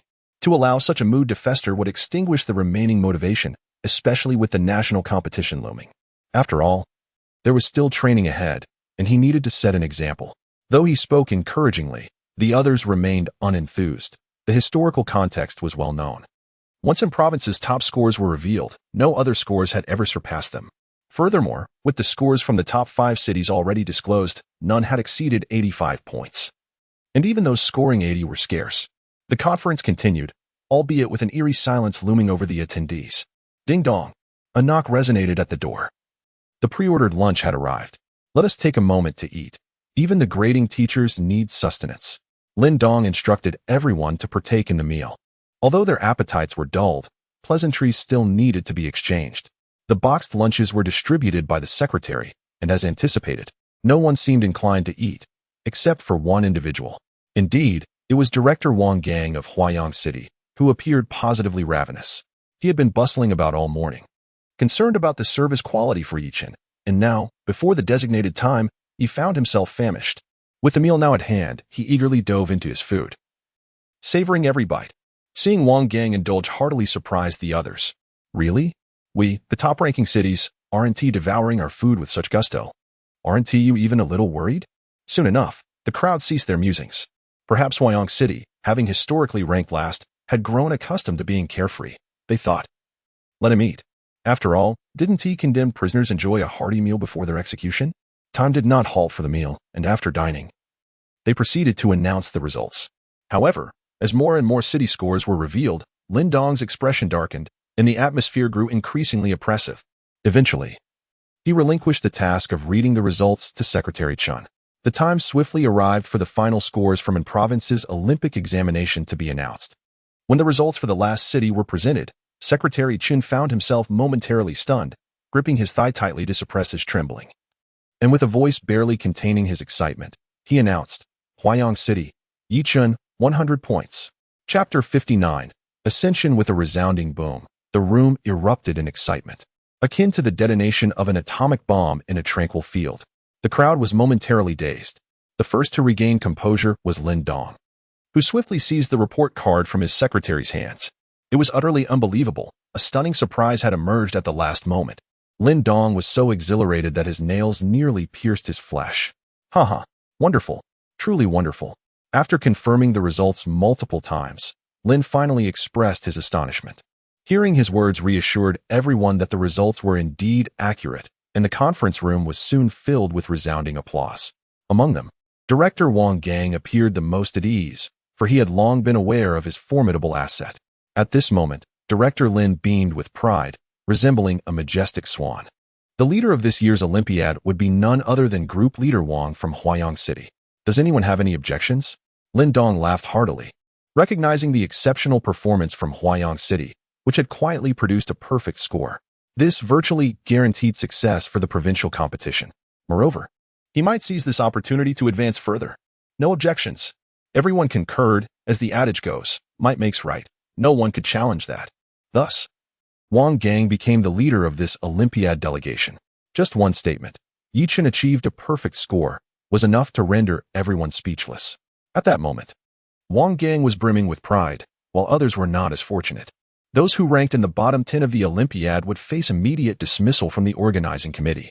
Upon Lin Dong's announcement, reactions varied. Some were elated while others, like Zhao, looked utterly despondent. Fate had dealt him a cruel hand, placing him alongside another competitor in the 10th to last position. Director Lin, haven't we yet received the physics competition results? Wang Gang's inquiry piqued Lin Dong's curiosity. Traditionally, physics had not been included in the rankings for the provincial competition, as it had never participated in the national competition and had consistently failed to score above 60 in previous years. Chen also participated in the Physics Olympiad. Wang Gang stated, fully aware that Chen's exceptional talent transcended mere mathematics. Physics would undoubtedly yield surprises as well. It is indeed necessary to check, Secretary Chen. Please look into the physics results, especially Chen's paper. Lin Dong could not afford to be negligent. He was already aware of Chen's extraordinary abilities. If another perfect score were to emerge in physics, he would be at a loss for words. After all, this would be a historical achievement. Never before in the annals of the province had there been 2 perfect scores, and it was unlikely to happen again. As Secretary Chen brought forth the results, everyone held their breath. Observing Lin Dong's flushed complexion, it was evident that Chen had scored exceptionally well. A perfect score. Another perfect score. Lin Dong proclaimed. I announce that the Huayang City Organizing Committee will receive the best resource allocation this year. Additionally, we will award Chen a cash prize of 10,000 yuan each for the mathematics and physics Olympiads, totaling 20,000 yuan. At 4 o'clock in the afternoon, a commendation ceremony would commence. With Lin Dong's declaration, it was clear to all that Wang Gang's fortunes had dramatically improved. Envious glances were cast his way. However, Wang Gang remained unfazed by the attention. After all, a genius had emerged from his jurisdiction, and he had every right to bask in the admiration of others. As the meeting concluded, Wang Gang was retained for a private conversation with Lin Dong, while the others discreetly departed. No one knew the details of their discussion, but it lasted for a full 2 hours. When Wang Gang finally emerged, he appeared rejuvenated. Spotting Zhao Zhen's despondent demeanor, he offered a mysterious smile. Old Zhao, why the long face? Cheer up.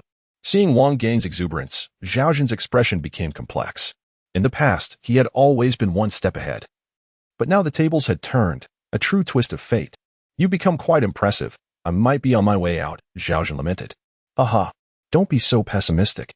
I just mentioned that you will still be the head of your city's organizing committee and may even serve as the vice captain for the national competition. Zhao Zhen was momentarily speechless. Boasting was not typically done this way. Observing Zhao's incredulous expression, Wang Gang elaborated. All thanks to Chen's perfect score. Is that true? Zhao Zhen's eyes suddenly sparkled with hope. After all, no one wished to leave a place they had dedicated years to. Following heartfelt expressions of gratitude, Zhao Zhen felt somewhat sheepish, unaware that it was the meal he had treated Wang Gang to yesterday that had ultimately salvaged his position. It seemed karma had come full circle. This meeting had indeed been a roller coaster of emotions, yet the protagonist, Chen, remained oblivious to these developments. The driver informed Chen and his companions that they needed to return to the organizing committee by 4 o'clock to announce the results. Glancing at the time, they realized they had some spare moments, so the 4 of them decided to explore them all. Suddenly, Li Xin noticed an event taking place on the first floor and eagerly pulled the others along. After all, it was human nature to be drawn to excitement. Upon closer inspection, they discovered it was a live version of the strongest brain. Participants were given 20 shapes and had 10 seconds to memorize the order displayed on a large screen before rearranging them correctly to succeed. Those who succeeded would win plush toys from the program. Although Li Xin was not particularly interested in the strongest brain, the prospect of winning a cute plush toy captivated her. I want that stuffed toy. Wait for me. Unable to resist the temptation, she decided to give it a try. Hoping for a stroke of luck. As expected, Li Xin was unsuccessful, managing to arrange only 8 shapes correctly, falling far short of the requirement. Huang Jiqiang, you should give it a go too. No one's playing, and it's quick. Li Xin encouraged. Unfazed by her suggestion, Huang Jiqiang had already considered participating. However, unlike Li Xin, he approached the challenge with caution, first memorizing the shapes before attempting the task. Though this strategy was clever, it ultimately proved inadequate, as he had never undergone professional memory training, making the task exceedingly challenging. He misidentified 4 out of 16 shapes, prompting a gasp of disappointment from Li Xin. Oh no. What a pity. Chen had initially intended to abstain from participating, but upon seeing both of them looking at him expectantly, especially with Li Xin on the verge of tears, he relented. All right, I'll give it a try. Chapter 60. The most powerful mind. Those who attempted the challenge in the live event had almost all failed. At this moment, the host announced, everyone is welcome to give it a try. It won't cost you anything, and each person has 3 chances. Noticing the lack of participants, Zhao Zixin, the host, felt a pang of despair. As a recent graduate intern, her future employment depended on the success of this event. All her colleagues had been assigned tasks, but she was left with nothing to edit if no one succeeded.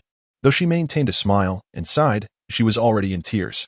Just then, a cheerful and charismatic young man approached the competition area. He exuded an elegant charm, youthful yet undeniably handsome, standing at 6 feet tall, with fair skin, a refined face, and deep, captivating eyes that made Zhao Zixin blush. So handsome, she thought, momentarily lost in admiration. However, regaining her composure, she began to host again. All right. We have another handsome contestant. Will he succeed in the challenge? Let us wait and see. After confirming the rules with Chen, preparations for the game commenced. Although the process remained unchanged, Zhao Zixin was still anxious. If such a handsome young man were to win a prize, her edited footage would undoubtedly be impressive, making her chances of securing a permanent position much higher. With thoughts of the forthcoming good fortune, her beautiful smile revealed her charming canine teeth. Are the contestants ready? Let us begin, Chen said nonchalantly. Start. 10, 9, 8, 1. The countdown ended, and Chen began to manipulate the patterns. Zhao Zixin wondered if this contestant could succeed. After all, he was so striking that more camera time would be a delight. As Zhao Zixin's thoughts wandered, a voice interrupted her. Host, I am ready. She glanced at the timer and saw that only 10 seconds had passed, leaving her in disbelief. Are you sure you are ready? It was understandable that she felt uncertain. After all, previous challengers had taken at least 5 minutes to manipulate the patterns, and 10 seconds seemed suspiciously quick. Sometimes, speed could be a disadvantage. I'm certain, Chen replied, causing Zhao Zixin to feel deflated as she thought. Perhaps he was just a foolishly handsome boy. If he gave up without remembering the patterns, it would be yet another failed challenge, and she'd have to wait for the next contestant. Despite her lack of hope for Chen, she proceeded with the verification process. First one, correct. Second one, correct. Third one, correct. 20th one, correct. Zhao Zixin could hardly believe her eyes. He had gotten them all right. The audience erupted into enthusiastic applause. Host, may I challenge 2 more times? Chen asked calmly, his charismatic voice causing Zhao Zixin's cheeks to flush once more. Of course, she replied eagerly, as more attempts meant more material for her editing. With stars in her eyes, Zhao Zixin thought, who understands? This handsome guy has such a delightful voice. Ignoring her inner musings, Chen commenced his next challenge. Unsurprisingly, he succeeded once again. Casting a glance at the audience, Li Xin eagerly hopped onto the stage to select 3 plush toys before returning to her seat. Chen prepared to leave as well, having completed the challenges. However, Zhao Zixin hurried to his side, removing the microphone and speaking in a normal tone. Hello, sir, we need to record this challenge for the television network. Is it all right for us to use the footage? Chen readily agreed, as he occasionally watched this program on television. The Most Powerful Mind is a significant show in the Blue Star, comprising preliminary selections, provincial competitions, national contests, and world championships. It enjoys considerable fame, and Chen's participation was merely in the preliminary round. However, he was still contemplating whether to enter the subsequent rounds, although the event was scheduled for next summer. Not conflicting with his studies, he preferred not to think too far ahead, as plans often change unexpectedly. Ding! A notification echoed in his mind. Host has qualified for the preliminary selection of the Most Powerful Mind. Special task released. Attain the title of World Champion. Reward. A mysterious treasure chest. Hearing the system's voice, Chen chuckled wryly. He might as well participate. We are the preliminary selection for the most powerful mind, sir. You have successfully qualified. Would you like to participate in next year's competition? Zhao Zixin, relishing the prospect of completing her task perfectly, felt a surge of joy, hoping he would agree to participate. After all, those selected in her preliminary round would fall under her guidance, and if this contestant excelled, her own career could soar. I would like to participate, Chen declared, sensing the host's eager anticipation. He felt that his future days would be even more exciting. His recent arrival had been filled with various activities, sports administration, calligraphy, and now an Olympiad, with today adding yet another challenge in the most powerful mind. Since he was here, he might as well embrace it wholeheartedly. Dear friends, seize the day while the flowers bloom. Do not wait until they wither. Upon hearing Chen's response, Zhao Zixin's eyes sparkled with delight, unknowingly propelling herself toward becoming the future queen of the television station. After exchanging contact information with Zhao Zixin, Chen and his companions headed out for a meal, having spent the morning in examinations and enjoying the lively atmosphere, leaving them all quite hungry. What shall we eat? One asked. Let us try something different. After all, we aren't paying. They giggled. After much discussion, they finally settled on the renowned Huang barbecue. This barbecue place is quite famous, often requiring a lengthy wait in the evenings. But since it was a weekday afternoon, they arrived early and were seated promptly. After placing their orders, the driver paid and departed. Chen had initially invited him to join, but the driver insisted on adhering to company policy. Shortly after, the driver finished his meal and waited outside, while Chen and his friends enjoyed their feast, feeling thoroughly satisfied. After their meal, Li Xian faced a dilemma. She wanted all 3 plush toys, but it was best if they each had one since they were all won by Chen. Ultimately, she chose her favorite and decided to give one to Chen and the other to Huang Jiqiang. Li Xian skipped ahead, with the others following closely behind, when they suddenly noticed a crowd gathered around a nearby store, seemingly intrigued by some mysterious event. Instantly, their curiosity was piqued. Chapter 61. The mysterious mission. Upon entering the establishment, it became evident that it was a newly opened arcade featuring an intriguing event. Every participant could engage in minor tasks, and upon completing all of them, players would receive a mysterious mission, the completion of which would yield an enigmatic reward. Curiosity is an inherent trait of humanity. Even the typically composed Chen felt a stir of excitement, for this arcade far surpassed those of his previous life. In his past experiences, arcades were merely about games and claw machines, whereas this venue offered more than just that. Given that Blue Star places significant emphasis on education, many arcades have incorporated educational minigames. At that moment, Director Wang's thoughtful arrangement shone through. The driver, noticing the eagerness of the 3 youngsters, promptly purchased game tokens. As everything had been prearranged by Director Wang, thanks to the event, 99 yuan could procure 199 game tokens, and the trio, upon receiving these tokens, sparkled with excitement. Let us hurry and get started. Li Xian, brimming with vivacity, dashed over to the first task box to draw her assignment. The task read, shoot hoops, score 40 baskets in 1 minute. Without hesitation, the trio approached the basketball machine, each attempt costing 2 tokens. Li Xian took the lead. However, for someone unaccustomed to basketball, the challenge proved formidable. With both hands cradling the ball, her shooting was not only slow but also lacked precision. By the end of the minute, she had only managed to score 10 baskets. Seeing her struggle, Li Xian cast a pitiful glance at the 2 boys. Let me give it a try, Huang Jiqiang suggested. Although he had little experience with basketball, he was aware of the principles of projectile motion. After calculating the optimal release time and angle, he began shooting with great confidence. However, as anticipated, he too failed to achieve the task's requirement, scoring just 1 more than Li Xian. Subsequently, Chen observed the 2 looking at him with pleading eyes. Seriously, guys? After all that calculation, this is what you produced? Although he understood their performance was lacking, given their inexperience with basketball, he decided to take it upon himself. Chen approached the hoop, while Huang Jiqiang eagerly inserted the tokens and started the timer. In an instant, as the ball touched Chen's hands, he shot without hesitation, and every attempt resulted in a basket. His movements were fluid, almost leaving behind an afterimage, leaving both boys in awe. This was a high school student, standing at 1.8 meters, exhibiting skills that could easily convince one he was a collegiate athlete.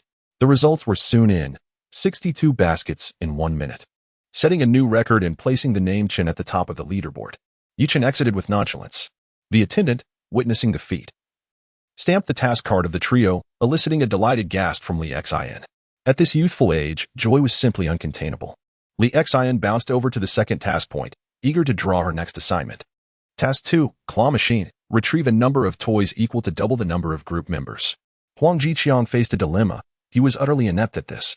Yi Chen also felt at a loss, as he lacked experience despite having a system he had never played before, but decided to give it a try.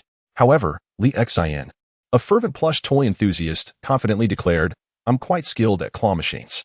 Her room was filled with an array of plush toys, making this task child's play for her. Li Xin inserted a token, adjusted the machine's claw at a slightly awkward angle, and lowered it. Yi Chen felt a pang of concern. The angle seemed off. Yet, to everyone's astonishment, she successfully grabbed 2 toys. It was quite absurd in their minds. This was not the optimal angle, yet the toys were effortlessly snagged. Seeing their astonished expressions, Li Xin grinned. It's just about practice. Naturally, professional tasks are best left to those with expertise, and before long, she had retrieved 6 toys. The attendant stamped the second task card, signifying its completion. With renewed vigor, Li Xin eagerly drew her third task, Dance Machine. Achieve an A rating. This was somewhat daunting. The 3 exchanged uncertain glances. However, steeling themselves, Li Xin approached the machine. Her movements, unfortunately, were quite uncoordinated, resulting in a C rating. Huang Jiqiang adamantly refused to participate, fearing social embarrassment. Yet, Yi Chen, suddenly exuding confidence, recalled that his dance rating was AC, but this was from his system, not from the arcade. With the encouragement of his companions, he stepped up, inserted a token, and began. As the music played, his dance moves mirrored those of the machine. In a state of shock, his friends watched as he completed the task. And when the attendant stamped the card, it felt as if they had awakened from a dream. In no time, the trio commenced their 4th task, cycling. Reach a score of 1,000 points to complete the task. This task was relatively simple. Any average person could easily achieve 1,000 points. Huang Jiqiang, feeling a sense of guilt for his lack of contribution, took the initiative. He inserted a token and began cycling, even standing at times to increase his pace. Despite the sweat pouring down his face, he successfully completed the task. With the final task looming, the trio felt elated. Completing 5 tasks would grant them access to the mysterious challenge and its accompanying rewards. How marvelous! Task 5. Memory recall. 15 random patterns will appear on the machine, and players must memorize them within 10 seconds and arrange them within 20 seconds. This task seemed straightforward, especially with Yi Chen's expertise backing them up. Yet, the 2 decided to try their hand first. After all, the patterns were simple fruit designs, and the variety was limited, mostly a matter of arrangement. However, it became apparent that neither succeeded, as their lack of experience hindered them. Ultimately, Yi Chen had to step in. As he took charge, the task was completed effortlessly. Attention all players. A team has completed all tasks and is about to commence the mysterious mission. Please, remaining players, focus on your tasks. Upon hearing the announcement, the remaining players intensified their efforts. Meanwhile, Yi Chen and his companions were thrilled to receive their mysterious mission. Chapter 62. Mysterious Rewards. Mysterious Quest. Went over the NPCs. Quest Overview. 3 NPCs have arrived at the arcade, each possessing unique strengths.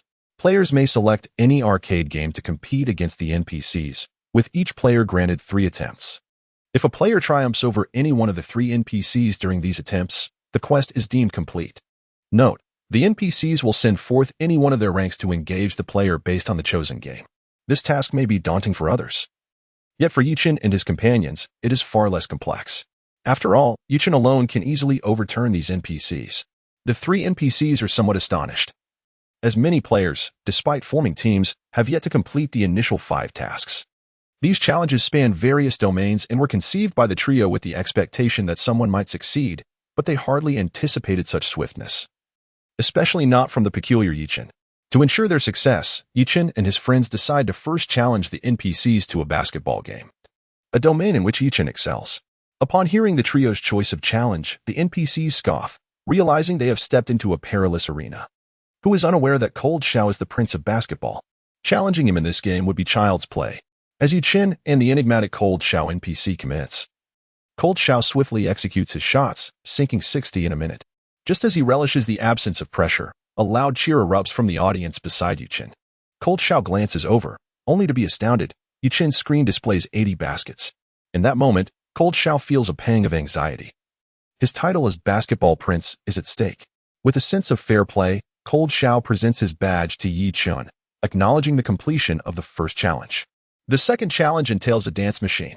Yi Chen steps up once more, with victory determined by the highest score. The NPC sends forth the only female among them, a master of the dance machine, who dedicates a staggering 40 hours weekly to perfecting her craft. Undeterred by the NPC's taunting gaze, Yi Chen initiates the game. As they engage in a dual-mode competition, their movements diverge, captivating the onlookers. The male participant is handsome and charismatic, while the female dazzles with grace and poise. The audience is enthralled, erupting in applause and cheers. However, the victor remains Yi Chen, whose dance skills, bolstered by his sea-level prowess, far surpass those of an amateur. As the NPC relinquishes her badge, she is left pondering her own abilities. With 7 challenges yet to be undertaken, they cannot be squandered. Thus, next to compete are Li Xian and Huang Jiqiang, each with their own specialties. First up is Li Xian, facing the claw machine challenge. She begins by inserting a coin, shaking the claw, and successfully retrieving a plush toy. After 10 attempts, she triumphantly secures 5 toys, even managing to grab 2 at once. However, her elation is short-lived. As the female NPC takes her turn, inserting a coin and effortlessly capturing 7 toys, with an astounding 3 on 1 attempt. Li Xian's defeat is not entirely unwarranted. Although she frequently plays claw machines, this NPC is well acquainted with the machines, having access to them daily.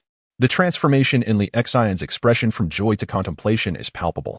Next, it is Huang Jiqiang's turn. For words, riding a bicycle. Predictably, an unexpected twist unfolds as Huang Jiqiang finds himself overwhelmed. He had presumed himself skilled at cycling. Yet he is utterly dominated by Cold Xiao, akin to a child facing an adult, with no chance of retaliation. Huang Jiqiang may feel disheartened. But Cold Xiao revels in his prowess, content that only the anomaly Yi Chen could surpass him. As the two competitors find no further challenges, Yi Chen initiates a memory game, facing the only NPC yet to participate. The game commences with images appearing, confirmation, and answer arrangement correct. Both players achieve correctness, resulting in a tie, necessitating another round. The cycle repeats, yet again ending in a draw. It must be said that the NPC is formidable, and tension mounts among Li Xian and Huang Jiqiang. Should this end in another stalemate, the mysterious reward may slip away. The NPC, ever accommodating, suggests, "If the next round ends in a tie, we shall consider it a victory for you players." After all, the arcade aims to provide joy to its players, with the NPCs serving merely to enhance the experience. Though well-intentioned, Yi Chen declines, proposing instead, "Let us determine the winner based on who takes the least time to answer correctly, under the condition that both are accurate. What do you say?" The NPC agrees, and the competition resumes. As the images flash on the screen, Yi Chen confirms in a second, arranging his answers in 15 keystrokes. As the screen declares his correctness, the NPC concedes defeat. Some achieve a perfect score due to innate ability, while others merely reach it out of necessity. Yi Chen evidently belongs to the latter category. With the stakes acknowledged, the trio finally assembles their badges. Players have successfully completed the mysterious quest. Please proceed to the counter to claim your mysterious rewards. All players, keep up the good work. Our event continues throughout the day. Upon hearing of others completing the enigmatic challenge, players become increasingly enthusiastic. However, the prerequisite tasks span diverse fields, which proves challenging for the average player. Completing all tasks requires considerable time and effort. Yi Chen and his companions approach the counter, where staff members attend to them. Noting that at least 2 among them appear to be students, they prepare a customized gift, a pin. The trio receives elegant pins, measuring perfectly, crafted entirely in silver, with a gold-plated surface and a design resembling a cheilin. Gasps of astonishment arise from the gathered crowd. After all, this event is merely a small arcade activity. Yet the rewards are remarkably valuable, inciting even greater fervor among the players. The storekeeper beams as players eagerly purchase tokens, their excitement palpable. "You 3 may inscribe your signatures or desired designs on these pins. We can customize them for you," the staff suggests. Yi Chen and his friends eagerly request their signatures to be engraved, finding the idea remarkably stylish. In no time, each signature is meticulously etched onto the pins, adorned with cartoon avatars of the trio, making them irresistibly charming. The craftsmanship is truly exquisite. With hearts full of satisfaction, the trio checks the time. Realizing it is nearly time to return, they follow the driver towards the Olympic Committee, unaware that a tempest is brewing, destined to descend upon Yi Chen. Chapter 63. The storm approaches, having learned that Yi Chen and his companions were soon to return. Director Wang and Wang Gang had been waiting at the Olympic Committee well in advance. As soon as Yi Chen stepped out of the car, Director Wang approached him. "Student Yi, are you tired? Please take a moment to rest. We have a meeting this afternoon." Taken aback by Director Wang's enthusiasm, Yi Chen felt somewhat flustered. The leader's warmth seemed excessive. Li Xian and Huang Jiqiang shared similar sentiments, realizing that the director's concern was solely directed at Yi Chen. "All right then. Shall we take our leave?" They pondered amongst themselves. Unaware of their unspoken thoughts, Director Wang continued to warmly usher the three of them into his independent office. Noticing Yi Chen's bewilderment, he provided a brief explanation. "Due to your outstanding performance in the in-province mathematics and physics competition, where you achieved top honors in both subjects, I, as the head of Huayang City, have been appointed as the team leader for the national competition in province." This revelation clarified why Director Wang held Yi Chen in such high regard. Arranging for dedicated personnel to guide them and providing them with an exclusive office space within the in-province Olympic Committee. Though it was astonishing, the reality of the situation was undeniable. Knowing that the award ceremony would commence at 4 o'clock, the trio remained dutifully in the office, refraining from any excursions. As the hour approached, they made their way to the conference. The central meeting room of the Olympic Committee was impressively spacious, with the students and team leaders from various cities occupying only half of the available seating. "Good afternoon, comrades and candidates." The conventional opening remarks elicited little interest from the students. Conversely, the team leaders from different cities were fully engaged, as this meeting would honor exemplary cities and announce personnel appointments and promotions afterward. Yi Chen and his companions occupied the front row, while Director Wang observed intently. The trio, however, struggled to stifle yawns, a consequence of their habitual indifference to such speeches. Yi Chen listened sporadically to the address, bemused by the applause from the leaders around him. Silently urging, "Let us expedite this. I wish to return to school." Congratulations to Huayang City's Yi Chen for achieving full marks in both mathematics and physics at the in-province Olympic competition. Please welcome student Yi to the stage to receive his award. Caught off guard by the host's announcement, Yi Chen momentarily faltered, unsure if he was truly being summoned to accept the award without prior notice from the director. However, encouraged by Director Wang's supportive gaze, he surmised that it would merely involve a straightforward award presentation, as Director Wang had not indicated otherwise. If there were any significant matters at hand, surely the director would have elaborated extensively. As he approached the podium, Yi Chen suddenly felt the weight of the audience's gaze upon him. A far cry from the school award ceremonies where only the front row could see. Here, the higher the seats went, the clearer the view of him became. Despite the grandeur of the occasion, Yi Chen remained unfazed. After all, he was a prodigy. This was merely a minor event. However, the students in the audience were anything but composed. "Is this even human? Full marks in 2 subjects? Can this be real?" They muttered in disbelief, realizing that their mothers would undoubtedly inquire why they were witnessing the awards with such dejection. "This individual is no ordinary talent," the audience erupted in astonished whispers. Lin Dong, the head of the in-province Olympic Committee, was equally taken aback upon learning of Yi Chen's dual full marks, left momentarily speechless. The significance of this achievement was unparalleled. As Yi Chen approached the podium, Lin Dong scrutinized him, noting his vibrant demeanor, steady gait, and confident smile, devoid of any signs of nervousness. An extraordinary talent indeed. Lin Dong felt a swell of pride for the potential of in-province. The award presentation unfolded as the host read the accolades, with Lin Dong bestowing the medal upon Yi Chen. At this moment, the second and third place winners faded into obscurity, overshadowed by the brilliance of the first-place triumph. Once the ceremony concluded, enthusiasm waned as representatives from various cities gathered for the pivotal meeting. Wang Gang had been appointed as the team leader for the national competition, with Zhao Zhen as his assistant. Lin Dong began to announce the promotions, a critical moment. Yet, restlessness stirred among the attendees as the impending announcement of demotions loomed. "I oppose." "So do I." Over 10 voices raised objections, causing Lin Dong's expression to darken. These dissenters were evidently among the lowest-ranking individuals, likely attempting to disrupt proceedings to avoid their own demotions. Lin Dong, adept at navigating such situations, understood that the Olympic Committee was not a platform for unfounded accusations. The exceptional results from Huayang City warrant scrutiny. We have reason to suspect a breach of integrity. The room fell silent, the weight of this claim reverberating. In the past few decades, allegations of cheating in Olympic competitions had been virtually non-existent, with the last inquiry into such matters occurring a decade prior. Mishandling this issue could have dire consequences, as China maintained a zero-tolerance policy towards cheating, with severe penalties involved. Do you possess any evidence? Lin Dong's voice was frosty as he inquired. While we lack tangible proof, the occurrence of dual full marks serves as a compelling indicator. Has there ever been a precedent for such an event? Without evidence, your claims are mere slander. Moreover, you will soon no longer be a member of the Olympic Committee. Does this not render your opinion irrelevant?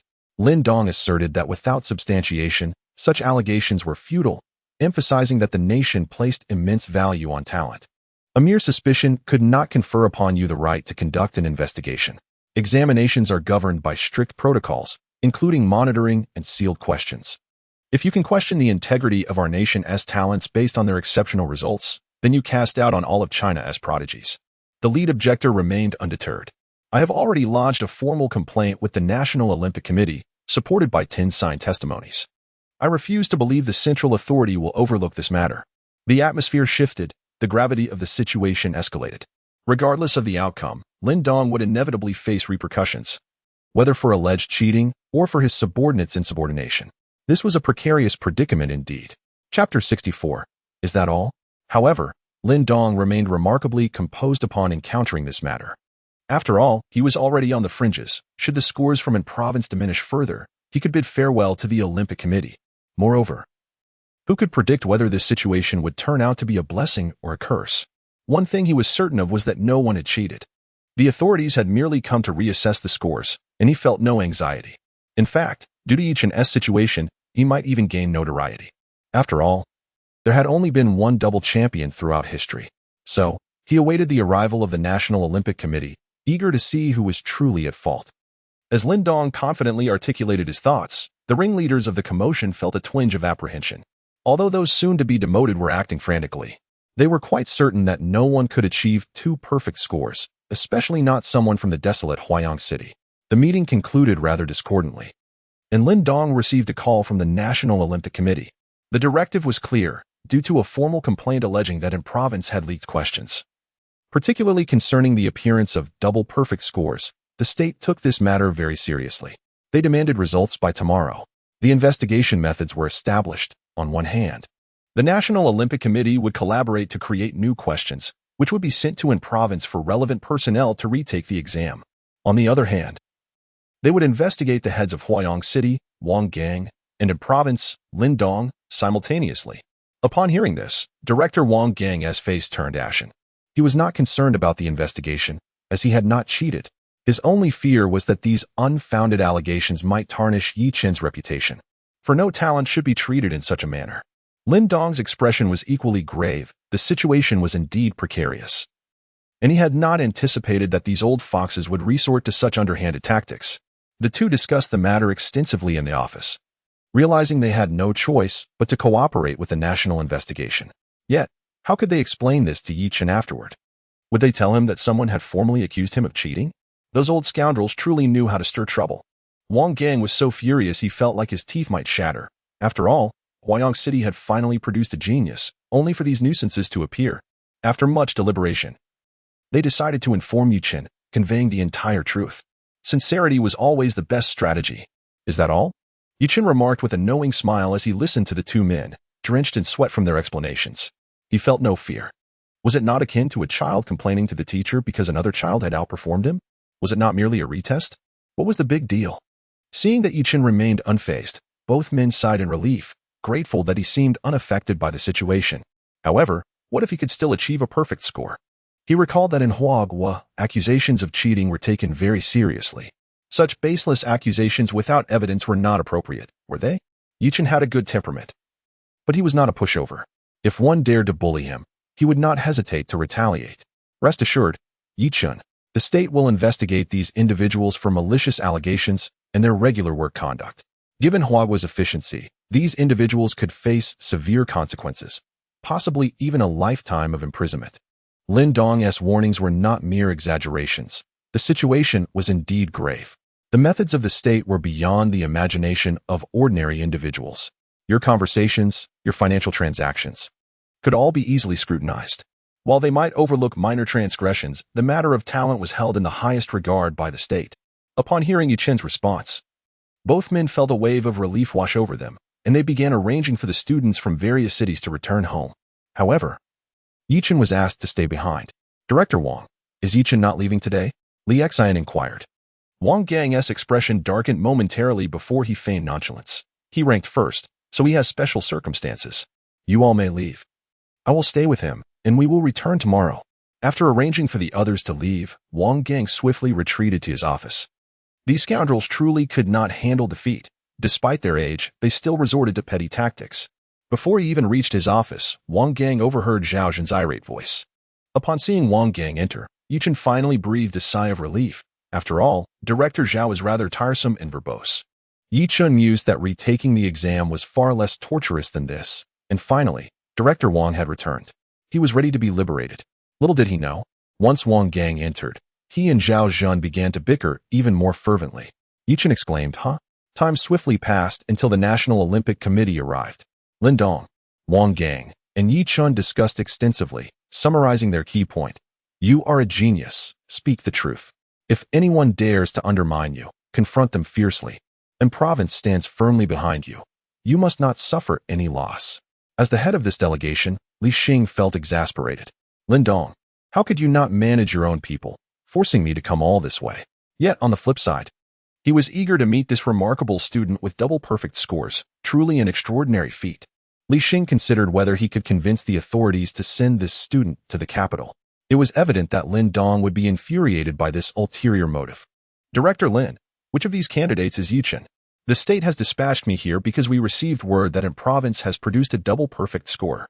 The state places great importance on this talent and wishes for him to attempt the international Olympiad questions.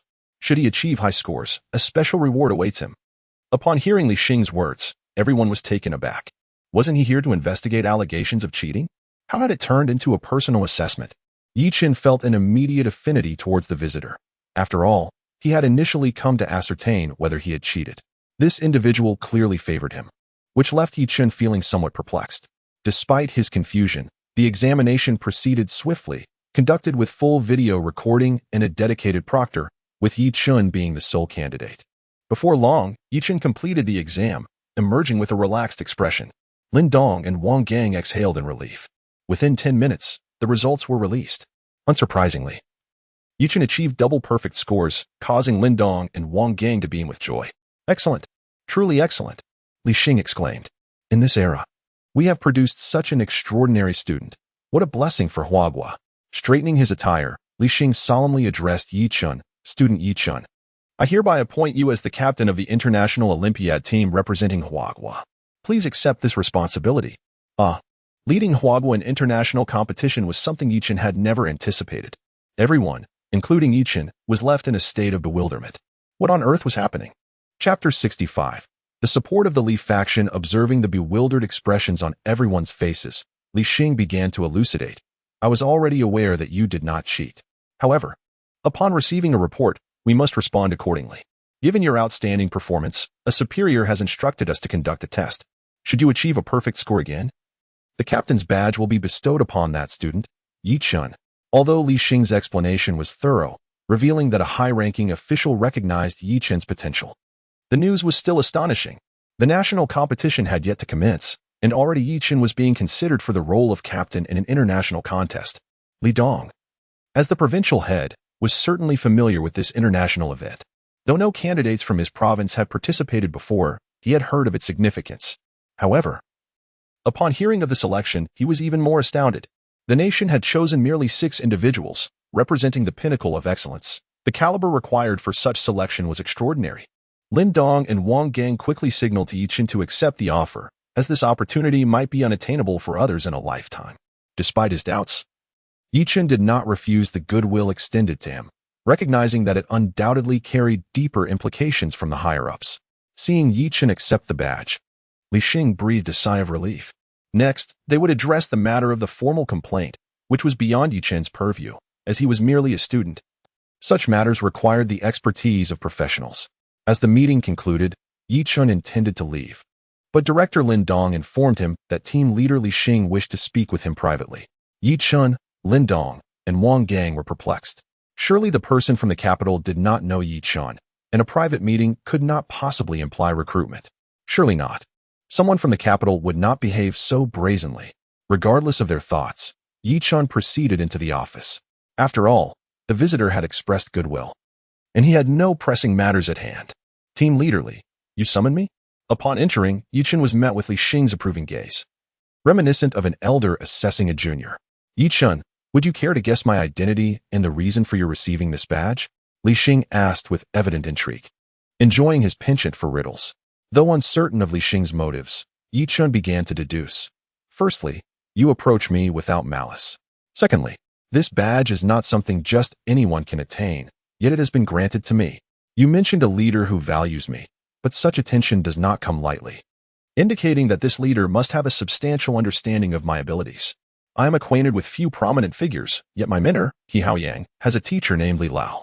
And you, with the surname Li, suggest that we are both part of the Li faction. Chen pieced together the most reasonable explanation he could conjure. And if he was correct, this was indeed the answer. Applause erupted, with Li Xing expressing his astonishment and admiration. I cannot believe you truly deduced that. Indeed. I am of the Li faction. Li Lao is my uncle. At this revelation, Chen was taken aback, realizing the immense influence of the faction he had joined. Seeing Chen's astonishment, Li Xing clarified that it was not merely the faction's power, but rather Chen's exceptional talent that drew attention. This matter dated back to Chen's recent visit to President He, where he requested assistance in preparing Olympiad questions. After Chen departed, President He reported the incident to Li Lao. Upon learning that his faction's most outstanding young talent was participating in the Olympiad, Li Lao, whose own prot.gs worked within the organizing committee, tasked them to keep an eye on Chen. When news of the complaint surfaced, Li Lao, fiercely protective of his own, was outraged at the unfounded accusations against their precious prot.g.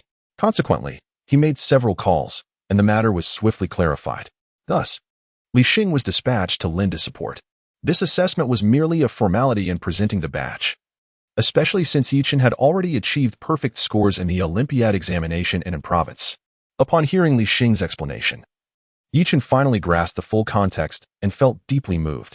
He was touched to discover that Li Lao, from so far away in Kyoto, still cared for him. A warm wave of emotion surged within him. Who does not relish being favored? Would you consider transferring to the capital? I can arrange a school for you. Li Xing, harboring ulterior motives, recognized Chen's genius and envisioned a future where he could soar, potentially bringing benefits to himself as well. Perhaps not, Uncle Li. I am quite content here. Chen replied, expressing his reluctance to leave, as he felt capable of showcasing his talents regardless of location, thanks to his system. Upon hearing Chen's disinterest, Li Xing ceased further persuasion, having approached the matter with a trial-and-error mindset. If he could recruit Chen, that would be splendid. If not, he could accept that outcome. By the way, summer break is just around the corner. When the time comes, visit Kyoto, as I have a grand gift prepared for you. And be cautious during your trip. The Li faction is eagerly awaiting your arrival. Chen, puzzled, inquired, what should I be cautious of? And what are you expecting me to do? Observing Chen's confusion, Li Xing provided a hint. You possess an invitation from the Li faction, a rarity issued only twice a year. You have secured one, leaving only one available for others to vie for. Do you not think others will harbor resentment? Naturally, they will wish to test your abilities. Upon realizing this, Chen comprehended the implication, recalling the peculiar expression on Teacher He's face when he presented the invitation. No problem. I am eager to witness the calligraphy skills of others in the Li faction. Chen's declaration pleased Li Xing, who nodded approvingly, appreciating Chen's confidence tempered with humility. After exchanging further pleasantries, Li Xing took his leave, as he had to return to the capital. Once Li Xing departed, Lin Dong and Wang Gang approached, their hands rubbing together, grinning widely. Chen, bemused, remarked, "Speak up, what do you wish to know?" Upon hearing this, the two sighed, acknowledging Chen's brilliance in discerning their curiosity. We want to know what you discussed. After all, he is team leader Li, a figure of authority from the capital and the organizing committee. Oh, he is my uncle, here to lend me support. Chen replied nonchalantly, revealing that everyone is intrigued by gossip. Uncle, the two exclaimed in disbelief, astonished at how Chen could be related to such a prominent figure. Chapter 66. Returned to school. Observing the astonished expressions of the two, Chen proceeded to elucidate the general sequence of events. This prompted exclamations of astonishment, as they found the narrative utterly legendary. Thus, during their journey home, Chen repeatedly heard the phrase wow from Director Wang, leaving him somewhat exasperated. One might expect a man of his stature, a city-level director, to employ a more refined vocabulary, rather than resorting to such crude expressions. Director Wang. I heard that those who maliciously reported me have been apprehended. What transpired? Chen, eager to divert the conversation from Wang's incessant exclamations, initiated a new topic. Had he not taken the initiative, he suspected that Director Wang would continue his refrain throughout the afternoon. The arrests were not solely due to the malicious reports. Director Wang, regaining his composure, expressed his sentiments. It was a matter of national policy. Those who were outmatched should gracefully withdraw. Yet, you all chose to escalate matters without any evidence to support your claims. Consequently, the state dispatched professionals who, within a day, scrutinized every individual who had filed a report, be it personal or familial, tracing their financial transactions meticulously. If one were to govern judiciously, there would be no issues. However, the investigation unveiled numerous irregularities and violations. You see, it wasn't merely a matter of reporting. They opted for formal complaints, likely to discourage any wavering among their ranks. Thus, all 10 of them reported under their real names, and in the end, they were all caught in a net of their own weaving. Corruption, bribery, violations. In defiance of policy, they lacked dignity, and naturally, someone stepped in to restore it for them. Chen, too, felt a sense of melancholy. The heavens bear witness to human deeds, and retribution is simply a matter of timing. These 10 individuals are destined to languish in prison for the remainder of their lives. Noticing Chen's silence, Director Wang assumed it was his first encounter with such events and sought to console him. These individuals brought this upon themselves. You need not feel sorrow for them. By the way, I have your bonus here. Allow me to present it to you now. Chen was genuinely delighted to receive an unexpected bonus of 20,000 yuan. He resolved to save this money wisely for future necessities during his studies. Observing Chen's joy, Director Wang felt relieved. After all, Chen was his prized student, and it was imperative that his spirits remain unscathed by trivial matters. Unbeknownst to Chen, had he been aware of Director Wang's thoughts, he would have vehemently protested his innocence. I am not affected by these individuals. I merely find your incessant chatter rather uncivilized. By the time Chen arrived at school, it was already 6 in the evening. Ms. Jiang, the homeroom teacher, personally welcomed him. Noticing his fatigued demeanor, she refrained from speaking too much, allowing him to take a brief respite before resuming classes the following day. Chen was indeed exhausted. While the exam was manageable, the discomfort of the journey, compounded by Director Wang's incessant ramblings, had left him weary. Once home, he quickly freshened up and succumbed to a deep slumber. Ding-ding, the day began with the sound of the alarm clock. Chen glanced at the time. He had 20 minutes remaining before morning self-study. He leisurely attended to his grooming and ambled towards the classroom. Before he could reach his seat, a classmate exclaimed, "Wow, impressive. Chen, I heard you topped the provincial competition with a perfect score." Seeing the admiration reflected in his peers' faces, Chen chuckled softly. Is it really worth such excitement over merely winning the Olympiad? Listen, what you just said could land you in trouble. You may be talented, but don't trivialize your achievements. I was fortunate to win this time, thanks to my consistent efforts. Success is not an overnight phenomenon. I encourage everyone to work diligently. We shall meet at the pinnacle in the future.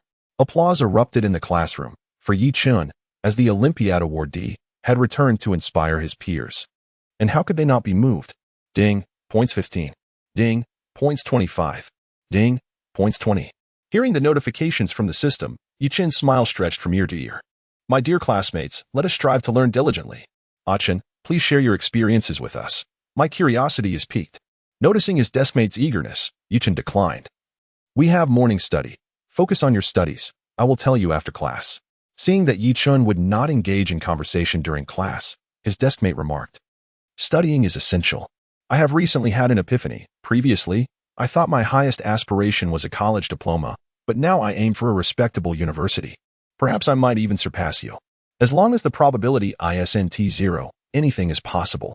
Ignoring his deskmate's playful banter, Chen checked his system panel. System panel, host, Chen physique, S mentality, S high school knowledge, S max level skills, photographic memory.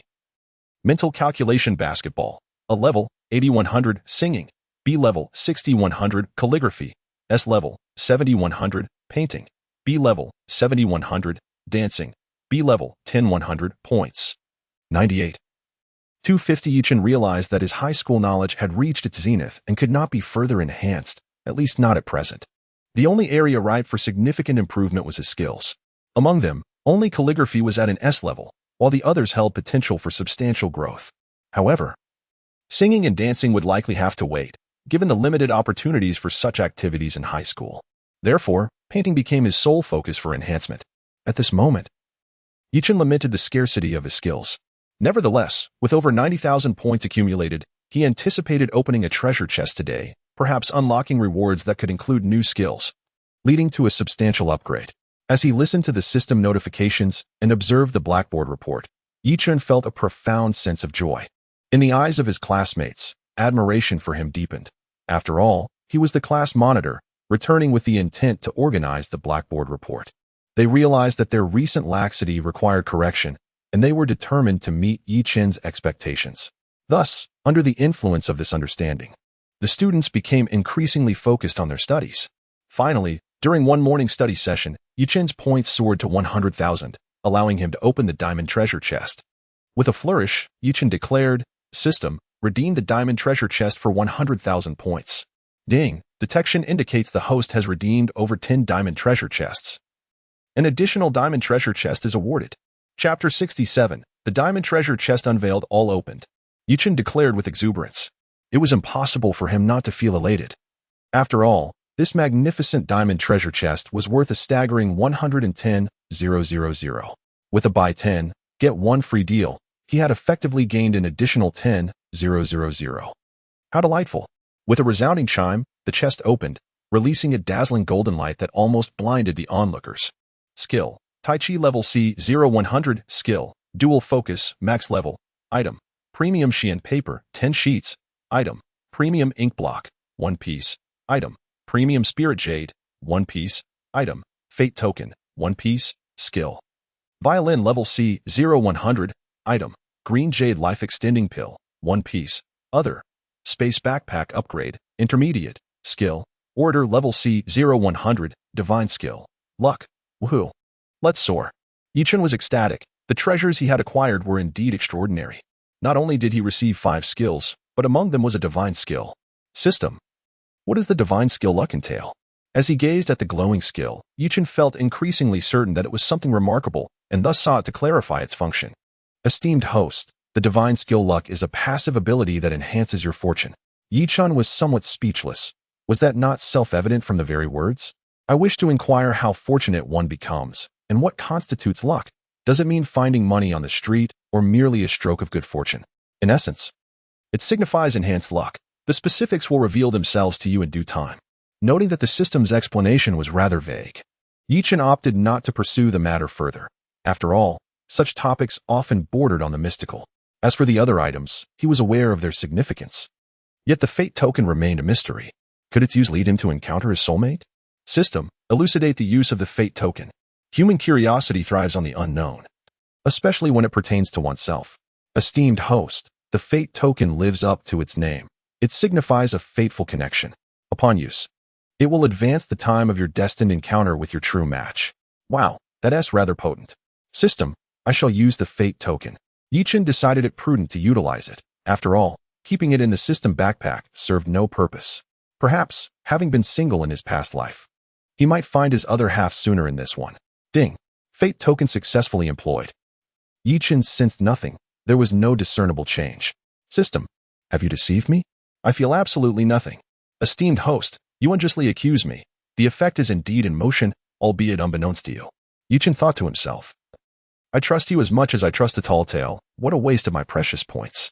Unbeknownst to him, far away in Kyoto, his mentor, Li Shuti, was discussing him, boasting about Chen's remarkable achievement of perfect scores in both subjects during the Olympiad, and mentioning that a representative of the Li school would be present at the upcoming calligraphy convention. Little did they know, this very fact had prompted Wang Jihuan and Song Shui to fervently encourage their young disciples to participate in the calligraphy event. As the esteemed old Li had a high school representative, they too wished to maintain their stature and gain new insights. Fate's wheels had begun to turn ahead of schedule this day. System: what is the function of the Green Jade life-extending pill? Chen found himself perplexed. This world was not one of fantasy, devoid of immortal cultivation. This name seemed rather intimidating. Esteemed host, as the name suggests, as long as one draws breath. It can revive them from any injury. Note, it is capable of saving from any affliction.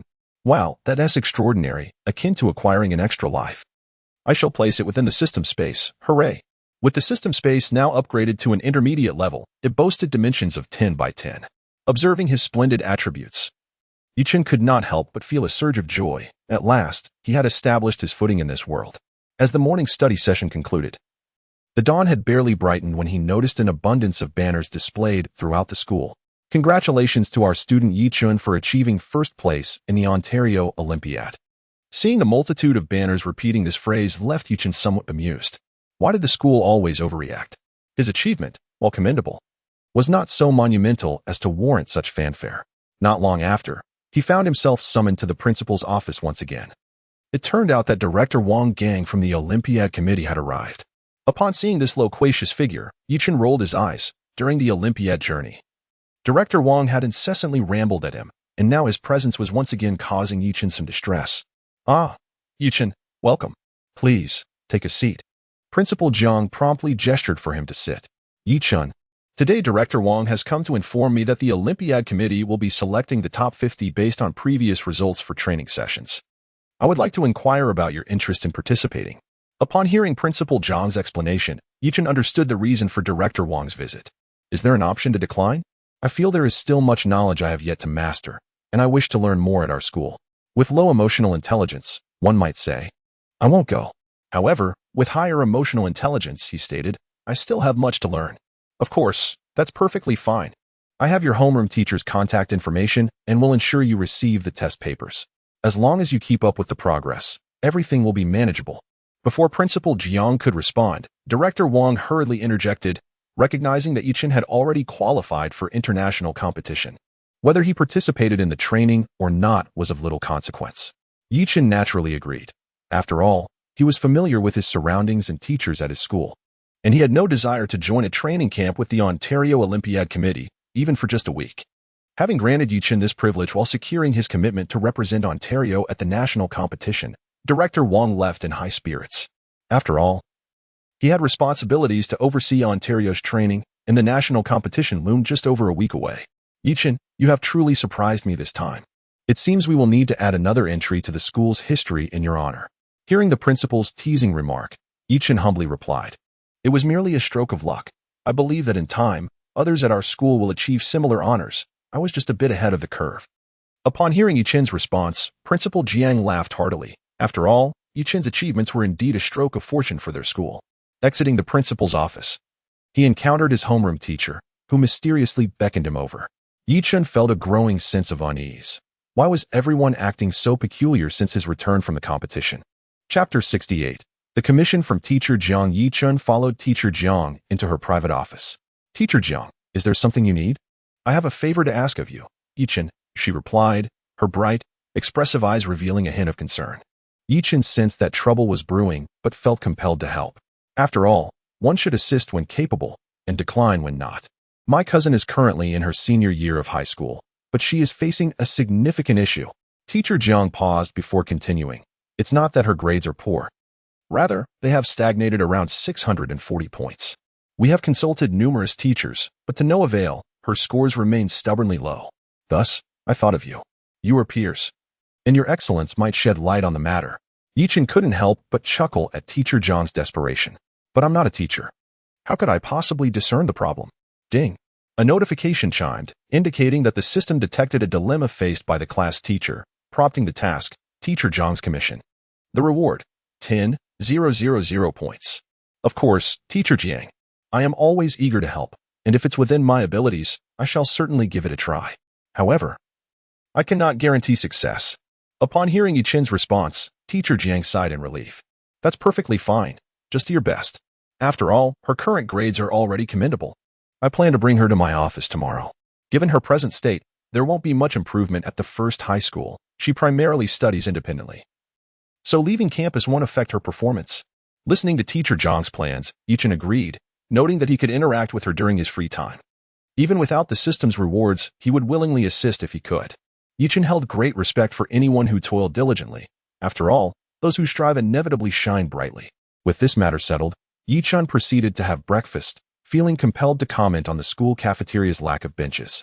However, this did not hinder his appetite. Previously, he would have a serving of rice accompanied by one meat and one vegetable dish. Now, with his newfound wealth, he indulged himself, opting for 2 servings of rice and upgrading to 2 meat dishes alongside 1 vegetable dish. The prices were quite reasonable. Thanks to the cafeteria subsidies, his meal cost merely 2 yuan. After eating, Yi Chun decided against heading straight to class. With his recent acquisition of Tai Chi skills, he resolved to unwind on the school playground. Finding a suitable spot, he centered himself, began his Tai Chi routine, and experienced a profound clarity as he moved. Through the fluid motions, Yi Chun gained a deeper understanding of Tai Chi. His original sea-level proficiency allowed him to perform the movements. But only upon experiencing the practice did he truly feel the seamless flow throughout his body. It was a unique sensation, akin to a mental pause, where only the vitality coursing through him remained. Each movement felt instinctual, as if his body was guided by an unseen force. As he repeated the sequence, Yi Chun slowed down, his mind empty, and in that tranquil space, it seemed as though he alone existed in the universe, surrounded by profound silence. After several sets, he exhaled deeply, feeling rejuvenated. Ding! The system announced that he had entered a state of no-self in Tai Chi, elevating his proficiency to B level, 0-100. Yi Chun was astonished by the notification. How could I have advanced to B level so quickly? Esteemed host, the system explained, your practice coincided with entering the no-self state, akin to the epiphanies described in the novels you read. This rare state is a fortuitous occurrence, resulting in exponential gains. Reflecting on the system's words, Yi Chun realized the reason.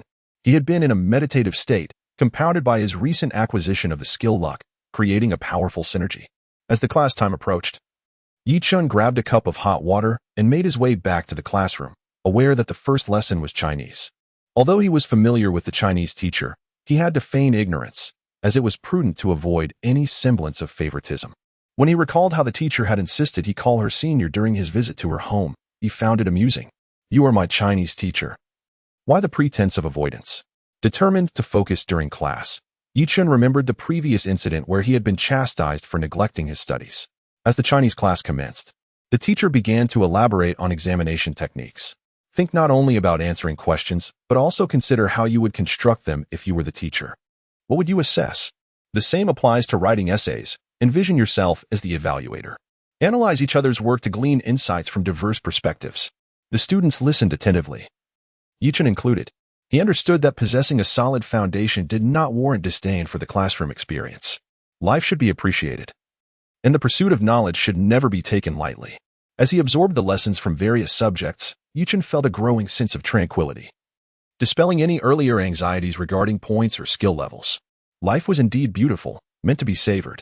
Today, during his free time, Yi Chun engaged in creating a bulletin board while attentively participating in class. The weather had begun to cool, a welcome change from the summer heat. A gentle breeze caressed his face, embodying the essence of youthful enjoyment. Early the next morning, Teacher Jiang arrived at the classroom, surveying the surroundings with keen interest. While others remained oblivious, Yi Chun recognized that Teacher Jiang's cousin had likely arrived. I should check it out, he thought, feeling a bit awkward watching someone fidget nearby. Rolling his eyes, he signaled to Teacher Jiang, who understood and led the way, with Yi Chun quietly following. Chapter 69. Jiang Ling in pursuit of independent tutoring. Jiang Ling opted not to visit the office adjacent to the key class, but rather chose to go to Teacher Xiao Zhang's private office. Although a slight distance separated them from the key class, the two strolled leisurely for a brief while. During their walk, Yi Chun learned that Teacher Xiao Zhang's cousin, Jiang Ling, ranked among the top few students in the key class of number 1 high school. She was not only beautiful and kind-hearted, but also adored by all. Soon, they arrived at Teacher Xiao Zhang's office. Yi Chun thought to himself that if he delayed any longer, his mind might explode. Why did this Teacher Xiao Jiang have to be as verbose as Director Wang? The office, though not spacious, contained a file cabinet and a desk, with nothing else to clutter the space. Despite its few square meters, the lack of items made it feel anything but cramped. Clean and tidy, that was Yi Chun's assessment of the office. This was peculiar, for he had previously visited Teacher Xiao Zhang's office, and it had been nothing short of a disaster, chaotic and filthy. Papers and textbooks were scattered haphazardly, and towels and teacups were jumbled together. It was hard to believe it could be this orderly now. Surely, Teacher Xiao Jiang must have tidied up in the past few days. Noticing Yi Chen's skeptical expression, teacher Xiao Jiang quickly cleared her throat. This is Yi Chen, Xiaoling. She thought it best to introduce them to facilitate their learning. Hello, Yi Chen. I'm Jiang Ling. I've heard much about you. Upon hearing Jiang Ling's greeting, Yi Chen politely replied, Hello, I'm Yi Chen. Without pausing, he continued, Jiang Ling. Do you have any past papers or practice questions? I would like to review them to see how I can assist you. At his words, Jiang Ling felt a pang of unease. Oh no, she and T brought anything. How careless of her. How could she expect help without any preparation?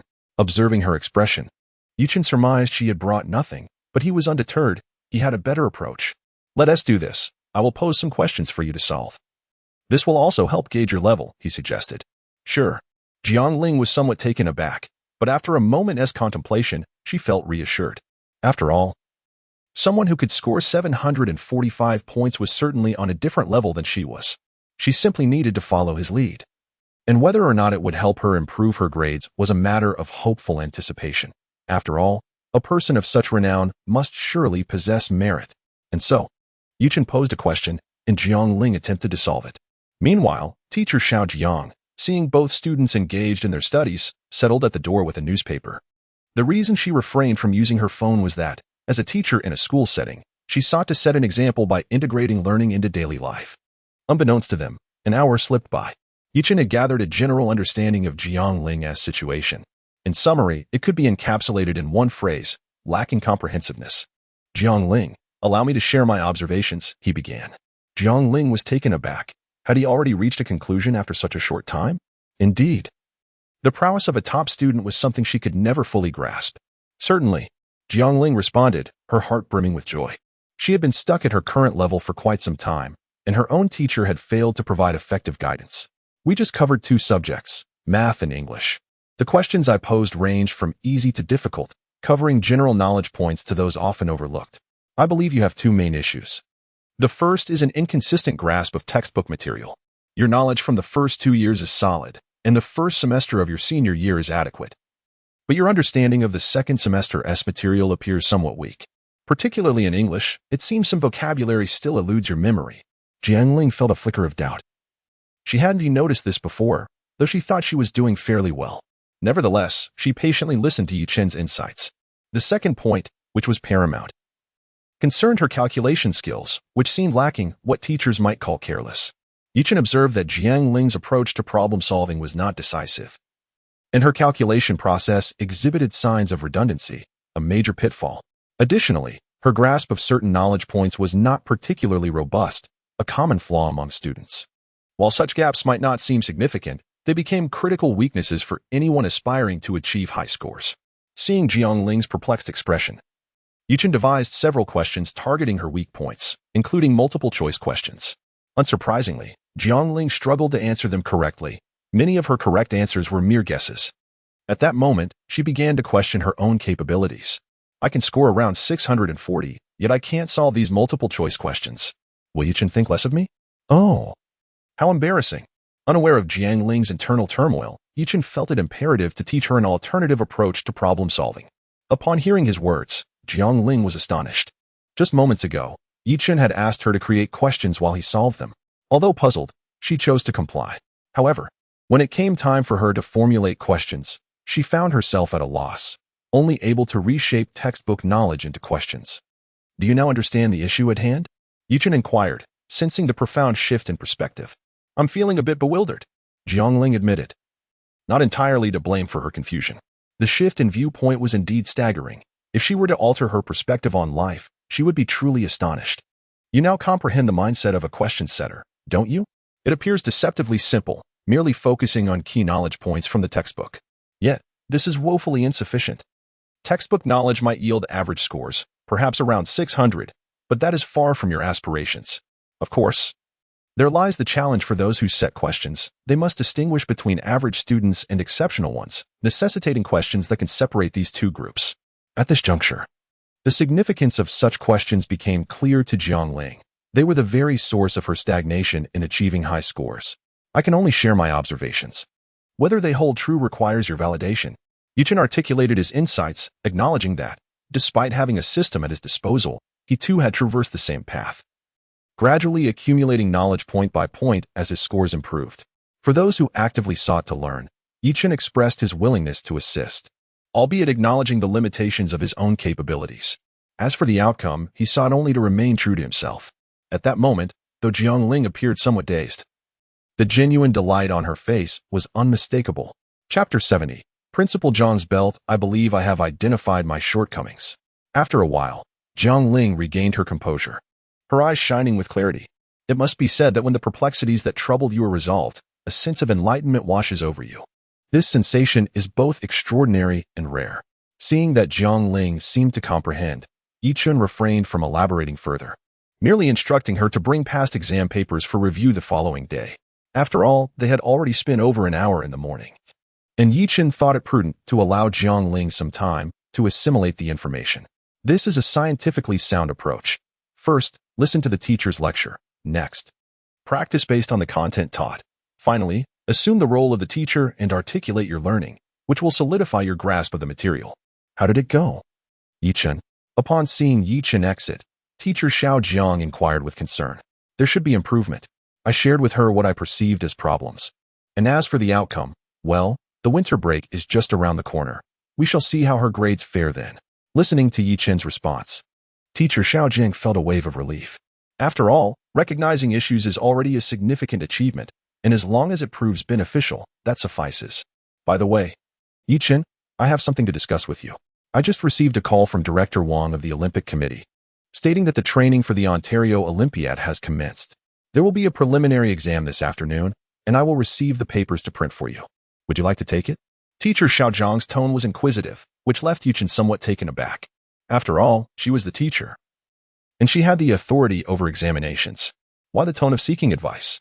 Teacher Xiao Jiang conveyed her own pressures. How could she not feel the weight? Considering Chen's remarkable achievements, he had secured first place in the Olympiad and possessed the privilege of opting out of training sessions. Not to mention his outstanding performance in sports and consistently near-perfect grades, it was overwhelming. Of course, that would be no problem. Chen smiled, as it was merely a matter of attending one class, and he rather enjoyed solving problems. After bidding farewell to the teacher, Chen glanced at the time. It was the perfect moment for breakfast. He decided to indulge in a meal, having worked diligently throughout the morning. Off we go, breakfast awaits. While Chen headed to breakfast, teacher Xiao Jiang remained busy, particularly since her cousin was still with her. Xiaoling, how are things? Have you gained any insights? I have gained so much. Not only have I recognized my weaknesses, but I have also acquired a new perspective on high school examinations. Frankly, I am somewhat astonished, as our school teachers have never conveyed such depth. I am confident that I will make significant progress in this upcoming final exam. Listening to Xiaoling's enthusiastic rambling, teacher Xiao Jiang was equally astonished. Could it be that Chen truly possesses extraordinary abilities? Not only is he academically gifted, but he can also teach others. I heard that his desk mate, Zhao Hao, was not particularly remarkable at first, but has since made tremendous strides. I must report this. However, before that, teacher Xiao Jiang prepared a meal for Jiangling and boiled some hot water. Since they were at Wuzhong, she must take good care of her younger cousin. After all, she was the youngest in teacher Xiao Jiang's generation and deserved to be spoiled. While Xiaoling's progress brought teacher Xiao Jiang great satisfaction, she remained unaware that her own troubles were just beginning. Father, I have something important to discuss with you. Seeing his boisterous son rush into his office, Principal Jiang felt a wave of exasperation. How old are you? Can't you be a bit more composed? Perhaps learn a thing or two from your old man. Cultivate some patience and refrain from hastily rushing into everything. Listening to his father's admonition, teacher Xiao Jiang was unyielding. Young people should embrace their passion and exuberance. If one starts to feel old, then they truly are. Seeing his son's playful demeanor, Principal Jiang felt a headache coming on. Speak, what is it? As teacher Xiao Jiang noted his father's serious expression, he recounted the events of the day. Ah, you, Jiang Dongpa, are meddling with Chen again. Do you think I am too old to wield the belt? Seeing the fury in his father's eyes as he brandished the belt, teacher Xiao Jiang was utterly perplexed. Father, I fail to comprehend your meaning. Is this not a good thing? Observing his son's confusion, Principal Jiang swung the belt with increased fervor. Do you believe Chen is a teacher? Have you considered how this might hinder his studies? Do you think you are clever? Confronted with his father's probing questions, teacher Xiao Jiang felt a chill run down his spine.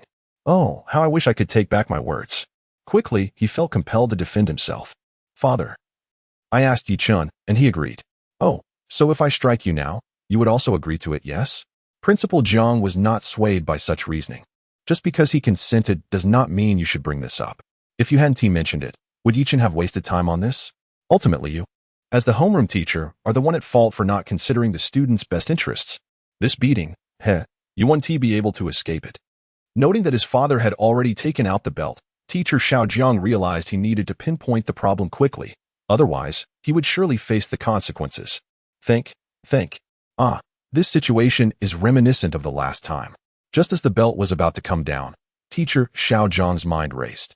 It was Yi Chun who requested this. The belt still came down, and just when teacher Xiao Jiang thought he was doomed to a beating, the belt abruptly halted in midair. Is what you said true? I am giving you a chance to answer sincerely. If you lie, you know the consequences. Principal Jiang was filled with doubt. This statement required careful consideration, especially since it pertained to Yi Chun. Teacher Xiao Jiang realized that invoking Yi Chun's name was indeed effective, and he felt reassured. It was Yi Chun who indicated he had reached a bottleneck and wished to view his studies from the perspective of the question setter, which is none other than a teacher. I realized that our little Ling also encountered a bottleneck, and it seemed fortuitous for them to complement each other, resulting in a remarkable chemical reaction. After hearing his son's explanation, Principal Jiang fell into deep contemplation. His initial anger wasn't directed at Yi Chun's teaching but stemmed from concerns of possible moral coercion.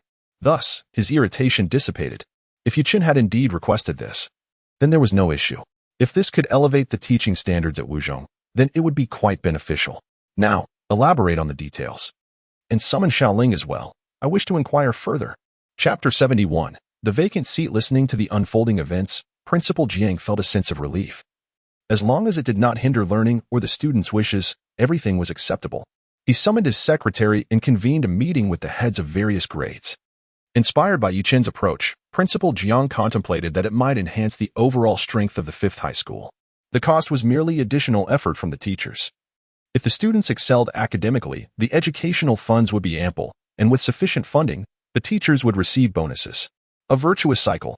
Principal Jiang organized the meeting to formulate a plan and assign tasks to each teacher. Meanwhile, the organizing committee began to convene, with a singular focus: how to improve the results of the Olympiad. This time, Director Wang Gang from Huayang City led the charge for the national competition, which had only 10 available slots. The final examination would take place on the last day of training, determining the top 10 candidates. Lin Dong explained the selection mechanism, especially since several provincial heads were newly appointed and had not attended previous meetings, thus requiring a brief introduction to the selection criteria. The training was overseen by group leader Wang De, who specialized in Olympiad training in the capital and had just retired from his position at the Spark Olympiad class. He had come to our province as the chief trainer for this Olympiad session. Group leader Wang then addressed the assembly, receiving warm applause as he was welcomed for his expertise and extensive teaching experience. Hello everyone, I am Wang De. I have taught in the Olympiad class for over a decade, and several of my students have achieved first place in national competitions. It is a great honor to be here. Upon my arrival, I observed the past Olympiad results in our province. Although the previous outcomes were not ideal, this year presents the greatest opportunities for change. I am confident we can elevate our province's Olympiad standards. Thank you. Another round of applause ensued, acknowledging Wang's impressive credentials and impactful speech. Lin Dong felt satisfied, knowing he had made the right choice in bringing Wang on board. Wang's remarks were brief yet compelling. And now it was time for the team leader, Director Wang Gang, to speak. The applause for Wang Gang was even more fervent, largely due to the impressive performance of Yi Chun from Huayang City, a card he could play to his advantage for future promotions. Although he was currently the team leader, he could very well ascend to a higher position tomorrow, prompting everyone to show him respect. Hello everyone, I am Wang Gang from Huayang City. It is an honor to lead this Olympiad team, and I thank Director Lin for his support. My address consists of 2 points. First, we will implement the training plan designated by group leader Wang De for our province's Olympiad. Professional people should handle professional matters. Second, we will ensure the logistics for everyone, allowing you to focus entirely on your preparations. I am confident the national competition results this year will exceed everyone's expectations. Having just assumed the role of team leader, Wang Gang kept his remarks succinct, mindful not to be overly verbose. The meeting concluded swiftly, with city leaders arranging their students before departing. The preliminary exams were already prepared, awaiting the afternoon's assessment. The subsequent tasks were straightforward. Seating arrangements were made based on previous exam results, and temporary accommodations and dining facilities had been organized.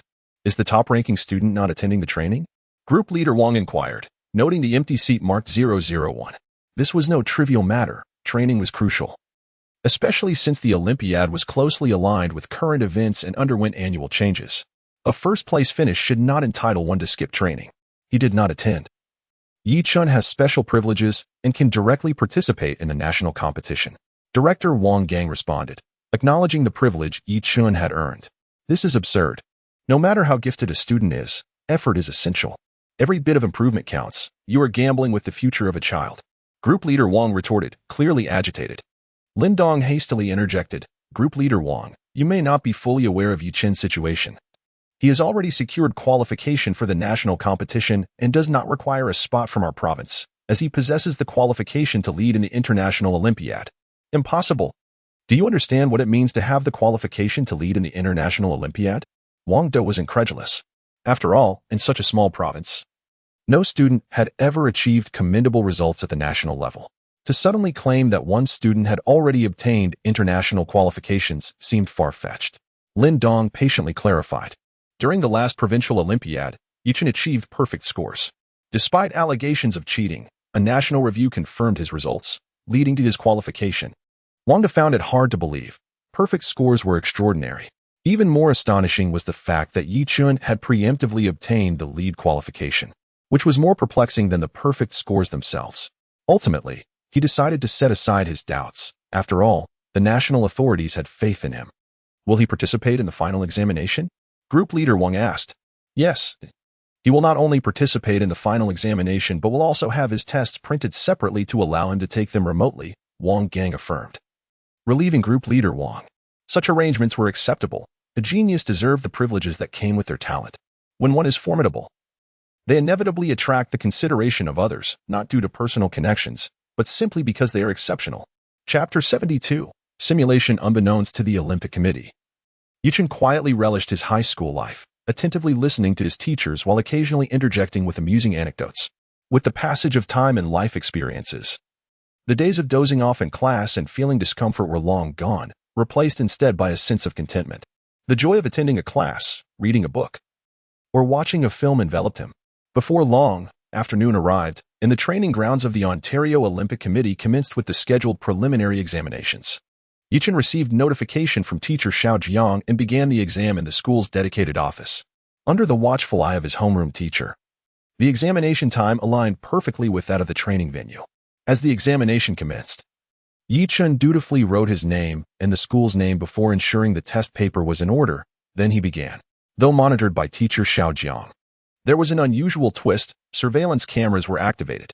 This directive came from none other than the training group leader, Wang De.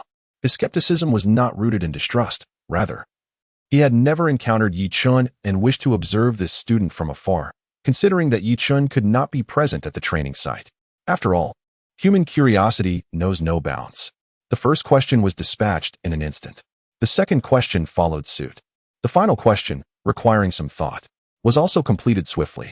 Glancing at the clock, Chen realized that only half an hour had elapsed, yet he submitted his paper early. Witnessing Chen's early submission, group leader Wang De was left utterly astonished. Wait, you finished already? This is an Olympiad. Surely, you could have taken more time.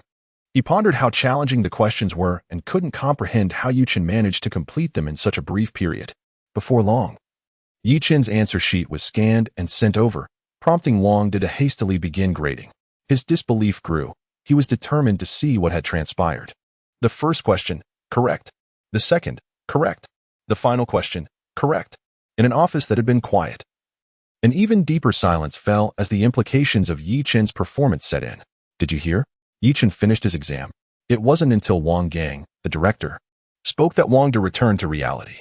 Completed and graded full marks, came the somber voice of Wang Gang, who had received the information he sought. He prepared to leave but noticed Wang Da's despondent expression and asked, "You look rather pale, group leader Wang." Meeting Wang Gang's gaze, Wang De replied with a hint of bitterness, "To be honest, I'm somewhat shocked." He sighed, reflecting on his own past experiences in competitions. "I've been around the Olympiad scene for quite some time, having participated in various competitions during my youth. But seeing Chen, one realizes just how absurd this world can be. It feels akin to a shattered resolve. Observing Wang Da's dejection, Wang Gang chuckled heartily. You two are from different eras. It's this generation's resolve that should be shattered, haha. True enough, Wang did acknowledged. Soon, we shall see the results of the other candidates and gauge the disparity. The two exchanged knowing smiles, their thoughts unspoken. Ding dong, the examination concluded, proceeding as per the standard protocol. The mathematics exam had ended, yet the physics exam, deemed significantly easier, awaited. With 50 candidates for mathematics and only 20 for physics, the latter group continued, albeit the participants in mathematics were permitted to return to the classroom. For Chen, the notion of time being consumed was non-existent, as he had submitted his paper early. How would they respond to that? When he likewise finished the physics exam ahead of time, achieving another full score, group leader Wang Da was left in utter disbelief. Unbelievable, utterly unbelievable. Who possesses such prowess? Chen's Olympiad preliminary scores were revealed, full marks across the board, just as Chen contemplated indulging in a meal. With over 10 minutes until the end of the school day, he intended to seize the opportunity before everyone flocked to the cafeteria. However, Teacher Xiao Jiang called out to him. Oh, I see. Is there something else? Not exactly. Watching Chen dash off to the dining hall, Teacher Xiao Jiang felt a mix of disbelief and exasperation. Aren't you even a little excited? That's a perfect score. It's not something trivial. Chen remained composed, embodying a serene demeanor. Meanwhile, the Olympic Committee's training venue was in chaos. I scored over 60, my mindset is shattered. I got 70, my mindset is also shattered. I scored 76 in the last provincial competition. This is a significant decline. Amidst the discussions, it became apparent that many had underperformed, leading Tong Shi, bearing the number 002, to breathe a sigh of relief. Scoring only 79, just shy of 80, initially left him disheartened, but hearing that others also struggled provided solace. After all, the questions originated from the professional Olympiad team, ensuring a high level of difficulty, hence, it was no wonder he fell short of 80. Tongji found comfort in this reality. Yet, the empty seat beside him, marked 001, was a stark reminder of Chen's extraordinary abilities. Having achieved double full marks in the last provincial competition, human nature dictates that when one is close in ability, there exists a sense of rivalry. However, when the gap is too vast, admiration replaces competition, leaving one feeling utterly despondent. What did you score, my friend? I'm Liang Yibai. Last time I was third. Not so great, below 80. I'm Tong Ji. Last time I was second. Hearing that candidate 002 also scored poorly brought Liang Yibai some comfort. It's not about your struggles, it's about your success. As the entire class erupted into a cacophony of chatter, silence soon gave way to relief as students learned of each other's scores. With everyone underperforming, the collective anxiety dissipated, transforming their demeanor from somber to jubilant. However, the arrival of group leader Wang Da to announce the scores shifted the atmosphere entirely, imparting a crucial lesson to the students. Chapter 73. Intensive Training. Everyone, please be quiet. I am Wang Da, your instructor for this training session. Wang Da's voice resonated with an enchanting authority, and with those simple words, the classroom fell into a profound silence. I am quite disappointed with the results of your recent examinations. The overall scores have noticeably declined. Upon hearing this, the students remained indifferent, reasoning that a collective drop in scores was not an individual failing, but rather a reflection of the challenging nature of the exam questions. Wang Da, observing the nonchalant demeanor of the candidates, felt a surge of frustration. After all, it is not the fear of others' inadequacies that disturbs one, but the lack of personal diligence and a serious approach to learning. He understood that many assumed that the drop in scores was inconsequential since it affected everyone. Perhaps the questions were indeed difficult, or perhaps they had simply not performed well. There were myriad reasons for the decline in scores. However, it is crucial to recognize that there are only 10 coveted spots for the national competition. The format of this examination was designed to align closely with that competition, and the level of difficulty might even escalate further.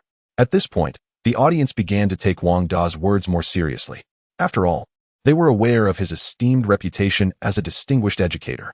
Historically, the competition results in province have often been unsatisfactory, barring any extraordinary circumstances. And this year seemed no different. Yet, dear students, do not lose heart. This year, a remarkable student has emerged from province, one who has astonished me greatly. His name is Chen. Throughout the recent mock examination, I monitored the process closely, And the results are in. He achieved full marks in both subjects. A wave of astonishment swept through the room. How could one attain full marks? And in 2 subjects no less. The students were momentarily taken aback. Their breaths caught in disbelief. How could this be comprehensible? Among them, contestant number 002, Tong Shi, felt a bitter pang. Chen, being the top scorer, loomed before him like an insurmountable mountain. He had hoped that with the increased difficulty, the gap might narrow, yet it only seemed to widen. Some may achieve a perfect score due to a singular perfect performance, but for Chen, this was merely the beginning of his potential. The expressions of disbelief were palpable among the students, who felt a sense of inadequacy. Is this really the standard? Are we truly so lacking in comparison? In an instant, self-doubt permeated the room.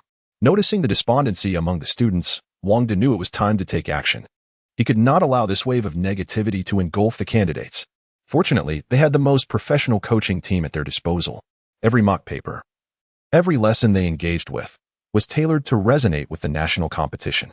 The upcoming week would yield significant improvements, perhaps beyond their wildest expectations. As Wang Da's impassioned words resonated throughout the room, a flicker of confidence began to return to the students. Although in province may be a smaller region, it does not imply inferiority. Noble lineage does not dictate worth, he reminded them. Each student present was a standout in their respective cities. The disparity in educational resources was the primary hurdle to achieving high scores. It is not a question of intellect, but rather the commitment to learning. After all, how could one province select 50 exceptional individuals without a certain level of capability? For the week ahead, I shall lead you through this intensive training. Let us commence our lessons. Applause erupted in the room, echoing the sincerity of high school life, a time rich with experiences and youthful fervor. As everyone picked up the newly distributed textbooks, they began to follow the instructor's lead. While some students, particularly those ranked among the top, found the pace manageable, others, particularly those ranked lower, struggled to keep up. Wang Da's lectures were rapid, and many found themselves lost before he moved on to the next case study. At this juncture, a voice broke through the crowd. Mr. Wang, could you please slow down? Some of us are struggling to grasp the material before you move to the next topic. The chorus of agreement from fellow students echoed his sentiment, revealing that he was not alone in his struggle. Hearing their concerns, Wang Da felt a tinge of melancholy. He had anticipated some students would find it challenging to keep pace, yet he was taken aback by the number of those struggling. It was evident that this particular group of candidates had room for improvement. Nevertheless, he reassured them, I recognize that many of you are having difficulty, but this week necessitates a high-intensity approach. Slowing down would prevent us from covering the necessary material. Please understand, this course is primarily designed for the top-performing students. If you're truly unable to keep up, I encourage you to study independently, and we can discuss any questions you may have after class. The room fell silent in contemplation. Indeed, the curriculum was crafted to nurture the elite participants of the Olympiad, and those who excelled appeared to navigate the material with ease. Such is the harsh reality. While you may excel, there will always be those who surpass you. Had this training commenced earlier, the situation could have been different. Yet high school students have limited time to dedicate to such preparations. With this realization, those struggling began to engage in self-study, while Wang De continued his instruction. Meanwhile, the training materials were promptly shared with teacher Xiao Jiang, who in turn provided them to Chen. Upon receiving the materials, Chen felt a surge of anticipation. After all, he had never experienced such training before. This was the first time he held these exclusive materials, and excitement coursed through him. Thus, Chen embarked on his self-study session, and the teacher, recognizing his diligence, chose not to disrupt him. After all, he was a prodigy. With his remarkable memory and mental calculation skills, Chen's reading speed far surpassed that of his peers. By the end of the morning, he had completed the entire course materials, reaping substantial rewards from his efforts. Although Chen had achieved perfect scores, he had yet to encounter the full range of question types that might appear in the national competition. This new set of materials meticulously compiled past examination questions and provided predictions for the upcoming competition. Chen felt confident.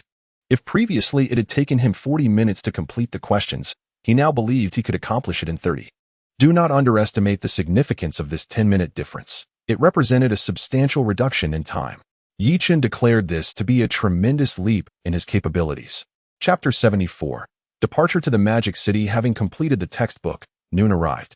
Howsy, shall we grab a meal, and then play on the playground for a bit? Noticing his proficiency in Tai Chi, Chen felt a desire to practice. After all, he cherished activities that promote health and strength. No problem. How's he? Having not played basketball for quite some time since his parents enrolled him in a tutoring program, had spent all his free time catching up on sleep, leaving little room for leisure. Fortunately, Chen had provided him with a suggestion that liberated him from his routine. However, despite being freed, he had lost the habit of regular play. They decided to head to the playground together, one carrying a thermos and the other a basketball, strolling shoulder to shoulder towards their destination. Upon reaching the playground, Howsey raised an eyebrow. Come on, Aiken, let us shoot some hoops. Chen was somewhat puzzled by Howsey's sudden eagerness. Really? Is this the same Howsey who has been so inflated with confidence lately? Has he awakened some peculiar talent? Howsey, noticing Chen's doubtful expression, grew impatient. Are you coming or not? I've been feeling incredibly strong lately. Relenting to Howsey's insistence, Chen agreed. All right.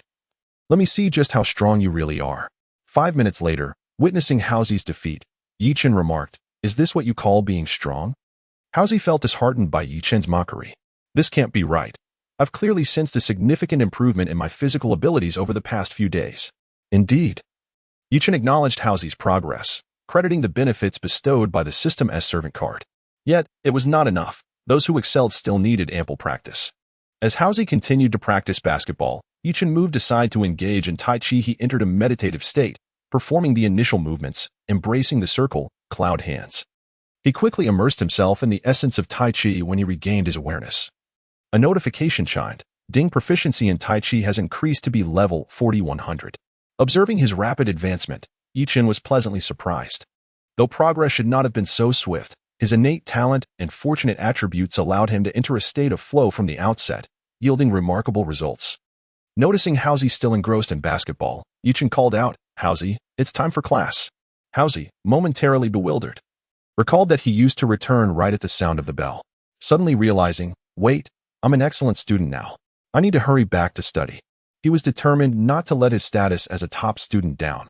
Previously, circumstances had dictated his actions, but now he aspired to be a good person. Chen had spent the past week in a leisurely manner, attending classes punctually, enjoying meals at the cafeteria, and maintaining a healthy sleep schedule. Overall, high school life was exceedingly pleasant. One could find joy in embracing it, but resisting it only led to a waste of time and life itself. Yi, come to my office. Early in the morning, Teacher Xiao Jiang arrived at the study room to summon Chen, as today was the day of assembly. Upon hearing his name, Chen followed Teacher Xiao Jiang to the office. Upon entering, he spotted Director Wang from the organizing committee and immediately realized that the national competition was about to commence. Chen, we're heading to An province today for a final exam. After that, we'll gather to participate in the national competition. Indeed, the day for assembly had arrived. Your leave has been approved. You can go directly with Director Wang. Seeing her student being personally attended to by a prominent official, Teacher Xiao Jiang felt immense pride.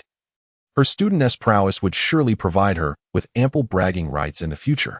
After bidding farewell to his teacher, Chen gathered his examination materials, securing them in a transparent bag, before retrieving a change of clothes from his residence and accompanying Director Wang with dedicated transport. Director Wang explained the examination regulations during the journey. First, they would assemble in An province to determine the top 10 participants for the national competition.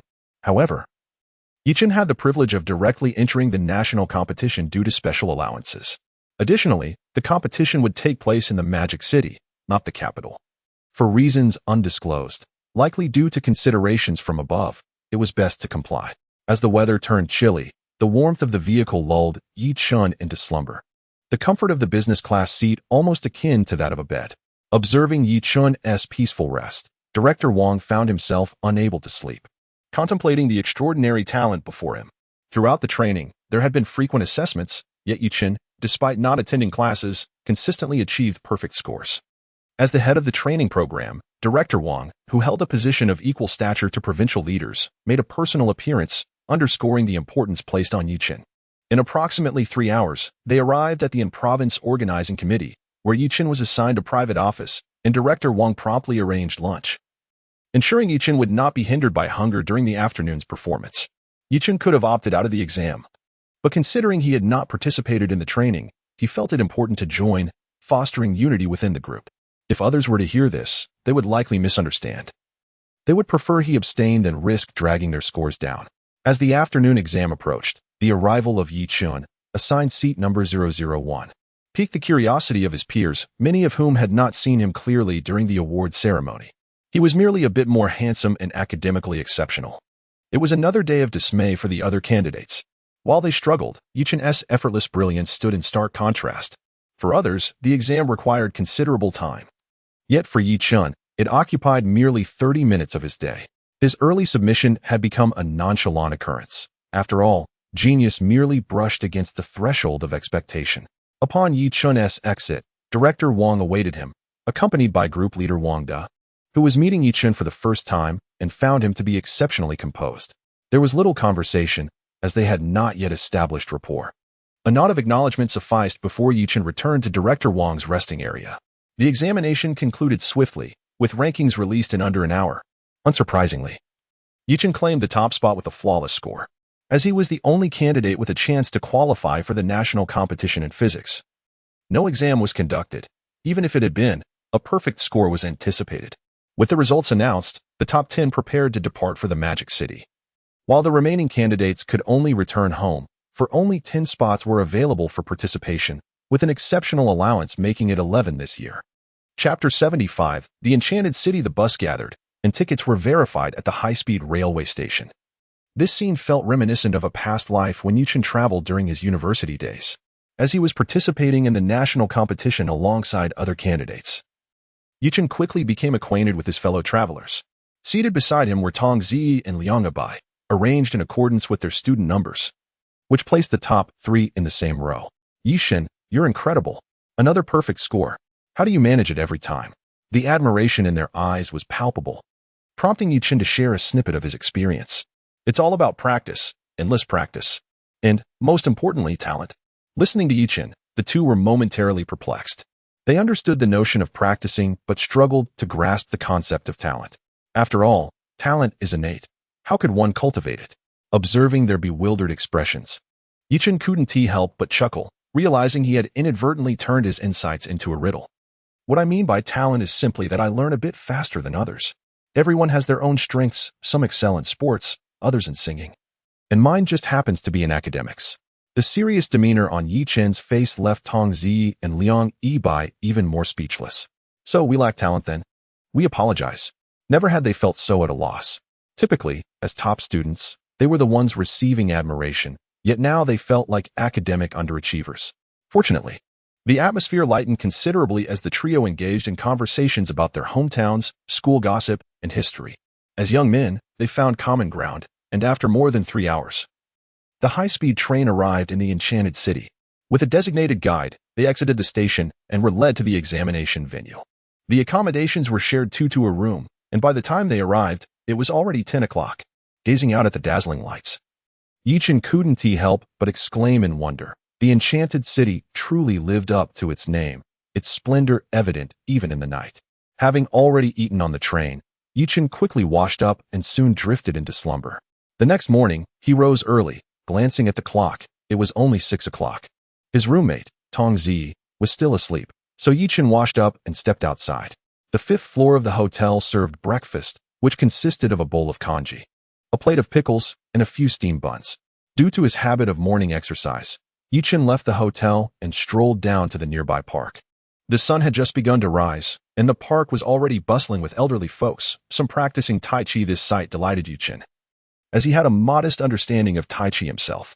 Considering it was only around 6:30 and the morning assembly was not until 9. He had ample time to practice in the park. As the soothing music filled the air, he immersed himself in the world of Tai Chi. It wasn't until the sound of enthusiastic applause broke his concentration that he emerged from his meditative state. Ding! Tai Chi training detected. Reward: Tai Chi proficiency increased to level B 6100. Hearing the system's notification, Yi Chun felt that he would soon reach level A in Tai Chi. His progress was astonishingly swift. You, young man, are quite impressive, spoke a sprightly elder dressed in traditional attire, his white beard giving him a sage-like appearance. Your Tai Chi is commendable. Yi Chun, feeling a bit flattered, responded, You, sir, are undoubtedly the true master. After all, upon entering the park, he had witnessed the elder's graceful movements, each gesture a harmonious blend of strength and softness, exuding an air of mastery. Rarely do I encounter a young person with such insight. My name is Liu, and I have a Tai Chi association that you might find interesting. Would you care to join? Chen was amused. He had merely come to the park for exercise. Yet here was an invitation from an elderly gentleman. Thank you, but I'm here for an examination and may be leaving in a few days. Ah, I understand. However, we have a group where enthusiasts of Tai Chi share discussions and videos to help each other improve. Would you like to join? Liu, the elder, genuinely appreciated the young man's talent, noting that despite his youth, he possessed considerable skill in Tai Chi. Reluctantly, Chen agreed to join the group, reasoning that it would allow him to observe others' practices and grow together. Satisfied with Chen's decision, Liu smiled, seeing a promising prospect in him that could be nurtured further. After joining the group, Chen and Liu engaged in a deep discussion about Tai Chi. Chen gained a wealth of insights, as Liu had practiced for many years, imparting not only variations in techniques but also invaluable experiences. As the saying goes, from one comes two, two gives rise to three, and three begets all things. Stillness and motion both possessed their own charm. Before long, the time for assembly approached, and Chen had to bid farewell to Liu, heading back to the hotel. Unbeknownst to him, Liu was quite pleased after his departure. Old chief, why do you seem so cheerful today? Have you encountered some good fortune? Asked a nearby guard. Liu chuckled. Today, I met a fascinating young man. Initially, he thought their encounter would be a fleeting moment, but little did he know that fate would intertwine their paths numerous times in the future. Chen, you're up so early. I almost didn't see you and was about to alert the authorities, exclaimed Tongzi. That's a bit exaggerated. I merely went out for a morning exercise, Chen replied, incredulous at the notion he could go missing. You don't understand. Team leader Wang knocked on our door early this morning. I was still groggy when I realized you were gone. Wang was about to lose his mind looking for you. If I hadn't asked at the front desk, he might have actually called the police. Chen could only respond with a sigh of disbelief. However, he felt grateful to Director Wang for genuinely caring about him. Regardless of whether it was for his future, one should always do good deeds without questioning the outcome. Before long, everyone gathered, and with a command from team leader Wang, they boarded a designated minibus heading to the examination venue. Upon arrival, Chen's immediate impression was one of luxury, followed by a sense of grandeur. Due to the leaders attending a meeting, the students had to navigate the venue in pairs. Thus, the 11 students from an province formed a group as they made their way toward the examination site. However, the atmosphere in the conference room was anything but cordial. It could only be described as tense and charged. Chapter 76. Examination Preparation. Ladies and gentlemen, I am Chen, the head of this Olympiad. A rather unremarkable middle-aged man spoke in a deep voice. The attendees were quite familiar with him, particularly Lin Dong, the head of the Ontario team, who had a notably vivid impression of this individual. The reason was simple. Ontario's Olympiad results had consistently languished at the bottom over the years, leading to repeated criticisms. Wang Gang, the senior director, was indeed a stranger to this realm, as he had never previously participated in such a national-level Olympiad. This time, he felt as if a bride was sitting in a flower-laden sedan chair for the very first time. After all, only 2 representatives from a province could attend this meeting, the provincial head and the team leader. Due to Chen's influence, Director Wang had been promoted to team leader and was now filled with excitement, especially since all attendees were prominent figures. Let us address a grave matter. The performance of our national Olympiad team has been deteriorating year by year, and it has become increasingly dismal over the past 5 years. Last year, we didn't even make it into the top 5, which is a disgrace. We cannot compete with the likes of the Russian bear, the American eagle, or even the beautiful nation, and we have been outperformed by the small yet audacious nation of Japan. As Chen spoke, he clenched his fists tightly. As a country with a rich history, we should have generations of youthful talent, not the current disjointed state of affairs. A nation's strength is reflected in its youth. Yet our recent Olympiad performances have been far from satisfactory. With the recent national policy reforms affecting all sectors, if we fail to achieve commendable results this time, perhaps it is time for everyone to retire and make way for the younger generation. The attendees fell silent. They were the backbone of the Olympic Committee, and the previous failures had left them feeling dejected. This was not merely a matter of rhetoric. It was a tangible reality that we had fallen behind. When faced with adversity, we must stand firm and strive to catch up. That is our noble tradition. I understand that we have only just secured our basic needs and are beginning to develop, with various sectors in a state of nascent activity. And our participation in international competitions is merely in its infancy. However, we must fulfill our responsibilities in our current positions. If it benefits the nation, we should not shy away from our duties. Let me reiterate, those capable shall rise, while the incapable shall step aside. When performance improves, there will be rewards. This time, it all hinges on your performance. Leadership does not require grandiloquent speeches. It is about presenting the facts. Excel and advance, falter and return home. It is as simple as that.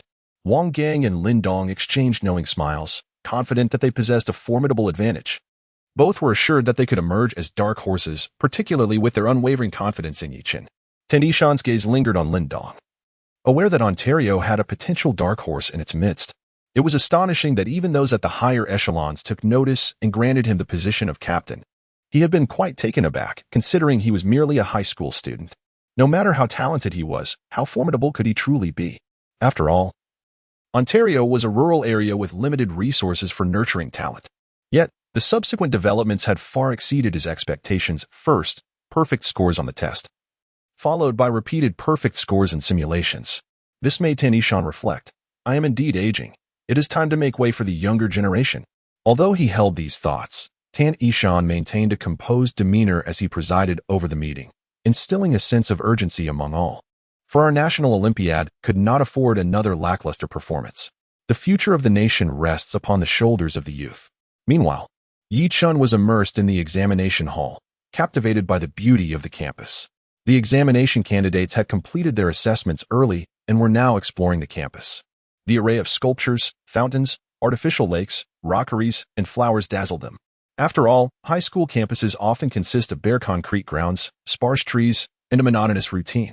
Arriving at a university campus for the first time, they were profoundly impressed. What had they experienced before? The contrast was staggering. Commercial streets, libraries, and study rooms were all at their disposal. This inspired them to study diligently, aspiring to attend better universities and secure greater opportunities in the future. After exploring the examination venue, they regrouped at the hotel, as the exam was scheduled for 9 o'clock the next morning, leaving them with an entire afternoon to potentially review additional question types and enhance their scores. The group of 11 returned to the hotel, where team leader Wang had been waiting. He first arranged for the candidates to have lunch, followed by afternoon tutoring sessions, for in the face of impending exams, preparation is essential. The hotel was equipped with a business conference room, making it suitable for the afternoon's tutoring. The Olympiad, as a national event, adheres to the principle of remaining within the bounds of high school knowledge. However, many of you have not fully grasped this knowledge, as much of it is tailored to examination-oriented education. Regrettably, the Olympiad encompasses a broader and more complex range of concepts. Remember, you must be meticulous, cautious, and give your all. Prepare without regret. The exam does not define your entire life. Enjoying life is paramount. As the examination approached, Wang De refrained from preaching grand philosophies, conveying only one message: eat when hungry, drink when thirsty. A good performance is commendable, while a poor one is inconsequential. Life is long. Remarkably, this approach proved effective, alleviating some of the tension among the candidates. Throughout the afternoon, the candidates diligently engaged with the practice materials prepared by their instructor, maintaining a sense of rhythm in their problem-solving. The atmosphere gradually shifted from tense to relaxed and enjoyable. Wang De breathed a sigh of relief as the moment drew near. It was vital to maintain a positive mindset. What needed to be improved had already been addressed. Nothing could be accomplished in this last afternoon. Observing that everyone was in good spirits, he felt reassured that the afternoon's tutoring had not been in vain. He had witnessed too many instances where anxiety led to underperformance, and he could only strive to help everyone dispel their nervousness and showcase their true potential. As for extraordinary performances, Wang De remained skeptical. Time does not pause for anyone, nor does it accelerate for any individual. Time flows relentlessly, and before long, the examination time had arrived. After repeatedly confirming their admission tickets and exam supplies, all candidates from Ontario entered the examination hall. As the examination bell rang, Wang Gang and Lin Dong crouched in the corner, visibly more anxious than the candidates themselves. Despite Yi Chen's composure, the final results remained uncertain. Who could predict the outcome? Celebrating prematurely would be unwise. Chapter 77. Steadfast as ever unaware of the emotions of those outside, Yi Chen entered the examination room as if it were an ordinary test. He first wrote his name, then reviewed the questions. Upon confirming their accuracy, he set his pen down and began to wait. When the bell signaling the start of the exam rang, all the candidates commenced their responses. The first question was completed in an instant. The second question, likewise, was finished in a blink. Finally, the last major question posed some difficulty. For a moment, even Chen, with his mental calculation skills and photographic memory, hesitated. It was indeed challenging, encompassing not only parabolic equations but also the geometry and inequalities intertwined with them. After around 10 minutes of verification, Chen managed to solve the problem, not because it was particularly difficult, but rather due to his familiarity with the subject matter. Glancing at the clock, he noted that only 40 minutes had passed. Chen chose to submit his paper early, having employed at least 2 methods for verification during the exam, thus feeling no need to repeat the process. Raising his hand to signal, the invigilator initially thought there was an issue, only to realize he was simply submitting his paper ahead of time. Consequently, amidst the astonished gazes of the other candidates, Chen walked out of the examination room. Upon seeing Chen exit, Wang Gang and Lin Dong hurried over. Well, Chen, was it challenging? Seeing the anxious expressions on their faces, Chen couldn't help but chuckle but responded candidly. The last major question was somewhat tricky. The rest were manageable. Hearing this, the two sighed in relief, thinking, this is a solid performance. Then Chen, you should take a break. You still have a physics exam to tackle. Observing the small stool and water prepared for him by the two, Chen was both amused and slightly overwhelmed by such treatment. Watching them cheerfully return to their corner, he suddenly felt that they were quite obsequious. Ding-dong, the bell signaling the end of the exam resonated, and a multitude of candidates exited the hall. The students from an province also made their way to the designated gathering point. The last question was incredibly difficult. I couldn't solve it at all. Indeed, I had some ideas, but they were too convoluted. I barely wrote any steps. I didn't even attempt the last question. This is disastrous. Listening to the complaints of his peers, Lin Dong cleared his throat and declared, all right, let's head back to the hotel. We depart at 5 this afternoon. Heeding Lin's authoritative voice, everyone quickly assembled in front of the vehicle, preparing for their return. However, as Chen still had one more exam to complete, only Wang Gang, the chief supervisor, accompanied him. Lunch was enjoyed at the school cafeteria, which proved to be surprisingly delicious and remarkably affordable. A serving of yellow braised chicken rice cost merely 10 yuan, 15 outside, and with more meat, no less. After resting briefly in the cafeteria, as the exam time approached, Chen and Supervisor Wang made their way to the examination room. Given that the two locations were merely a 10-minute walk apart, the physics exam attracted fewer participants. After all, people's energy is finite, and in a limited time frame, it is wiser to focus on one competitive subject. Similar to the mathematics examination, these questions merely required a bit more of Chen's time, but he completed them in under 50 minutes. Upon seeing Chen emerge, Supervisor Wang promptly followed. Yet this time refrained from inquiring about the exam's difficulty, leaving Chen feeling somewhat unsettled. Wang, being astute, recognized the situation. Chen's early exit spoke volumes about his confidence. They boarded the vehicle and began their journey home. Although the exams were not particularly exhausting, the long travel was undeniably uncomfortable. However, Chen had evidently underestimated his significance. Before they reached the gathering point, Lin Dong received a notification from higher authorities. Chen was required to remain in the Magic City for national training. To prepare for the International Olympiad, he needed to undergo a week of intensive training, and as the team leader, he must stay behind. Thus, mid-journey, Supervisor Wang received a call from Lin Dong. When this information was relayed to Chen, he was momentarily taken aback.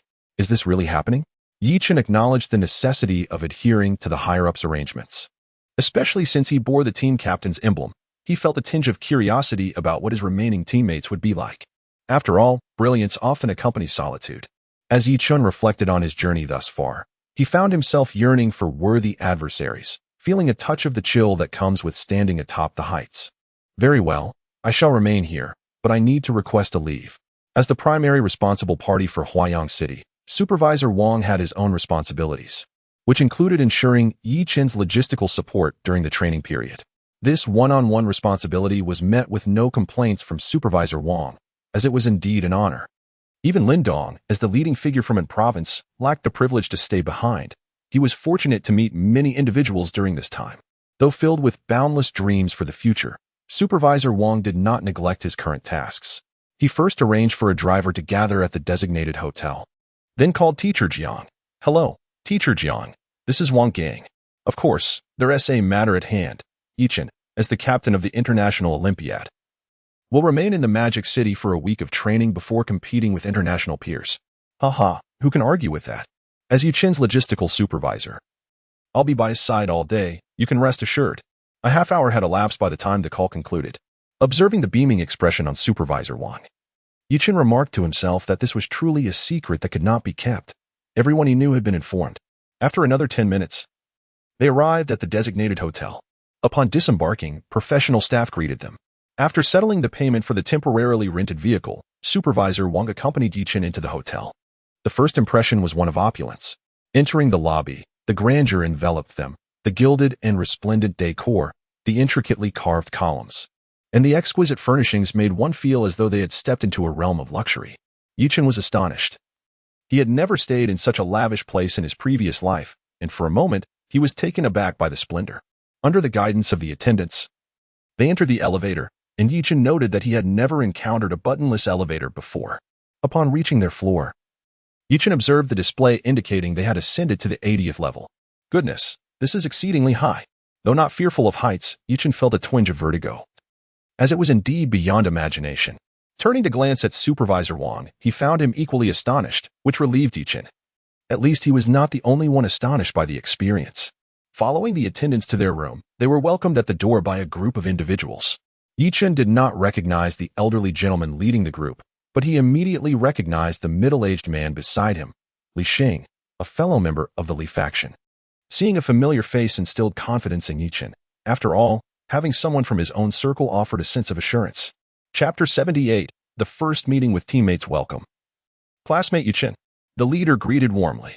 Although Chen appeared somewhat bewildered, he promptly responded, "Hello, I am truly honored to be part of the national training program." Unaware of the visitor's title or name, Chen managed to greet him with poise, a feat that surpassed many others who often faltered in the presence of unfamiliar figures. The visitor's eyes lit up, clearly pleased with Chen's demeanor. Initially, there had been some reservations about Chen being appointed captain of the national team, though his capabilities ultimately won over his critics. The visitor exuded charm, moving with an elegant grace that combined the essence of a refined gentleman with an air of assertiveness. Remarkably impressive indeed. Truly, heroes emerge from the youth. When Shaoli mentioned he had dispatched a prodigy, I was skeptical, but upon meeting you, I am convinced he was not exaggerating. Yi Jinghe praised, recalling how old Li had once called him, claiming someone had unjustly maligned his apprentice and requesting his attention to the matter. To someone like Yi Jinghe, who could not abide deceit, such accusations were utterly intolerable. Thus, the involvement of Li Xing for support in the matter of the captain's badge ensued. The world is vast yet small, with convoluted paths leading back to the beginning. Chen, this is Old Yi, the head of the National Olympiad teacher group and one of the leaders of this training. Upon hearing Li Xing's introduction, Chen immediately grasped the significance of the visitor and hastily expressed, "I must extend my heartfelt gratitude to Old Yi. I owe much to your assistance during the provincial competition."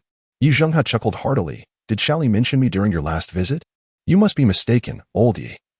I certainly did not bring you up. It must be that little trickster Chen guessed it." Li Xing quickly defended himself, acknowledging that Chen had indeed deduced his identity but had refrained from speaking about higher-level matters. "Old Li, I assure you, that was not communicated by my master.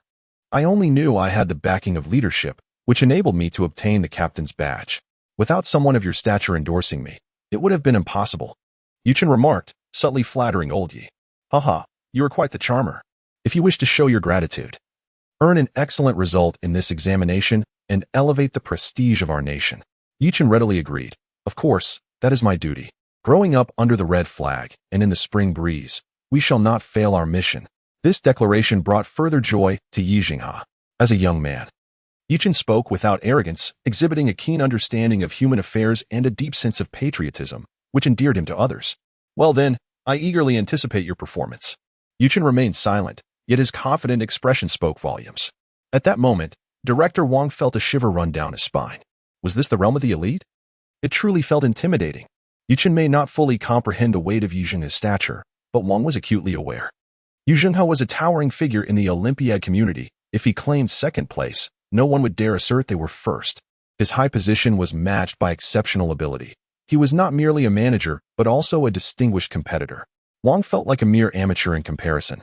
unable to conceive of crafting or solving problems at such a level. Yet, it was possible that influence could sway outcomes with a mere word. Seemingly, just noticing Wang Gang. Old Yi commended, director Wang Gang possesses considerable ability, having nurtured such an outstanding talent as Yi Chen. It is time he received due recognition. This left Wang in a state of astonishment. That largely depends on Yi Chen's efforts. Moreover, Yi Chen, you have always been on Old Ye's radar. Haha. This young comrade is quite articulate. With that, they departed, having lingered long enough. They proceeded to observe their teammates. Upon entering the conference room, Tan Yishan occupied the main seat, with Old Yi and Li Xing seated beside him. Yi Chen took his place beneath his name. The spacious conference room was now filled with only 14 individuals, the 3 heads of the National Olympiad, 10 competitors and their leaders, and 1 attendant. Seeing everyone present, Tan Yishan commenced the meeting. Today, each of you represents Huagua in the International Olympiad. Allow me to introduce our team. To my left is Yu Zhenghe, the head teacher responsible for your training arrangements. To my right is Li Xing, overseeing the subsequent phases of the competition. The captain is Yi Chun from Huayang City, with Zhao Jin from the capital as the vice-captain. The team members are Huang Shan from Shenzhen, Wang Xuexuan from Shanghai, and Li Rumen from Guangzhou. Behind each candidate stands their primary leader. After Tan's introduction, everyone was familiar with one another, as they would soon embark on this journey together. That concludes the introductions. The sole objective of this competition is to showcase our talents and skills. With candidates present, Tan offered a few words before dismissing them to their rooms. The city leaders remained, likely for confidential discussions. It must be positive, for otherwise, Director Wang would not have been smiling so broadly. This was Yi Chen's first experience in such an opulent hotel, and he was truly astonished. As the candidates exited, professional staff escorted them to their rooms. Upon entering, they found attendants ready to assist with a mere wave of the hand. Yi Chen was taken aback. He had never encountered such exceptional service before. Once, he had been astounded by the luxury of Shanghai. With time still on their hands, the candidates arrived early at the training venue to survey their surroundings. It was indeed magnificent. The spacious classroom featured comfortable seating, with curved desks designed for 5 individuals, perfectly distanced from the instructor. This hardly resembled a classroom. It was sheer indulgence. All 5 candidates, 3 males and 2 females, having been introduced in the conference room, were now familiar with one another's names. As captain, Yi Chen broke the silence first. As captain, is there anyone who disputes my leadership? Chapter 79. Is the script incorrect? Yi Chen expressed his familiarity with the situation. As he had secured the captain's badge, which was surely a cause for discontent among his teammates. Wasn't it the same when they visited the sports bureau last time? No matter. Yi Chen relished the art of feigning modesty and striking back. While Yi Chen pondered, the remaining 4 candidates wore expressions of discomfort. Seeing the silence, Yi Chen continued, I understand, you are all young and ambitious. Captain, I am truly impressed. Zhao Jin quickly replied. Yet, Yi Chen paid no heed. For he had 4 companions and would not impose his authority. They could voice their concerns. He encouraged them to engage in a friendly spar, both intellectually and physically. But Captain, we are all convinced. The 4 chimed in, realizing that Yi Chen's remarks were becoming increasingly absurd, fearing he might unleash something even more outrageous. This script seems incorrect. I have yet to showcase my capabilities, so how can you all be convinced? Yi Chen mused. Could it be that you acquiesce verbally but harbor dissent in your hearts? As captain, I have a duty to foster unity within the team. Listening to Yi Chen's murmurs, the 4 were at a loss for words, yet they echoed in unison, we truly are convinced, Captain. Are you genuinely convinced, without any reservations? Noticing Yi Chen's skeptical expression, Zhao Jin hastily added, no reservations, truly none. You achieve perfect scores in every exam. Who could surpass you? As the others fervently nodded, Yi Chen suddenly felt a wave of boredom wash over him. Alas, I had anticipated someone would challenge my authority, leading to a friendly contest. What a disappointment. Yi Chen reflected on the art of boasting and the satisfaction of nicknaming others, feeling an emptiness in his life. The 4 candidates exchanged glances, contemplating the peculiarities of geniuses. Once assured of their camaraderie, Yi Chen resumed the conversation. Let me tell you, this competition is unlike any previous ones. It is of utmost significance. What makes it significant? Yi Chen was uncertain. After all, it was an international event, which undoubtedly held importance. Indeed, I heard the results of prior years were unsatisfactory. But significant reforms are underway this time. The best way to build rapport was to initiate gossip, for who does not love a bit of intrigue? Look. Someone has already picked up the conversation. Not only that, I heard last year's performance was abysmal. Even the national team was mocked by a tiny country. What? That minuscule nation dares to prance around here? They must be out of their minds. Who could argue with that? Last time, we were outperformed by the beautiful nation, the bear country, and even the eagle nation. It was the worst performance in history. We didn't even make it to the top 5. Moreover, I heard this is precisely why significant reforms are taking place this year. Do you know the latest news? What news? Chen was now fully engaged. Surprised that his initial remarks had spurred further conversation, which he found quite enjoyable. We 5 have direct qualifications for admission to Chibei, and the captain can choose any major. At this, the 4 cast envious glances at Chen, who was merely enjoying the gossip until he felt their collective gaze upon him. Chen quickly added, I heard that if we secure first place this time, the rewards will exceed your imagination. Chen was unaware of the specifics of the rewards. Yet fabricating a bit of excitement was harmless, for who could predict their thoughts? Well, if we truly achieve first place, we would be making history. Considering the dismal results of recent years, indeed, perhaps we would all receive guaranteed admissions without major restrictions, maybe even cash rewards. Listening to the group enthusiastically discuss, Chen chose to quietly savor the moment, occasionally expressing surprise. As dinner time approached, Chen suggested they go eat, recognizing that they were all feeling a bit hungry. Everyone readily agreed, as their appetites had begun to stir. Led by the waiter to the dining area, Chen's eyes sparkled at the sight of the abundant offerings. With a plethora of Chinese and Western dishes available, he favored the Chinese cuisine. At the buffet, which required no payment, Chen piled his plate high with various meats. In no time, his plate was filled to the brim. Well, I will eat first and then see. While this feast was a mere trifle for Chen, it was quite lavish for the other 4. Can you finish all that, you god? Don't overdo it. Seeing his teammates' concerned expressions, Chen stood up and flexed his biceps, declaring, no problem, I've got this. Seeing Chen's towering stature of 1.80 meters, the others felt reassured. After all, god was quite robust. As Chen boasted about his meal, the others began to eat as well, albeit with far more decorum. After finishing his meal, Chen flaunted another plate, eliciting admiration from his companions. Truly, god is impressive, excelling in academics and feasting with such prowess. After all, in youth, one often finds immense admiration in what they cannot easily achieve themselves. After dinner, they exchanged goodnights and retreated to their rooms. At that moment, Director Wang knocked on Chen's door. What brings you here, Director Wang? Chen had anticipated this visit. After all, during the previous meeting, the leaders from various cities remained behind, suggesting there were matters of importance to discuss.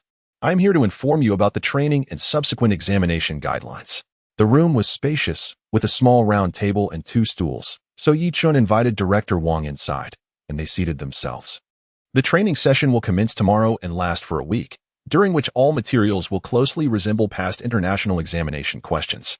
You simply need to follow the teacher's instructions. 1 week later, we will fly to the beautiful nation to participate in the International Mathematical Olympiad, as the previous year's champion was from there. Hence the competition is being held in their country. Moreover, I feel it is important not to conceal this from you. The country has high expectations of you this time. So I hope you will strive diligently. Director Wang hesitated for some time before voicing this, but his absolute trust in Chen compelled him to speak. Understood, no problem. Chen replied nonchalantly, for his confidence stemmed from his own abilities. Hearing Chen's response, Director Wang felt a sense of relief. Additionally, I have good news. As the captain of the Olympiad team, you have the privilege of early admission to Chibei, with the freedom to choose your major. Yes, I will consider it. Chen replied casually, as if this were an ordinary matter. Then, make sure to rest well. I wish you great success. After exchanging these words, Director Wang took his leave, leaving Chen feeling somewhat perplexed. Is that all? Nothing more? Chapter 80. Impeccable Chen. The following morning, after breakfast, Chen noticed that there was already a glimmer of light in the classroom.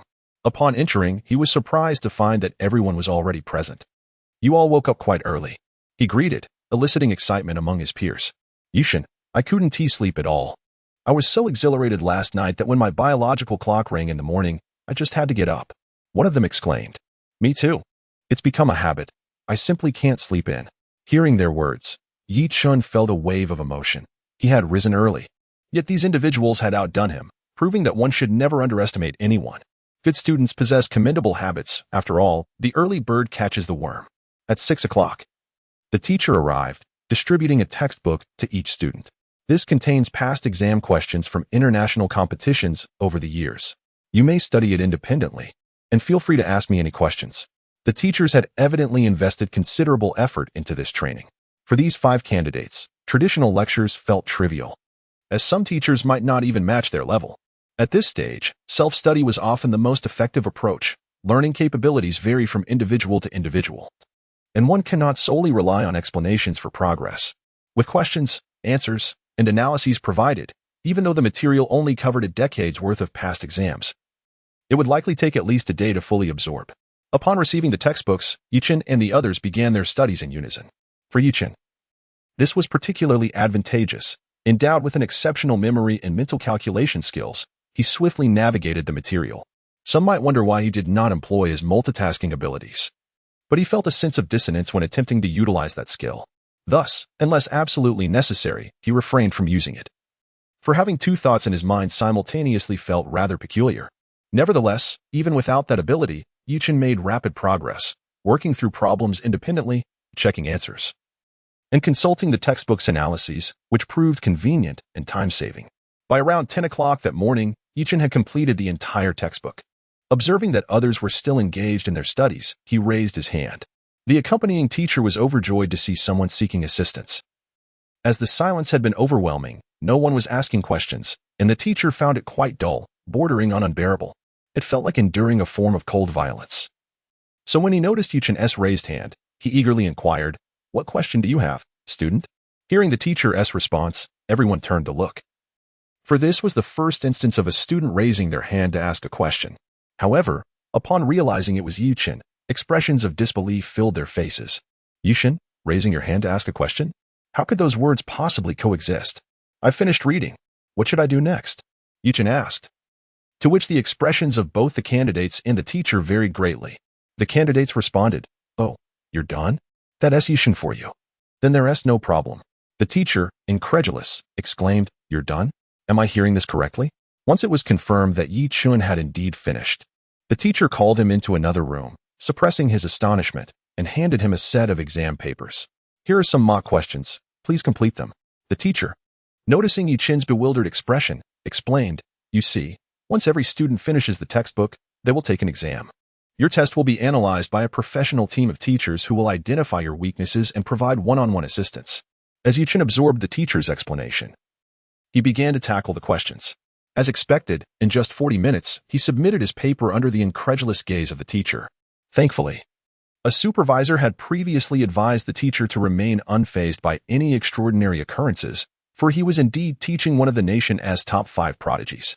Struggling to contain his astonishment, the teacher collected the paper and instructed Chen to take a break while he uploaded the exam results. The teacher group received the news with shock. Someone had completed the exam this early, and it was still before 10 o'clock. While they were all geniuses, this speed was astonishing. Despite their astonishment, they quickly began grading the tests, filling in answers, and tackling the larger problems one by one. All correct. The news reached Tanishan, who was equally astonished. This was a bit terrifying. The teacher group based their follow-up assistance on the candidate's mistakes, and if Chen had answered everything correctly, how could they provide him with further support? Fortunately, Tanishan remained composed and informed the teachers to allow Chen some free time, instructing him to return for class at 2 o'clock. An urgent meeting commenced, focused solely on devising a training plan for Chen moving forward.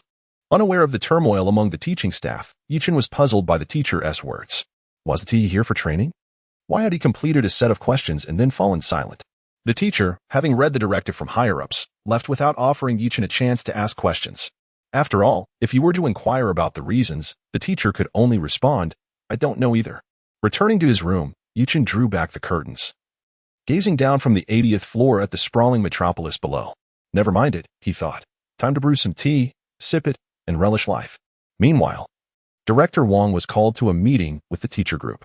Initially thinking there might be an issue with Chen, he relaxed upon hearing what had transpired. "What? You say Chen is a genius? I know that. You say he submitted his paper early and completed the math tasks ahead of time? Well, that seems quite normal." As a result, the group left the meeting without any concrete conclusions, deciding to have Chen attempt a few more sets of questions in the afternoon, as they had no better alternatives. By a little after 1 in the afternoon, Chen arrived early at the classroom. Upon seeing him, his classmates questioned him curiously. Yi-shun, have you really finished studying? That was too quick. Where did you go? In response to their curiosity, Chen simply replied, I indeed completed my studies. What happened afterward, you'll find out soon enough.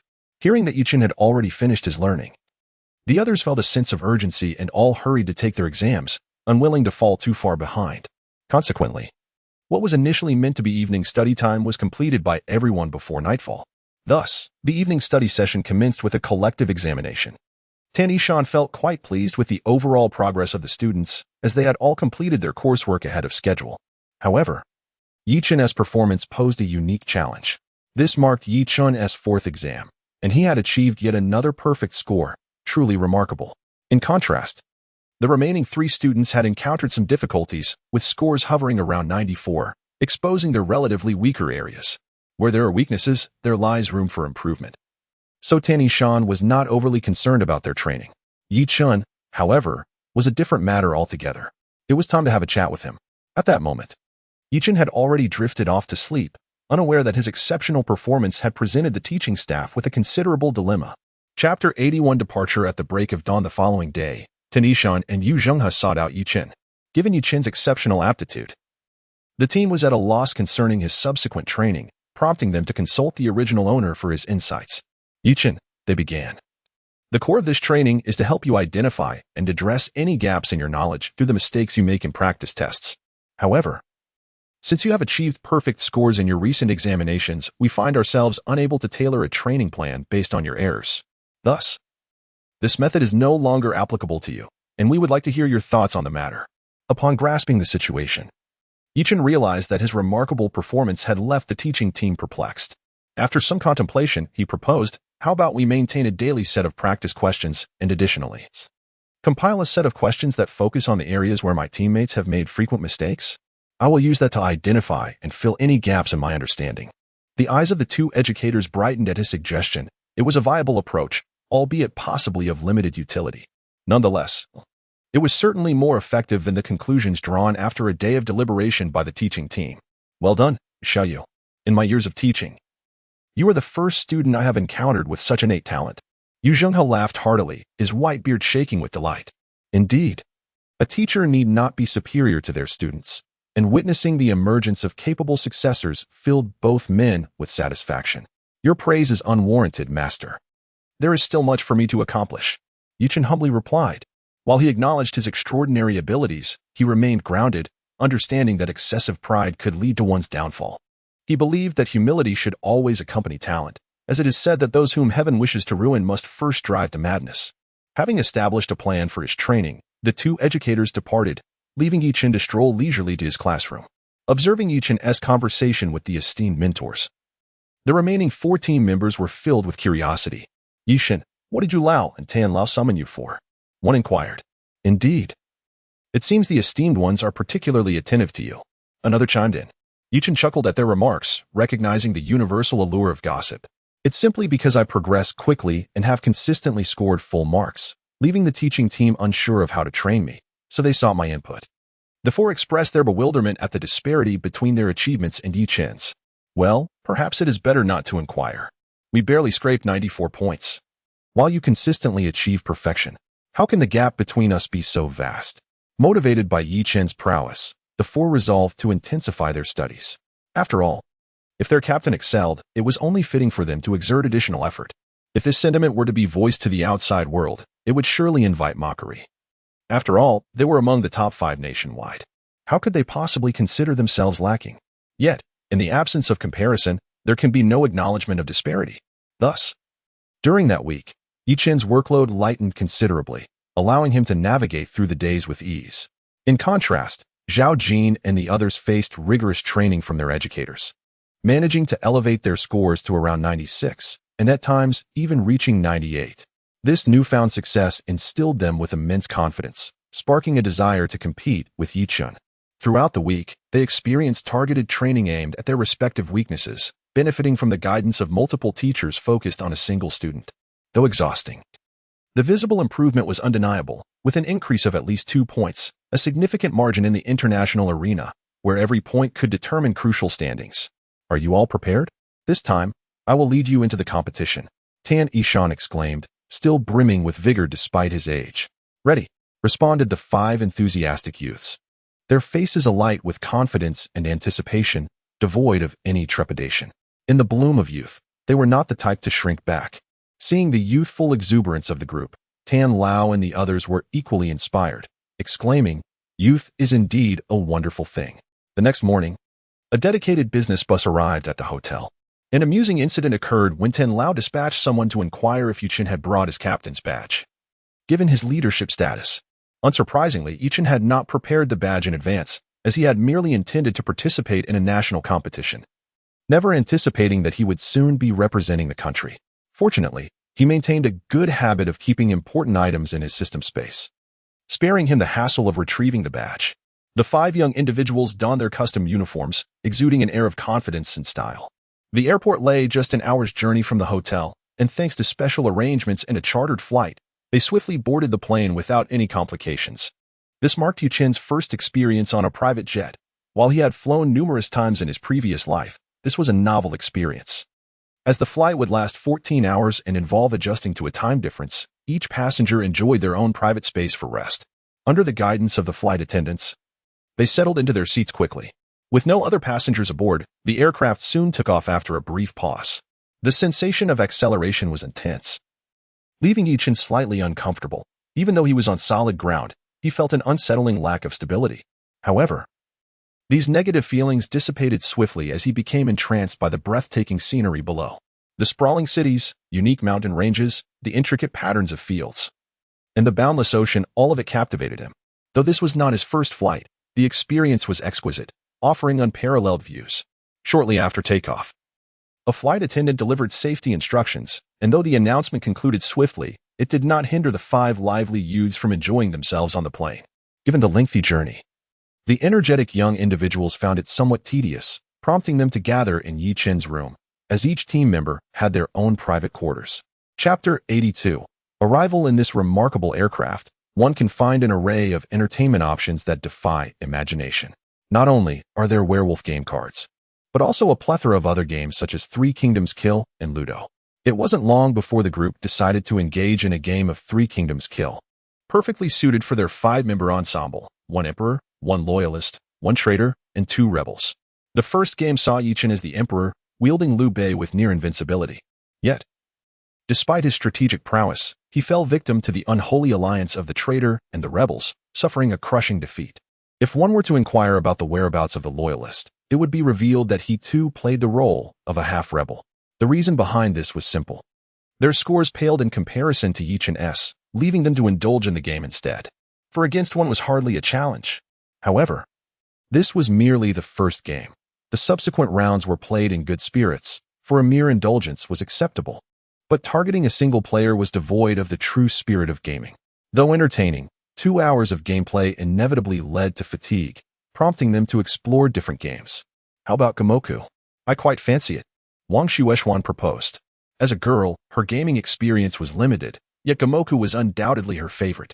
Unsurprisingly, the 3 opponents proved no match for her, much to Wang Shueishuan's delight, her eyes sparkling with excitement as they turned to Chen. "Ah, lost again," Wang Shueishuan sighed, feeling disheartened after 5 consecutive defeats against Chen. The first match allowed Chen to make the first move, leaving her utterly defenseless. In the subsequent games, she took the initiative, but victory remained elusive. Chen remarked, "Isn't this quite normal? I possess mental calculation skills after your move. I can determine the optimal placement for myself. How could you possibly win against me?" The others, undeterred, took turns challenging Chen, only to face similar humiliations.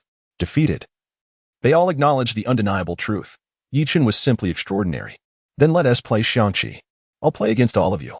Chen's audacious declaration invigorated the group, as Xiangqi was a game familiar to all. Surely, 3 heads would outwit a single strategist, especially with 4 players involved. The agreement was swift, but the outcome was devastating.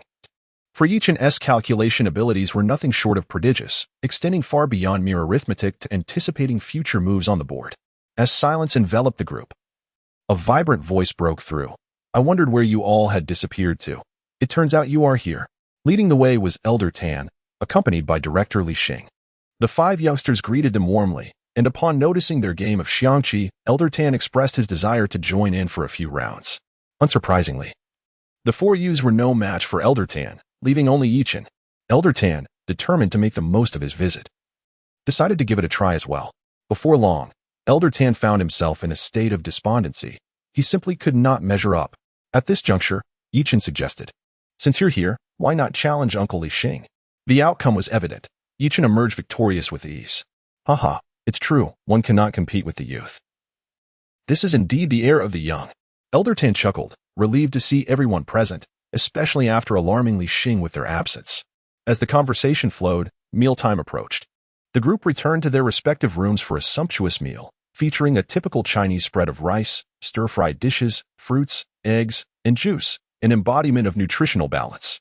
After relishing their delightful lunch, Chen made an astonishing discovery. There was a gym aboard the aircraft. What a revelation! A miniature gym on a plane. Inside, Elder Tan and Uncle Li were leisurely walking on treadmills. Chen joined them, adhering to the adage that 100 steps after a meal can extend one's life. Upon seeing Chen join in, Elder Tan expressed his surprise. "Young Yi, it's commendable that you prioritize fitness at such a young age. This is indeed a splendid habit." Chen replied, "It's about health. I have a bit of understanding in this area." Thus began a conversation between Chen and Elder Tan, which lasted around 20 minutes before Chen retired for an afternoon nap, mindful of adjusting his internal clock. The tempered environment of the aircraft made it conducive for slumber, allowing the group to sleep soundly until 6 in the evening. After days of intense training, their focus had been razor-sharp, making it effortless to enjoy a restful break without the slightest hint of insomnia. By 8 o'clock, everyone had tidied up. As the plane was preparing for descent, "Attention, passengers, the aircraft is about to land. Please remain seated with your seatbelts fastened until the plane has come to a complete stop before disembarking." As Chen listened to the announcement, he mused, "At last, we have arrived." Gazing at the unfamiliar terrain below, he felt a surge of determination, a sense of conquest washing over him. Once the plane had come to a halt, everyone began to disembark in an orderly fashion, greeted by dedicated buses and airport personnel who ensured a smooth transition. Their luggage was managed by designated staff, and the group swiftly completed their checks before departing for the hotel. With each country responsible for its own accommodations, they had each made their own arrangements. And the hotel chosen by Huagua was the closest to the examination venue. The examination was scheduled for the following morning at 10 o'clock. And due to the time difference, it was still daylight. Li Xing, overseeing logistics, took the opportunity to outline the plan for the group. "I will handle the logistics this time. Here are a couple of important points. First, we will be here for a very short duration, so please refrain from venturing out. We are here solely for the examination, and the locals are armed, making it unsafe. Second, if you need anything, don't hesitate to come to me." With these 2 points conveyed, Li Xing refrained from elaborating further, as he would be monitoring the group throughout their stay. Upon arriving at the hotel, they quickly noted that its vibrancy paled in comparison to that of the bustling metropolis of Modu. However, as competitors, no one lingered on such thoughts. The overpowering scent of perfume within the hotel prompted them to open windows for relief, to maintain their exam readiness. The group gathered in Chen's room to work on practice papers and discuss potential questions. After all, they could not afford to let their guard down simply because they had undergone training. It was imperative to consistently practice to retain their exam acumen. Li Xing observed them with a look of satisfaction, proud of his students. However, Elder Tan was unable to witness this scene, as he had departed for a meeting. There was no need for misunderstanding. Elder Tan was attending a gathering regarding the upcoming examination scheduled for the following day, a meeting that would bestow a unique significance upon this competition. Chapter 83. The meeting. "Yoshi, is that you, Tensang? Are you here to compete in the Olympics once again?" Listening to the clumsy Chinese spoken by Xiao Zuoyilong, Elder Tan was unabashed in his response. "What? Has your little nation once again begun to grovel?" The representatives from various nations had mostly arrived, and they watched this exchange with keen interest. After all, it was common knowledge that the Huagua and the little nation were at odds. Backed by the beautiful nation, the little nation consistently opposed Huagua to demonstrate their loyalty. Although each encounter left them speechless, the people of the little nation seemed utterly unconcerned, having cast aside notions of propriety and honor. The previous conflict had shattered the backbone of this nation. Tan sang, "In this world, strength speaks volumes. Last time, you didn't even make it into the top 5. This time, you might not fare better than us, haha." Hearing the taunt, Elder Tan remained unruffled, His elevated perspective came from his extensive experience. It was indeed tragic for the little nation, reliant on flattering the beautiful nation to secure its subservient status, attempting to gain advantages through such sycophantic behavior. Yes, they may obtain benefits, but it was merely a transaction that proclaimed their subservience to their master, seeking to flex their influence while remaining under the thumb of their superior.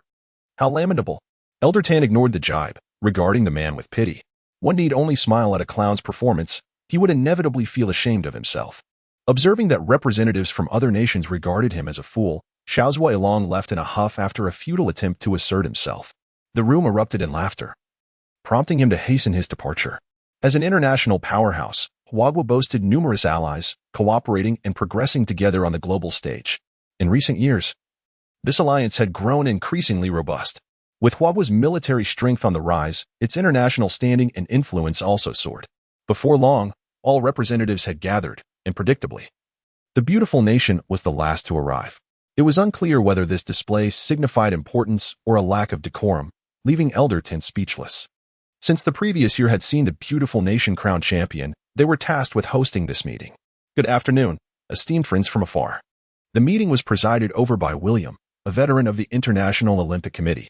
Given the multilingual nature of the assembly, translators were present. It is a great honor that this year's International Olympic Games are held in our beautiful nation, and I am privileged to preside over this meeting. Without further ado, the rules remain that the country with the highest score will gain the privilege of hosting the next competition. Cheating will not be tolerated. Any nation found guilty will have its results annulled. Upon hearing this, the little nation seemed to realize something, rather than merely annulling results. They should be disqualified from future Olympic competitions, as such a dishonest nation is hardly a friend. Xiao Zuoyilong, having made his point, provocatively glanced at the Huagua representative, as if he were the host. Elder Tan remained unfazed, casting a calm glance at William. William, upon hearing Xiao Zuoyilong's interruption, darkened in expression. Are you the host, or am I? I had yet to finish my statement when you chose to interrupt. Unaware of William's displeasure, Xiao Zuoyilong continued to flash a sycophantic smile. However, the next words from William plunged Xiao Zuoyilong into despair. If the little nation has issues, address them with me privately. This is a formal assembly. Let us adhere to the agenda, and I will allow you to voice your concerns later. Hearing William's blunt words, Xiao Zuoyilong recognized his grave misstep and hastily lowered his head. Elder Tan smirked in disdain, considering him a fool incapable of distinguishing between priorities. Glancing at the mocking expressions of the Huagua representatives only fueled Xiao Zuoyilong's anger. Very well, he thought. Just wait and see how I will target you later. The topic for discussion was jointly proposed by the nations, ensuring fairness and transparency. The examination would commence the following day, and after its conclusion, the papers would be graded collectively by all countries. If anyone has insights, please share. William's remarks were succinct, as the meeting was intended to be brief. For him, brevity was a virtue. He preferred practicality over convoluted discourse. I have a suggestion. Upon hearing Xiao Zuoyilong's voice, William felt a flicker of annoyance yet could only respond, please proceed. Since this is an international competition, we must prevent the possibility of cheating by certain nations, particularly as some have performed poorly in recent years. As he spoke, Xiao Zuoyilong provocatively glanced at the Huagua representative. Elder Tan chuckled softly. Some flies simply love to buzz around, which could be quite irksome. If they enjoyed flitting about, he would not hesitate to swat them down. I also have a question. When a representative from Huagua raised a query, William courteously acknowledged it. As mutual respect was essential among international powers, I believe that some nations have underperformed in past competitions, and their representatives often resort to provocation. The Olympics are meant to be fair and transparent, and such behavior severely undermines the camaraderie among nations. Elder Tan paused momentarily before continuing. I propose disqualifying the little nation from this competition, as well as from all future Olympic events. Who is in favor, and who is against? His commanding voice echoed. First met with silence in the hall, followed by an uproar of agreement. Yes, we concur. Hearing the overwhelming support, Xiao Zuoyilong realized he had overstepped. Huagua had never been this obstinate before. No, I cannot allow our disqualification. How would I return home and atone for such a blunder? Desperately, he turned his gaze to William, pleading with his eyes for assistance, only to be met with scorn. We criticize Huagua because they outperformed us previously. How dare you? Little nation, presume to challenge them when you are not their equal? In William's view, excellence warranted respect, while mediocrity invited ridicule. But what gave the little nation the audacity to presume otherwise? Yet, mindful of higher authorities, he could not remain passive and finally said, "The little nation must exercise caution in its remarks. This matter concludes here. Let us prepare for the examinations." Meeting adjourned. William had no intention of entertaining so-called suggestions from various nations, as one of the strongest military powers and the previous year's champion. He had the confidence to act as he pleased. After all, he had a gala to attend. This tedious and monotonous meeting was an unwelcome distraction. Representatives from various nations shared a collective lack of enthusiasm. After all, it was merely a competition, and they were not overly concerned. Each returned to their respective homes, seeking their own affairs. Chapter 84. Return home. At this moment, the representative of the Little Sun country, Ichiro, found himself cornered at the entrance by friendly nations from the Hua country. "Oh dear, isn't this Ichiro? Why is it that your results are inferior to ours? Aren't you going to say anything?" Indeed, how brazen. Facing the derision of various countries, Ichiro fled in disgrace. Such events could not escape William's keen observation. As for offering him a way out, that would be foolish. Even he felt inclined to give that pompous creature a slap. The wine gathering was of greater significance. And William strode away. Observing the discomfiture of the Little Sun country's representative, Old Chen scoffed, "Just a fly," unaware of the happenings in the meeting. Chen and his companions were happily solving problems in their room when Li Xing arrived. "Stop studying. It's time for dinner." Looking at the clock, they realized it was indeed evening, prompting them to hastily head for dinner, especially since they had an exam the following day. As the team leader, Chen took the lead, ensuring that there were no mishaps the next day by opting for a simple meal of rice and some vegetables. Although the variety was abundant, he was mindful of the need to avoid any stomach issues. After dinner, Old Tan, returning from the meeting, merely instructed them to perform normally and said nothing further, as no one would want to place unnecessary psychological burdens on their competitors. The next day, Chen was awakened by his alarm clock, having adjusted to the time difference. His biological clock was slightly off, but for a robust youth, it was hardly a concern. After breakfast, the five took a brief rest before boarding the bus to the examination venue. The journey was uneventful, as the language barriers among nations prevented any form of racial discrimination among the students. The examination commenced as scheduled. When the bell rang, Chen first filled in his name and then checked for any printing errors on the paper. Once assured that everything was in order, he awaited the signal to begin.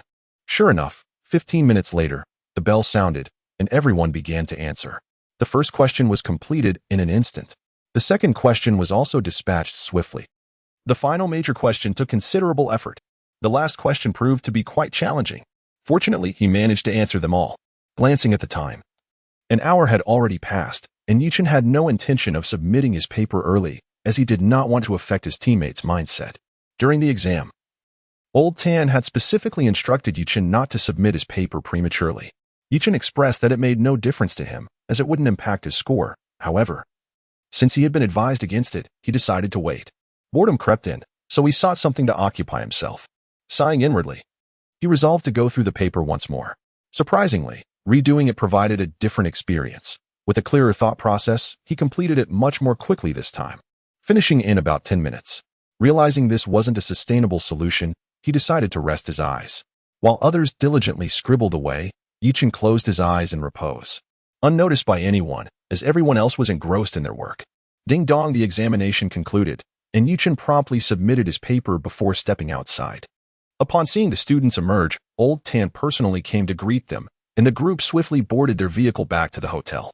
As they were all eager to leave, they took the afternoon flight home. Old Tan, however, stayed behind to attend to subsequent results matters.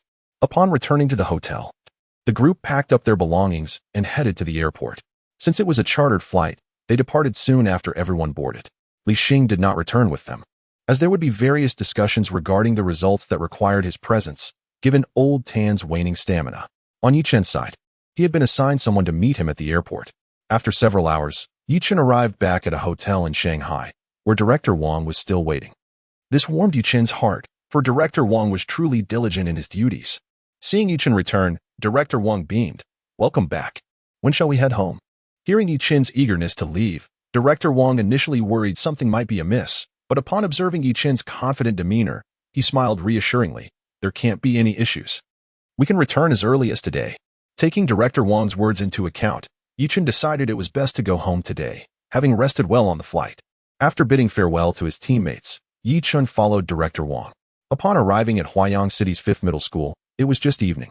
Yi Chun went straight home to rest, as the continuous traveling had disrupted his routine, making it the perfect time to recuperate. Returning to his small abode, Yi Chun sighed. No golden or silver nest can compare to my own humble den. After washing up, he lay down on his bed and fell into a deep slumber. At that moment, Teacher Jiang learned of Yi Chun's return and was surprised that he hadn't lingered longer before being summoned by her father for an urgent meeting. Shifting focus to the beautiful country, after Yi Chun and his peers concluded their exams in the morning, the results were released in the afternoon. What initially seemed to be an unremarkable competition left William astonished upon seeing the top score, rendering him speechless. His first instinct was to suspect cheating, but he quickly dismissed that notion, confident in the strict monitoring during the exam. Having eliminated all possibilities, the only remaining conclusion was indeed the truth. Hua country had produced a genuine prodigy. As an academic, William's immediate reaction was not envy but pride. Despite belonging to different nations, mathematics knows no borders. Observing a mathematical genius rise, William felt a sense of contentment. The beautiful country, composed of diverse ethnicities, possesses a remarkable capacity for inclusivity. If one is truly exceptional, they will not hesitate to extend their goodwill. What a peculiar tradition. Without delay, William contacted old Tan. Mr. Tan, you have birthed a genius. Do you realize the monumental impact this will have on the global mathematical community? Upon hearing William's voice, old Tan was not surprised. This is indeed a good thing. Isn't it? It is a good thing indeed. Yet, I wonder if everyone shares this sentiment. That matters little, for I have strength backing me. The two shared hearty laughter, resembling longtime friends. As they both acknowledged, while some rejoiced, others grieved, with jealousy even warping their perceptions. Kozwa Ichiro, the representative of the Little Sun country, appeared ashen, his face contorting like a crazed clown. Chapter 85. Announcing results at 9 o'clock in the morning, it was time for various nations to declare their results. In the designated conference room, representatives from each country arrived punctually, with a meeting presided over by William from the United States. Ladies and gentlemen, the results of the international competition have been unveiled. The first place goes to Huagua, achieving a perfect score. William's delivery was straightforward and to the point. Though his voice lacked volume, it resonated clearly with all present, leaving them in a state of shock. The second place was awarded to the United States with a score of 96 points, followed by the third place, the Bear Country, with 90 points. At this juncture, the room erupted in astonishment. While Huagua's perfect score was surprising, many speculated it could be attributed to luck rather than a significant gap in performance, especially considering Huagua's recent lackluster results. Nevertheless, the country's rich history and cultural depth were undeniable, leading to curiosity rather than outright disbelief regarding their first-place finish.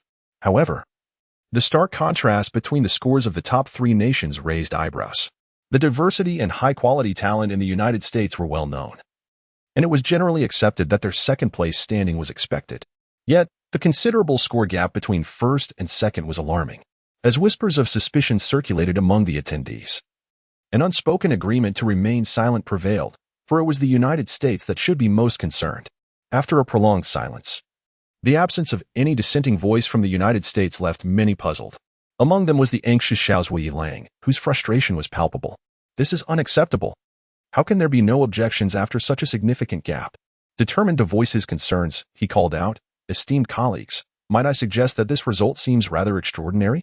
As you are aware, Huagua did not even place in the top 5 last time, yet here they are, suddenly in first. I find this perplexing, having been reprimanded previously." Xiaozhui Lang treaded cautiously, ensuring his tone remained diplomatic. "Are you questioning the integrity of this examination?"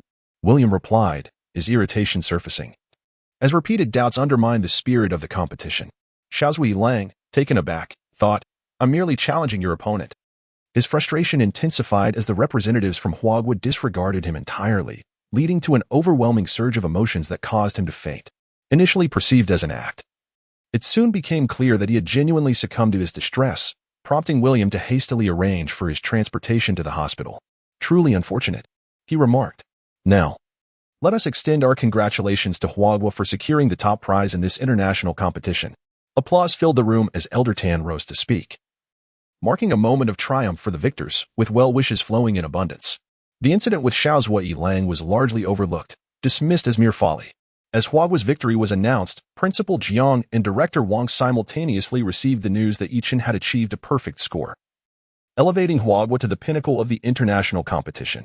Despite the late hour, they erupted in cheers and promptly arranged to celebrate their success, discussing plans until midnight before finally retiring for the night. The following morning, Chen attended his early study session, diligently working on the blackboard when teacher Xiao Jiang rushed in, summoning him. "Is there something amiss?" he inquired. "Chen has returned from the International Olympiad. Doesn't he that guarantee a first-place finish?"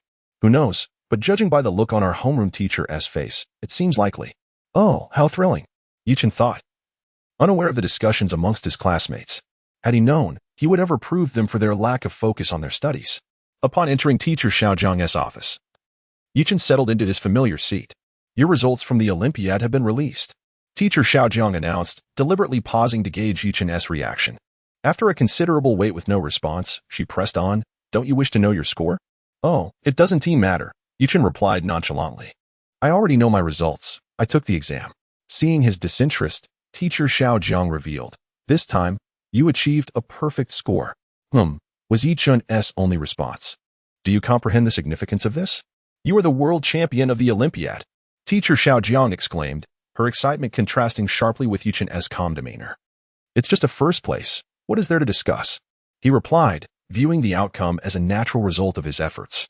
Teacher Xiao Jiang felt a pang of age creeping upon her. The world indeed belonged to the youth, and perhaps her perspectives were becoming outdated. It was no surprise that she was astonished. Such an achievement would leave anyone in awe. Yet, Chen was no ordinary student. Accolades had become commonplace for him. As one experiences more, a desensitization occurs, rendering remarkable achievements less shocking. Chen found himself in just such a state. "Surely, you didn't bring me here just to announce my score?" "Of course not. The semester-end conference is approaching, and due to your exceptional performance, you'll be invited to address the audience. Please prepare accordingly," teacher Xiao Jiang clarified. As the semester drew to a close and the summary meeting was set to commence ahead of schedule due to Chen's accomplishments, "I will prepare thoroughly," he assured her. Once Chen departed, teacher Xiao Jiang slumped into her chair, reflecting, "This generation of youth is truly remarkable." Chapter 86, CCTV Interview. The summary conference proceeded as scheduled. Compared to the midterm summary meeting, this event was evidently of much higher caliber, primarily due to the significant presence of leaders. Principal Jiang, as the head of the institution, was the first to address the audience. "Good morning, dear students and esteemed colleagues." His classic opening remarks were met with appropriate applause, and the students below listened with rapt attention, for the gravity of the occasion was indeed monumental. Teachers from all classes were mobilized to maintain order, while grade directors patrolled the aisles. It was no surprise that the school placed great importance on this event. The mayor, the governor, and representatives from CCTV were all in attendance, alongside various major media outlets. This was an exceptional opportunity for publicity. And the admissions office director wore a beaming smile, truly a moment of pride. Principal Jiang paused, his gaze penetrating as he addressed the audience. "What makes today special? It is the remarkable achievement of our senior student, Chen, who has won the first prize in the International Mathematical Olympiad with a perfect score. Let us celebrate with warm applause." An uproar of applause erupted, and the students could hardly contain their excitement. "No way, is that true? The first prize at the International Olympiad is from our school. 5th High School, how impressive." Hearing the commotion, Principal Jiang was not taken aback. He too had been stunned when he first received the news. Not wishing to interrupt, he continued, "Now, allow me to introduce our esteemed guests. First, the representative from CCTV. Director Liu, let's give him a warm welcome." The applause was thunderous, as the audience marveled at the presence of such a prestigious institution. Ignoring the astonishment below, Principal Jiang went on. "Next, we have Mr. Tan Yishan, the head of the National Olympic Committee. Let's welcome him. This is the governor of our province, Mr. Li Xinqi. Please welcome him." The students below were somewhat dazed. "Wait, is this really 5th High School? This is surreal. So many prominent figures on stage together. Are we dreaming?" Not only the students, but even the teachers felt a sense of disbelief. These distinguished individuals, who were usually so far removed from their everyday lives, were now within arm's reach. It was nothing short of a fantasy. Teachers exchanged bewildered glances, having heard about the presence of media and leaders, yet never anticipated such a gathering of high-ranking officials. Principal Jiang wore a look of consternation. He too was caught off guard by the magnitude of the attendees. All he had known was that provincial leaders would be present, unaware that it would escalate to such national significance. This gathering was a reflection of the government's policy to vigorously promote talent in education. Achievements like Yi Chen's were not only a source of pride but also a matter of national interest, promoting a strong nation through talented individuals. Despite the influx of notable figures, Principal Jiang remained composed, well-versed in navigating high-stakes situations. I shall refrain from introducing each guest individually. Now, please rise for the national anthem. A melodious tune resonated through the hall as everyone stood resolutely, their eyes fixed forward, embodying the spirit of an era long past. Once the anthem concluded, the audience sat, and it was time for Yi Chen to speak. Although the schedule did not initially include his address, Principal Jiang insisted, for all the accolades were due to Yi Chen, who rightfully deserved the opportunity to speak first. This sentiment was echoed by all leaders present, who cherished the exceptional talent before them, signifying a collective respect for his achievement. Dear classmates, respected teachers, and friends who have traveled from afar, good morning. It is an honor to be here today. Yi Chen took to the stage to share his learning experiences, expressing gratitude towards those who had supported him and encouraging his peers. His speech, though only 500 words, flowed effortlessly and resonated deeply with the audience. Students felt invigorated by his success. Having a remarkable classmate provided them with a sense of pride. Subsequently, various leaders took their turns to address the crowd, delivering succinct speeches that concluded swiftly. Once the summary meeting wrapped up, it was time for the television interviews. Yi Chen, however, was not fond of such attention, resulting in him being less frequently in front of the cameras. Most of the dialogue was carried by Director Wang and Mr. Tan, with Yi Chen occasionally chiming in. The interviews concluded quickly, but an amusing incident occurred when the admissions offices of Tsinghua and Peking University extended offers for Yi Chen to join their institutions early, presenting enticing benefits, all of which he graciously declined. I wish to savor my high school experience a bit longer. As for which university I attend, I will decide after the college entrance examination, he stated. This declaration astonished many. Those unfamiliar with Yi Chen might have perceived it as arrogance, but to those who understood him, it was entirely reasonable. A genius has his own aspirations, and it is only natural. If conventional wisdom could grasp it, would he still be a genius? Though Yi Chen remained modest, news of his triumph at the International Olympiad surged to the forefront. Interviews flooded in from CCTV and local stations alike. Thankfully, Yi Chen seldom ventured out of school, otherwise, he would surely have been recognized and besieged for autographs and photographs. While the school lacked rampant gossip, Yi Chen was not without his own troubles, as the aftermath of his victory loomed large. The curiosity of his classmates was sometimes overwhelming. Yi Chen, are you really the champion? How does it compare abroad? Can I have your autograph? Such inquiries bombarded him daily. His classmates were excessively enthusiastic, leaving Yi Chen feeling somewhat vexed, yet he found solace in the notifications from his system. Points 30. Points 25. Time is a remarkable entity. Even a name as illustrious as Yi Chen would gradually fade with its passage. Realizing that the semester's end was approaching, Yi Chen reflected on his recent lack of progress in calligraphy, tai chi, and painting. He felt no urgency to enhance his skills in other areas, instead choosing to relish his high school life. As the weather grew colder, signaling the imminent arrival of final examinations, Teacher Xiao Jiang announced in the afternoon that the exams would commence in 2 days, followed by the commencement of winter break. Chapter 87. The final examination. Though it was the final examination period, the atmosphere in the classroom was rather subdued, with only the exuberant cries of Haozi breaking the silence. Clearly ecstatic beyond measure. Haozi, what on earth are you wailing about? Yi Chen queried, puzzled by his classmates' apparent joy over what was merely an exam. Ah, Aiken. You seem so distant now. It's winter break, my friend. Don't you realize that after the exams, it's all about freedom? Haozi's explanation caught Yi Chen off guard. Indeed, he recalled that in his past life, he had cherished the holidays. However, at this moment, he found himself devoid of such sentiments. Yi Chen had come to appreciate the joys of learning, finding it rather delightful. Noticing Yi Chen's focused gaze upon him, Haozi was momentarily taken aback. Whoa, I forgot you've transformed into a diligent student. Your aura seems to have shifted. With a wry smile, Yi Chen contemplated Haozi's words. Realizing that this was simply a case of ingrained thinking, he had not initially considered the value of studying. Listen up, everyone. Tomorrow marks the beginning of our final exams. Once we complete the last subject, we shall be free to return home. Teacher Xiao Jiang reminded the class of the post-examination arrangements, her concern for the children evident.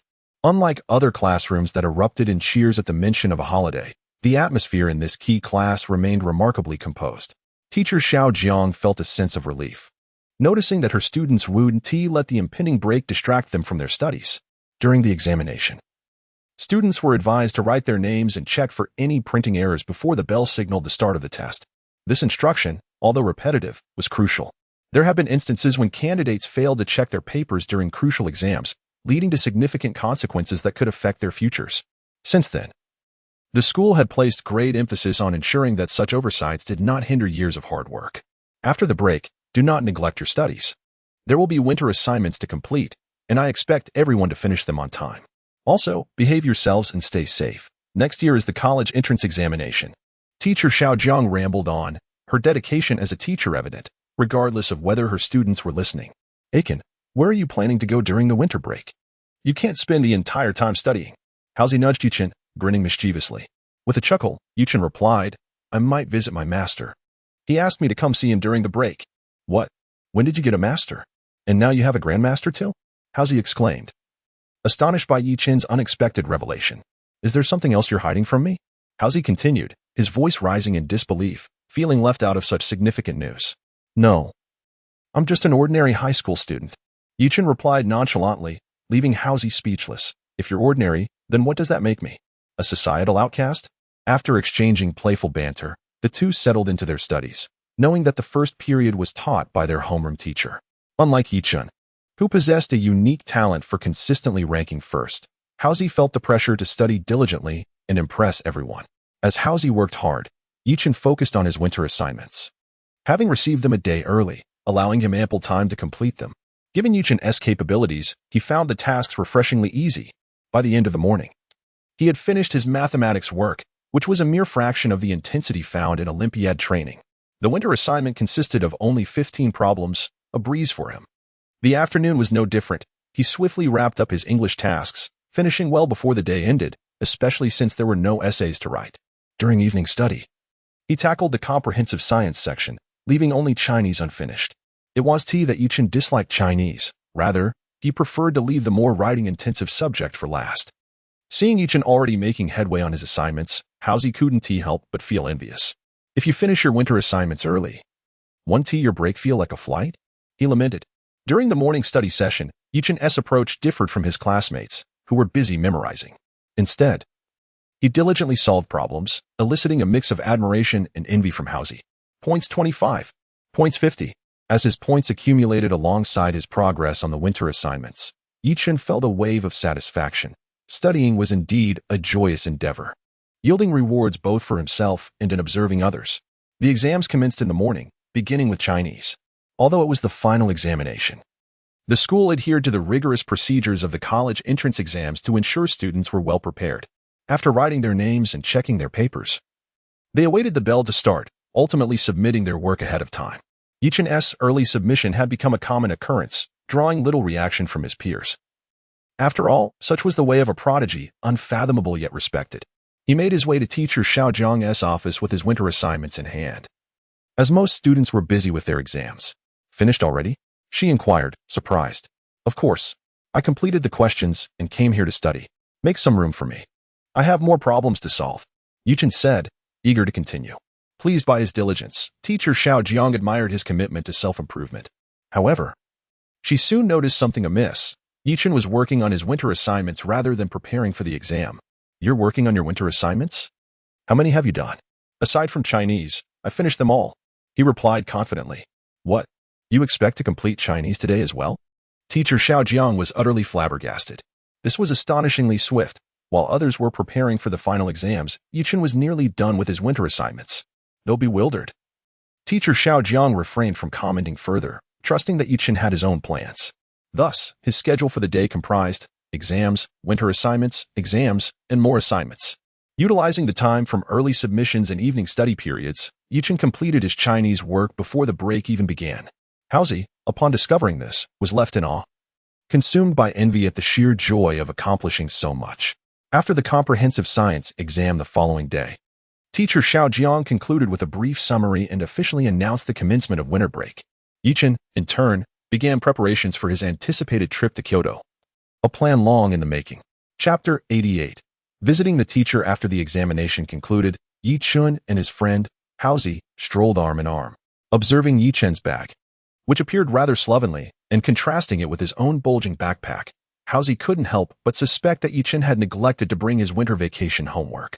Indeed, this was the case. Not only had he forgotten his assignments, but he had also left behind his books. After all, residing within the school premises meant that, despite the winter break, the institution remained open for those eager to learn, such as the educational tradition of No. 5 High School, which fervently aspires for progress. Upon returning home, Yi Chen tidied up his rented space, organizing his belongings. Suddenly, a notification chimed. Mission accomplished. Reward issued. 10,000 points. Perplexed, Yi Chen hastily checked the system and realized he had completed a task for teacher Jiang, likely leading to an increase in her points as well. With a sense of satisfaction, he embraced the unexpected delight. System, display the panel. System panel, host, Yi Chen, physique, S, mentality, S, high school knowledge, S, max level skills, photographic memory, mental arithmetic. Dual focus, basketball, A, 9100, singing, B, 8100, calligraphy, S, 8100, painting, B, 9100, dancing, B, 2100, public speaking, C, 5100, taiji, B, 7100, violin, C, 0100, special skill, luck, points, 23. For 100, gazing at his attributes, Yi Chen felt a wave of nostalgia. It had been less than a year since he arrived in this world, transforming from a mere novice to someone with notable achievements. Feeling a sense of contentment, he decided to further organize his living space. Yi Chen's modest abode was not expansive, yet it sufficed for him. With recent accolades bolstering his finances, he opted to refrain from cooking. His quarters primarily housed toiletries, a change of clothes, and bedding. There were hardly any study materials, as he resided in a school-arranged accommodation conveniently close to the classrooms. After washing his clothes and cleaning his shoes, the clock struck 11. And Yi Chen's stomach began to grumble. It was time for a meal. He grabbed the trash and ventured out in search of food. The vicinity of the school boasted numerous small eateries, and with the holiday in full swing, many parents were picking up their children, creating a slight traffic jam. Initially intending to dine in the cafeteria, Yi Chen discovered it was closed for the holiday. Thus, he was compelled to seek nourishment outside. Fortunately, the congestion did not hinder his journey, for he walked rather than drove, and the restaurants were merely a short distance away. Yi Chen favored the delightful dish of huamen chicken and ordered a generous portion. Boss, a large serving of medium spicy huamen chicken with potatoes and enoki mushrooms, please. Sure thing. That'll be 17 yuan. Yi Chen paid in cash, feeling somewhat affluent. After all, 16 yuan for chicken and 0.5 yuan for side dishes was remarkably economical by modern standards. Yet, for Yi Chen's former self, such prices had once felt exorbitant, leaving him to subsist on boiled noodles alone. Now, however, he reveled in his newfound circumstances. With the system aiding me, I need not worry about basic necessities. And my living conditions have improved. What a blessing. As he savored his meal, sweat beaded on his forehead from the spicy dish. Despite the chill in the air, Yi Chen felt no discomfort, buoyed by his youthful vitality. After purchasing some fruit, he hailed a taxi to visit Teacher He, as the invitation date was rapidly approaching. Teacher. Upon hearing Yi Chen's voice, Director He hastily welcomed him to sit. He was quite pleased with this disciple. Little Teacher He also cheerfully bounced out, eager for companionship amidst her solitude, curious if Yi Chen had any intriguing tales to share. She had heard whispers of his impending trip to Kyoto. And how could she miss such excitement? Have you eaten, Chen? She inquired. Yes, teacher, I have, he replied. Good. It's quite cold outside today. With a sigh of relief, Director He continued, since your holiday has commenced, let's plan a trip to Kyoto. I will accompany you. The calligraphy convention has a packed agenda.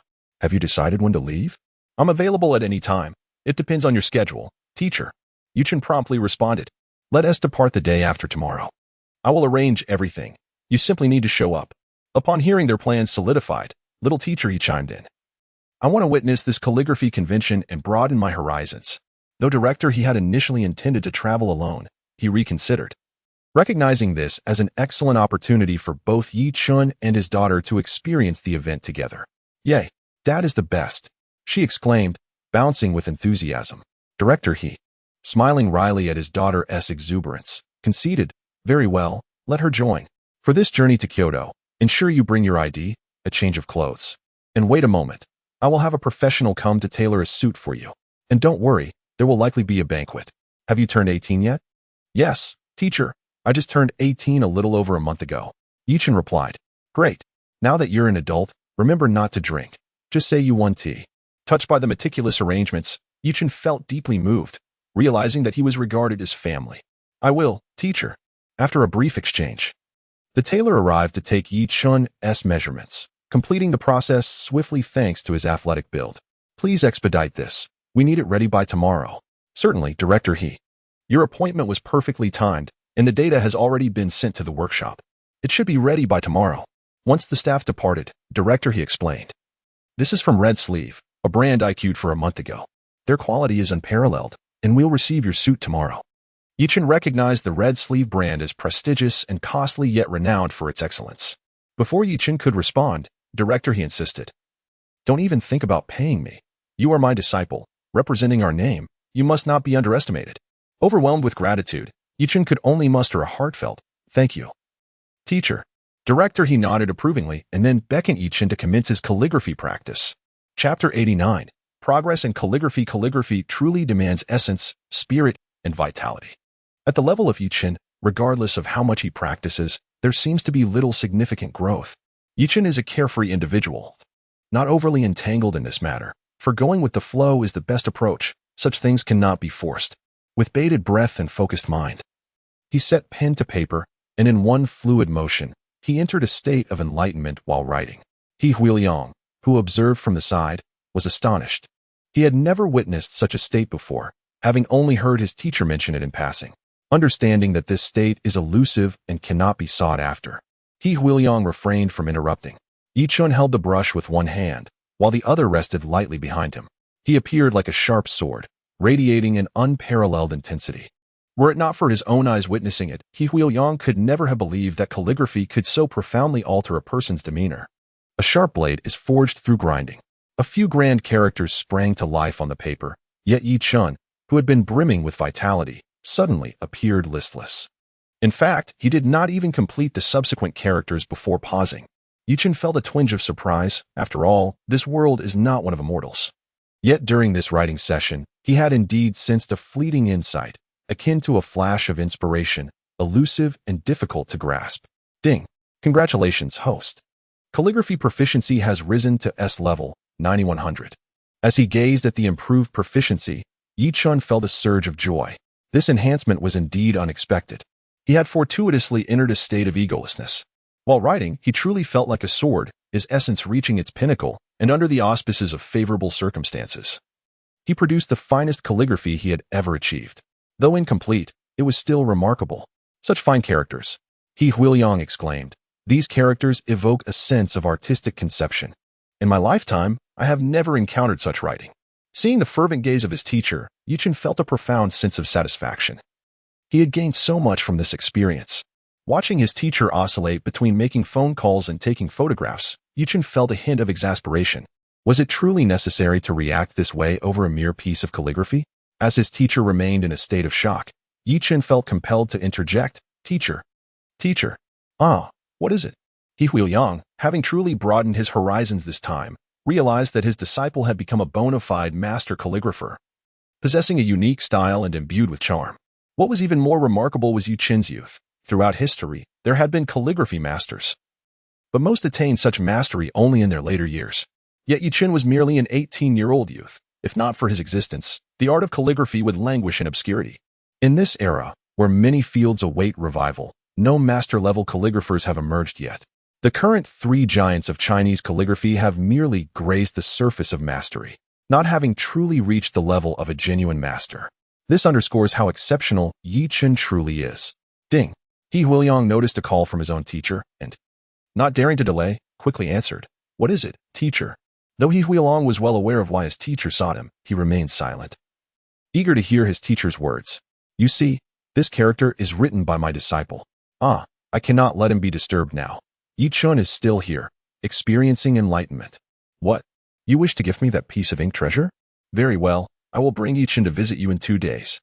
Do not forget to prepare a gift. After all, this is your grand disciple. Beep, beep, beep. Listening to the dial tone, He Huiliang felt a wave of exasperation.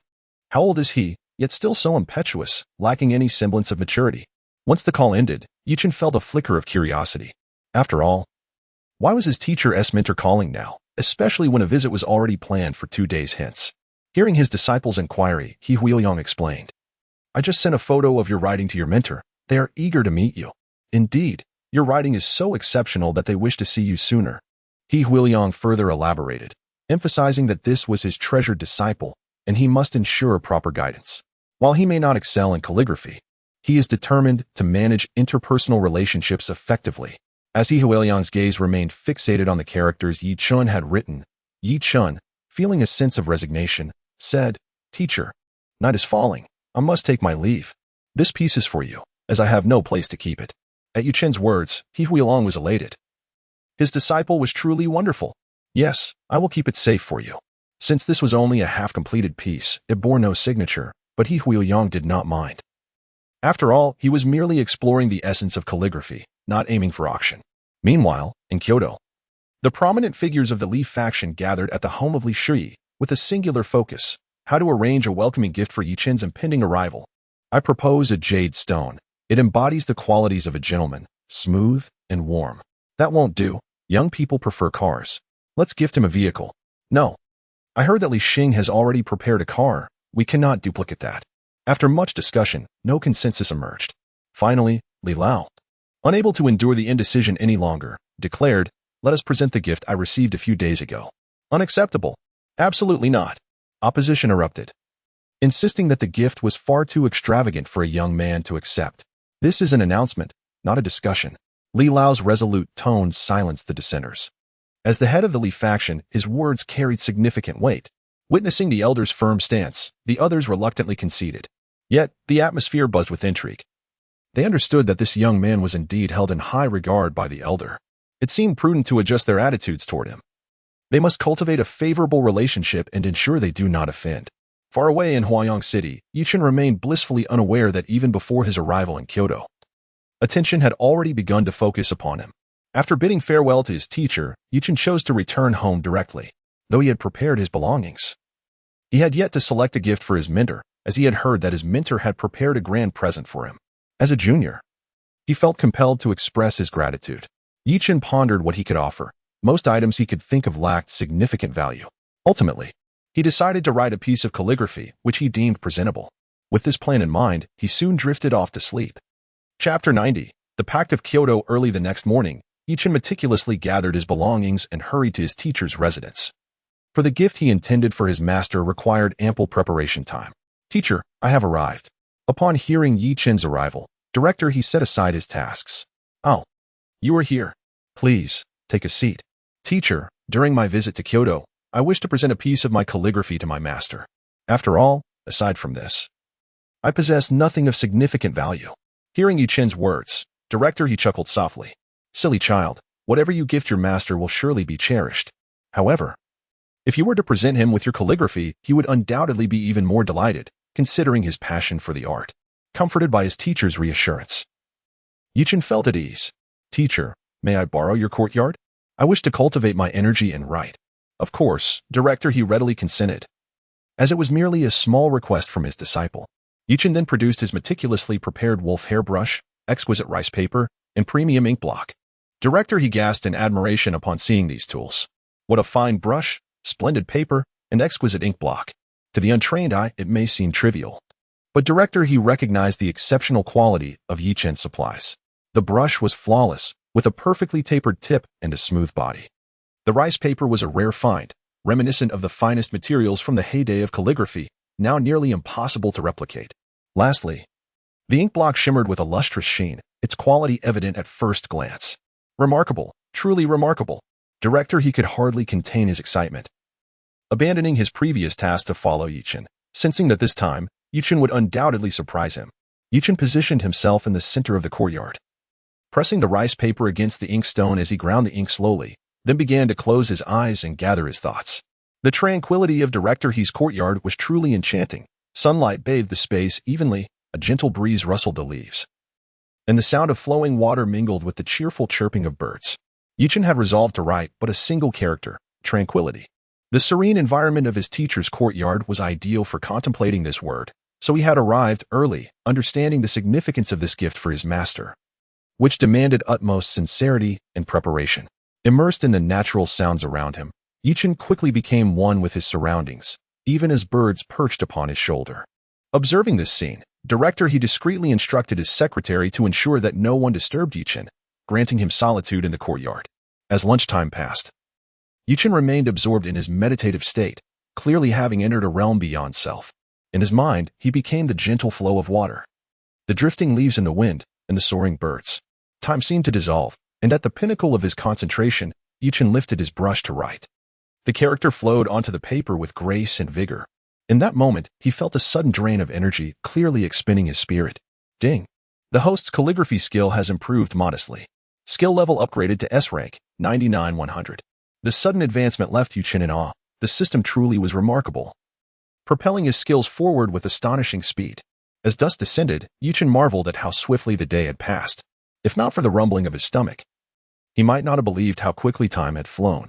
Noticing Chen had completed his task, he approached with a scroll, ready to assist in preserving the calligraphy, as he was an expert in this field. After arranging for a meal for Chen, he encouraged him to eat while he admired Chen's work. Coincidentally, Chen's custom attire had arrived. Little teacher, he urged him to try it on, and Chen complied. When he emerged in the outfit, he astounded little teacher. You look incredibly dashing. With your refined demeanor, tall stature, exquisite features, fair complexion, and confident, sunny smile, you could easily pass for a celebrity.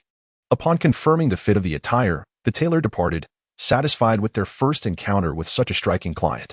Once the meal was prepared, Chen changed back into his regular clothes, prompting playful banter from little teacher. Oh my, little Chen, you are so handsome. I shall find you a match. It will surely be a perfect union. I only wish to focus on my studies. After Chen finished his meal and noticed that he had yet to return, he ventured over to check. Seeing his teacher lost in thought, Chen gently called out, Teacher, are you all right? What has happened to me? He exclaimed, awakening from his reverie, clearly having been lost in contemplation. However, after being reminded, he quickly regained his composure and efficiently secured the calligraphy, ensuring it remained undamaged, knowing how precious it was. Though he had prepared a room for Chen at his home, Chen opted to return to his own residence, citing his need to gather his belongings. He did not press the matter but reiterated the importance of safeguarding the calligraphy, emphasizing its value. Chen found this amusing, knowing he could simply store the scroll in his system space to prevent any damage. Upon returning home, he soon fell into a deep slumber, having exhausted his energy from the day's meditation and writing. However, the following morning, Chen awoke revitalized, had breakfast, and set off for his teacher's home. As today marked the journey to Kyoto, the trip was uneventful, and by 8 o'clock, they boarded the high-speed train to Kyoto, accompanied by little teacher. Observing the gleam of pride in her eyes, Chen sensed that their adventure in Kyoto might not be without its challenges. The train journey was swift, and they soon arrived in Kyoto, where a designated driver awaited them, swiftly transporting Chen and his companions to his master's residence. It must be said that individuals with a penchant for calligraphy share a similar taste. His master's home was a quintessential garden-style villa, boasting beautiful scenery and unique architecture. The courtyard of his master was considerably larger than that of his teacher, adorned with ornamental rocks and water features, enhancing its beauty. Before long, Chen and his companions entered the house. As a younger generation member, he followed his teacher's lead in greeting others, weaving through layers of guests until they reached Uncle Li, the esteemed elder. Chapter 91. A Stunning Gift. Mr. He, the president, was the first to greet. After all, among the three, he was the leader. Well, please sit down. This must be Xiao Chen, a truly remarkable young man. Greetings, master. I am Chen. Chen replied respectfully. And I am here too, master. Little teacher, he was not to be outdone, recalling how master had once cradled her as a child. Haha. Little Yi, how you've transformed. Truly, a beauty blossoming with age, even I hardly recognize you. Little teacher, he beamed, pleased by the compliment, especially since she had not visited master in quite some time. The praise brought her joy. Indeed, it had been long since her last visit, partly due to residing in a different area, and partly because she preferred company over solitude, finding the gatherings of calligraphy enthusiasts rather dull. Master, during this visit, Chen has brought you a gift. Upon hearing of the gift, Mr. Li's eyes sparkled. Haha, the youth truly shows filial piety. Unlike you who brought nothing when you apprenticed under me. As an elderly gentleman, Mr. Li felt a great sense of happiness upon receiving a present from a younger generation. It is human nature. The older one gets, the more one cherishes being remembered. Mr. Li suddenly felt a pang of guilt. He hadn't brought a gift for the elder this time. After some reflection, he decided to let it go. Considering he visited every month and had previously taken some calligraphy work left for him by Chen, that old man was quite mischievous. Chen, holding his gift with utmost reverence, presented it to Mr. Li. Upon seeing the calligraphy piece, especially handed over by Chen himself, Mr. Li's interest piqued. Is this a calligraphy work? Indeed. Chen confirmed. Mr. Li's curiosity heightened. He was aware of Chen's talent, a veritable master in the art of calligraphy. In his long life, Mr. Li had never encountered such a prodigy, someone who had reached the pinnacle of calligraphy at such a young age. As one of the three giants in the realm of Chinese calligraphy, Mr. Li humbly acknowledged that he could not compare to Chen's mastery. This was not flattery, but a simple truth. He could not measure up. Though Mr. Li possessed a well-deserved pride as a distinguished figure, he harbored no jealousy or desire to undermine the younger generation. Rather, he admired their talents. Without further ado, Mr. Li took several key figures from his faction to his guest room, as appreciating calligraphy demanded a serious demeanor. Once in the guest room, Mr. Li did not hastily unveil the calligraphy work. Instead, he first composed himself, waiting for his energy and spirit to reach their peak. Slowly, he unfolded the artwork, while those around him held their breath, too awed to make a sound. As the piece was revealed, a single character, Serenity, came into view. Mr. Li, being the foremost among them, except for Chen, was the first to immerse himself in its profound essence. Like a gentle breeze brushing past, like all things flourishing. Like a day transitioning into night, like the harmony of heaven and earth. In that moment, no one uttered a sound. All were enraptured by the essence of calligraphy. When everyone regained their senses, they observed Mr. Li grinding ink, eyes closed in meditation. At this moment, silence reigned, as it was clear Mr. Li had grasped something profound from the piece. After about 15 minutes, Mr. Li picked up the brush, dipped it in ink, and began to write on the unfurled paper. His strokes flowed smoothly, his speed steady, eyes sparkling with intensity, tranquility, and action. For large characters sprang to life on the paper. Congratulations, Master, on making further progress in your calligraphy. Mr. He was the first to react, recognizing the astonishing nature of Chen's work, and it seemed that Mr. Li had reached a masterful level. However, uncertain of his assessment, he opted for a more conservative congratulation, wishing Mr. Li continued progress, which seemed appropriate. Congratulations, Master, on further advancing your calligraphy.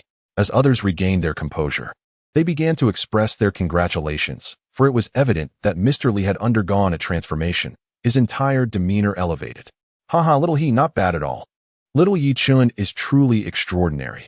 Thanks to your calligraphy, I have officially entered the realm of calligraphy masters. Bring forth the gift I prepared. The members of Mr. Li's faction erupted in cheers, realizing that their sect was on the verge of soaring to new heights. Among the existing calligraphy masters in China, none had yet attained the status of a true master. Though Chen had reached it, his youth and lack of fame diminished the impact compared to Mr. Li's breakthrough. At this moment, Chen felt a surge of anticipation, for his master had mentioned that he had prepared a remarkable gift for him. Before long, someone arrived with a beautifully wrapped gift box beside Mr. Li. Straightening his attire, Mr. Li solemnly stated, presenting to Li Pai's Chen, of exemplary character and exceptional talent. Deemed favored by heaven, I bestow this gift, hoping you remain true to your beginnings. Chen accepted the box with both hands. Glancing at his master and then at his teacher, hesitating whether to open it, Mr. Li urged, go on, take a look. Chen opened the box to find a land deed lying quietly within. Uncertain of its significance, Chen looked to his teacher for guidance. Noticing Chen's reaction, He examined the gift, realizing that Chen clearly did not comprehend the value of what he had received. Upon seeing the contents of the box, He was taken aback. Wait, isn't this the estate master just acquired? He was boasting about it not long ago. This property is priceless. And now it's given to Chen? Master, is this gift not a bit too extravagant? Chen is still young. Consider this. Enough of your fussing. A gift from an elder should not be refused. Little Chen accepted. Chen, glancing between his master and teacher, felt utterly perplexed about whether to accept the gift. Just accept it. He sighed. Since it was the master's decision, it must be accepted. However, he felt a twinge of envy at the extravagant gift. He truly wondered what the master was thinking in presenting such a gift, and the others around him remained silent, which only deepened Mr. He's curiosity. Something felt amiss, very amiss. Chapter 92. The astonished Yi Chen.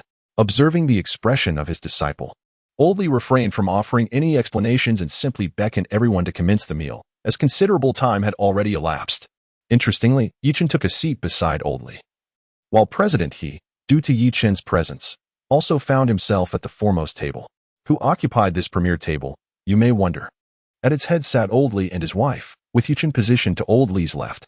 The remainder of the table comprised Old Li's eldest son, Li Qiushen, his second son, Li Qiushi, his foremost disciple, Zhao Dongyang, his second disciple, Wang Qinian, and his junior disciple, He Haoyang, totaling 8 individuals. This seating arrangement clearly illustrated Old Li's fondness for Yi Chen. Following the lunch, Old Li instructed Yi Chen to explore his private courtyard and gently reminded him not to forget the evening's welcome banquet. One must commend the efficiency of having a steward. After the meal, Yi Chen and his companions were promptly escorted to the courtyard. Upon entering, Yi Chen was utterly astonished. The courtyard was simply immense. It featured rock formations, water features, a central garden, and pavilions, exuding an air of classical opulence reminiscent of a private garden. Once inside, the steward arranged for someone to take down Yi Chen's information and facilitate the transfer of property documents with remarkable swiftness, leaving Yi Chen utterly speechless. Although he had encountered numerous grand spectacles before, this time, he found it hard to contain his awe, leaving him dazed throughout the afternoon. It was only when his teacher called for him that he snapped out of his reverie, realizing the significance of such a gift. President, he felt somewhat disheartened. The treatment from the teacher was indeed markedly different. Having been a disciple for so many years, he had never experienced the grandeur of a private villa in the capital. While Yi Chen arrived to a private garden as a starting point, it was truly infuriating. If other senior brothers heard this, they would undoubtedly rush to console President He. What did he mean by the teacher treating him differently? The teacher's fondness for his youngest disciple was evident, while the rest of them had received little in terms of benefits. Would Yi Chen have been entitled to such an estate were it not for the teacher's favor? Moreover, while Yi Chen could come to visit the teacher at will, the rest of them rarely dared to approach him outside of calligraphy gatherings. Shifting back to Yi Chen, he felt somewhat helpless. The gift was indeed far too extravagant, and he had not anticipated such generosity from his master. Nevertheless, he was genuinely thrilled. This was beyond delightful, simply unbeatable. The house was exquisitely decorated, and he was exempt from paying property management fees and utility bills. With a dedicated steward to cater to his needs, he could even profit from the property. The steward mentioned that, with the homeowner's consent, arrangements could be made for tourists to visit, and even accommodate guests, with the revenue shared in a 70-30 split. This meant that Yi Chen could essentially live a life of ease for the rest of his days. The teacher's gift indicated how much he valued Yi Chen. However, he cautioned, the Li faction was a significant entity. The teacher's affection meant that many would seek to curry favor with Yi Chen, and he needed to be mindful, as this could lead to some complications, albeit with no malicious intent. President, he spoke earnestly, concerned for Yi Chen, wishing to spare him from the pitfalls he had encountered in his own journey. Rest assured, teacher, I will remain vigilant, Yi Chen replied confidently. Besides, I have you to guide me. Despite his lack of extensive experience, Yi Chen felt no anxiety.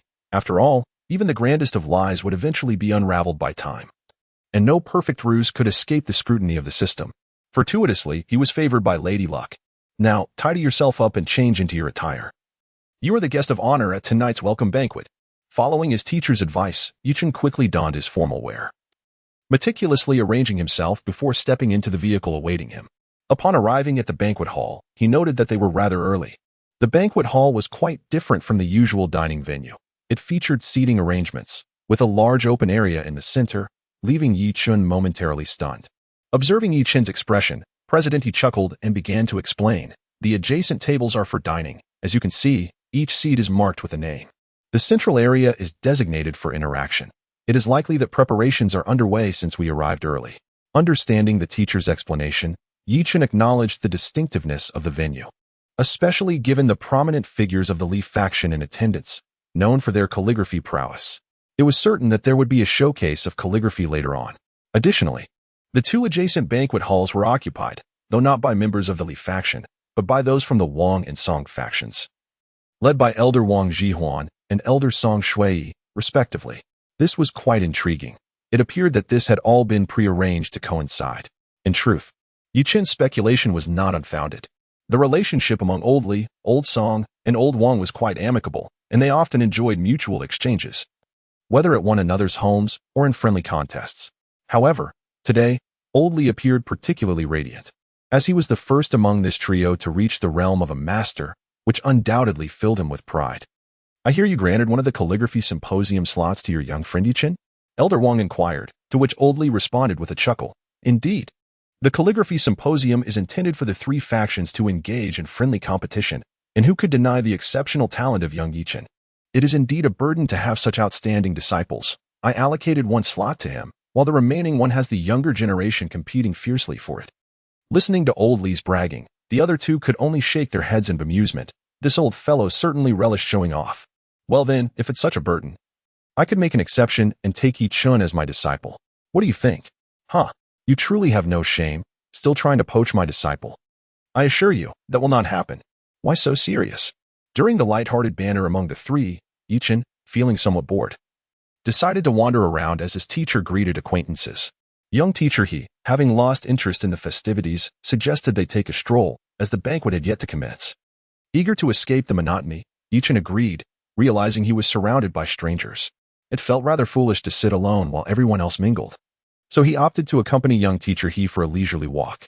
Upon entering, Chen noticed an entertainment area designed to help guests pass the time, albeit filled with activities favored by young ladies.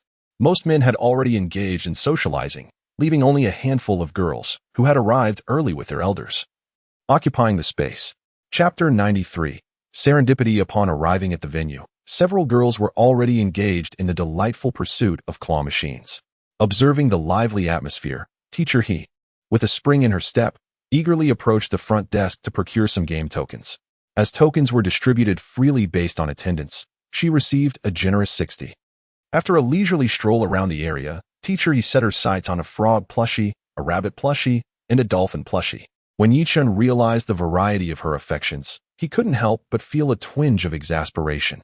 After all, could she possibly catch them all? As predicted by Chen, teacher He managed to snag only one plushie, casting a rather pitiful glance in his direction. What could Chen do but exchange some of his own tokens to assist her? Upon witnessing his kind gesture, teacher He leaped with joy. Yet when he handed her the tokens, she insisted he take the opportunity to play instead. In her eyes, Chen was still a child, untouched by the burdens of adulthood, and thus should relish in the joys of life. Understanding her intent, Chen grasped the tokens and began his search for a target. To the astonishment of onlookers, he played with remarkable skill. With 2 tokens at a time, he first targeted the frog plushie, which teacher He had struggled to catch. Adjusting his angle, he pressed the button, and the mechanical claw descended slowly. Teacher He observed Chen's technique, thinking to herself that he was clearly a novice. His angle was far from promising. However, when he miraculously emerged with 2 plushies, her astonishment was palpable. "My goodness, you're incredible, Chen. 2 at once. Impressive. Just luck," he replied, moving on to the dolphin plushie. Again, he inserted 2 tokens, maintaining the same angle. From teacher He's professional perspective, the odds were still against him. Yet, in an unexpected twist, the claw failed to grip properly, but managed to snag the toy tag, flinging it out just before it could drop. Although the technique was rather clumsy, he had indeed succeeded. Teacher He was left to ponder whether this was a manifestation of a beginner's luck. Glancing at the remaining tokens, Chen decided to continue playing, as there was still ample time. With all the plushies teacher He desired now in hand, he mused about seeking out more intriguing toys for his room. He made his way to a box containing panda plushies, where 2 girls were already attempting to catch them. "Yuyan, I've made my choice. I shall capture this national treasure plushie," he declared. "Sounds good. I like it too." As others were already engaged in the game, Chen patiently waited. Shortly after, teacher He joined the 2 girls, exclaiming, "Wow, this panda looks amazing, but it seems quite difficult to catch." Before long, the trio was engrossed in animated discussions on how to secure the plushies, yet after much commotion, none had succeeded. Sigh. Our little Chen is quite the expert at this. Let us have him give it a try. With that, the 3 turned, and Chen's heart raced as he caught sight of their faces. Could this be the sensation of love at first sight? Having never had a girlfriend in his past life, he suddenly felt a rush of warmth. Before him, one girl had cascading black hair that framed her elegant features, her eyes shimmering like autumn waters, embodying an ethereal grace. The other was tall and slender, her smooth hair cascading over a delicate face adorned with charming, rosy cheeks. And then there was Teacher He, who was, well, simply beautiful. The two girls, oblivious to Yi-Chen's blushing, found themselves blushing instead. From their perspective, Yi-Chen appeared strikingly handsome, with sharp features and an air of sophistication reminiscent of a protagonist from a novel, fulfilling the fantasies many harbored. The two enchanting ladies were Wang Yuyan and Song Shuero, both new acquaintances of Yi-Chen. This is my junior, Yi-Chen. You should get to know each other. Teacher He, ever the eloquent language instructor, seamlessly introduced everyone. Hello, I'm Yi-Chen. It's a pleasure to meet you. He greeted. The three girls responded with laughter. Little Chen, your introduction is quite formal. Despite the light-hearted banter, they soon encouraged Yi-Chen to take his turn at the claw machine. After all, engaging in awkward small talk was less than ideal. Without further ado, he began inserting tokens. Aware that the plushies were notoriously difficult to catch, not just due to their size, but also the machine's grip strength. Observing Yi-Chen's fervent attempts, Teacher He was left speechless. Had he truly inserted all his tokens without a second thought? Unfazed, Yi-Chen adjusted his position, pressed the confirmation button, and watched as the mechanical claw wobbled downwards, emerging triumphantly with a plushie. Wow, that is impressive, gasped the three girls.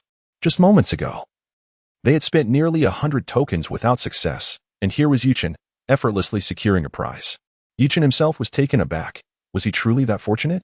He continued with another attempt, and once more, he succeeded in catching a panda plushie. The shock was genuine. Perhaps the first catch had been luck. But to repeat such success was extraordinary. Just as he began to feel the weight of attention, he landed yet another plushie. Realizing the situation was becoming suspicious, Yi-Chen decided to halt his endeavors after catching 4 plushies, one for each of them. As he noticed the girls gazing at him with admiration, he felt compelled to speak up. Teacher, he knows my background. I've received awards in competitions. Catching plushies is merely a matter of mechanics. Upon hearing his explanation, Teacher He quickly recalled Yi-Chen's accomplishments. Indeed, he was the winner of the international competition. This is a piece of cake for him. The two girls were left astounded. You are the renowned Yi-Chen from this year's competition? Wang Yuyan and Song Shuero exclaimed, their expressions a mix of disbelief and awe. Just then, the sound of a phone alarm interrupted their conversation.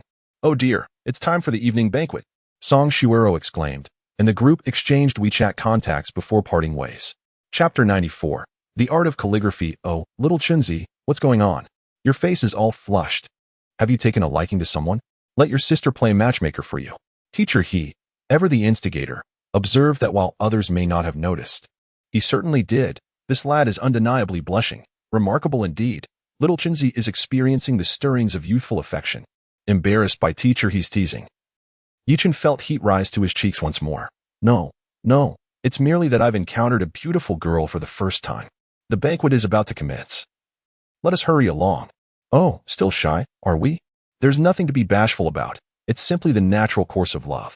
As Teacher He continued to chatter away, Yi-Chen quickened his pace, relieved by the short distance ahead. Otherwise, Teacher He would surely have speculated on what name Yi-Chen might choose for his future child. Seated towards the front, Yi-Chen soon parted ways with Teacher He, who lingered behind. Yi-Chen settled into his seat, surveying the surroundings. The teachers were busy greeting others, and he hardly recognized anyone at his table, though there was a familiar face nearby. Indeed, it was Li Xing, the one who had come to support Yi-Chen earlier. Little Master Uncle, you have arrived. Yi-Chen greeted, mindful of his junior status and his limited acquaintances. Li Xing, taken aback by Yi-Chen's presence, replied, I thought I had already esteemed you highly enough, yet it seems I underestimated you. Confused by his master's words, Yi-Chen pondered, what did he mean by this? What was it that he had miscalculated? Noticing Yi-Chen's bewilderment, Li Xing elaborated, do you comprehend the significance of your current position? Yi-Chen glanced at his seating arrangement and found it rather unremarkable. It was merely an ordinary table. What could be so special? Thus, he shook his head in response. Seeing Yi-Chen's genuine lack of understanding, Li Xing continued, your position may seem trivial, yet it holds weight, for you are seated next to elderly, and being to his left is of utmost importance. This seat has remained vacant for years. Only those deemed worthy to lead the Li faction may occupy it. Now do you understand? Ah, isn't that a bit exaggerated? What can a seat truly signify? Observe the individuals around you, and you shall comprehend. As the first to form a connection with you, I may even reap some benefits. Yi-Chen scanned the attendees. astonished to find that many eyes were indeed fixed upon him, occasionally whispering and gesturing in his direction. Suddenly, his phone vibrated. Before he could check the message, it buzzed again, leaving Chen perplexed. He had only a handful of contacts, so receiving 2 messages in such quick succession was unexpected. Upon closer inspection, he discovered it was a message from teacher He. Curiosity piqued, Chen wondered what prompted this communication at such a time.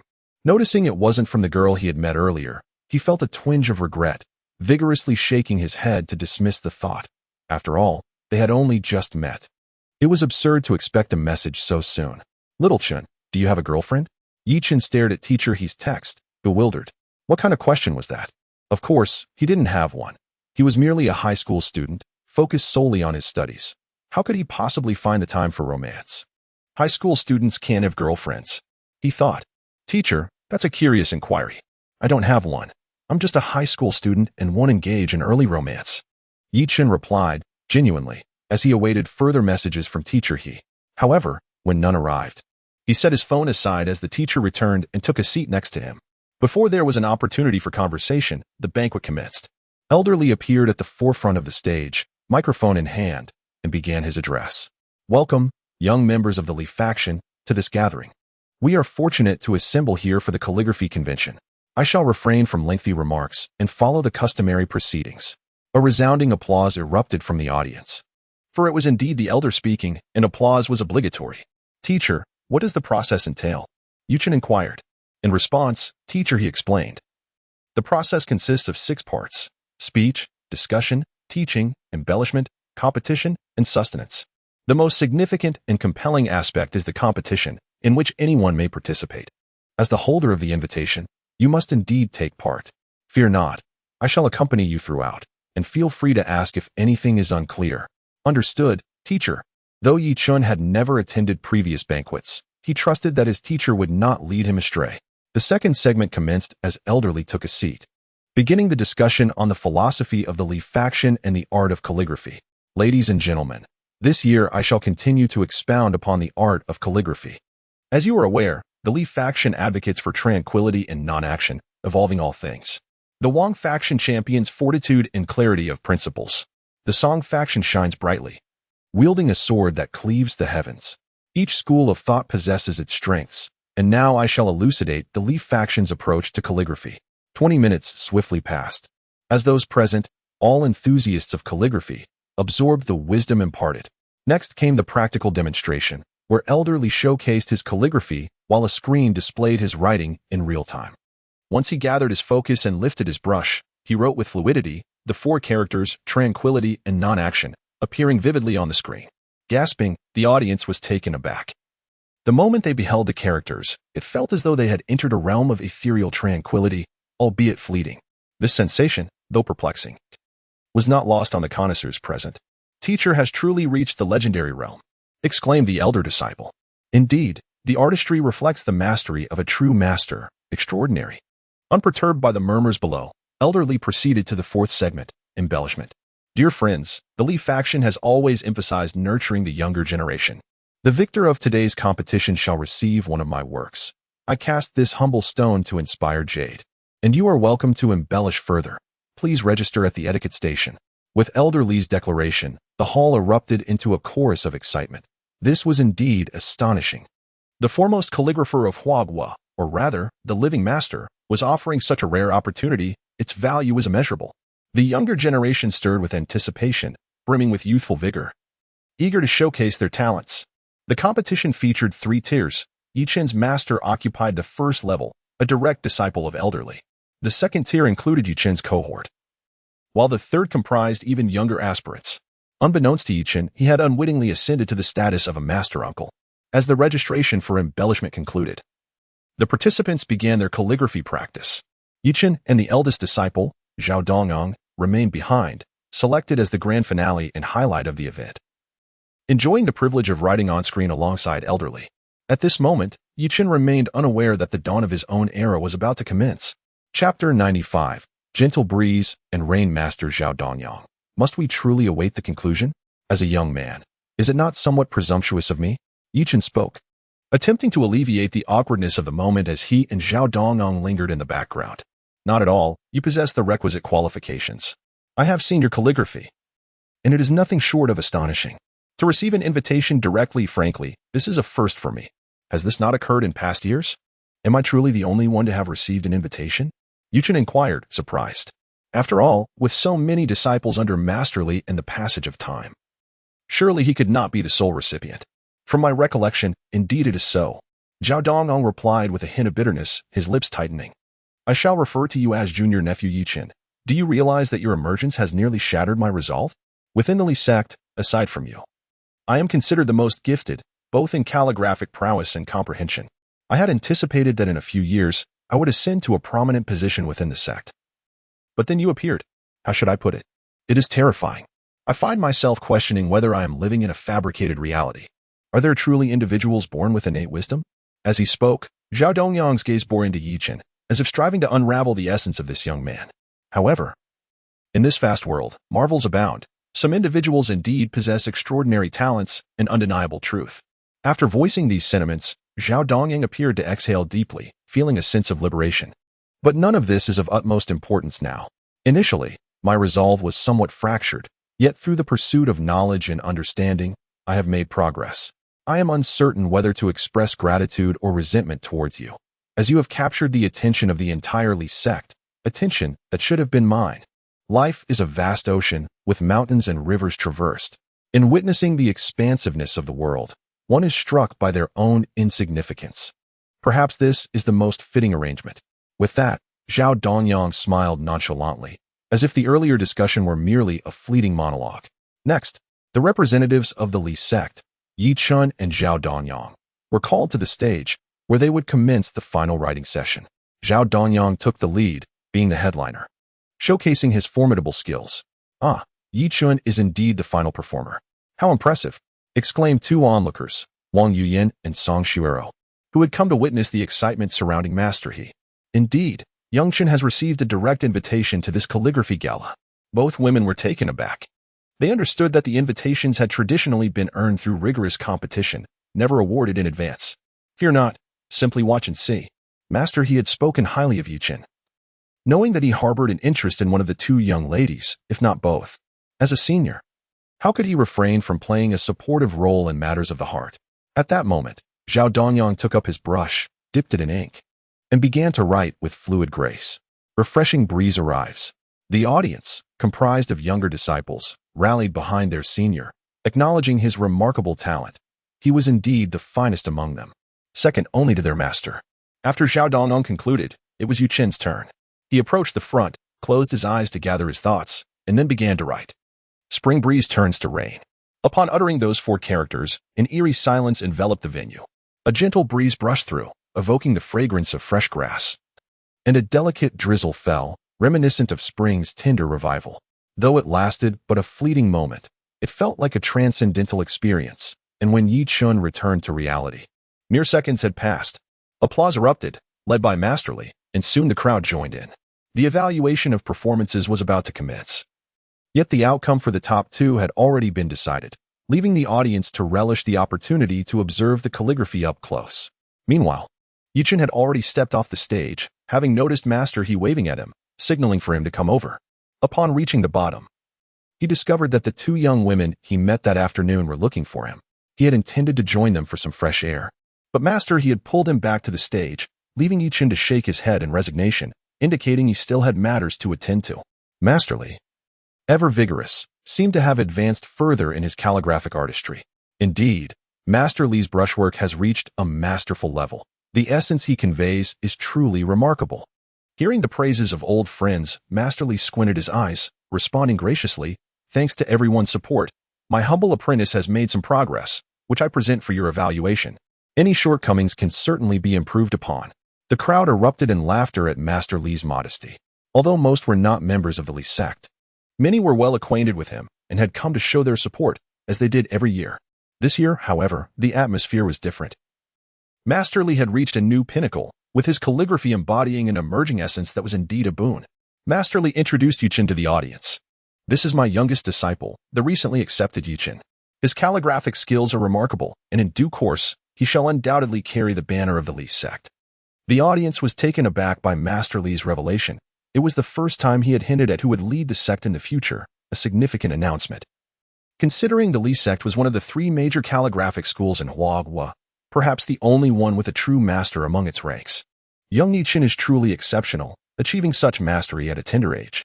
Indeed, witnessing young Ye's calligraphy was like receiving a profound revelation. His skills are evidently well-honed. Amidst the flurry of compliments, Chen responded graciously, feeling no pressure as he addressed everyone as uncle or elder. Yet, internally, he was perplexed. It was clear that Master Li intended to introduce him to the world. Did this imply that he was to shoulder the responsibilities of leadership? Pondering this, Chen dismissed the thought. He had only just arrived in Kyoto, and such recognition seemed unwarranted. Nevertheless, he resolved to follow the guidance laid before him. Chapter 96. The Gears of Fate. Once everyone had finished their admiration, the treasure hunting segment came to a close. Naturally, Chen emerged as the undisputed champion. For his prowess was undeniable. The gifts would not be distributed immediately but would be delivered by professionals after the banquet concluded. Before long, the banquet commenced. And Chen finally exhaled in relief. It was over. The earlier socializing had been quite exhausting, and he found it curious that some individuals appeared to relish the experience. He realized he still had much to learn. Master, is this banquet the final step? Indeed, it can be quite enjoyable. It's just that you young folks may not appreciate it yet. Huichang observed the somewhat naive Chen with a chuckle, recalling his own first experience. He remembered how, when he was first accepted as a disciple by his master, he too had been rather green. Fortunately, he had a mentor to guide him. Otherwise, he would have undoubtedly made countless blunders. Perhaps this was the essence of inheritance, one generation guiding the next. Master, may I step outside for some fresh air after dinner? Of course, but you must wait until your grandmaster departs before you can leave. Leaving prematurely would be disrespectful. Understood, master. I am truly struggling with this social aspect. My head feels quite foggy. Ha ha ha. In time, you will come to love this feeling and find it quite amusing, that you cannot yet perceive it. Chen forced a smile. It was indeed not enjoyable. He decided to wait for the meal instead, as he was quite hungry after all the activity. Once Old Li began to eat, everyone joined in the banquet. Glasses clinked, and representatives from various tables came to toast Old Li, showering Chen with auspicious words that broadened his horizons. However, this did not concern Chen. He had a singular aim: to satiate his hunger. Old Li left the table relatively early, so it was primarily familiar faces exchanging greetings. Chen soon filled his stomach and informed his master before stepping out for some fresh air. Upon seeing Chen leave, Teacher Xiao he quickly sent a message and discreetly followed him. You are the bright moon in the sky, and I am but a young lad here. Having been in this world for nearly half a year, the environment felt familiar, yet the people were strangers. From the initial feelings of confusion and fear to the current state of confidence and fearlessness, Chen couldn't help but reflect. He recalled a line from an ancient poem. King Gojin of you returned after defeating Wu, noble warriors returning home in splendid attire. The palace maids, like flowers, filled the spring hall. Now, only the partridges soar. This encapsulated the sense of disconnection he felt, but Chen's reverie did not last long. As a familiar voice broke through. What are you thinking about, Xiao Chenzi? Turning at the sound, Chen saw Teacher Xiao he bouncing towards him. Nothing much, just a bit contemplative. I feel as though I've experienced a great deal in these past 6 months, almost as if I've aged suddenly. Ah, youth is indeed a blessing. One can endure so much yet remain composed. However, you have indeed faced an extraordinary number of events lately.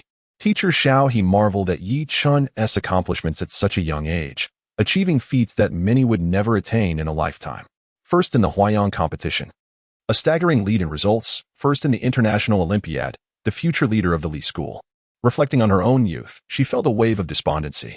Was the gap between individuals truly so vast? Before Teacher Xiao he could dwell further on this, another voice interrupted her thoughts. Teacher Xiao he, is that you? Indeed. It was Wang Yuyan and Song Shuero. After receiving Teacher Xiao's message, they had come out, having finished their meals and feeling a bit bored. The four exchanged greetings and soon began to gossip. Chen, are you truly the representative of the Li school at this calligraphy convention? Of course. Why do you seem so surprised? Chen responded, astonished by their astonishment. Well, you may not know the origins of the calligraphy convention. Each year, the Li Song and Wang schools send their finest disciples for competition, and each school offers substantial prizes for the first place. This is arguably the pinnacle of calligraphy competitions in our nation, aside from the 3 great masters. So, You are among the top calligraphers in the country at such a young age. How could that not astound us? The conversation flowed freely, covering topics from calligraphy to gossip, strengthening their bonds. They planned to explore together since Chen was new to the capital and had a desire to experience the beauty of their homeland during the holiday. Time slipped away as they chatted until Hui-Chang arrived, prompting reluctant farewells. At this moment, Chen remained unaware that the gears of fate had begun to turn in advance. Upon returning home, it was nearing 11 o'clock. Though it was a new house, Chen felt quite at ease, having memorized the routes from earlier in the day. Hui-Chang and teacher Xiao He also chose their respective rooms. As there were several guest rooms arranged by the property staff, all meticulously maintained with regularly changed linens. At that moment, Chen's phone buzzed with messages. Wang Yuyan, have you arrived home, Chen? Chen, yes, and you? Wang Yuyan, I'm home too. Thank you for the plush toy today. It's truly impressive. Chen, no problem. My claw machine skills are unmatched. Next time you need one, just call on me. Wang Yuyan, great. I'll definitely reach out next time. Wang Yuyan, it's getting late. Good night. Chen, good night. Not only that, Chen also engaged in a nearly identical conversation with Song Shuero. Song Shuero, have you reached home? Chen, yes, and you? Song Shuero, I'm home too. I really appreciate your help today. Chen, it's late. Good night. Song Shuero, good night. The three of them, one male and two females, felt a rush of shy warmth, but eventually, they all drifted into peaceful slumber. Little did they know, the tale of youth was about to embark on its journey, and the choices of fate were set to unfold. Chapter 97. The Inherited Breakfast Set. At the break of dawn the following day, Chen rose early, his steady biological clock proving its worth. Although he had not retired to bed particularly early the previous night, he awakened from his slumber, as usual, when the time arrived. Having arrived in Kyoto, Chen was eager to experience the city's vibrant atmosphere. However, before embarking on that adventure, he felt it prudent to engage in some physical exercise. Despite the modest nature of his morning workout, he diligently warmed up and practiced Tai Chi, completing a full set that left him feeling invigorated. Regrettably, the system did not indicate any increase in his Tai Chi proficiency, but Chen was never one to obsess over such progress. Before long, daylight broke, and upon spotting his teacher emerging, Chen's spirits lifted. After all, his mentor frequently visited Kyoto and was practically a local himself. Having him as a guide promised an enriching experience. Good morning, teacher. Seeing Chen up so early, Hui-Chang expressed surprise. Recognizing how rare it was for someone his age to exhibit such self-discipline during a holiday. Good morning. Shall we have breakfast together soon? It would be a perfect opportunity to see Kyoto in the morning light. Absolutely, just let me tidy up a bit. Hui-Chang agreed, feeling a pang of hunger himself. Keen to indulge in some buns. I'll go call Xiaohe. As Chen excitedly dashed off to summon his beloved daughter, Hui-Chang shook his head, bemused.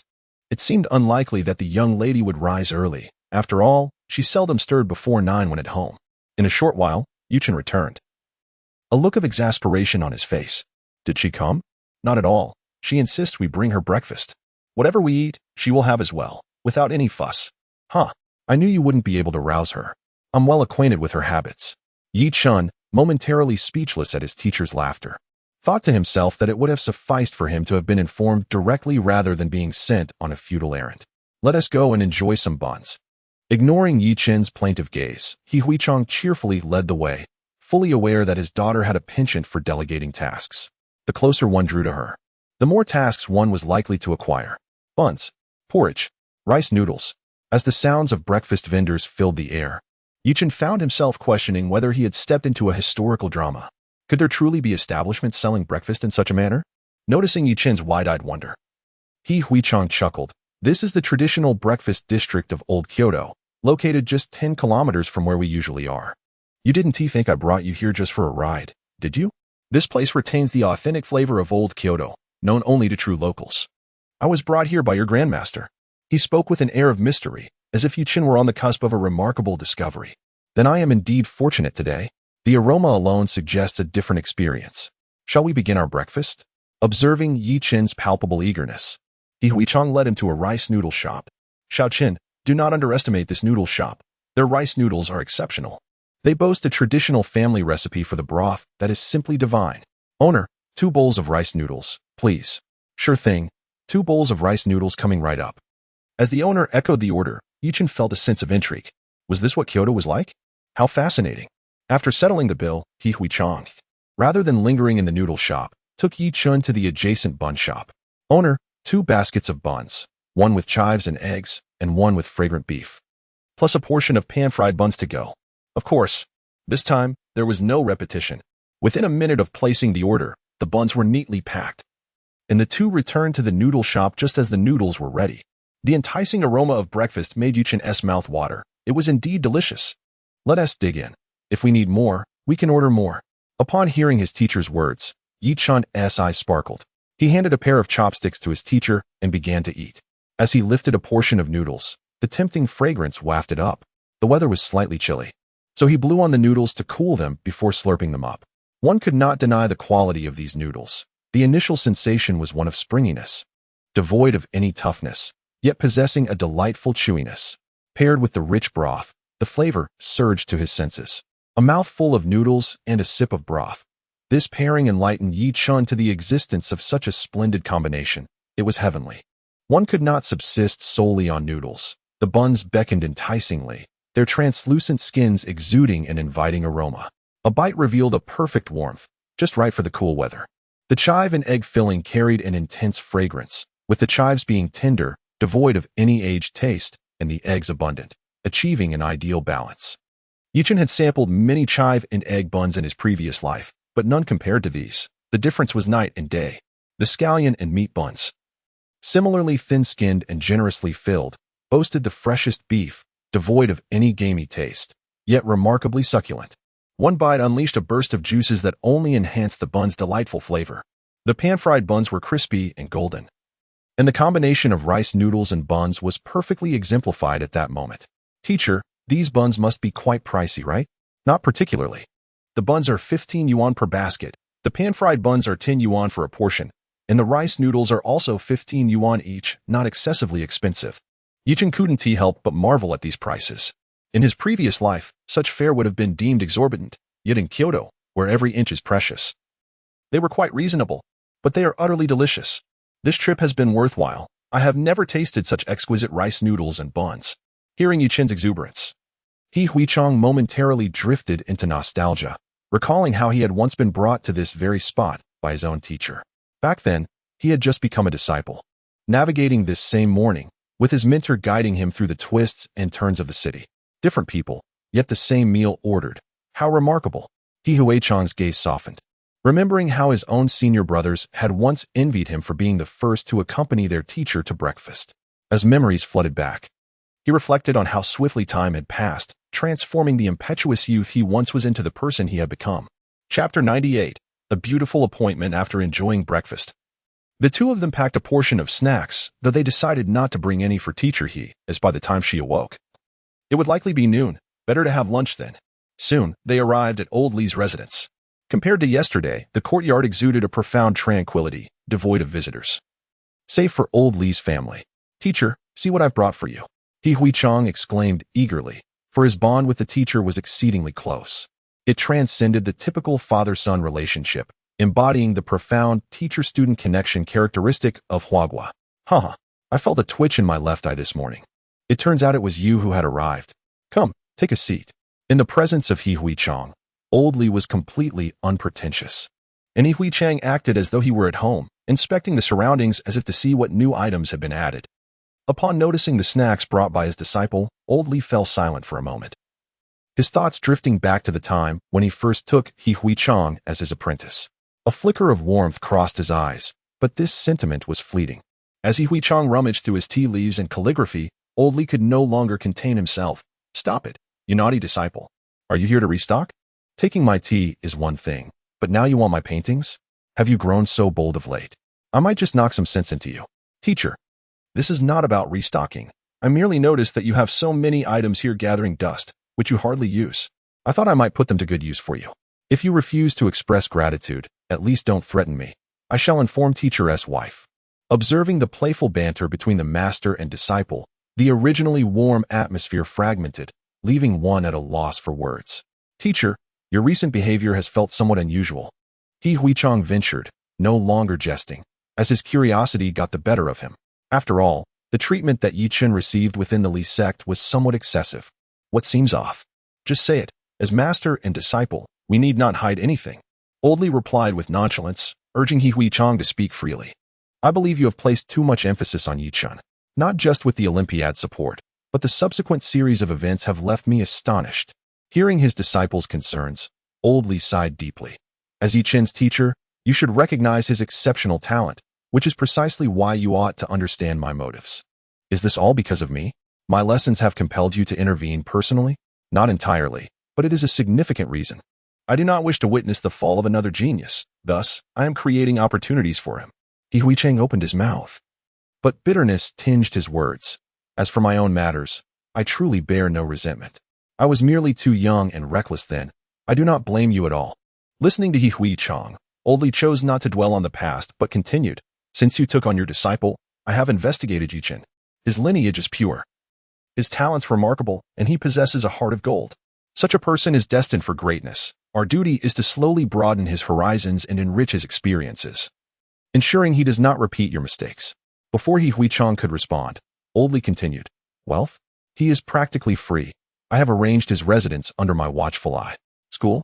I have set it up for him. He may select between cheerful and beta. Status? He has been positioned as the figurehead of the Li sect, and the groundwork is already being laid. Even in terms of companionship, I have asked a few old friends to observe suitable young ladies in the circle, facilitating chance encounters if possible. If not, I shall keep watch. Teacher, don't you think this is a tad overprotective? Of course. Everything proceeds according to Yi Chen's own choices. If he is unwilling, I will not impose. I merely wish to offer him support. You know well, I have always sought to prevent the rise of too many adversaries against Huagua, and I must do what is within my power, for you are a prime example. It remained unclear what the master and disciple ultimately discussed, but when Old Li emerged, his expression was laden with concern, which inevitably stirred anxiety within Yi Chen. However, He Huichang soon shook off this mood, leaving Yi Chen in a state of confusion, as if what he had witnessed moments ago were mere illusions. Come, Xiao Chen, let us return home. In 3 days, the calligraphy gala will commence, and we shall showcase our talents. All right. Seeing that his teacher was truly untroubled, Yi Chen felt relieved, unaware of the tempest that was about to unfold. Upon returning home, as expected, teacher he remained lost in slumber. Yi Chen took a tea set to the courtyard to bask in the sun, for the scenery was enchanting, the sunlight gentle, and the breeze pleasant. A perfect moment to savor. Before long, both of them had closed their eyes, quietly relishing the beauty of the day. Hello, is that Shuero? What is the matter? Yes, he is free too. No problem. Let us meet at 1 o'clock in the afternoon. Okay, goodbye.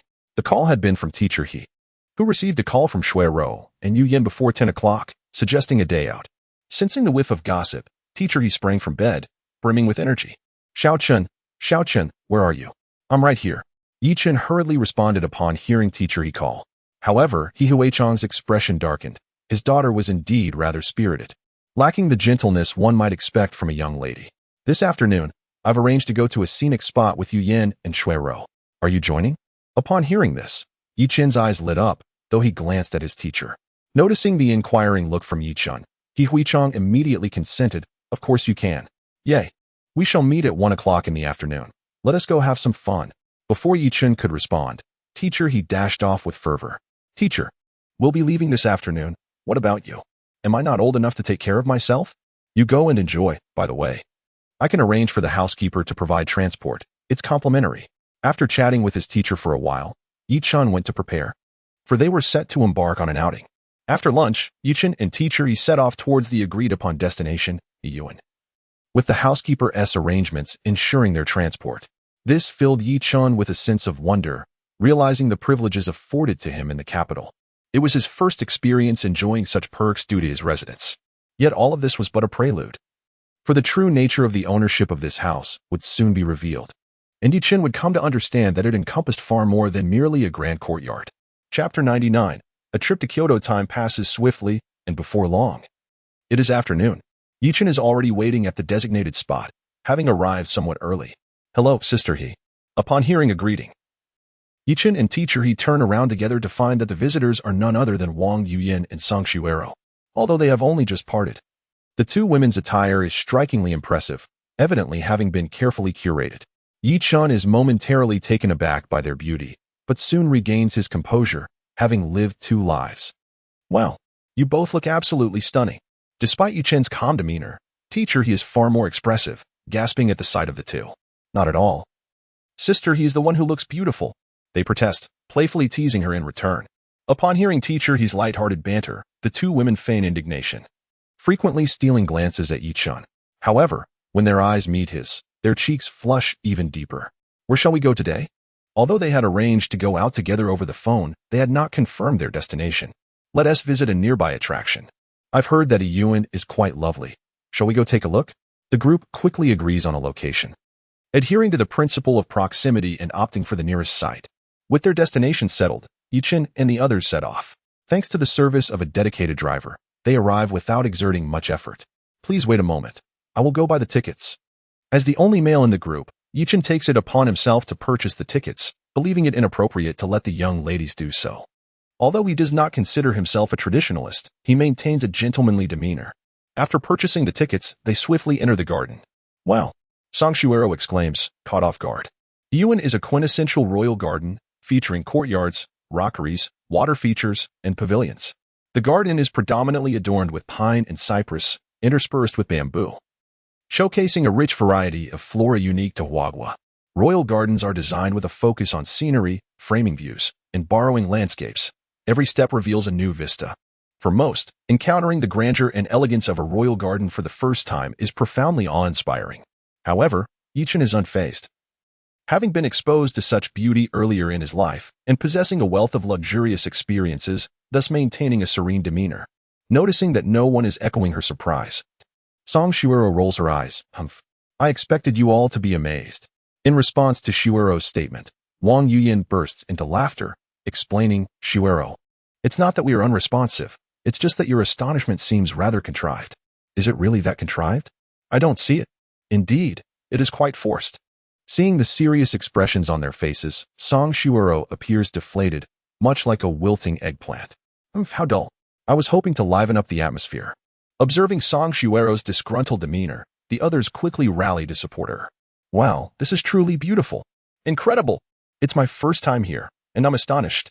As they offer their enthusiastic encouragement, Song Shuero can no longer contain her laughter, finding their earnestness utterly amusing. After a playful exchange, they begin to explore the garden, as they have paid for the tickets and would regret not taking full advantage of the experience. Due to the winter season and the relatively small size of the garden, there are few visitors, and it is not long before they encounter a few people. This does not detract from their enjoyment. However, their attention is soon captivated by an individual in the vicinity. Yi-chun approaches to discover someone sketching. Given the picturesque scenery, vibrant colors, and harmonious composition, it is entirely reasonable to find artists at such a location. The girl sketching appears to be in high school, with unadorned features yet a delicate complexion. Her expression intensely focused, embodying dedication in every gesture. Unfortunately, her artistic skill leaves much to be desired. It cannot be described as merely mediocre but rather as unfortunate. Her lines are crooked, colors chaotic, and composition a complete mess. Yet her earnestness is commendable. Noticing the onlookers, she graciously welcomes them, stating that all who come are guests and that she has ample supplies for anyone wishing to try their hand at drawing. In no time, several canvases and brushes are produced. Though Yi-chun is not particularly interested, teacher he, drawn to the excitement, encourages everyone to give it a try, suggesting that perhaps one among them possesses hidden artistic talent. With a playful spirit, Song Shuero and Wang Yuyan become intrigued, finding the lively atmosphere quite enjoyable. Initially indifferent, Yi-chun, having been provided with drawing tools, reluctantly decides to give it a go. After all, while others might be unaware, Yi-chun is cognizant of his artistic prowess, which is not insignificant. Having once managed a bulletin board, watercolor painting should be a breeze. However, the outcome exceeds Yi-chun's expectations, not in terms of his own performance, but rather in the dismal quality of the artwork produced by teacher he, Song Shuero, and Wang Yuyan, which is even more lamentable than that of the girl sketching. Their proportions are skewed, lines crooked, and colors utterly unnecessary, as their creations resemble a muddled mass rather than coherent art. Thus, the three find themselves somewhat despondent, realizing the stark inadequacy of their efforts. Yet, the sketching girl is delighted, as it becomes apparent that there are those whose skills are even poorer than her own. You need not despair. art is a journey. Everyone encounters challenges when they begin. While your work may be quite lacking, the potential for improvement is vast. The sketching girl, exuberant and animated, shares her experiences, seemingly invigorated. Wow, incredible. Hearing the excited exclamations, the sketching girl, Jean Duo, pauses her discourse and turns to follow their gaze. The old adage rings true. One never knows until one sees, and the sight is indeed startling. Wow, how impressive. Chapter 100.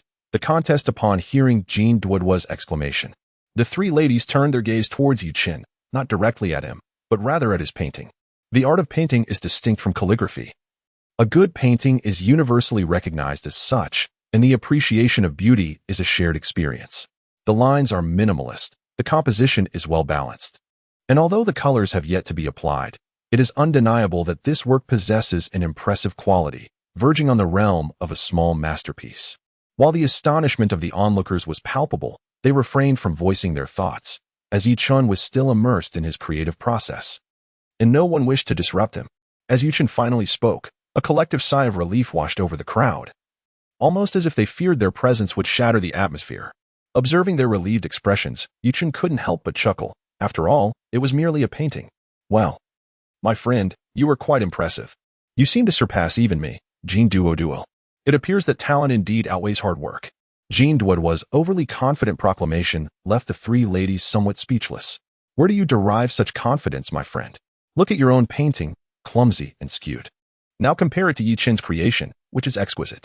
Do you truly believe you can compare yourself to him? Despite his blunders, Jean Duo piqued their interest. Let us have a contest.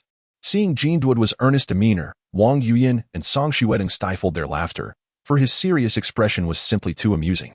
Intrigued by Jean Duo's challenge, Chen turned to the three ladies, who nodded in agreement. He accepted the challenge, for his painting skills had just reached B level, 95/100. A skill acquired without effort. What a bargain. Very well, let us compete. Follow me. The group followed Jean Duo's lead and soon arrived at the designated location. The sunlight filtered through the slatted shutters, casting delicate golden flecks onto the surface of the water before them. Entering the garden felt akin to stepping into a poetic dream preserved by time. Before them, pavilions and towers were artfully scattered, harmonizing with the surrounding landscape. The pavilion, intricately designed, featured eaves that resembled the graceful tails of swallows, sketching elegant arcs against the sky. The weathered vermilion pillars exuded an ancient charm. The willow trees by the water swayed gently, their slender branches dancing in the breeze, lightly brushing the water's surface and creating ripples that echoed the reflections below, a sight of unparalleled beauty. Without further ado, Jean Duo set to work with his tools. Beginning his sketch, Chen, not one to lag behind, commenced his own artistic endeavor. The three ladies, enchanted by the scenery, took each other's hands and wandered through the garden, knowing that the two would take some time to complete their work. After approximately 40 minutes, the ladies returned. Just as the competition between Chen and Jean Duo was reaching its climax, Chen, your Song Shuedong began, but abruptly fell silent. Instinctively covering her slightly parted lips with her delicate fingers, she, along with their mentor, had returned to find Chen engrossed in his work. They instinctively wanted to speak, but realizing the two were in the midst of a contest, they quickly silenced themselves. Yet, the astonishment in their eyes was impossible to conceal. Chen's brush danced across the paper, the ink flowing gracefully to form strong, twisting branches, and the light ink strokes evoked the rugged texture of ancient rocks. The transitions in his strokes echoed the free-spirited style of the renowned artist Ba de Shanren. Most astonishing was the blank space in the upper left corner. Seemingly random yet rich with meaning, there, in fine script, he inscribed a verse of Lin Jiangxian, where the delicate calligraphy harmonized beautifully with the wild landscapes. Meanwhile, Jean Duo stood frozen, his brush, laden with ochre paint, dripping onto the rice paper, creating unsightly stains in his crooked landscape painting. Do not breathe, Jean Duo suddenly exclaimed, maintaining a comical pose reminiscent of a crane caught mid-step. This absurd posture elicited suppressed giggles from Wang Yuyan and the others, their shoulders shaking with laughter. Their mentor, Ms. He narrowed her eyes slightly. As an experienced teacher, she understood the challenges of combining different techniques. The painting's colors were layered through a meticulous inking method. Yet Chen subverted this by employing a dry brush technique that conjured a misty atmosphere. What astonished her further was the gnarled pine tree growing through the pavilion's crevice, its trunk robust as a dragon's spine, with every needle sharply defined, requiring mastery of both expressive and meticulous techniques. With a splash, Chen tossed his brush into the blue and white porcelain wash basin, sending ripples across the surface. He flexed his sore wrist and faced 4 distinct expressions. Jin Duo appeared as if he had swallowed 10 lemons, while Song Xueting's cheeks glowed with excitement. Wang Yuyan, typically serene, now sparkled with fervor, and Ms. He bore an expression akin to witnessing a ghost. Friend, Jin Duo suddenly lunged forward, wrapping his arms around Chen's neck. Wasn't this supposed to be a friendly contest? What you just did is akin to pulling out a professional player's account in a game. He pointed at his own unfinished painting, where the slanted pavilion resembled a dilapidated structure toppled by a storm. Look, doesn't my impressionistic style exude the spirit of Picasso's abstraction? The 3 ladies finally burst into laughter, their almond-shaped eyes curving into crescent moons. Jean, your painting could easily be mistaken for the scribbles of a 3-year-old. Chen scratched his head, staring at the ink stains in his palm, momentarily lost in thought. The peculiar sensation he experienced earlier returned. Those brush strokes felt as though they had been etched into his muscle memory, as if he had performed them a million times before. So effortlessly. Ding. Reward. Host painting skill has been elevated to B level, 99-100. Upon hearing the system notification, Chen felt a wave of elation wash over him. This was bliss. Engaging in play while improving. Truly the life of a man who had leveled up. Hey, you all should stop. Jin Duo suddenly spread his arms in front of his artwork, resembling a protective mother hen. This is art. Do you understand? He miraculously produced a folding fan, showcasing his calligraphy with a flourish. Chen, dare you to compete in a figure sketching round? As if refusing to confront reality, Jin Duo initiated another challenge. For as a genius, how could he concede? I won't back down. Let us compete again. However, Chen was unwilling this time. He had come to enjoy himself, not to be ensnared in endless painting sessions. Moreover, his painting skills had reached their zenith. Only by observing the works of masters could he hope to advance further. He did not wish to waste time here. No, we have other matters to attend to. Upon hearing Chen's refusal, Jin Duo ceased to press the issue. Life can be so lonely, like snow. Even finding a worthy opponent is a challenge. A silence enveloped the group. Chapter 101. The calligraphy grand event commences. Chen and his companions were left speechless, while Song Xuero could only facepalm with one hand, astonished by the unwavering confidence of the eccentric young lady. However, Wang Yuyan found Jin Duo rather amusing. Despite her quirks, there was an undeniable charm to her. The afternoon slipped away like a fleeting shadow, and before long, Chen was savoring the experiences of the day as he escorted the 2 ladies home. Hey, wake up. We're home. Seeing Chen lost in thought, he couldn't help but call out to him. Even upon arrival, he remained in a daze. Oh, right. Getting off now. Chen laughed sheepishly, hastily exiting the vehicle to avoid further teasing. To be young. He sighed, reflecting on the vitality of youth with a hint of envy. Upon waking the next morning, Chen wore a serious expression. Today marked the commencement of the calligraphy grand event. Contemplating his own abilities, he remained composed, for after all, with a little luck, how could he possibly falter? While Chen remained unperturbed, he was visibly anxious, repeatedly reminding Chen to stay relaxed. At one moment, he was frantically searching for something, as though he himself were the one competing.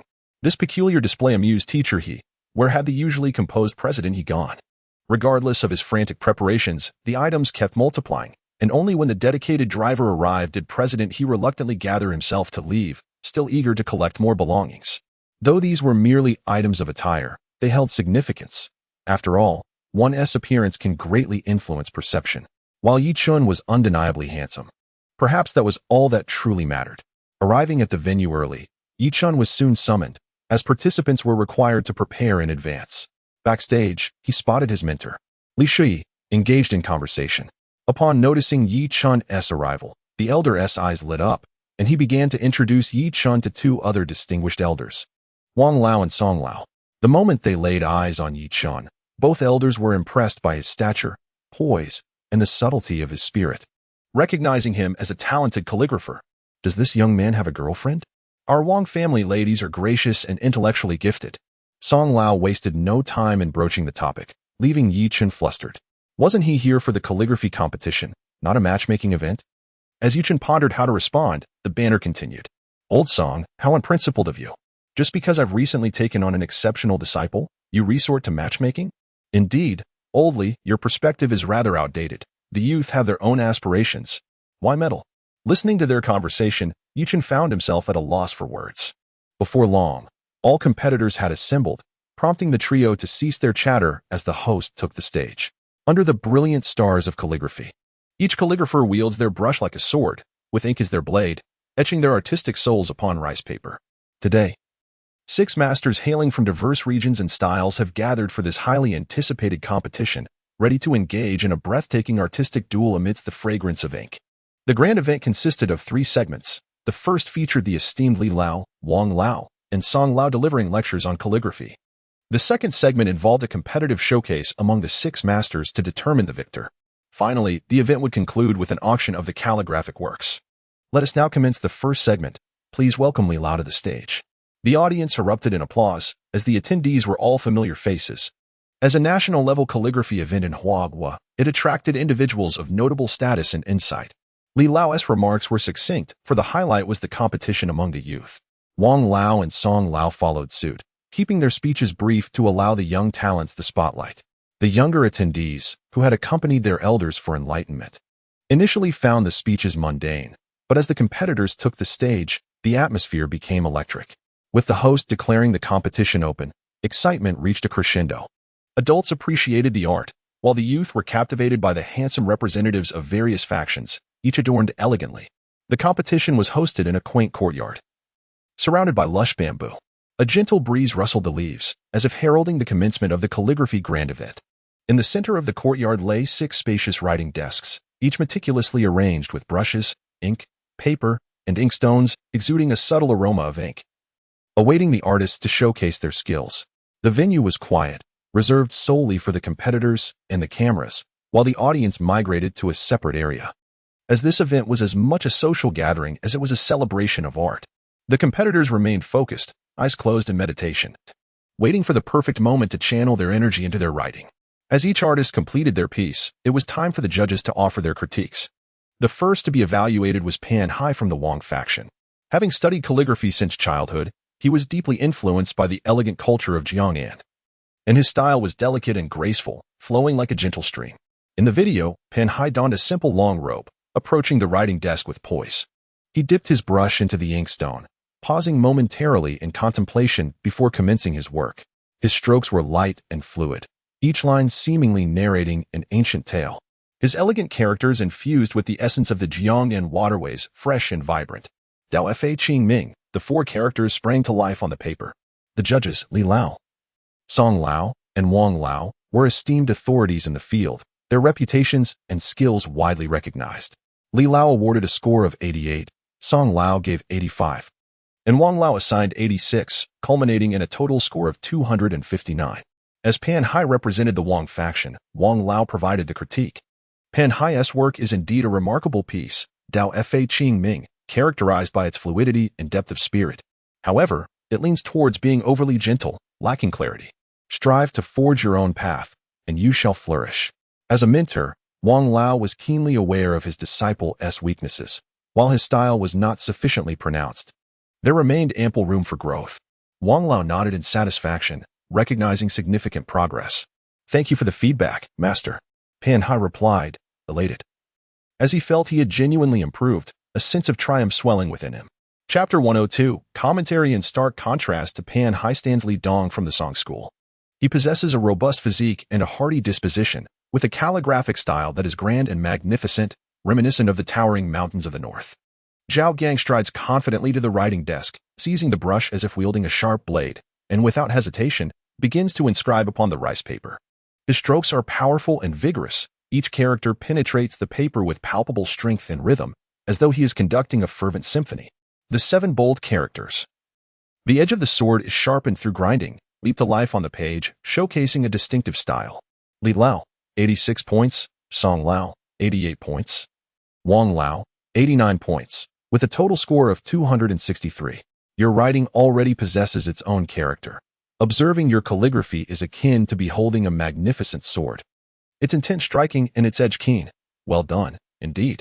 However, the drawbacks are also evident. The sharpness may be excessive. As the saying goes, a tall tree attracts the wind. Sometimes being too prominent can lead to pitfalls. Song Lao's critique is astute. he harbors affection for his disciple, while Li Dong's brilliance shines forth. It does not overshadow his potential for growth. Thank you for your guidance, teacher. Upon receiving the teacher's praise, Li Dong feels a surge of appreciation, aware that his calligraphy can sometimes veer towards extremes. Yet, he recognizes his youth and the myriad opportunities that lie ahead. Next is Zhao Dongong, the senior disciple of the Li school. His passion for calligraphy has reached a level of obsession, and his style is akin to a tempest, commanding and awe-inspiring. Zhao Dongong approaches the desk, his gaze exuding confidence and nonchalance. He saturates his brush with rich ink and swiftly unleashes it upon the rice paper. The brush gliding freely like a dragon, at times delicate and flowing, at others bold and unrestrained. His calligraphy is filled with dynamism and tension. Each character stands as an independent entity yet harmonizes into a cohesive whole, encapsulating the unique allure of the art form. The four characters, sailing against the wind and breaking the waves, are inscribed, eliciting gasps from the audience. To the untrained eye, the execution appears flawless, invigorating, as if the characters breathe with life. Li Lao, 95 points, Song Lao, 96 points, Wang Lao, 98 points, totaling 289. Your writing embodies the stature of a master. And what is even more commendable is your distinctive style, grand yet not lacking in depth. Given time, you are destined to become a luminary in the world of calligraphy. You simply need to refine your craft further. Imperfections do not overshadow your brilliance. You are still young. Li Lao's eyes gleam with admiration, recognizing the exceptional talent of this senior disciple, far surpassing his own prowess at such a tender age. Initially, he believed Zhao Dongong would be the flag bearer of the Li school, yet unexpectedly, Chen emerged. A twist of fate indeed. Thank you for your guidance, teacher. Zhao Dongyang responds with humility, embodying the demeanor of a true master. The fourth contestant is the young prodigy, Su Yao. Despite her youth, she has already begun to make her mark in the realm of calligraphy. Su Yao's style harmoniously blends traditional and modern elements, demonstrating a profound understanding of ancient calligraphic classics while infusing her own innovative thought. Her writing posture is graceful, her expression focused. As the characters she inscribes dance like lively notes across the rice paper, she adeptly employs variations in line thickness and spacing, creating a distinctive visual appeal that captivates the eye. Her score is 272. Next is Song Yi from the Song School. He has engaged in calligraphic creation for several decades, with his works reflecting a deep cultural foundation and life philosophy. In the video, Song Yi strides steadily to the writing desk, exuding calmness and composure. He picks up the brush and begins to write at a measured pace. His strokes are steady and forceful, each line a testament to the passage of time.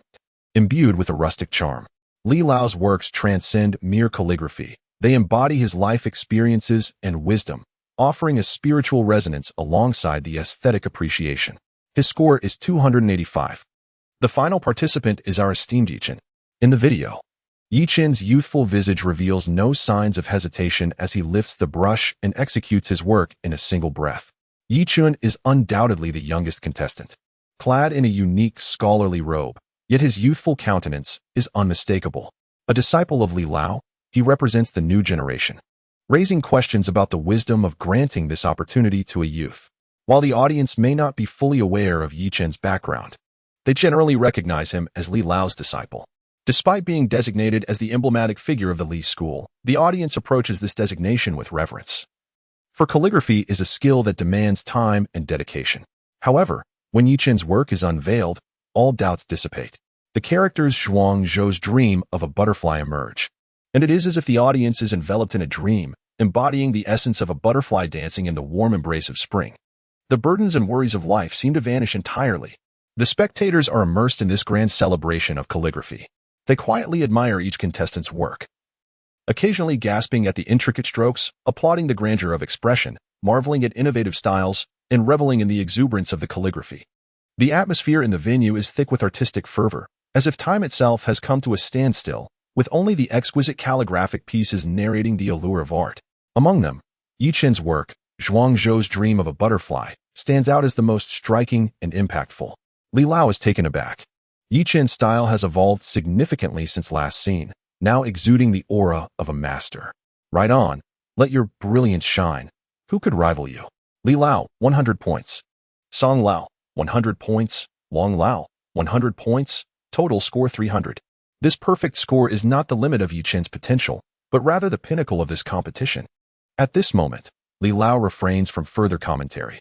Although Yi Chun belongs to the Li school, it is evident that his level is unparalleled, and even he, with all his years, would hesitate to critique. Undoubtedly, Yi Chun is the rightful champion. As the host announces the results, Yi Chun claims first place, Zhao Dongyang second, and Song Yi third. The seated audience rises in applause, acknowledging the remarkable talents showcased at this calligraphic event, truly a gathering of hidden masters. Everyone feels fortunate to witness such a splendid occasion. The host then takes the stage. This six-person calligraphy competition transcends mere technical prowess. It embodies a dialogue of souls in the transmission of culture. In our fast-paced modern society, the art of calligraphy serves as a refreshing spring, nourishing the spirit and providing a tranquil sanctuary amidst the clamor. These six calligraphy masters act as emissaries of this art form, conveying its allure through their works and passion, allowing more individuals to appreciate and cherish this ancient yet vibrant craft. Following this, the auction of the works will commence. Chapter 103. The auction. As the host announced the commencement of the auction, attendees exuded an air of determination. After all, witnessing the event in person was a wholly different experience than watching it on video. Who among them was not financially prepared? The entire auction venue was adorned with an antique charm, its walls embellished with exquisite calligraphy works, the fragrance of ink wafting through the air, transporting one into a realm brimming with poetic elegance and ancient allure. Yi Chun stood in a corner of the hall, his gaze imbued with a hint of anticipation, yet devoid of any nervousness. For someone of his exceptional caliber, this spectacle was merely a trifling affair. At that moment, the host at the center of the auction stage enthusiastically introduced the first piece up for bid. It was a robustly penned regular script work, with a starting price of 100,000. Buyers in the audience eagerly raised their paddles as the price soared, swiftly surpassing 500,000, ultimately fetching 800,000 from a middle-aged entrepreneur. Soon after, the second and third pieces were auctioned, with the highest reaching 1 million. Although these works hailed from renowned masters, Yi Chun was acutely aware that his Zhuangzhou dreaming of a butterfly possessed a unique charm and an unparalleled artistic conception. Crafted with his own ink, paper, and brushes, he felt an unwavering confidence in his creation. At last, the host cleared his throat and proclaimed loudly, "Next, we shall auction the most enigmatic piece of this gathering, Zhuangzhou dreaming of a butterfly." With this declaration, the hall fell into an immediate hush. All eyes fixed upon the staff as they carefully unveiled the artwork. The brushstrokes danced with vitality and grace, the characters shifting between reality and illusion, as though one could truly behold the butterfly fluttering in Zhuangzi's dream. The strokes' thickness and spacing were perfectly balanced. Each character seemed alive, swirling upon the paper. The audience erupted in gasps of admiration. Even the seasoned collectors could not conceal their appreciative glances. Starting price, 1 million. The host's voice shattered the brief silence. Wow, that's impressive. The previous pieces topped out at 1 million, and this one starts at 1 million? Indeed, this seems rather exaggerated. Yi Chun was somewhat taken aback. The initial bid was indeed high. Before he could ponder further, the first bid came in. 110,000. A lady in the front row called out first. 130,000. A bespectacled gentleman followed suit. The price climbed rapidly, soon exceeding 500,000. Yi Chun, standing in the audience, felt his heart race. Although he had absolute confidence in his work, this was becoming quite absurd. Wang Yuyin and Song Shiwero stood beside him, their faces reflecting shock. 600,000. A robust voice emanated from the back of the hall. Everyone turned to see a tall man with an imposing presence raising his paddle. He was Jin Dafu, a well-known business tycoon in the city and an avid art collector. 700,000. Another buyer countered. 800,000. Jin Dafu bid again, his eyes revealing an indomitable resolve. The atmosphere in the auction hall grew increasingly tense. Each bid felt like a fierce battle. The price soared to 900,000, and other bidders seemed hesitant, leaving only Jin Dafu and another buyer in the fray. 950,000. The competing buyer gritted his teeth and made a laborious bid. All eyes were on Jin Dafu, wondering if he would continue. After a moment of contemplation, he slowly raised his paddle and declared, 10 million. A wave of astonishment rippled through the hall. This price far surpassed the final sale prices of any other works. The host, exhilarated, exclaimed, 10 million once, 10 million twice. Is there a higher bid? The room fell silent, no one daring to counter. 10 million 3 times. Sold. With the thud of the gavel, Zhuangzhou dreaming of a butterfly officially belonged to Jin Dafu. Chen exhaled deeply, a tumult of emotions swirling within him. He felt joy for his work fetching such a high price, yet also a sense of bewilderment at suddenly acquiring such wealth. Wang Yuyin and Song Shuero congratulated him. Their eyes filled with admiration. Jin Dafu approached the auction stage, carefully rolled up Zhuang Zhou dreaming of a butterfly, and scanned the crowd until his gaze settled on Chen. Striding down the stage, he extended his hand and said, "Young man, your calligraphy has revealed to me the true essence of artistic charm. I hope you continue to create more exceptional works." Chen grasped Jin Dafu's hand, replying, "Thank you for your recognition. I will certainly strive to do so." Unbeknownst to him, Jin Dafu's acquisition of his work was not solely due to its merit, but also the potential value that Chen's talent would bring to it as he progressed in the art world. After the auction, Chen's name rapidly spread throughout the art community, making him the center of attention. The calligraphy event became a topic of lively discussion due to the exorbitant price fetched by Zhuang Zhou dreaming of a butterfly. In the days that followed, Chen remained grounded despite his sudden success. He understood that the path of art was endless and that he had much further to go. How to manage this newfound wealth? With excitement and trepidation, Chen thought first of his calligraphy mentor, He Huizhang, the president of the Calligraphy Association.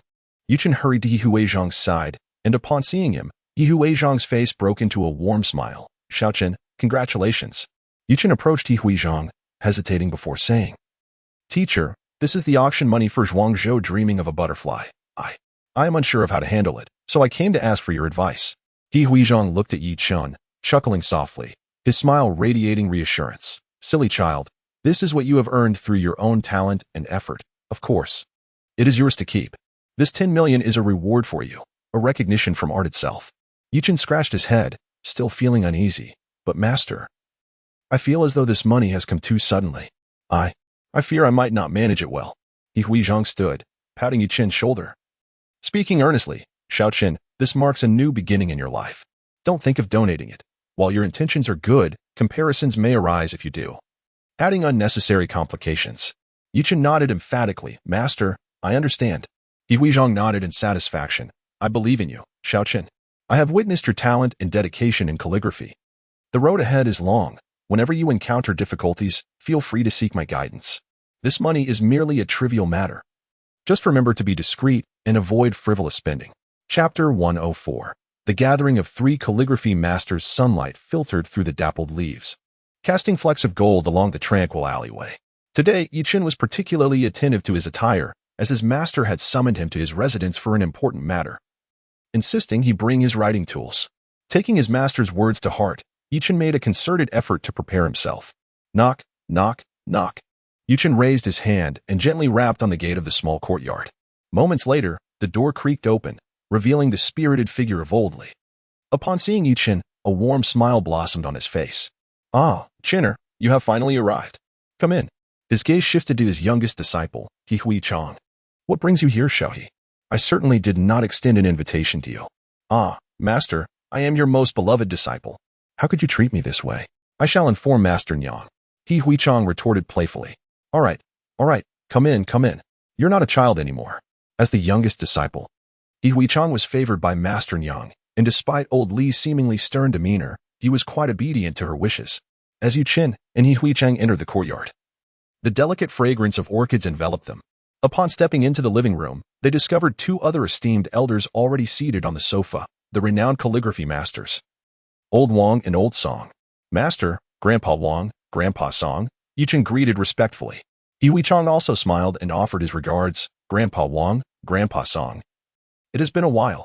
You both look exceptionally well." Old Li chuckled. "Little Chen, I summoned you here today for a significant purpose." Old Wang rose, his gaze fixed intently on Chen, a mix of eagerness and anticipation in his eyes. "Ah, little Chen, we have been looking forward to your arrival. Old Song and I have long been envious of your talents." Old Song nodded vigorously, his expression earnest. "Indeed, we have a pressing matter that we wish to seek your assistance with." Chen was taken aback, hastily responding, "Grandpa Wang, Grandpa Song, please do not flatter me so. What could I possibly assist you with?"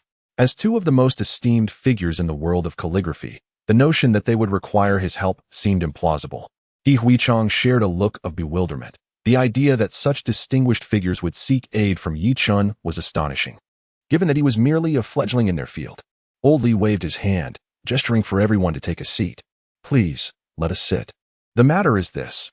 Old Wang and Old Song have been striving to transcend the realm of calligraphy masters for years, yet have always found themselves just shy of the mark. They have heard of your unique insights into calligraphy and wish for you to guide them. At this, Old Wang and Old Song exchanged exasperated glances, silently chastising Old Li for his casual demeanor. However, they understood that they required assistance.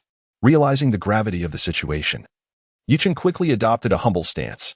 Grandpa Wang, Grandpa Song, I am merely a junior. I dare not presume to instruct you. Let us simply engage in dialogue. Yet he was not overly modest, for excessive humility could come off as insincere, so he chose his words carefully. Old Wang waved his hand dismissively, his expression serious.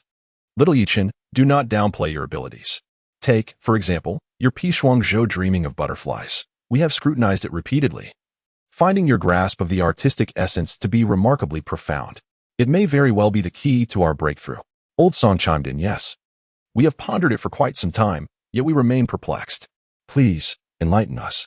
After a moment of contemplation, Chen began. I believe calligraphy is akin to a dialogue. Each stroke must embody one's emotions and insights. In creating Zhuangzhou Dreaming of Butterflies, I envision myself as Zhuangzhou, dancing with the butterflies in a dream, experiencing a sense of freedom and abandon, which naturally infused my brushwork. Old Wang nodded thoughtfully. Indeed, that makes sense, Old Song remarked. Listening to you, it feels as though a light has dawned upon me. Old Wang exchanged knowing glances with Old Li, both silently acknowledging their mutual frustration. If it were so simple to articulate the essence of their struggles, they would not have remained stagnant for so long. Yet they could not admit their lack of understanding, for that would be a source of embarrassment. Old Li regarded Chen with admiration. Your insights have truly opened our eyes, Chener. Would you consider composing a piece for us, so we may further immerse ourselves in this experience? Though Old Li's words were filled with encouragement, he was also bemused. Recognizing the disparity between Chen's brilliance and their own understanding, practical application, he believed, would yield greater benefits than mere discussion. Fortunately, Old Wang and Old Song had prepared for this moment, each having arranged a separate room with writing materials for Chen to explore. Hoping to bridge the gap in their understanding, Chen did not hesitate, recognizing this as a testament to the trust and expectations of his esteemed seniors. Rising from his seat, he approached Old Wang's desk, unfurling a sheet of rice paper and grasping his brush, taking a deep breath. In that instant, the room fell silent, save for the sound of the brush gliding across the paper. Chen's expression was one of unwavering focus and determination as he danced the brush upon the surface, sometimes light, sometimes forceful. Before long, a magnificent calligraphy piece emerged before the onlookers. Dao Fa Qing Ming. It possessed the robust grandeur of Yan Jinqing, the ethereal grace of Wang Shiji, and infused with his own distinctive style. Stunned, Old Wang stood frozen in place, prompting the others to quietly exit the room. The same scene unfolded in Old Song's chamber, leading to a similar outcome. As dusk settled, both Old Wang and Old Song emerged from their contemplative trances, having successfully entered the realm of masters. Haha, I have achieved it. Upon hearing their exclamations, Old Li knew instantly that both friends had broken through, as he understood that the essence of their art could lead to enlightenment. Truly, Old Wang and Old Song, though their talents may have been slightly inferior and their breakthroughs delayed, had nonetheless reached mastery, and that was commendable. Listening to Old Li's shameless self-congratulations, the initial joy of the two newly minted masters was somewhat diminished. Old Li, despite his age, still had a penchant for taking advantage of others, akin to a mischievous child. Let it be, they thought, choosing not to engage with his antics. Old Li, oblivious to the thoughts of the two masters, sensed their bemusement and felt satisfied. To have bested these two esteemed figures brought him joy, all thanks to the remarkable Chen. Thus, his admiration for Chen grew ever more profound. Chapter 105. The arbiter of calligraphy gratitude filled the air as Chen expressed his appreciation to his mentor, Old Song, for guiding him into the realm of mastery. Old Song nodded incessantly, brimming with excitement. Indeed, thanks to you, our long-cherished aspiration has finally been realized. Chen, both astonished and delighted, quickly responded, Congratulations, Grandfather Wang, Grandfather Song. This is all due to your own diligent efforts and profound skills. I merely offered a few humble suggestions. Chen remained humble, for he found great joy in aiding his esteemed friends. Old Li chuckled, remarking, This young lad, despite his tender age, has truly surpassed us in calligraphic prowess. Suddenly, with a hint of pride, he cleared his throat. You two have finally caught up with me. I broke through a few days earlier and have been contemplating further refinement since. Hearing this, Old Wang grew indignant. Old Li, just a little bragging will suffice. Don't let it become an addiction. If it weren't for Yi Chen's assistance, would you have achieved your breakthrough so soon? Had we meditated together, would we have lagged behind you? Old Song chimed in, exactly. You're flaunting your accomplishments, making it seem as though you're exceptionally gifted. Old Li laughed heartily. Fine. You two have united against me, a mere old man. But remember, I was the first to break through, and I did it quite some time ago. Doesn't tea that irk you? The room was alive with laughter as they bantered playfully, filling the atmosphere with joy. After the mirthful exchange, Old Wang suddenly shifted the conversation. Leaning closer to Yi Chen with a conspiratorial air, Yi Chen, in our discussions of calligraphy, we've yet to address your personal matters. Would you be interested in a potential match? Old Song immediately joined in. Indeed. A young man as remarkable as you shouldn't delay his lifelong commitment. Yi Chen flushed at the unexpected inquiry, stammering. Grandfather Wang, Grandfather Song. I haven't considered it much. Old Wang's eyes gleamed with enthusiasm. I know a young lady from a friend's family who is both talented and beautiful. Truly a perfect match for you.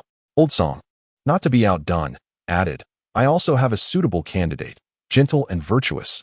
I'm sure you would be quite pleased. Old Wang pressed on. Yi Chen, tell us. What qualities do you envision in your ideal partner? Yi Chen replied thoughtfully, I believe she should possess an optimistic and cheerful disposition, enabling her to face life's challenges with a smile and embrace happiness daily. Old Song inquired about her interests. What about her hobbies? Do you have any preferences? Yi Chen responded, it would be wonderful if she shares an appreciation for traditional culture, such as calligraphy or Chinese painting, allowing us to exchange ideas and experience the allure of our heritage together. However, I would be equally supportive of any unique interests she may have. Old Wang then asked about values. What are your thoughts on her principles? Yi Chen articulated, I hope she is kind-hearted, responsible, and respects others, possessing a passion for life and a willingness to strive together for our future, supporting one another along the way. Old Song continued, and what about her appearance? Do you have any expectations? Yi Chen replied, physical appearance is not of utmost importance. Being clean and fresh is sufficient, more than external beauty. I value the connection we share. Understanding, appreciation, and a meeting of minds are paramount. We'll take care of this. We shall inform you when the time is right for a match. Observing the confident demeanor of Old Wang and Old Song, Yi Chen felt a wave of dismay. Why did the older generation so delight in matchmaking? Moments later, Old Wang and Old Song each produced a smooth jade medallion from their robes, presenting them to Yi Chen.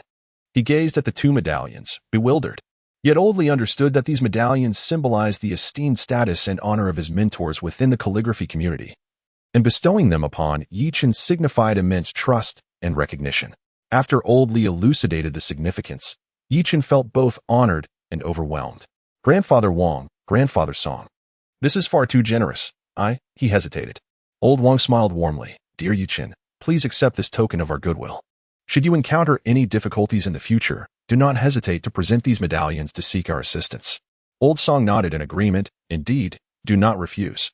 These medallions represent our bond.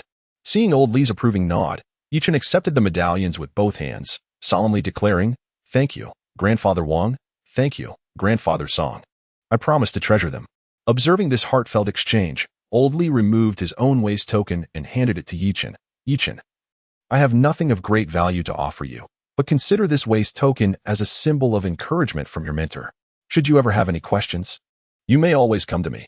Yi Chen felt a surge of emotion. Mentor, thank you. I will strive to meet your and all the elders' expectations. Watching this scene unfold, Yue Chan's expression shifted through surprise, joy, envy, and ultimately settled on satisfaction.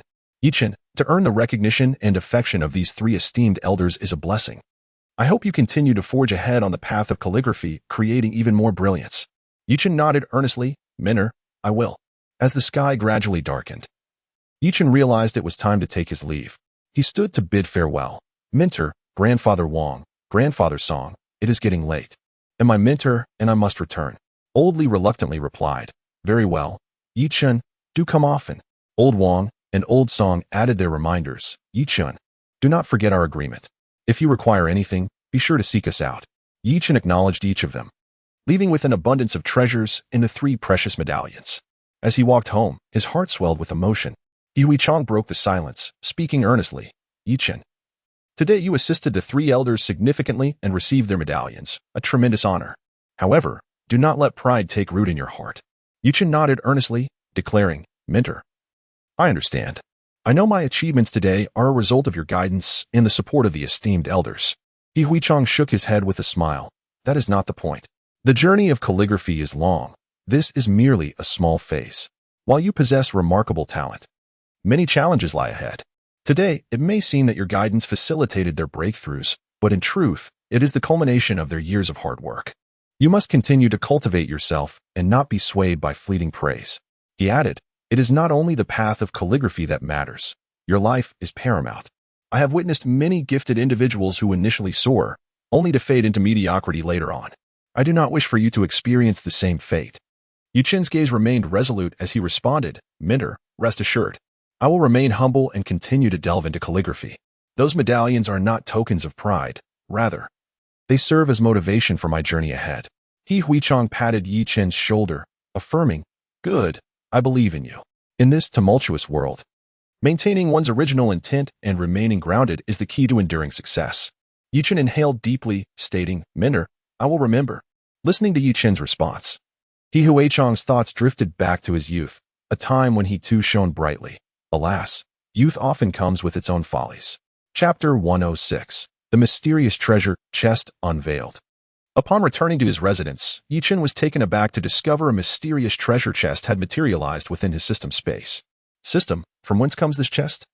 Chen pondered, having not examined his system for quite some time, and thus approached the sudden appearance of the chest with a degree of caution. Reporting to the esteemed host, this is a reward from the Calligraphy Festival.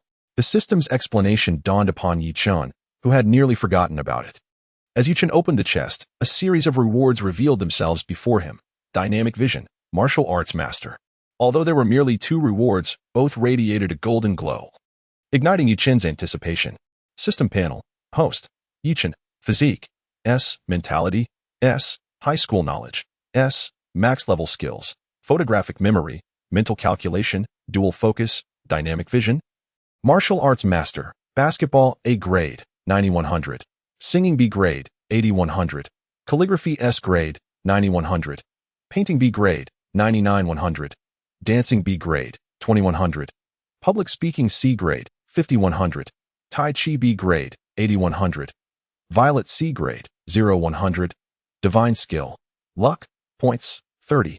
000. With the new skills incorporated into his panel, Chen felt as though time had slowed, and his vision sharpened to an extraordinary extent, allowing him to perceive insects from 100 meters away. The martial arts master skill was even more astounding, with a plethora of martial arts techniques flooding into his mind, making him feel as though he had practiced for an eternity. Exhaling a deep breath, Chen's demeanor became increasingly ethereal. On this splendid sunny day, he felt particularly buoyant since he had arranged to go shopping with teacher Wang Yuyan, and Song Shuero. At 10 in the morning, Chen arrived punctually at the mall entrance, spotting the 2 young ladies waiting in the distance. Chen, you finally made it, Song Shuero exclaimed, her keen eyes catching sight of him as she joyfully bounced towards him. Why did you arrive so early? Chen inquired, somewhat puzzled, as he had arrived half an hour in advance. We just got here not long ago, Wang Yuyan replied with a gentle smile. Song Shuero scrutinized Chen's attire, observing that he was somewhat underdressed for the occasion. Chen, your outfit is rather monotonous. Despite your handsome looks, you ought to dress up a bit more. Feeling slightly embarrassed, Chen scratched his head, acknowledging the awkwardness of the situation. I find this quite comfortable. I haven't paid much attention to these matters. That's unacceptable. Since we're out shopping today, we must give you a proper makeover, Song Shuero declared with determination, clearly having devised a plan. With that, the 4 of them ventured into the mall. Upon entering, Song Shuero, brimming with enthusiasm, led the group straight to the women's clothing section. Let's browse the women's section first. We can pick out clothes for you later, teacher, he suggested. Chen chuckled helplessly and followed them through the women's clothing area. As the 3 young ladies tried on various outfits, Chen patiently awaited their decisions, occasionally offering his opinions. I'm exhausted, he mused inwardly, feeling as if his energy had been sapped despite his robust stamina. Chen, what do you think of this dress? Wang Yuyan twirled gracefully in a pink gown before him. It looks lovely and suits you perfectly, making you appear even more charming, Chen sincerely complimented. Humph. You only say flattering things, Wang Yuyan retorted, though her face beamed with delight. After a considerable time spent in the women's section, Song Shuero could no longer contain herself. All right, it's time to choose clothes for Chen. Thus, they proceeded to the men's clothing section. Upon entering a shop, Song Shuero, as if discovering treasure, began selecting items from the shelves. Wang Yuyin and teacher he joined in, each picking out what they deemed suitable for Chen. Before long, the three of them had gathered several outfits and ushered Chen into the fitting room. Try on this shirt I picked. It will surely look good on you, Song Shuero said confidently. This jacket of mine is also quite stylish, Wang Yuyin chimed in. Chen, this sweater is warm and has a simple style. You should give it a try, teacher he added gently. With a resigned smile, Chen donned each piece in turn. As he emerged wearing the shirt chosen by Song Shuero, her eyes sparkled. See, I told you it looks great, simple yet fashionable, perfectly complementing your aura. Wang Yuyin pouted. I think it's just average. The jacket I chose is far more dashing. Teacher he smiled and said, they all look good. But I believe the sweater is more suitable for everyday wear, quite comfortable. The three engaged in lively debate, each advocating for their selections. Ultimately, Song Shuero proposed. How about we hold a styling contest? Each of us will assemble an outfit for Chen, and then we can let the store staff vote on who styled them best. Wang Yuyin and teacher he readily agreed, while Chen felt a sense of resignation, for he genuinely disliked the constant changing of clothes. Yet, seeing the three young ladies so exuberant, he acquiesced. Thus, the trio busied themselves. Song Shuero selected a white shirt, black casual pants, and brown leather shoes, complemented by a simple tie, creating a look that was both sharp and fashionable. Wang Yuyin chose a black jacket, blue jeans, and white sneakers, adding a baseball cap to enhance Chen's youthful vigor. Meanwhile, teacher he opted for a beige sweater, gray casual pants, and light brown loafers, accessorized with a light-colored scarf for a warm and elegant appearance. As Chen emerged from the fitting room in each ensemble, customers in the store turned their attention towards him. The voting commenced, with everyone earnestly casting their votes for the outfit they deemed the best. After a spirited competition, teacher he's outfit garnered the most votes. Wow, teacher he, you are incredible, Wang Yuyin exclaimed with admiration. Truthfully, everyone styled well. Perhaps my ensemble simply aligns more with popular taste, teacher he modestly replied. Chen chuckled. I truly appreciate all of you for allowing me to explore such diverse styles today. Inwardly, he sighed with relief, thankful that the ordeal had concluded. He was quite fatigued. You're welcome. You're so handsome. You look good in anything, Song Shuero said with a smile, her cheeks slightly flushed. Observing the interactions between the two young women, teacher he felt a sense of foreboding.